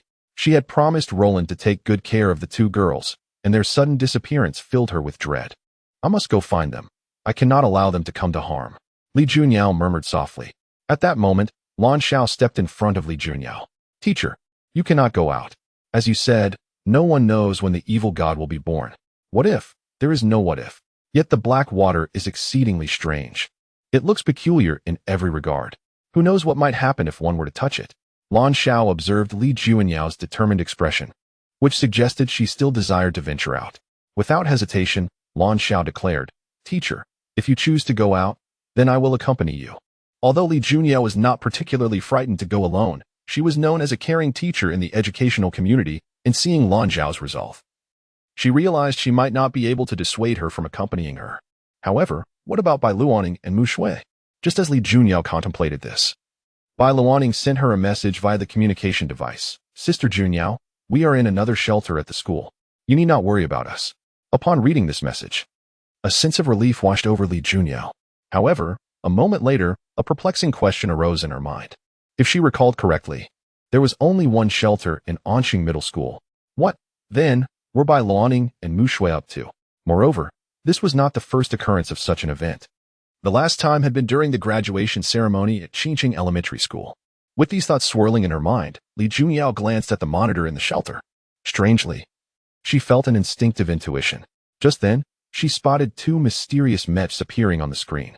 These mechs were none other than Jehovah and Lucifer. An intense intuition surged within Li Junyao. If she was not mistaken, these two mechs must be piloted by Bai Luoning and Mu Shui. Although she found it hard to believe, the series of coincidences could no longer be dismissed as mere chance. At that moment, Lan Zhao's eyes suddenly sparkled with excitement. She tugged at Li Junyao sleeve. "Teacher, look, look. It's those two mysterious mechs." Lan Zhao was indeed a fervent admirer of these mechs. She watched battle videos of them several times a day, not only to learn combat techniques but also to indulge her idol-worshipping sentiments. She worked diligently, dreaming that one day she could pilot a mech and fight alongside those two enigmatic machines. Observing Lan Zhao's excitement, Li Junyao's expression grew increasingly peculiar. Just moments ago, they had experienced conflict. If Lan Zhao were to discover that the pilots of those mechs were Bai Luoning and Mu Shui, would she feel an overwhelming sense of shame and indignation? Not contemplating this matter any further, Li Junyao redirected her thoughts. If Bai Luoning and Mu Shui were indeed the pilots of these enigmatic mechas, what then was Roland's true identity? Li Junyao couldn't help but recall the moment she first encountered Roland. At that time, she was not yet the curator of the Rift Biological Museum. She was wandering the world, delving into ancient tomes, seeking to uncover the origins of the malevolent deities. It was during this period that she met Roland, and they embarked on a journey together. From Roland, Li Junyao acquired a wealth of knowledge, including insights unavailable in any books. Most significantly, as Roland continued to enlighten her, their bond deepened. Just when Li Junyao believed they would remain in each other's company, Roland left unexpectedly. When she eventually used her authority to locate him, she found him caring for a child, none other than Bai Luoning. In Roland's words, the child was the offspring of an old acquaintance. Thus began Roland's journey as a caretaker. However, rather than harboring resentment towards him for this turn of events, Li Junyao found her feelings for Roland intensifying. As time passed, they occasionally gathered for reunions. In today's society, human longevity has significantly extended. With every utterance, individuals receive injections containing a serum that enhances cellular division, thereby prolonging life. Otherwise, after all these years, Li Junyao would likely have run out of patience. "Humph, that Roland, just wait until this afternoon when you pick me up from work. I shall see how I can confront you and uncover what secrets you may still hold." Taking a deep breath, Li Junyao chose not to dwell on the matter further and focused her gaze on the display before her. She observed Bai Luoning and Mu Shui piloting the mechas, soaring into the skies. The mechas emitted blinding light, attempting to disperse the storm clouds above. Yet, despite their efforts to unleash energy, the ominous clouds only grew more ferocious. Charging toward Bai Luoning and Mu Shui, thunder rumbled. Lightning struck the impenetrable defense of Bai Luoning's mecha. Witnessing this, her expression darkened. "Mu, this storm is indeed peculiar. Our God's layer mechas are unable to obliterate it. This is simply inconceivable. The God layer mechas can vanquish even deities, let alone mere storm clouds. I've faced down 10,000-meter tsunamis before. Yet this situation exceeds our expectations." Suddenly, Mu Shui recalled Li Junyao's earlier words. "Luoning, should we seek out Sister Junyao? The medium she mentioned, destroying it might put an end to this descent ritual." "Precisely. Let us act separately and locate any high-energy reactions." Upon hearing Bai Luoning's suggestion, Mu Shui nodded earnestly. She maneuvered the mechanical wings behind Lucifer to soar into the distance, maximizing the energy detection system to scan in city for any high-energy signals. Simultaneously, Lu Shu'er reported to the president of the Technological Advancement Society regarding the impending descent of the malevolent deity in its city. Upon hearing this alarming news, the president's expression turned grave. He turned to Anna beside him and inquired, "Minister Anna, are the SSS-class mechas you developed for mass production ready?" "Yes. But we only have 10 units. 10? That production capacity is far from sufficient. You must realize that 2 months ago, those dark church scoundrels already possessed SSS-class biological mechas. Now they have even seized Lin Ying's body. Who knows what heinous acts they might commit? Their biological mechas could become as formidable as that mysterious mecha." Hearing the president praise the dark church, Anna's eyes gleamed with amusement. With a subtle smirk, she replied, "President, while we only have 10 SSS-class mechas, our reserves for SS-class mechas are quite ample. Moreover, I have modified them for unmanned operation. They can function without advanced pilots and perform even more stably than elite pilots. The president nodded slightly at her words. Do not forget the promise you made to me. Produce mechas as powerful as the mysterious ones within 6 months. There are only 4 months remaining. In response, Anna smiled confidently. Rest assured, President, I will not disappoint. However, regarding materials, whatever you need, I shall provide. Also, deploy those SSS-class mechas. I need to assess their combat capabilities. I hope they can operate effectively in battles against entities of the malevolent deity's caliber. Yes, esteemed President. With that, Anna strode towards her chamber. Yet, just as she turned, a contemptuous smile graced her lips. While unmanned operation of SSS-class mechas is undoubtedly beneficial, she had painstakingly prepared such vast reserves. How could she allow these mechas to be damaged in a confrontation with the malevolent deity? This was a crucial element of their grand plan, all for the sake of the Pope. With this thought, fervor ignited in Anna's eyes. Upon reaching her research department, she dispatched the SSS-class mechas as instructed by the president. Subsequently, she sent a message to Luo Xian. Within the dark church, Luo Xian, adorned in a pristine white princess gown, wore a gentle smile as she nestled against the Pope, relishing his affection. At that moment, her wrist communicator chimed with a message. Leaning against the Pope, Luo Xian opened the message. Father, Sister Anna has requested my assistance. Very well. Do remember to bring back the body of the malevolent deity this time. Luo Xian nodded vigorously. Then, recalling something, she added, it seems Luoning has also left. But I feel she is becoming increasingly impulsive, rushing in without thorough investigation. Should I offer her guidance? By all means. But do not be too harsh. Luo Xian nodded eagerly, her face radiating joy. All right, Father, I shall take my leave now. Be safe. With her father's words lingering in the air, Luo Xian suddenly leaped downwards. In an instant, a rift in space opened, engulfing her form. On the other side, Bai Luoning and Mu Shui swiftly swept through the entire city, yet they found no signs of any high-energy reactions. This left both women feeling quite anxious. Mu, do you have any leads? No, not a trace, came the reply. This wicked deity is exceedingly cunning. Where could it possibly be hiding? Just as Bai Luoning's anxiety peaked, a spatial rift slowly emerged in the sky. As the rift gradually widened, both Bai Luoning and Mu Shui turned their wary gazes toward it. However, upon sensing a familiar aura, Bai Luoning's expression shifted dramatically. That figure is. With her words trailing off, the adult version of Luo Xian appeared before them. You again. Bai Luoning's voice was laden with gravity. What brings you here this time? Could it be that you summoned this malevolent deity? Luo Xian regarded Bai Luoning, her delicate features obscured by the shadows of her cloak, and a seductive smile graced her lips. I merely wish to observe the power of this evil god. As her words faded, a fair, slender hand emerged from her robe, conjuring a blade of pure, white ice, reminiscent of their encounter at the amusement park. In the blink of an eye, the icy blade materialized in Luo Xian's hands. Freeze. With her hand raised, a flurry of ice crystals gathered around her. Immediately, an overwhelming, tyrannical aura radiated in all directions. Upon sensing this energy, Mu Shui thought to herself, how formidable. Luo Xian stood proudly in the air, the icy blade raised high above her. Suddenly, the sword descended with a ferocious force, unleashing a chilling tempest that spread wildly around.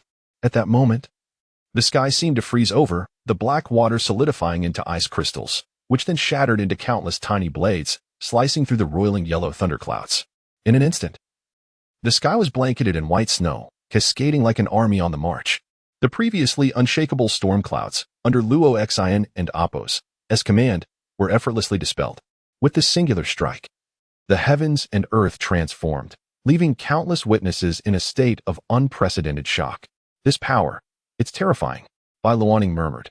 Fortunately, the thunderclouds in the sky finally shattered, signifying that the birth ceremony had likely concluded.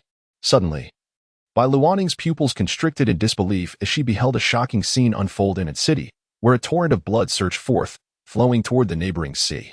Seeing this, Bai Luoning immediately questioned Luo Xian. What on earth is happening? Luo Xian's soft, enchanting voice responded, are you truly unaware? If the first phase of the evil god's birth ceremony is interrupted, it transitions into the second phase. But from where does this blood originate? Do you remember the black water? Anyone who comes into contact with it will have their bodies eroded, transforming entirely into blood. When this blood converges in one place, Its richness approaches blackness. And this is the black water god, Kta yet. As if to validate Luo Xion's words, a multitude of blood coalesced in the air, rushing toward the sea Poseidon city. Alarmed, Bai Luoning asked, "Is there no way to stop this? I can indeed prevent the evil god's birth, but those who have perished cannot be revived. Rather than that, it would be better for me to slay the evil god and avenge them." Upon hearing this, Bai Luoning felt a surge of urgency. However, such actions could lead to even greater casualties. Before she could finish her thought, Luo Xion's voice resonated near the Yahweh Mecha, infused with the malevolent deity's power, and she slowly articulated, "Oh, my foolish sister, when will you learn to grow up?" Bai Luoning's pupils dilated in shock. "Sister? This seemingly graceful woman before me refers to me as sister? Surely there must be some mistake."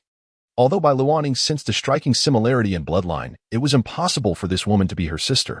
Just as these thoughts crossed her mind, Luo Xion's figure flashed and hastened toward the gathering blood. Bai Luoning called after her, "Wait, you must clarify the situation. Luoning, you." Mu Shui watched as Bai Luoning pursued the cloaked woman, a look of concern crossing her face. Just as Mu Shui prepared to follow, a tendril composed of black water lunged toward her, targeting her Lucifer. "Absolute defense, activate," Mu Shui exclaimed. A shield radiating with luminescence swiftly materialized before her, repelling the tendril. Then, she turned to face the figure, recognizing a familiar yet alien visage. It was a member of the Gessel Castle named Farlow, whom they had encountered on a flight just a week prior. However, this version of Farlow had undergone a drastic transformation. His head had twisted into a mass of curls, marked by gaping fissures resembling mouths, bloodshot eyes, and a central black core. His body was composed of black water, reminiscent of the torrential downpour they had witnessed. In that moment, Mu Shui realized that the instigator of this chaos was indeed Farlow. "I never expected you to still be alive, but this time, I shall ensure you have no chance of survival." Farlow, now completely under the control of the Black Water God, cackled madly, "Long live the Black Water God! Long live the Black Water God!" At that moment, Farlow had become a puppet of the malevolent deity, ready to unleash chaos as a fierce battle loomed on the horizon. Chapter 51. Sisters in Battle. The Pope's Treasure. As Pharaoh's words echoed, the dark water enveloping him surged violently outward, transforming into countless tentacles that lunged toward Mu Shui. The air was filled with an overwhelming number of these appendages. Sensing the terrifying force, Mu Shui took a deep breath and commanded the God-killing Mecha, Lucifer, charging brazenly towards Pharaoh. The holy spear in her grasp was charged with a unique energy. Her arm raised high, and the tip of the spear instantly shimmered with a powerful aura. "Ha!" Mu Shui murmured softly. The spear descended. Boom. The two forces collided, unleashing a horrific energy. A massive pressure emanated from the point of impact, causing the windows of nearby buildings to shatter in unison. Amidst the cascade of glass shards, Pharaoh stepped forward, his dark water exploding with astonishing force. A torrent of black water crashed against the ground, fracturing it and propelling Pharaoh upwards like a high-pressure water jet, hurtling towards Mu Shui in the sky. In that moment, Mu Shui felt the overwhelming aura around her had been completely locked onto by Pharaoh. Evading now seemed exceedingly difficult. She could only fight with all her might. Nonetheless, compared to Bai Luoning, Mu Shui was still somewhat unaccustomed to wielding such a formidable weapon. Taking a deep breath, she gazed at Pharaoh and shouted, "God-slaying mode, Radiance of the Holy." The Radiance of the Holy was a divine combat mode crafted by Roland, specifically for Lucifer. In myth, it represented Lucifer and Apos' final shining power before his fall, embodying the purity of his entire being. Despite being a remnant light, its brilliance was unparalleled. Mu Shui manipulated Lucifer, and the mechanical halo behind him erupted with blinding light, spinning rapidly as immense power surged into Lucifer's core. The mechanical wings unfurled slowly, and sacred hymns resonated around Lucifer. As Pharaoh charged toward her with incredible speed, Mu Shui, wielding the holy spear, positioned her right hand forward and her left hand back, moving in an elegant arc before raising the spear high. Under the shattering storm, Lucifer transformed into a beacon of light, more radiant than the sun in the sky. At this moment, the winds calmed, leaving only Mu Shui and Pharaoh in the frame. "Defeat," Mu Shui whispered, as her voice faded. The holy spear fell from the sky with thunderous force. The entire space seemed to shatter under the might of Lucifer's spear. Wherever the spear passed, the fabric of reality tore apart, revealing an abyss of darkness. The spear descended upon Pharaoh with unyielding force. Boom. With that single strike, the dark water surrounding Pharaoh was utterly torn apart, exposing the crimson core beneath his visage. A chill ran through Pharaoh's heart as the manic fervor within him began to waver in the face of such overwhelming power. An icy dread seeped into his very being as he watched the radiance blooming in his own eyes. No, no, no. This is not my true desire. I do not wish to die yet. I do not want to die, he screamed. As Pharaoh uttered these desperate words, his form was completely engulfed in radiant light. Meanwhile, within the sanctuary, Lan Xiao witnessed this scene unfold on the screen, her face alight with unprecedented excitement, as if she were the one delivering the fatal blow. Teacher, did you see that? It's simply magnificent. I hope to reach such heights one day, she exclaimed eagerly. Seeing Lan Xiao's fervent anticipation, Li Junyao couldn't help but smile gently. She reached out her delicate hand to caress Lan Xiao's shoulder. Lan Xiao, strive hard. Perhaps one day you too will have the chance to pilot such a mecha. Really? Lan Xiao's eyes sparkled with hope as she envisioned herself commanding such a powerful mecha, dominating the battlefield. On another front, Bai Luoning trailed closely behind Luo Xian, arriving at the vast ocean of Anqing. At that moment, an exaggerated whirlpool appeared in the sea, continuously expanding as vast quantities of water seemed to be drawn into its depths. Even the fish within the ocean struggled helplessly against the overwhelming force, becoming sustenance for the god of black water, Taya, as the crimson liquid from the sky cascaded down, thickening to an almost black hue. The god of black water consumed it voraciously. Suddenly, an immense pressure erupted from the ocean, sending Bai Luoning's expression into alarm. The intensity of this aura was formidable. A bead of cold sweat trickled down her brow as she beheld the scene, her complexion paling slightly. Noticing Bai Luoning's distress, Luo Xian, wielding an ice blade, languidly remarked, "What's wrong? Can't you handle this level of pressure? What are you scheming?" Bai Luoning retorted, "Are you truly waiting for the god of black water to emerge before making your move?" Luo Xian, seated in the air, clad in a dark robe, toyed with the ice blade, her gaze fixed on Bai Luoning. "I merely wish to see if the so-called god of black water can withstand the might of my strike. Are you not afraid of a mishap?" Bai Luoning challenged. "A mishap? Not a chance, my foolish sister." Upon hearing the woman refer to her as sister once more, Bai Luoning's confusion deepened. Unconsciously, she looked at Luo Xian and inquired, "What do you mean by that? Why do you call me sister?"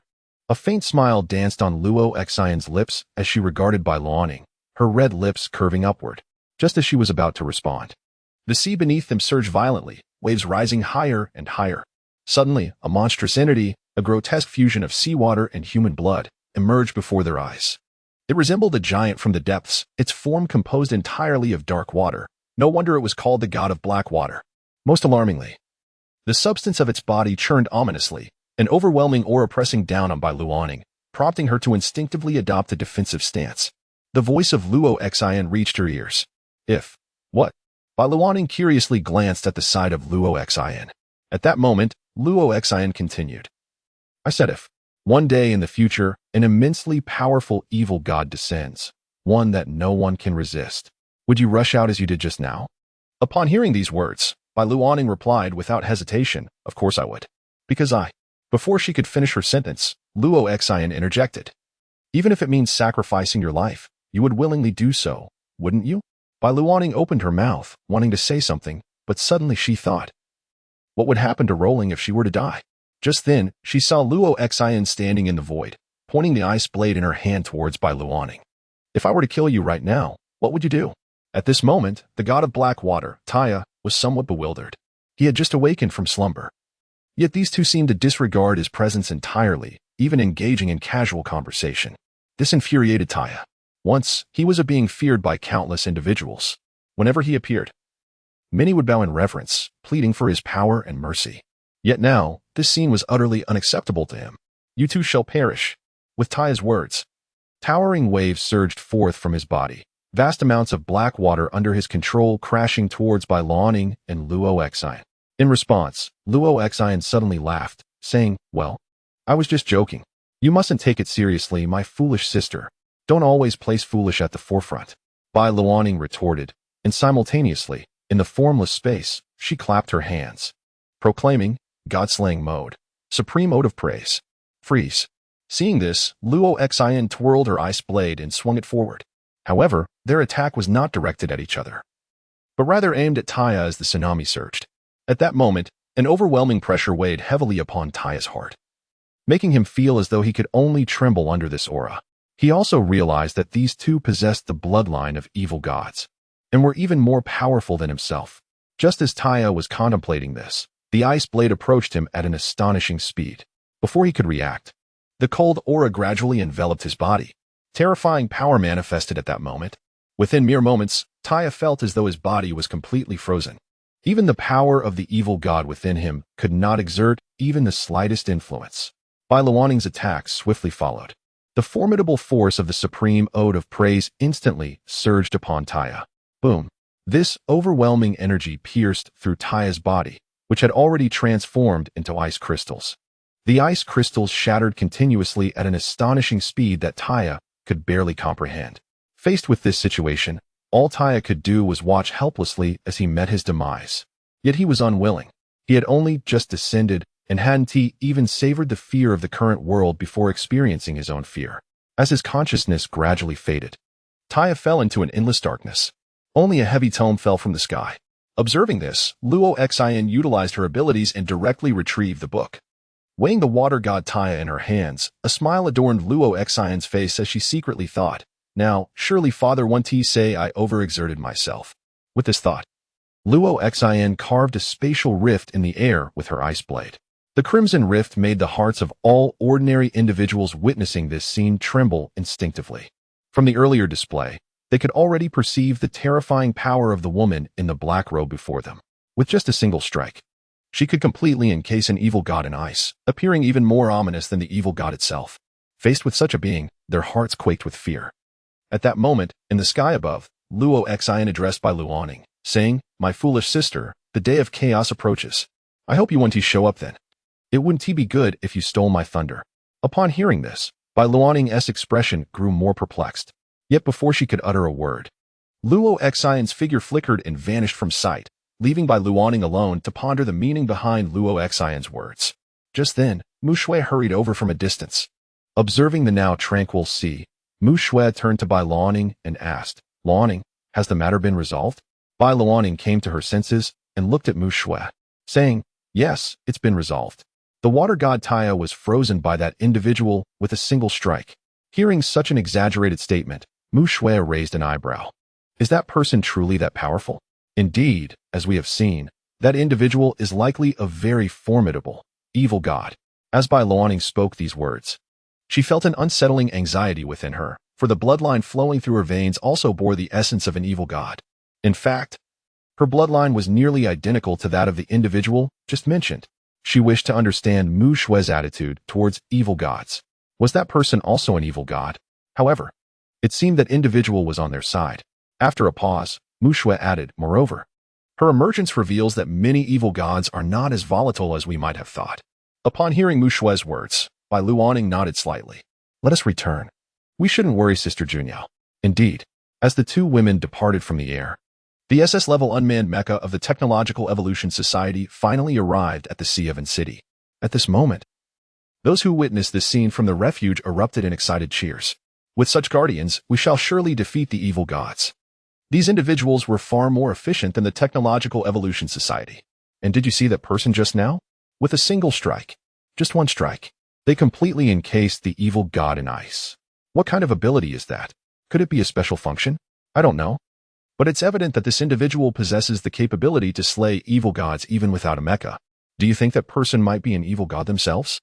Did you observe the figure beneath that dark robe? Even if it is a malevolent deity, each individual within the sanctuary harbors varied interpretations of this scene. Furthermore, the image that just emerged has begun to gain traction across the internet. In light of this situation, the online discourse surges in waves. The opinions can essentially be divided into two factions. The first faction advocates for caution against this purported malevolent entity, while the second seeks to establish a deity, imploring for the blessings of Loxin. As for the neutral party, their voices are scarcely heard, lacking significant influence. Amidst the uproar on the internet, the president of the Technological Advancement Society quickly discerned the underlying implications. "Investigate. Conduct a thorough inquiry. I must ascertain who is orchestrating this narrative." The president, seated in his designated position, suddenly recalled something and pressed a button beside him.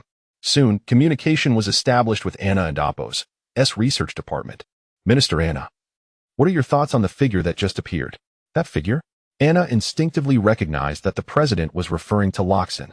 With a smile, Anna replied, "Perhaps she is our ally. For now, as long as we can prolong this situation, our technological advancement society will undoubtedly grow stronger." Upon hearing Anna's words, the president took a deep breath and stated, "You speak the truth. Our current circumstances are quite dire. We are beset by the Dark Church in front and the castle of Gessler behind us. Either of these factions surpasses our combat capabilities. The higher-ups have already begun to exert pressure on us, demanding swift results. Otherwise, I fear my tenure as president may soon come to an end. At that point, a comprehensive purge of the Technological Advancement Society may ensue." In response to the president's concerns, Anna reassured him, "Rest assured, esteemed president. The SSS mechas are being produced at an accelerated pace, and I will soon commence the development of the God-killing mechas. Very well, I entrust everything to you." After concluding the communication, the president stood and approached the expansive floor-to-ceiling window, gazing out at the scenery. His grip gradually tightened as he savored the taste of power. He would not relinquish his authority so easily. The Technological Advancement Society was an organization established by nations worldwide to develop mechas to combat spatial rifts. All power was firmly in his grasp. As long as he remained president, he was one of the most esteemed individuals in the world. With this thought, a subtle smile crept upon the president's lips. At that moment, dark mist began to materialize before the window. An eerie voice echoed in the president's mind. "Do you wish to attain greater power? Do you desire to become the true master of this world? If you wish to possess everything, then speak my name aloud." The president's eyes flickered with caution. Who is speaking? He retreated a few steps, leaning against the wall while carefully observing his surroundings. Yet, the room was enveloped in an unsettling silence, devoid of any other sounds. A flicker of doubt arose in the president's mind. Could it be that I merely imagined it? As time passed and no further changes occurred in his room, the president began to conclude that he had indeed experienced an auditory hallucination. Gently massaging his temples, he murmured, "It seems the pressure I've been under lately is quite significant. I can only hope Anna hastens the development of the God-killing mechas. That would certainly lighten my burden." With that, the president cast a glance at the pristine floor-to-ceiling window. The dark mist he had witnessed earlier seemed like a mere figment of his imagination, having vanished without a trace. Smoothing over his previous suspicions, the president turned and exited the room, in need of some relaxation. However, the instant he departed, the dark mist reappeared before the window. A shadowy figure, reminiscent of the countless crimson-eyed monsters faced by Pharaoh, emerged. This being was none other than the ruler of the castle of Gessler.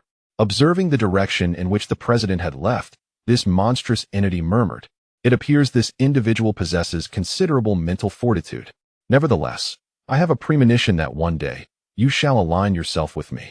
For all of this is the destiny of humanity and Apos' supreme evolution." As the words of the dark mist faded, the window returned to its normal state. Meanwhile, within the research department, Anna gazed at the data displayed on her monitor, her expression tinged with pressure. Currently, the world experiences nearly 1,000 spatial rifts daily. Although the disaster level is not exceedingly high, the frequency has escalated to unprecedented levels. It seems we are running out of time. The chaotic days foretold by the Grand Pope may be approaching swiftly. As Anna uttered these words, her communication device vibrated slightly.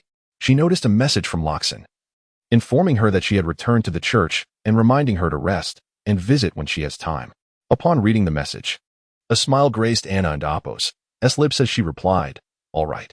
I understand you and Apos. VE worked hard this time too." Loxin responded with a playful, "Hee. Cute. JPG." At that moment, within the church, Loxin had reverted to her youthful appearance, her face alight with joy as she chatted with Anna.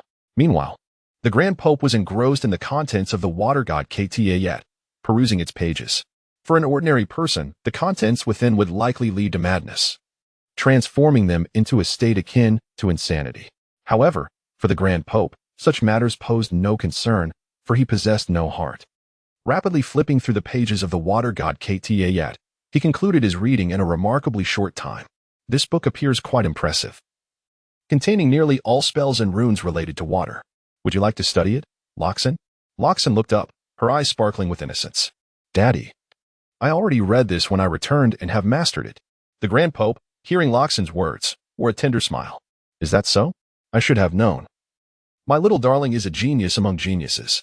With that, the Grand Pope slowly rose and walked towards a nearby chamber, a special space designated for storing precious items. As the door creaked open, it revealed an array of valuable materials, all essential mediums required for summoning malevolent deities. Almost 50 such mediums were present. If all these mediums were to be fully activated, it might very well lead to the annihilation of this world. After placing the water deity Taya's technique upon a shelf, the Pope glanced around with his eyes, then softly remarked, "This is still insufficient. It seems that in due time it will be necessary to raid the castle of Gessel. I hope for a bountiful harvest." At this moment, within the confines of Gessel Castle, a creature with blood-red eyes instinctively shuddered. For reasons unknown, it felt as though the space had grown somewhat cold. Chapter 52. Combat Training. Shui Ro arrives. Meanwhile, on the other side, Bai Luaning and Mu Shui return to the shelter. At this moment, the faces of those within the refuge were alight with excitement and joy. It was during this time that Li Junyao noticed the arrival of Bai Luaning and Mu Shui. Casting a glance at Lan Xiao, who was intently observing the monitor, Li Junyao hurriedly approached the two girls. She knelt before them and inquired, "Are you both unharmed?" Bai Luaning and Mu Shui shook their heads in unison. Bai Luaning reassured, "Rest assured, Sister Junyao, we are perfectly fine." Mu Shui added, "Thank you for your concern, Sister Junyao." Observing the two spirited young girls before her, Li Junyao cautioned, however, "Should you venture out to engage in battle again, please exercise greater caution. Do you have any idea how worried we were for you just now?" This was a test from Li Junyao, yet she was taken aback when the girls seemed unfazed by her words. Their expressions bore a calmness that was somewhat unexpected. Noticing their demeanor, Li Junyao felt a hint of astonishment. As if sensing her thoughts, Bai Luaning promptly responded, "Sister Junyao, we believe you could have guessed our situation." Li Junyao and Appo's expression shifted to one of surprise. "Arin and Appo's, do you concern that I might disclose your identities to others?" she whispered, lowering her voice as though afraid of being overheard. In reply, Bai Luaning confidently stated, "I trust that you would not do such a thing, and considering how fond you are of my father, it's unlikely you would betray us." With a playful wink at Li Junyao, she appeared utterly charming. Li Junyao, upon hearing Bai Luaning's words, instinctively covered her forehead with her hand. It was undeniable. This little girl was astute beyond her years. Although she was merely in her first year of junior high, her intellect had already reached remarkable heights. With a resigned sigh, Li Junyao acknowledged, "Indeed, you are correct. I would not engage in such treachery." Rising to her feet, she addressed the gathered students, her gaze sweeping over them and the latest news from the Technological Advancement Committee. "All right, everyone, the crisis has passed, and you may return to your classrooms." Pausing briefly, she added, "Once back in class, please inform your families of your safety." While her words conveyed a call to action, her underlying message was a plea for them to confirm their relatives were unharmed.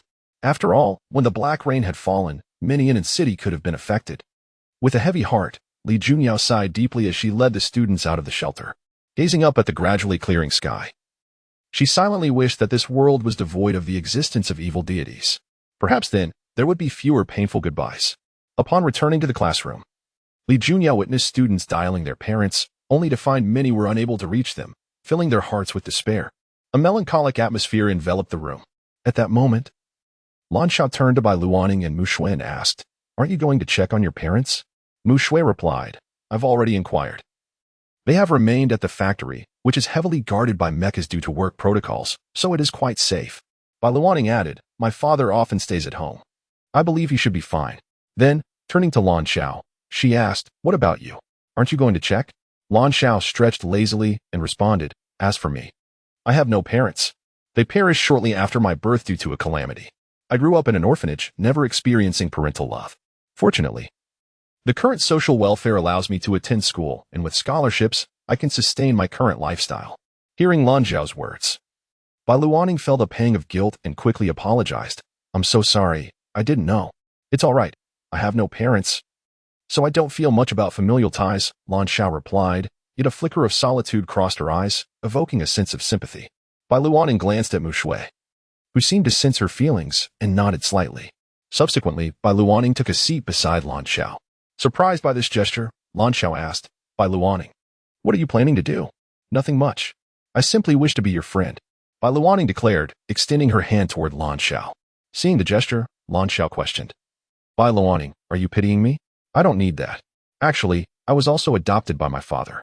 I have no knowledge of my biological parents or their whereabouts, but I am quite happy now, Bai Luoning responded. Thus, Lan Xiao, I'm not harboring any dislike toward you. I genuinely wish to be your friend. I see many admirable qualities in you. Lan Xiao felt a warm flush at Bai Luoning's words. Well, this is you asking me to be friends, not the other way around, she teased, yet her hand reached out to clasp Bai Luoning's. At this moment, Bai Luoning realized that Lan Xiao likely possessed the typical traits of its sundry character. A smile broke across her face as she regarded the blue-haired girl. Suddenly, Lan Xiao seemed to have an epiphany and remarked, Bai Luoning, even if we are now friends, I shall not show any mercy during battles. On the contrary, during future assessments, I will be sure to defeat you thoroughly. Listening to Lan Xiao's declaration, Bai Luoning chuckled. All right, let us both strive to become stronger. Sometimes, the friendships among girls are quite peculiar. In a matter of moments, Bai Luoning and Lan Xiao began to chat animatedly. By the way, let me introduce my family to you. This is Mu Shui, my father's goddaughter, Bai Luoning said, presenting Mu Shui to Lan Xiao. Then, as if struck by a thought, Bai Luoning suggested, Oh, Lan Xiao, why don't you also call my father your godfather? My father is truly a wonderful person. Moreover, soon we will be able to become genuine sisters. Bai Luoning possesses the bloodline of an evil deity, granting her an acute perception of human malevolence. However, such malice is completely absent in Lan Xiao. On the contrary, what she observes in Lan Xiao is an indomitable spirit. Bai Luoning has always held great admiration for individuals who embody such resilience. Upon hearing Bai Luoning and Appo's words, a flicker of emotion passed through Lan Xiao and Appo's eyes. However, she soon shook her head gently and replied, No, I have grown accustomed to my current life, and the sudden addition of a family member may leave me feeling somewhat out of place. Nevertheless, as Lan Xiao spoke, she instinctively revealed her innermost thoughts. Luoning, if you have some time, could I possibly visit your home? The mere mention of home filled Lan Xiao with a sense of longing. If given the opportunity, she wished to experience what it truly feels like to have a home. Upon hearing Lan Xiao's words, Bai Luoning immediately responded, Of course. Mu Shui and I would be delighted to have you as our guest. If you have a few days available, after our report today, we can head back together. This time, due to the unexpected events, the school day had been significantly prolonged. After the school compiled the overall situation, everyone finally departed. At this moment, Roland had arrived at the entrance of Encheng Middle School in his Bugatti Veyron SUV. As he made his way, he noticed that the vibrancy of Encheng had diminished considerably. He had been preoccupied and might not have noticed the situation had he not been informed. With a sigh, Roland cast aside his thoughts. Compared to the earlier occurrences, the level of disaster had been remarkably well contained. Just as Roland was contemplating this, he observed several exceptionally beautiful girls exiting Encheng Middle School. Bai Luoning walked at the center, holding Mu Shui's hand with her left and the hand of a blue-haired little girl with her right, striding towards him. Li Junyo trailed beside them, resembling an older sister accompanying her younger siblings, which created a delightful atmosphere. Soon, they reached the car. Bai Luoning turned to Roland and said, Dad, this is my new classmate from school. Her name is Lan Xiao. Can I bring her home with us? Of course. This is not just my home, but yours as well. As the master of this home, you are free to invite anyone you wish, Roland replied. Lan Xiao gazed at the handsome young man before her, finding it hard to believe that this youthful-looking man was Bai Luoning's father. Once everyone settled into the back seat, Li Junyao took the front passenger seat, the position closest to Roland. After ensuring everyone was buckled in, Roland started the car, heading towards the supermarket. After purchasing some delectable treats, he drove back to their villa in the city center. With everyone helping out, the meal was soon prepared. As they sat around the dining table, Roland looked at Bai Luoning and Mu Shui and asked with a smile, Are you ready? I just heard Junyao say that you have a combat training session tomorrow. Bai Luoning lifted her chin slightly and replied, I and Appo's am absolutely ready. This time, first place will definitely be mine. Upon hearing this, Lan Xiao immediately countered, No. This time first place will surely be mine. Maybe, Mu Shui chimed in playfully. The room was filled with a joyful atmosphere. In the blink of an eye, the next day arrived. Numerous students donned the school's combat uniforms, standing uniformly on the playground. Li Junyao stood on the platform, observing the students below with a somewhat pained expression. She glanced at the list provided by the school and murmured helplessly, Why does it have to be this person? Had she known this individual would be coming, she would have sought to prevent it, hoping to have someone else teach her class combat skills. But now, it was too late. Resigned, Li Junyao held the list and addressed the students. Classmates, you should be aware that during combat training, the Technological Evolution Society will dispatch highly skilled fighters to teach you about combat. This will help you lay a solid foundation. As she reached this point, the majority of the students looked on with anticipation, eagerly awaiting the name of their instructor. With a sigh in her heart, Li Junyao reluctantly announced, "The person coming to instruct our class is Lu Shui-ro. I trust you all are familiar with her?" As her words fell, many students and Appos' eyes lit up with excitement. They looked at Li Junyao in astonishment, exclaiming, "Really, teacher? The head of the security department from the Technological Evolution Society is coming to teach us?" Yes. According to the notice, that is indeed the case. As Li Junyao concluded her statement, the students erupted into cheers. "That's amazing. It's Lu Shui-ro. She's a goddess figure in the Technological Evolution Society. This is incredible. With Minister Lu's guidance, we are sure to become stronger." Li Junyao observed the fervor in her students' expressions and instinctively placed a hand over her forehead, feeling an inexplicable headache coming on. At that moment, a shadow swept across the sky. As the shadow grew larger, everyone instinctively looked up. They beheld an SSS-class mech descending gracefully, landing with a remarkably soft touch on the school's playground. Moments later, a striking figure came into view. Lu Shui-ro's voice resonated through the crowd, as Junyao just mentioned. "From today onwards, I will be your coach. We will engage in a week of training under my guidance, and I hope you all can persevere." As Lu Shui-ro suddenly descended from the sky, everyone stood frozen in place, their eyes sparkling with excitement. Gazing at Lu Shui-ro, they collectively shouted, "My goodness! It and Appos, es really her. It and Appos, es Lu Shui-ro." Some girls, admiring Lu Shui-ro and Appos' perfect figure, exclaimed enviously, "Sister Shui-ro has such an amazing figure. I wish I could have a body like hers. Under the guidance of Minister Lu, I am certain I will grow even stronger." While many students were daydreaming about their futures, Li Junyao glanced at Lu Shui-ro and remarked, "Shui-ro, will you not enter through the school gate like a normal person? Must you arrive in a mech?" Turning her gaze to the mech beside them, she inquired, "Is this your exclusive mech?" "No, this is merely an ordinary mech. One that lacks neural binding. I borrowed it from Anna for the time being," Lu Shui-ro replied. "When will your mech be completed?" "Approximately a month. After all, it is a special mech, and it requires unique weapons and abilities that need to be custom-made," Lu Shui-ro stated as she approached the students. "Classmates, are you ready?" "Ready." "What did you say?" "I didn't hear you." "Ready." This time, the students shouted in unison, their enthusiasm palpable. Observing the spirited students before her, Lu Shui-ro nodded. "In that case, let us begin with 20 laps to warm up, and then we will commence today's special training." Upon hearing Lu Shui-ro's words, the students' expression shifted. "What? 20 laps? Just for warming up? Is that even humanly possible?" A sense of dread washed over them. Yet, despite their protests, their bodies obeyed as they began to run laps around the track.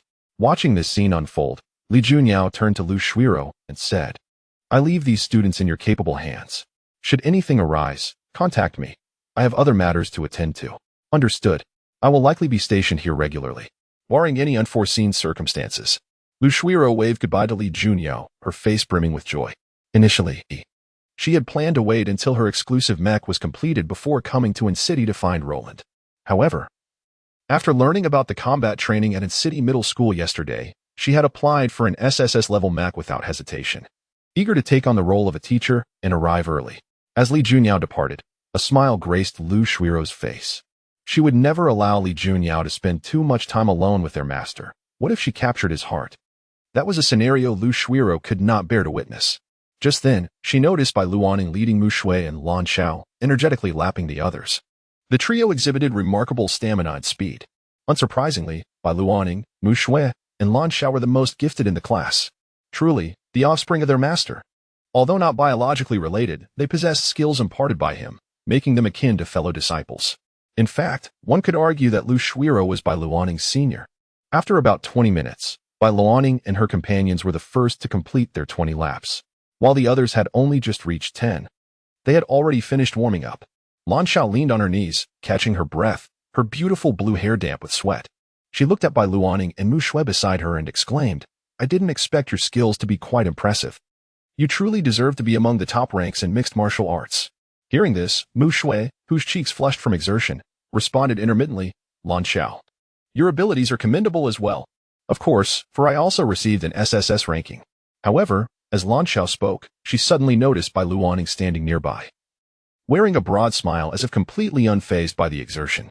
She appeared neither flushed nor breathless, seemingly untouched by the 20 laps they had just completed. Stunned, Lan Xiao asked, Luoning, are you not tired at all? Bai Luoning tilted her head slightly, a playful smile adorning her face. Well, since Sister Shuiro mentioned this was merely a warm-up, I thought I should take it easy. Upon hearing Bai Luoning's words, Lan Xiao felt a profound realization of the gap between them. Yet, what did it matter? Compared to her previous lack of competitors, having a goal to strive for was, in fact, a blessing. Taking a deep breath, Lan Xiao addressed Bai Luoning, the days ahead are long. I will surely become stronger. Indeed. Let us grow stronger together. For some reason, after uttering those words, Bai Luoning recalled a term spoken by that individual, Day of Chaos. What exactly was the Day of Chaos? What changes would the world undergo when it arrived? Bai Luoning was unaware of the answers, but she knew one thing. Before the Day of Chaos dawned, she must strive to become even more formidable. Only then could she seize control of her destiny. Sister Shuiro, I wish to continue running laps. Go ahead. Strive to improve yourself. Observing this, Mu Shui turned to Lan Xiao and urged, Come on, Lan Xiao, let us work hard together. We must not fall too far behind Bai Luoning. Of course, you need not worry, I will train harder. A determined glint shone in Lan Xiao's eyes as she began to relish her current state. She felt fortunate for her earlier choices, otherwise she would never have crossed paths with Bai Luoning and Mu Shui. Watching Mu Shui begin to run again, Lan Xiao smiled and teased, Mu Shui, you're trying to sneak ahead. Just wait and see how I catch up to you. Chapter 53. Each to their own. Accept me as your disciple. Time has flown by. In the blink of an eye, the final day of combat training has arrived. During this period, Bai Luoning, Mu Shui, and Lan Xiao have forged a remarkably strong bond, becoming both rivals and close friends. As the last day unfolds, Lu Shuiro stands before the assembled students and addresses them. Everyone, I trust you have noticed your transformations over this time. Haven't you? Indeed, Teacher Lu. I feel as though I have grown stronger. My endurance has improved significantly, and I have mastered numerous combat techniques. I believe I could easily defeat the former version of myself 10 times over. As the students express their thoughts, Lu Shuiro nods appreciatively. She has observed their progress closely. With that in mind, let us proceed to the final assessment. First, we shall form groups. Mu Shui and Lan Xiao, you are one team. Luoning and Xiang Xian, you form another. Long Sha and Guanzhe will be paired together. As Lu Shuiro calls out the names, those mentioned eagerly seek their teammates. This time, Mu Shui and Lan Xiao are grouped together, providing them an opportunity to face Luoning and Xiang Xian. The two teams exchange knowing smiles. Mu Shui, Lan Xiao, I will not take it easy on you. Luoning warns playfully. Be careful not to become overconfident, or you may find yourselves in a precarious situation. Lan Xiao raises an eyebrow at Bai Luoning, her face alight with mirth, signaling the playful banter between the two. We shall defeat you. Mu Shui adds, her confidence unwavering. Among those who truly understand Bai Luoning, only she and Luo Lin are privy to her thoughts and habits. Mu Shui can even predict Bai Luoning's next moves from her subtle gestures. Thus, the duo remains unperturbed by their pairing. Once the teams are organized, Lu Shuiro addresses everyone. This assessment will divide you into 2 groups, and the objective is to defeat your opponent within the allotted time. Is that clear? Understood. The students respond in unison. Under Lu Shuiro's guidance, they proceed to the testing arena. Due to a previous calamity that resulted in significant loss of life, much of In-City has become desolate, with numerous areas now repurposed as training zones for the In-City Technology Evolution Society's branch. This time, In-City Middle School has requested to utilize these spaces, as various groups engage in combat. It is soon Mu Shui and Lan Xiao's turn to face Luoning and Xiang Xian. With Lu Shuiro leading them to the designated area, the assessment officially commences. The testing is bounded by time and space, yet in the towering landscape of In-City, swiftly locating the opponent proves to be a daunting task. There is a high risk of revealing their positions, thus allowing the adversary to strike first. Contemplating this, Bai Luoning's face brightens with excitement. At that moment, Xiang Xian glances at Bai Luoning, inquiring, Luoning, what shall we do next? Throughout the training period, Xiang Xian has maintained an average performance, while Bai Luoning consistently ranks first, with Mu Shui and Lan Xiao alternating between second and third. Faced with such a formidable combination, Xiang Xian expresses her willingness to follow Bai Luoning's lead. Looking at the bespectacled, soft-spoken girl beside her, Bai Luoning refrains from being overly strict. No matter what happens, stay close to me, she instructs. Xiang Xian nods obediently, falling in line beside Luoning. This time, Bai Luoning opts for a swift defensive approach. Instead of prolonging the encounter and allowing Mu Shui and Lan Xiao opportunities for ambush, she prefers to seize the initiative. Naturally, Bai Luoning refrains from employing any dark powers, choosing to suppress her strength deep within. Let us find their hiding spot, Bai Luoning urges. Xiang Xian nods vigorously, following closely behind as they carefully survey their surroundings. Meanwhile, on the other side, Mu Shui and Lan Xiao have ascended to the pinnacle of a building, surveying the ground below. Based on my understanding of Bai Luoning, she will surely charge in, Mu Shui declares.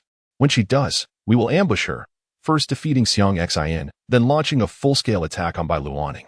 Hearing Mu Shui's words, Lan Xiao instinctively questions, "Are you sure this will work?" Rest assured, Bai Luoning is exceptionally powerful. I suspect even if we both faced her together, it would be a formidable challenge, Mu Shui responds. Lan Xiao clenches her fists in frustration. Is Bai Luoning truly that strong? Of course. You know her capabilities well. This is merely her standard level of performance. Her true strength lies in her combat skills. Remember, Teacher Lu's fighting techniques were taught by Bai Luoning's father. Upon hearing this, Lan Zhao's eyes widen in surprise. She had never known this fact before. Lu Shui's martial prowess stemmed from Bai Luoning's father? In that moment, Lan Xiao recalls her visits to Bai Luoning's home, struggling to reconcile the image of the handsome, youthful brother with such extraordinary combat skills. Just as Lan Xiao grapples with the revelation, she spots a shadow darting below. Mu Shui, I think Luoning is approaching. Upon hearing Lan Zhao's observation, Mu Shui leans cautiously over the edge, catching a glimpse of interlocking gazes below. In an instant, they exchange smiles, realizing that Luoning has anticipated their strategy. Let us head to the designated ambush point and wait for Bai Luoning's arrival, Mu Shui suggests. As her words echo, the duo dashes toward their predetermined location.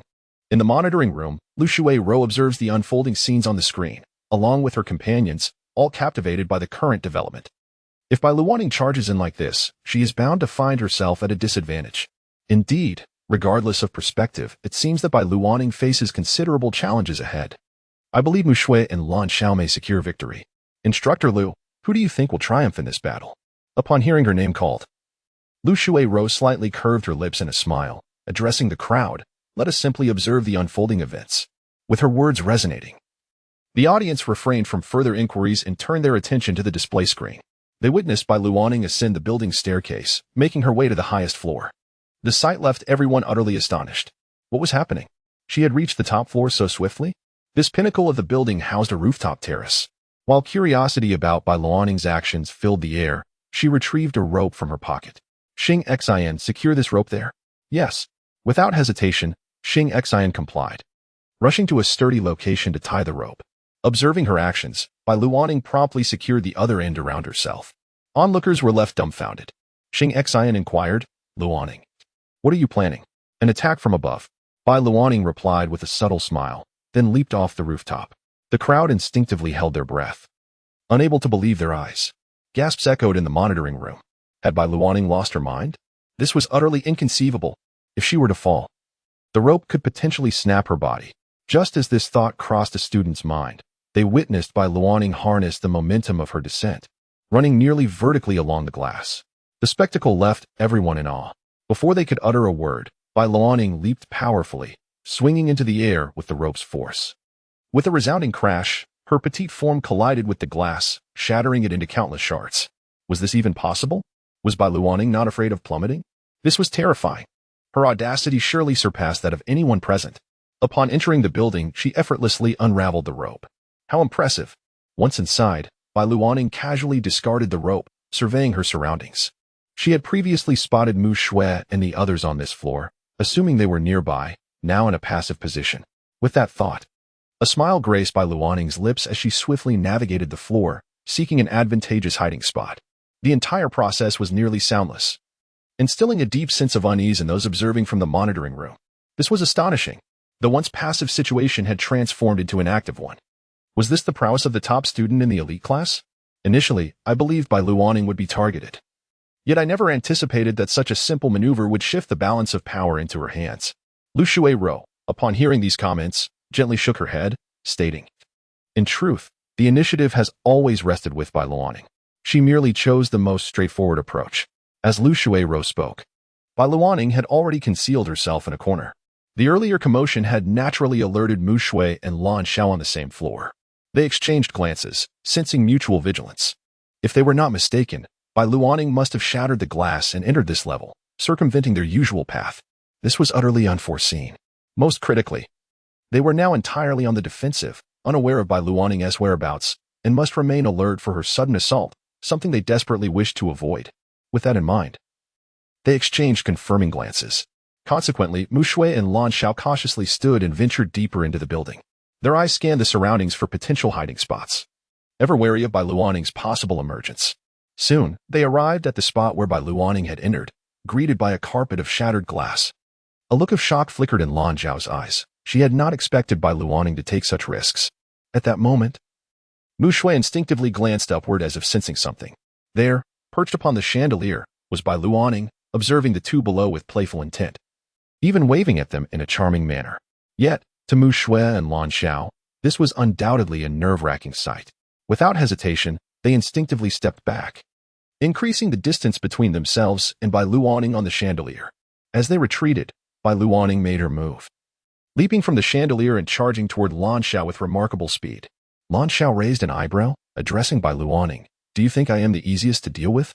Upon her words, she too engaged in combat with Bai Luoning. The two clashed with a series of resounding thuds.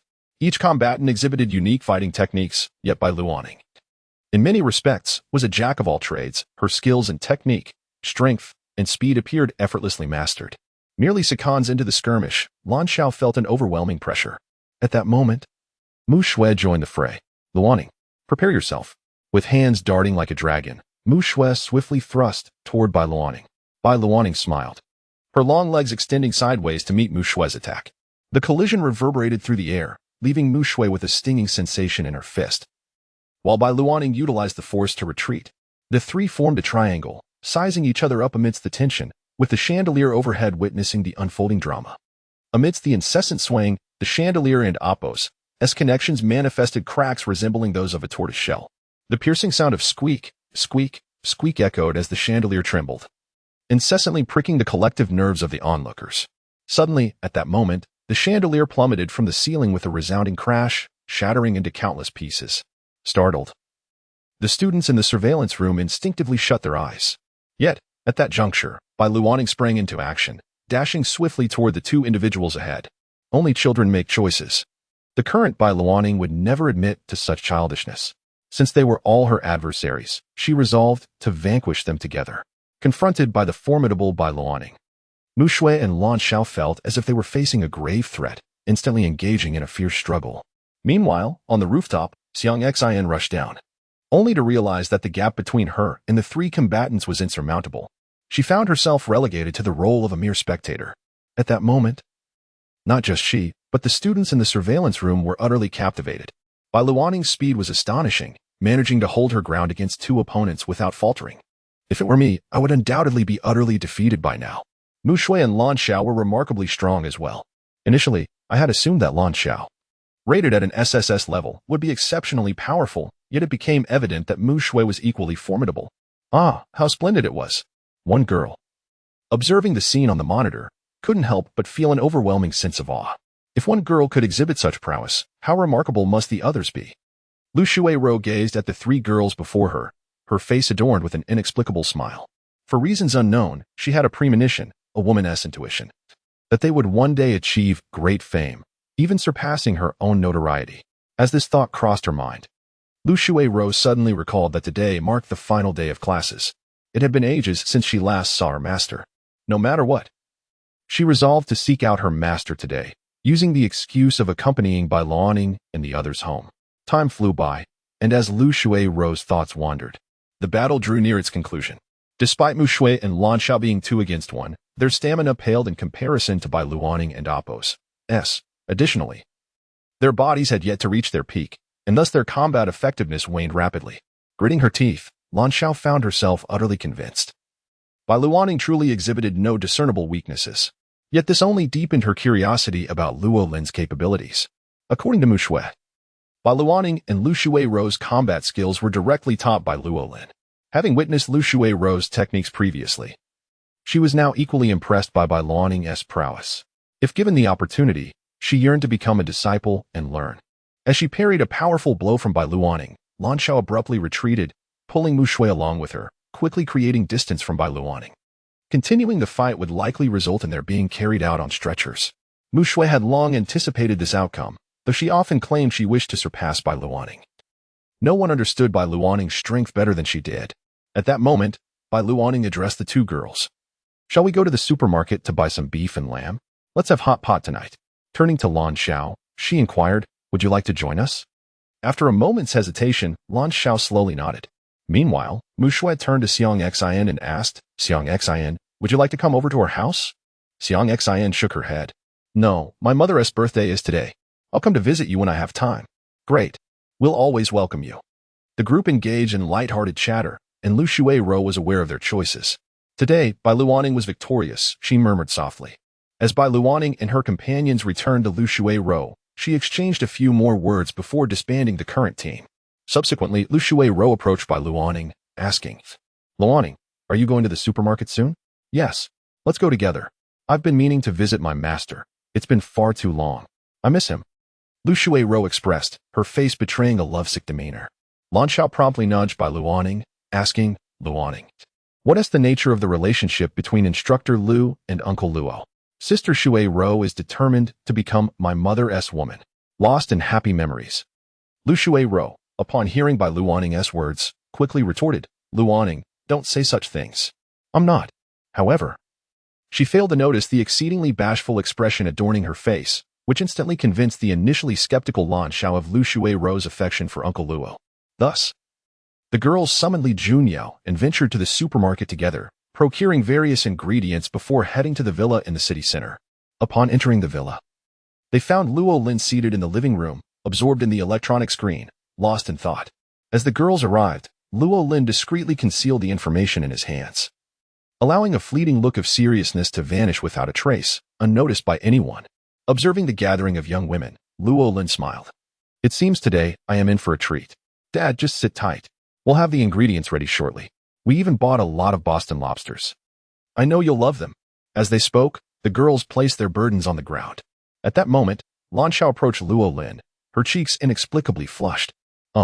Uncle Luo, I've told you, no need to call me Uncle Luo. It makes me feel too old," Luo Lin interjected, pausing before adding, "Just call me brother. Let us keep it casual." Lan Xiao lowered her gaze, her fingers entwined nervously, exuding a shy demeanor. Brother Luo, I would like to ask you to take me as your disciple. I wish to learn combat techniques." As Lan Xiao's words hung in the air, all eyes turned toward her. Chapter 54. For months later. Anna's betrayal. Roland gazed at the azure-haired girl before him, a smile gracing his lips as he softly inquired, "Do you truly wish to learn?" "Indeed, I yearn to become stronger. In this world, only by growing more powerful can one hope to survive." Roland nodded in agreement at Lan Xiao's words. It was indeed true. In the current world, only those with formidable strength possess the right to choose. A smile emerged on his face as he mused aloud to Lan Xiao, "Perhaps our world will soon return to a semblance of normalcy." As Roland's words settled, he turned to Mu Shui beside him and asked, "Mu, would you like to join us? I shall personally instruct you." Lu Shuirou and Appo's eyes sparkled with excitement. She raised her alabaster arm, akin to a schoolchild eager to speak, exclaiming, "Master, I wish to participate as well. I can serve as a sparring partner." "Very well. The more, the merrier. I too wish to join." Li Junyao, observing Lu Shuirou's enthusiasm, echoed her sentiments to Roland. The commotion in the living room soon caught the attention of Bai Luoning, who emerged from the kitchen, laden with various ingredients. "Are you heading for training?" "I want to join too." Realizing the opportunity to grow stronger, none of them were willing to miss out. Thus, everyone in the villa expressed their desire to partake in the upcoming martial arts training. And so, time swiftly passed, for months elapsed. In the evolution of technology society, Song Zhe, formerly the leader of the Qingcheng Special Operations Team, now stood beside the president of the society, reporting on recent developments. "President, recently, numerous terrorist organizations possessing rudimentary mech knowledge have been dismantled by a mysterious individual. According to various remaining data, this person's appearance bore a striking resemblance to Lin Ying. the former minister abducted by the Dark Church. Upon hearing Song Zhe's words, the president fell into a contemplative silence. Are you suggesting that Lin Ying has eradicated those terrorist organizations? Indeed, President. It is likely that Lin Ying's legs have fully recovered. What do you believe is the Dark Church's motive for such actions? Perhaps, in some light, they are not as malevolent as we presumed? They may be employing their own methods to safeguard this world. Song Zhe voiced his innermost thoughts. However, upon uttering these words, the president's expression changed dramatically. He turned to Song Zhe, his demeanor grave, and remarked, Song Zhe, the Dark Church has previously assaulted the Technology Evolution Society. Are you attempting to absolve them of their sins? Hearing the president's words, Song Zhe shook his head. He redirected his focus to other matters. At that moment, a notification sound echoed. The president activated his communication device and received a message from the head of the intelligence department. Upon reading the message, the president's brows furrowed intensely. Lin Ying has been sighted near in city? He may be targeting a small terrorist organization? In that case, we must strike preemptively. With that, he addressed Song Zhe. Song Zhe, dispatch Minister and mechas immediately. Once Lin Ying has neutralized the terrorist organization, attack him at once. Ensure Lin Ying is eliminated. Song Zhe's brow furrowed in concern. President, are we truly to proceed in this manner? Of course. Who is the president, you or I? Upon hearing the president's words, Song Zhe's expression became inscrutable. However, he ultimately replied, I will notify Minister immediately. Before Song Zhe could exit the conference room, Anna entered from outside. President, I heard you were looking for me? The president's eyes lit up at Anna's voice. Indeed, Anna. Do you recall the God-killing Mecha you mentioned? Has it been developed? Certainly, it is complete. Anna responded, retrieving a display screen and deftly navigating its contents. The president quickly interjected, perfect timing. We have located the Dark Church. It seems they have transformed Lin Ying into a relentless killing machine. I now command you to deploy the God-killing Mecha and eliminate Lin Ying. Is that feasible? Taking her seat, Anna's expression shifted to one of allure, her icy gaze fixed on the president, a troubled look crossing her face. President, that may prove rather difficult. Difficult? How so? I have already informed the high-ranking officials from various nations to witness the unveiling of our first-generation God-killing Mecha in a few days. Now is the moment for its demonstration. Are you suggesting it is unfeasible? Do you intend to refuse? A look of feigned shock crossed Anna's face, though it was so contrived that it sent a chill down Song Zhe's spine. He immediately inquired, Ministerin, what precisely do you mean by difficulty? The God-killing Mecha is currently undergoing testing. It cannot be dispatched to eliminate Lin Ying. Testing? Why were we not informed? The president's anger began to boil over. He was baffled by Anna's sudden shift in demeanor. She had previously been so cooperative, yet now she was infuriatingly evasive. However, recognizing his dependency on Anna to maintain his authority, he knew he could not confront her directly. After all, she was the most talented researcher the Technology Evolution Society could muster. With a deep breath, the president suppressed his frustration and addressed Anna. You mentioned it is in testing? Why was this not communicated to me? When did you dispatch it? Have you not been in the research lab these past few days? Oh, I did not realize the president had so many questions. Anna quipped, a smile gracing her lips as her beautiful eyes regarded him with disdain. Surely you have seen the achievements of the God-killing Mecha? It has recently garnered much acclaim, having dismantled several terrorist organizations. In an instant, shock registered on both the president's and Song Zhe's faces. Are you implying? Before the president could finish his question, Anna continued. As for my prolonged presence in the research lab, I have been focused on the development of the SSS-class unmanned mechas. Thanks to your support, I have successfully produced 100,000 units of the S-class mech. I have manufactured 50,000 SSS-class mechas. I am immensely grateful for the abundant support of various materials, which has allowed our Dark Church to amass a considerable stockpile. Upon hearing Anna's words, Song Zhe turned to her with a grave expression and inquired, Ministerin, what exactly does your Dark Church intend to accomplish? Moreover, you mentioned that the God-killing Mecha is Lin Ying? What is the truth behind this? Ah, you certainly have many questions. Anna replied, her tone light. Nevertheless, we must express our gratitude for your substantial support, President.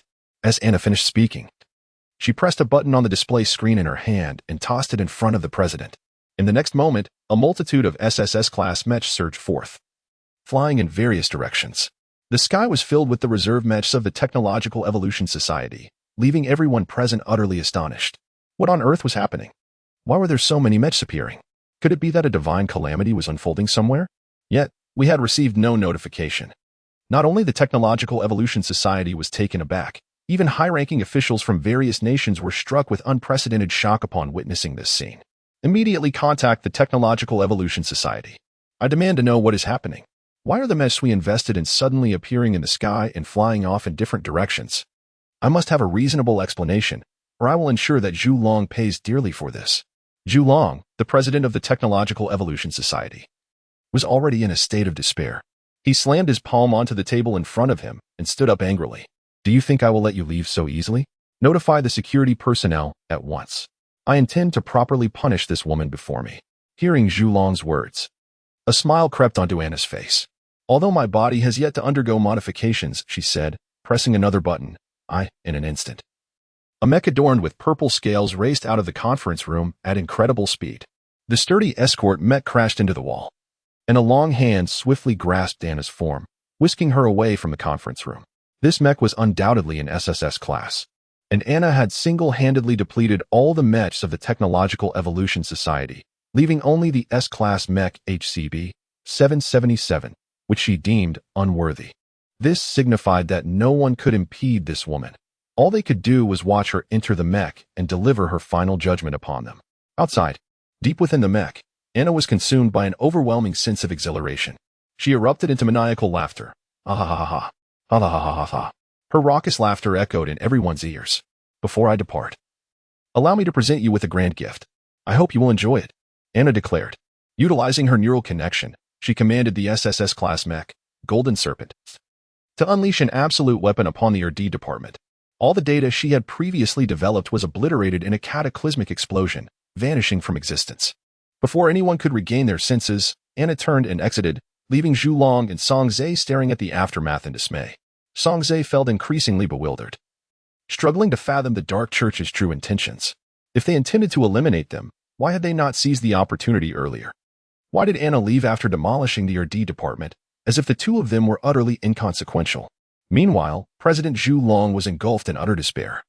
Realizing he had placed his trust in the wrong person by allowing an operative of the Dark Church into the Technological Evolution Society. Surely, this news would spread like wildfire. Even if he were to die 1,000 deaths, it would hardly suffice. In hindsight, he had been blinded by power, thus unconditionally trusting Anna in his quest to forge mightier mechs. But now, it was all over. Song Zhe, you may handle the remaining matters. I wish to be alone in the conference room for a while, Zhu Long said. Song Zhe cast a deep glance at Zhu Long but refrained from uttering a single word as he exited the room. Once Zhu Long found himself alone in the conference room, he suddenly noticed a swirling black mist enveloping him. The mist seemed almost sentient, gently caressing his body, as if beckoning his attention. Curious, Zhu Long scrutinized the scene before him, his face etched with an unprecedented numbness. Has this illusion returned? I have been resting well. Why does it still persist? At that moment, Zhu Long's mind was exceptionally fragile, and in his deteriorating mental state, he could faintly discern countless crimson blood-red eyes through the black mist, sending a shiver down his spine. What on earth is this? Ha ha ha ha ha. It has been 4 months. Zhu Long, you finally get to see my true form.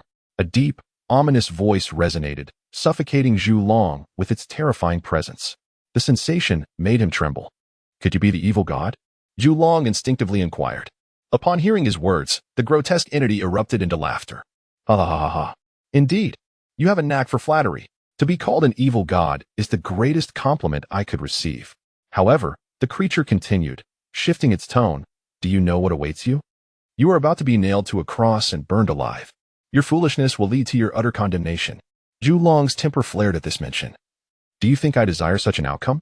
It is said that those within the Dark Church undergo biological mech modifications. Yet, after thorough examination, Anna is merely a normal human with an impeccable background. Who would have suspected her to be affiliated with the Dark Church? As Zhu Long spoke, he clenched his fists tightly. Moreover, this monster has deceived me. If I could eliminate her, I would pay any price. A glint of greed flickered in Zhu Long's eyes. Of course, if I could kill her and continue as president, that would be ideal. Power is indeed a precious thing. Upon hearing Zhu Long's delusional musings, the shadowy figure only grew more pleased, showering praises upon Zhu Long. Excellent. What I admire most are those who are driven by insatiable greed. However, your ambitions are decidedly too modest. The shadow spoke again, asking, Do you not wish to ascend to the status of a deity among humankind? To have all of humanity gaze up to you in reverence, becoming your loyal followers? Ultimately, you would lead them to an unparalleled evolution. This would herald an unprecedented era for humanity. Become a loyal follower? An unparalleled evolution? Zhu Long instinctively echoed these words, his eyes reflecting an even deeper shade of greed. He clung to this notion as if grasping a final straw, his face alight with excitement as he gazed at the shadow before him, exclaiming, "What must I do? How can I seize such power?" The president, oblivious to the desires stirring within him, felt them magnified infinitely under the shadow's influence. He struggled to contain the surging greed within him. Satisfied by Zhu Long's reaction, the shadow replied, "It is quite simple, just swallow this substance, and you shall possess the power to attain everything." As the shadow's words echoed, Zhu Long felt an overwhelming drowsiness envelop him. His eyelids grew heavy and eventually closed. The darkness slowly infiltrated Zhu Long's body, fervently altering his very genes. Time lost its meaning. Perhaps mere seconds passed, or perhaps a full minute. When Zhu Long opened his eyes again, he sensed an inexplicable lightness in his body, an invigorating vitality coursing through him, as if his strength had significantly increased. He felt as though he could fell 10 bulls with a single punch. Could this be the dream he had just experienced? Just then, he realized something had materialized in his hand. As he slowly opened his palm, he beheld a green vial, lying quietly within. Suddenly, Zhu Long's pupils constricted. He realized that what had transpired was not a mere dream. He recalled the shadow and Appo's words. If he swallowed this substance, could he attain immense power? A powerful urge to consume the potion surged within him, but he forcefully suppressed it. No, it was not yet time for that. He must wait for the judgment to arrive. Perhaps he could still ascend to the position of president of the Technological Evolution Society. If so, the potion's consumption would be inconsequential. Moreover, the shadow had mentioned the supreme evolution. Could it be connected to the individuals from Castle Gesser? Zhu Long murmured to himself. Yet, it must be said, once a person possesses a trump card, their confidence flourishes. In Zhu Long's mind, should the situation reach a critical point, he could always join Castle Gesser. As long as he could savor the taste of power, he would be willing to go anywhere and do anything. His heart, perhaps molded by years of power, had long since become jaded. Just as Zhu Long pondered these thoughts, Song Zhe entered the room.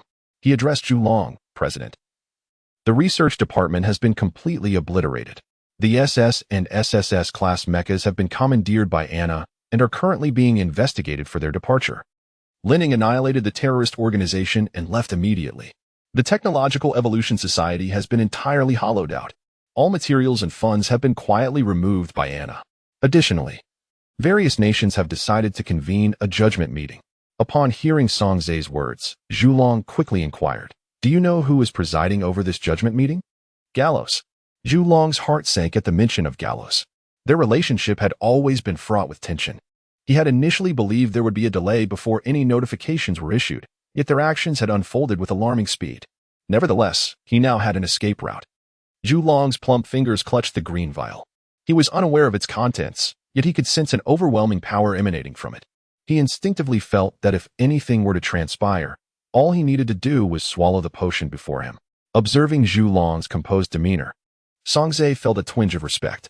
Although the president had performed poorly, acting like a puppet of power, making one misguided decision after another to please the higher-ups of various nations, Song Zhe still admired his audacity.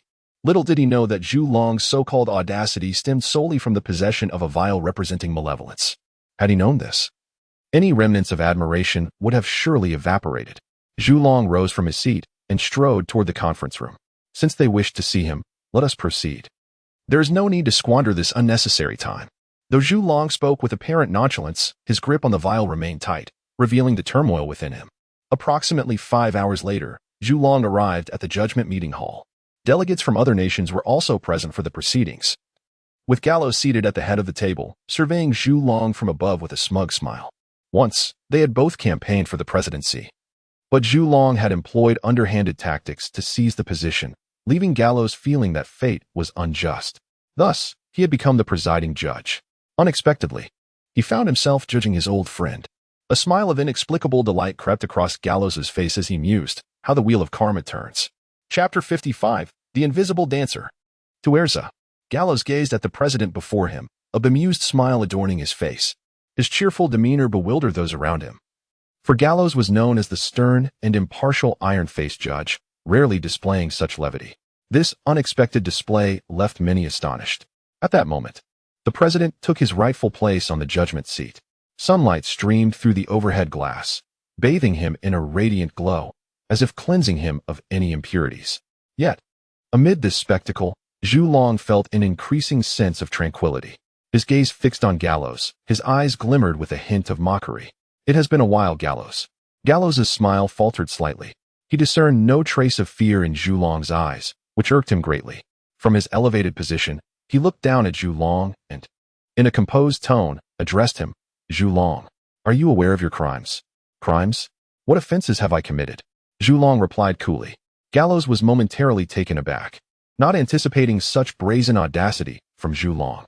Despite the undeniable events that had transpired, Zhu Long feigned ignorance, a level of impudence that exceeded Gallows's expectations.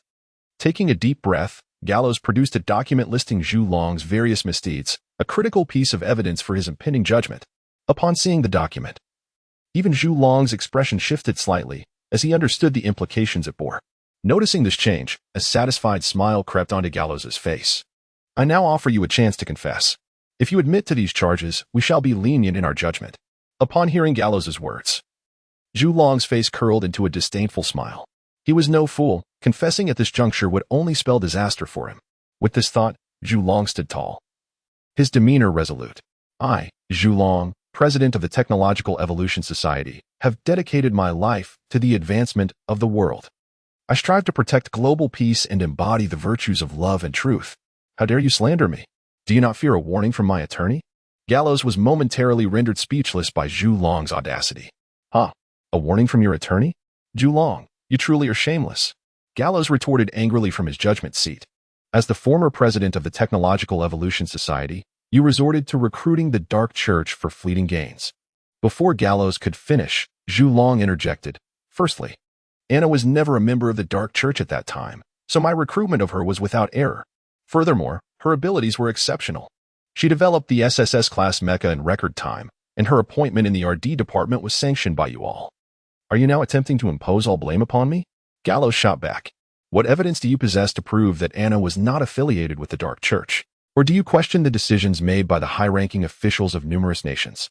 His words caused the expressions of many high-ranking officials to shift, as they found themselves ensnared by the implications of his statement.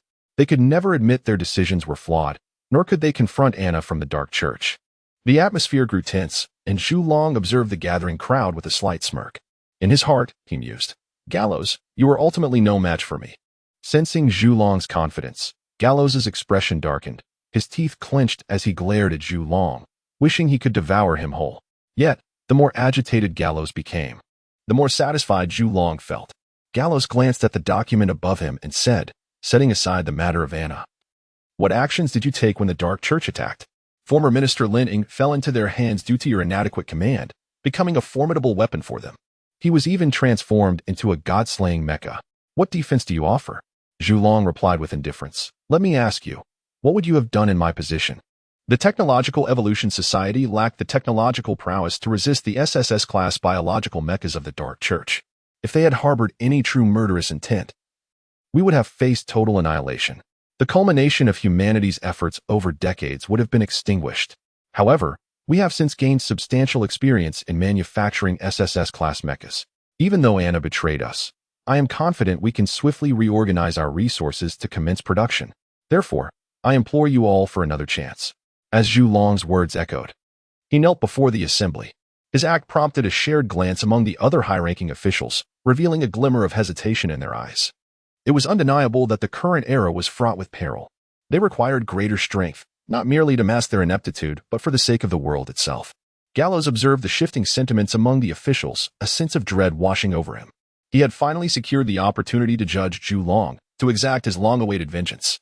Yet, the unfolding scenario was utterly intolerable to him.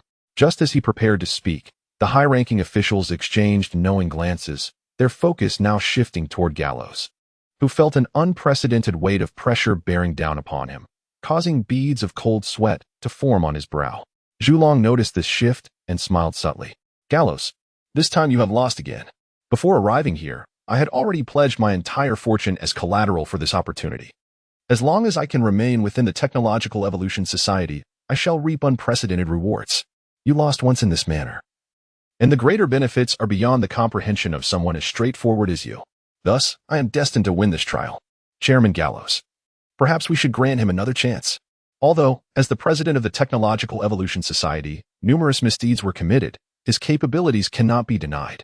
In order to facilitate the swift recovery of the society, we believe it is best for Zhu Long to continue in the role of president.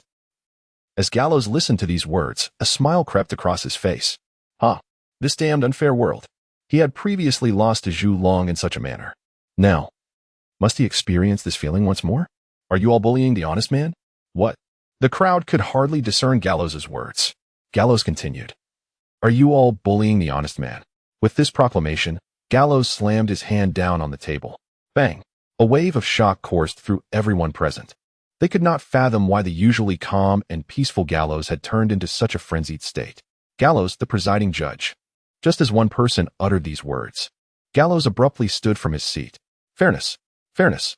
Why is this world eternally devoid of fairness? Therefore, let it be destroyed. Gallows roared. Suddenly, he produced a handgun from an unknown source. This specially modified laser pistol, under Gallows's control, swiftly aimed at Zhu Long below. Whoosh! A beam of laser sliced through the air. Thud. A hole appeared in Zhu Long's body, blood splattering onto the ground. Gallows, are you mad? How could you do such a thing? Let us talk this out. Put down the gun. Seeing Zhu Long collapsed on the ground in a pool of blood, Gallows couldn't help but chuckle softly. He then turned to the senior members beside him, a bloodthirsty grin upon his face. Talk it out? I have been trying to talk it out all along, but no one heeded my voice. So, you two shall perish alongside Zhu Long. As Gallows spoke, he incessantly pulled the trigger. Beams of laser shot forth, illuminating the eyes of the crowd. His derisive laughter echoed in their ears. Blood bloomed like flowers at dawn. The carnage remained unabated. Countless individuals fell to the ground, their faces contorted in disbelief. They never imagined they would one day die at the hands of an honest man. This so-called honest man simply scorned the struggles of others. Yet, if someone were to crush the last straw of their dignity, the wrath of this so-called honest man would consume everything. Silence. A deathly stillness enveloped the once vibrant courtroom, now thick with the scent of blood. Aside from Gallows, no one else remained alive. He slumped back into his seat, a hint of relief gracing his face. The world quieted slightly. May this world no longer suffer the disturbances of the evil god. Gallows's expression held no tremor. Sitting in his chair, he slowly raised the laser pistol to his mouth. Then he pulled the trigger. With his final blessing, a beam of light surged forth, taking Gallows and Apos' life. The glass behind him shattered completely. Crash. The colorful shards of glass fell to the ground. The sunlight could finally shine unabashedly upon Gallows. At that moment, Zhu Long, still on the ground, clenched his fists tightly. With every ounce of strength, he retrieved the green potion from his pocket. Gallows. This time, I have one. Ha ha. As Zhu Long laughed, blood flowed continuously from his mouth. Exhausted, he finally tossed the green potion into his mouth and swallowed it forcefully. The moment Zhu Long ingested it, the sky darkened ominously. A green halo gradually spread through the air, blocking the sunlight from filtering in. Simultaneously, Zhu Long's body began to transform. His once corpulent form slowly morphed into something gaseous, exuding an aura of malevolence akin to that of a green demonic flame. As the flames burned around him, Zhu Long's eyes slowly opened. In an instant, a terrifying presence radiated from him. The liquid, infused with the will of the evil god, wholly consumed Zhu Long's own spirit the moment it entered his body. Simultaneously, his sordid memories were devoured by the evil god. These memories were the most delectable of sustenance. Now, let the day of chaos hasten its arrival. As Zhu Long's words fell, the green light around him intensified. Meanwhile, in the realm of Gessel Castle, a monster with blood-red eyes seemed to sense something and suddenly erupted into laughter. Ha ha ha. The invisible dancer, Tulshar, now descended upon the world. Let me hasten the arrival of the day of chaos. With that, the monster was enveloped in a thick mist, its form solidifying further. He had once been human, but now he had fully embraced the power of the evil god, known as Ignagneses. Ignagneses had once been a contemporary of Chaos but was ruthlessly defeated during the Day of Chaos, falling into the medieval world, where he was inadvertently consumed. Thus, Gessel Castle came to existence in this world. Although he had once been an ordinary human, he had acquired immense power. along with the obsession of Ignagneses, to devour the day of chaos and become the new chaos. In pursuit of this day, he had consumed many evil gods. Every member within Gessel Castle was endowed with power, a testament to the number of evil gods he had devoured. His strength now far surpassed that of the original Ignagneses. Meanwhile, within the villa, the women looked up at the sky, especially by Luoning. The blood of the evil god within her stirred at that moment, though she instinctively suppressed it. Bai Luoning was not particularly fond of her evil god lineage. Thus, she preferred to combat the malevolence of the evil god through the power of mechas. In the brief span of 4 months, Roland had completed the 3rd generation, 1-star god-slaying mecha. Zeus. The dual-star god-slaying mechs, Feng and Huang, are renowned for their ability to unleash the power of domains. Roland has made some modifications to enhance their strength at critical moments. Warning! Warning! Warning! A divine calamity has been detected. Please evacuate immediately. Repeat. Although the advancement of technology has not been managed by the president, its normal operations remain unaffected. Upon detecting significant energy fluctuations, an alarm was promptly issued. Seeing this, Lu Shui-ro was about to rush out, but at that moment, Roland called out to her, "Shui-ro, wait." Despite the urgency on her face, she paused and turned to him.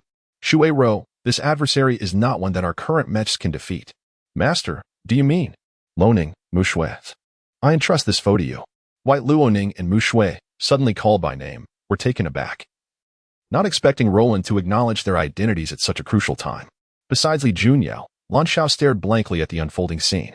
What did Roland's words imply? As the 2 women exchanged glances, they stepped outside the villa, hands clasped together, proclaiming, "Dual-star god-slaying mech, divine beast, Feng. Dual-star god-slaying mech, divine beast, Huang."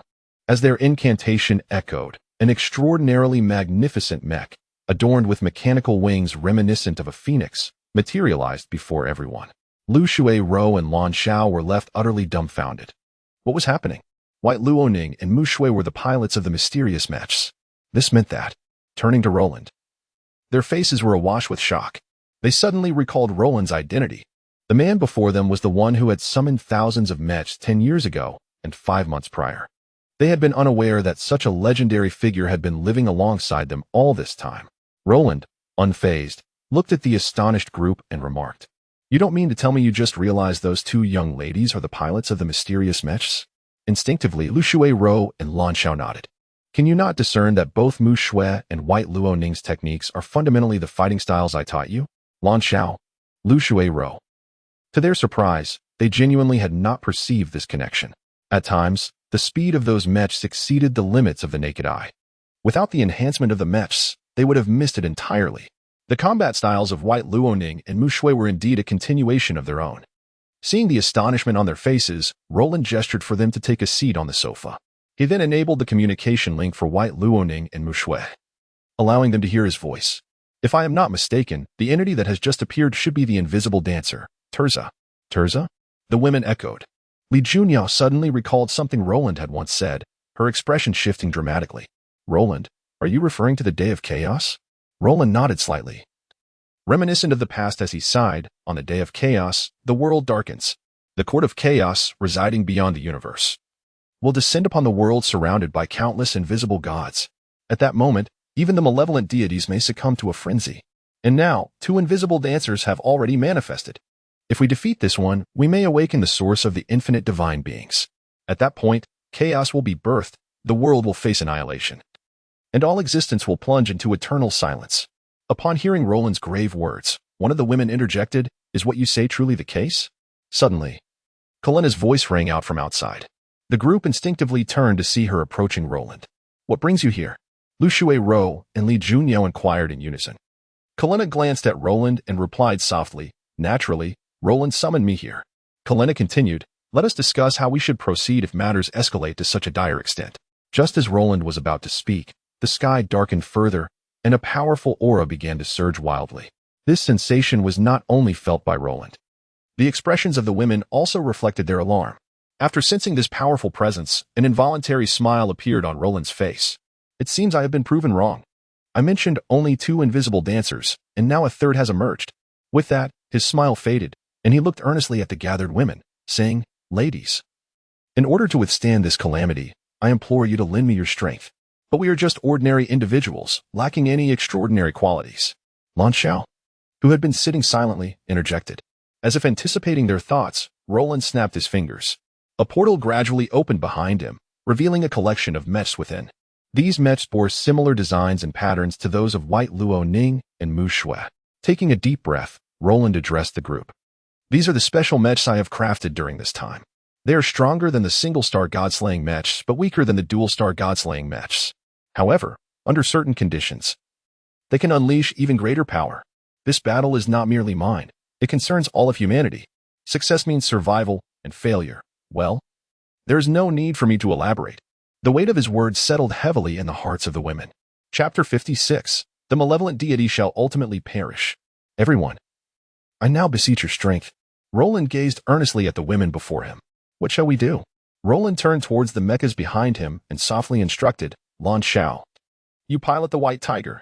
Shui Ro, you shall command the black tortoise. Junyao, take the reins of the azure dragon. Kalaina, you will steer the Qilin. With each directive from Roland, the mechas morphed into bracelets, soaring forth from the spatial realm to hover before the corresponding girls. Upon witnessing the bracelets before them, a flicker of surprise danced upon the faces of the women, for they had never before piloted such formidable machines.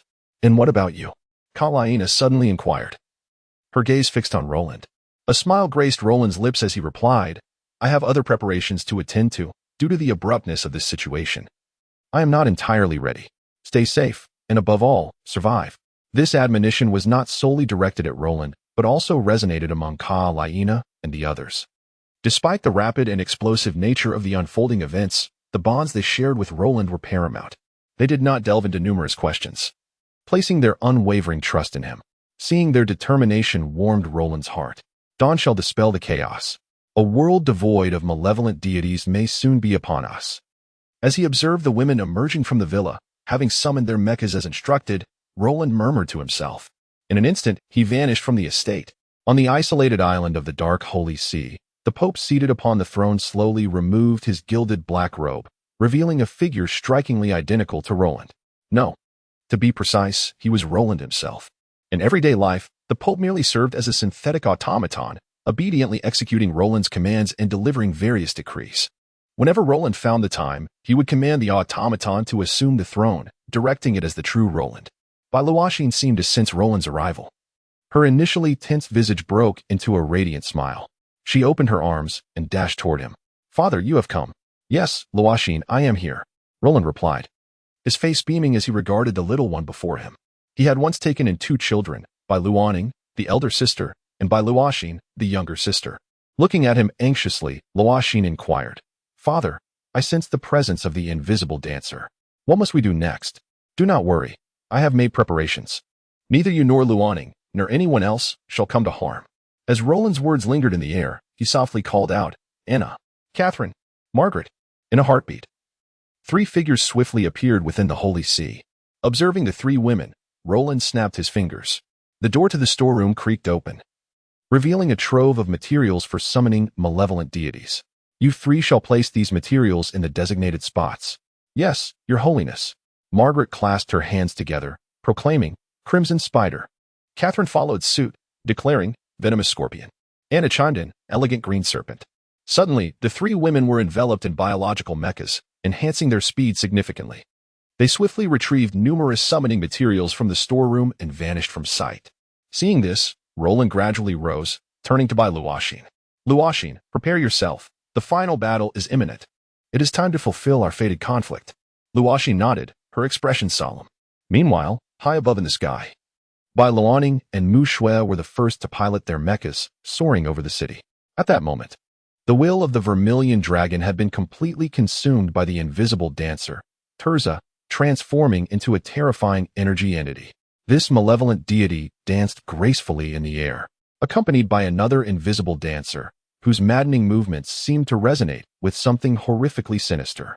A kaleidoscope of illusions materialized before the onlookers, as if reality itself was being devoured by the dark world. The blackened realm spun in tandem with the sun, heralding the arrival of a chaotic day and ultimate chaos spoken of in legends. Under the enchanting dance of the invisible dancer, a blasphemous manifestation of all that exists emerged. The abhorrent drumming of the malevolent drum and the hollow, Monotonous wails of the demonic flute reverberated incessantly, driving all who heard them into madness. At that moment, a clear voice rang out from the Technological Evolution Society, preserving clarity amidst the chaos. Song Zhe, within the headquarters, paused momentarily upon hearing the voice, then realized it was the system Anna had previously modified. The system activated automatically, its melodious sound resonating throughout the world, preventing everyone from succumbing to insanity. Within the mechas, this clarity was even more pronounced. Yet, just as they regained their senses, a fissure appeared in the fabric of space. This rift heralded the emergence of Ignagnazes, the ruler of Jessel Castle, who had forsaken his humanity. He transformed into a formless, oozing mass, sprouting countless appendages and eyes, his surface bubbling and erupting violently, exuding a terrifying aura, representing the end of all things, the beginning of chaos. Let the blind and foolish god, Azathoth, be judged by me, Ignagnazes. As his words echoed, a dark radiance enveloped him. Countless clouds of black mist, akin to molten rock, surged toward Azathoth. In that moment, darkness enveloped the world, and despair pervaded all existence. Azathoth's malevolent power erupted, and Ignagnazes was obliterated in an instant. With a heavy heart, Bai Luoning felt an unprecedented sense of dread. Was this truly something they could defeat? Could they genuinely emerge victorious? Despair spread through their hearts. At that moment, Song Zhe of the Technological Evolution Society suddenly noticed a multitude of mechas appearing, his brows furrowing in astonishment. Is this the mechas crafted by the Technological Evolution Society before? What are they doing here now? In stark contrast to Song Zhe's shock, those hiding in the refuge. Seeing these mechs instantly evokes memories of events from a decade ago and just months prior. Could it be that they still possess the ability to retaliate? At that moment, Roland arrived at the heart of the church. Having received word from Anna that all materials related to the evil gods had been placed at the designated location. In that instant, Roland extended his palm, fingers tracing his hand's surface.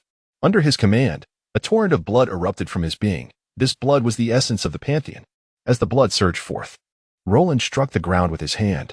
In a heartbeat, the entire planet was enveloped in radiant light, along with the numerous women and the thousands of mechs.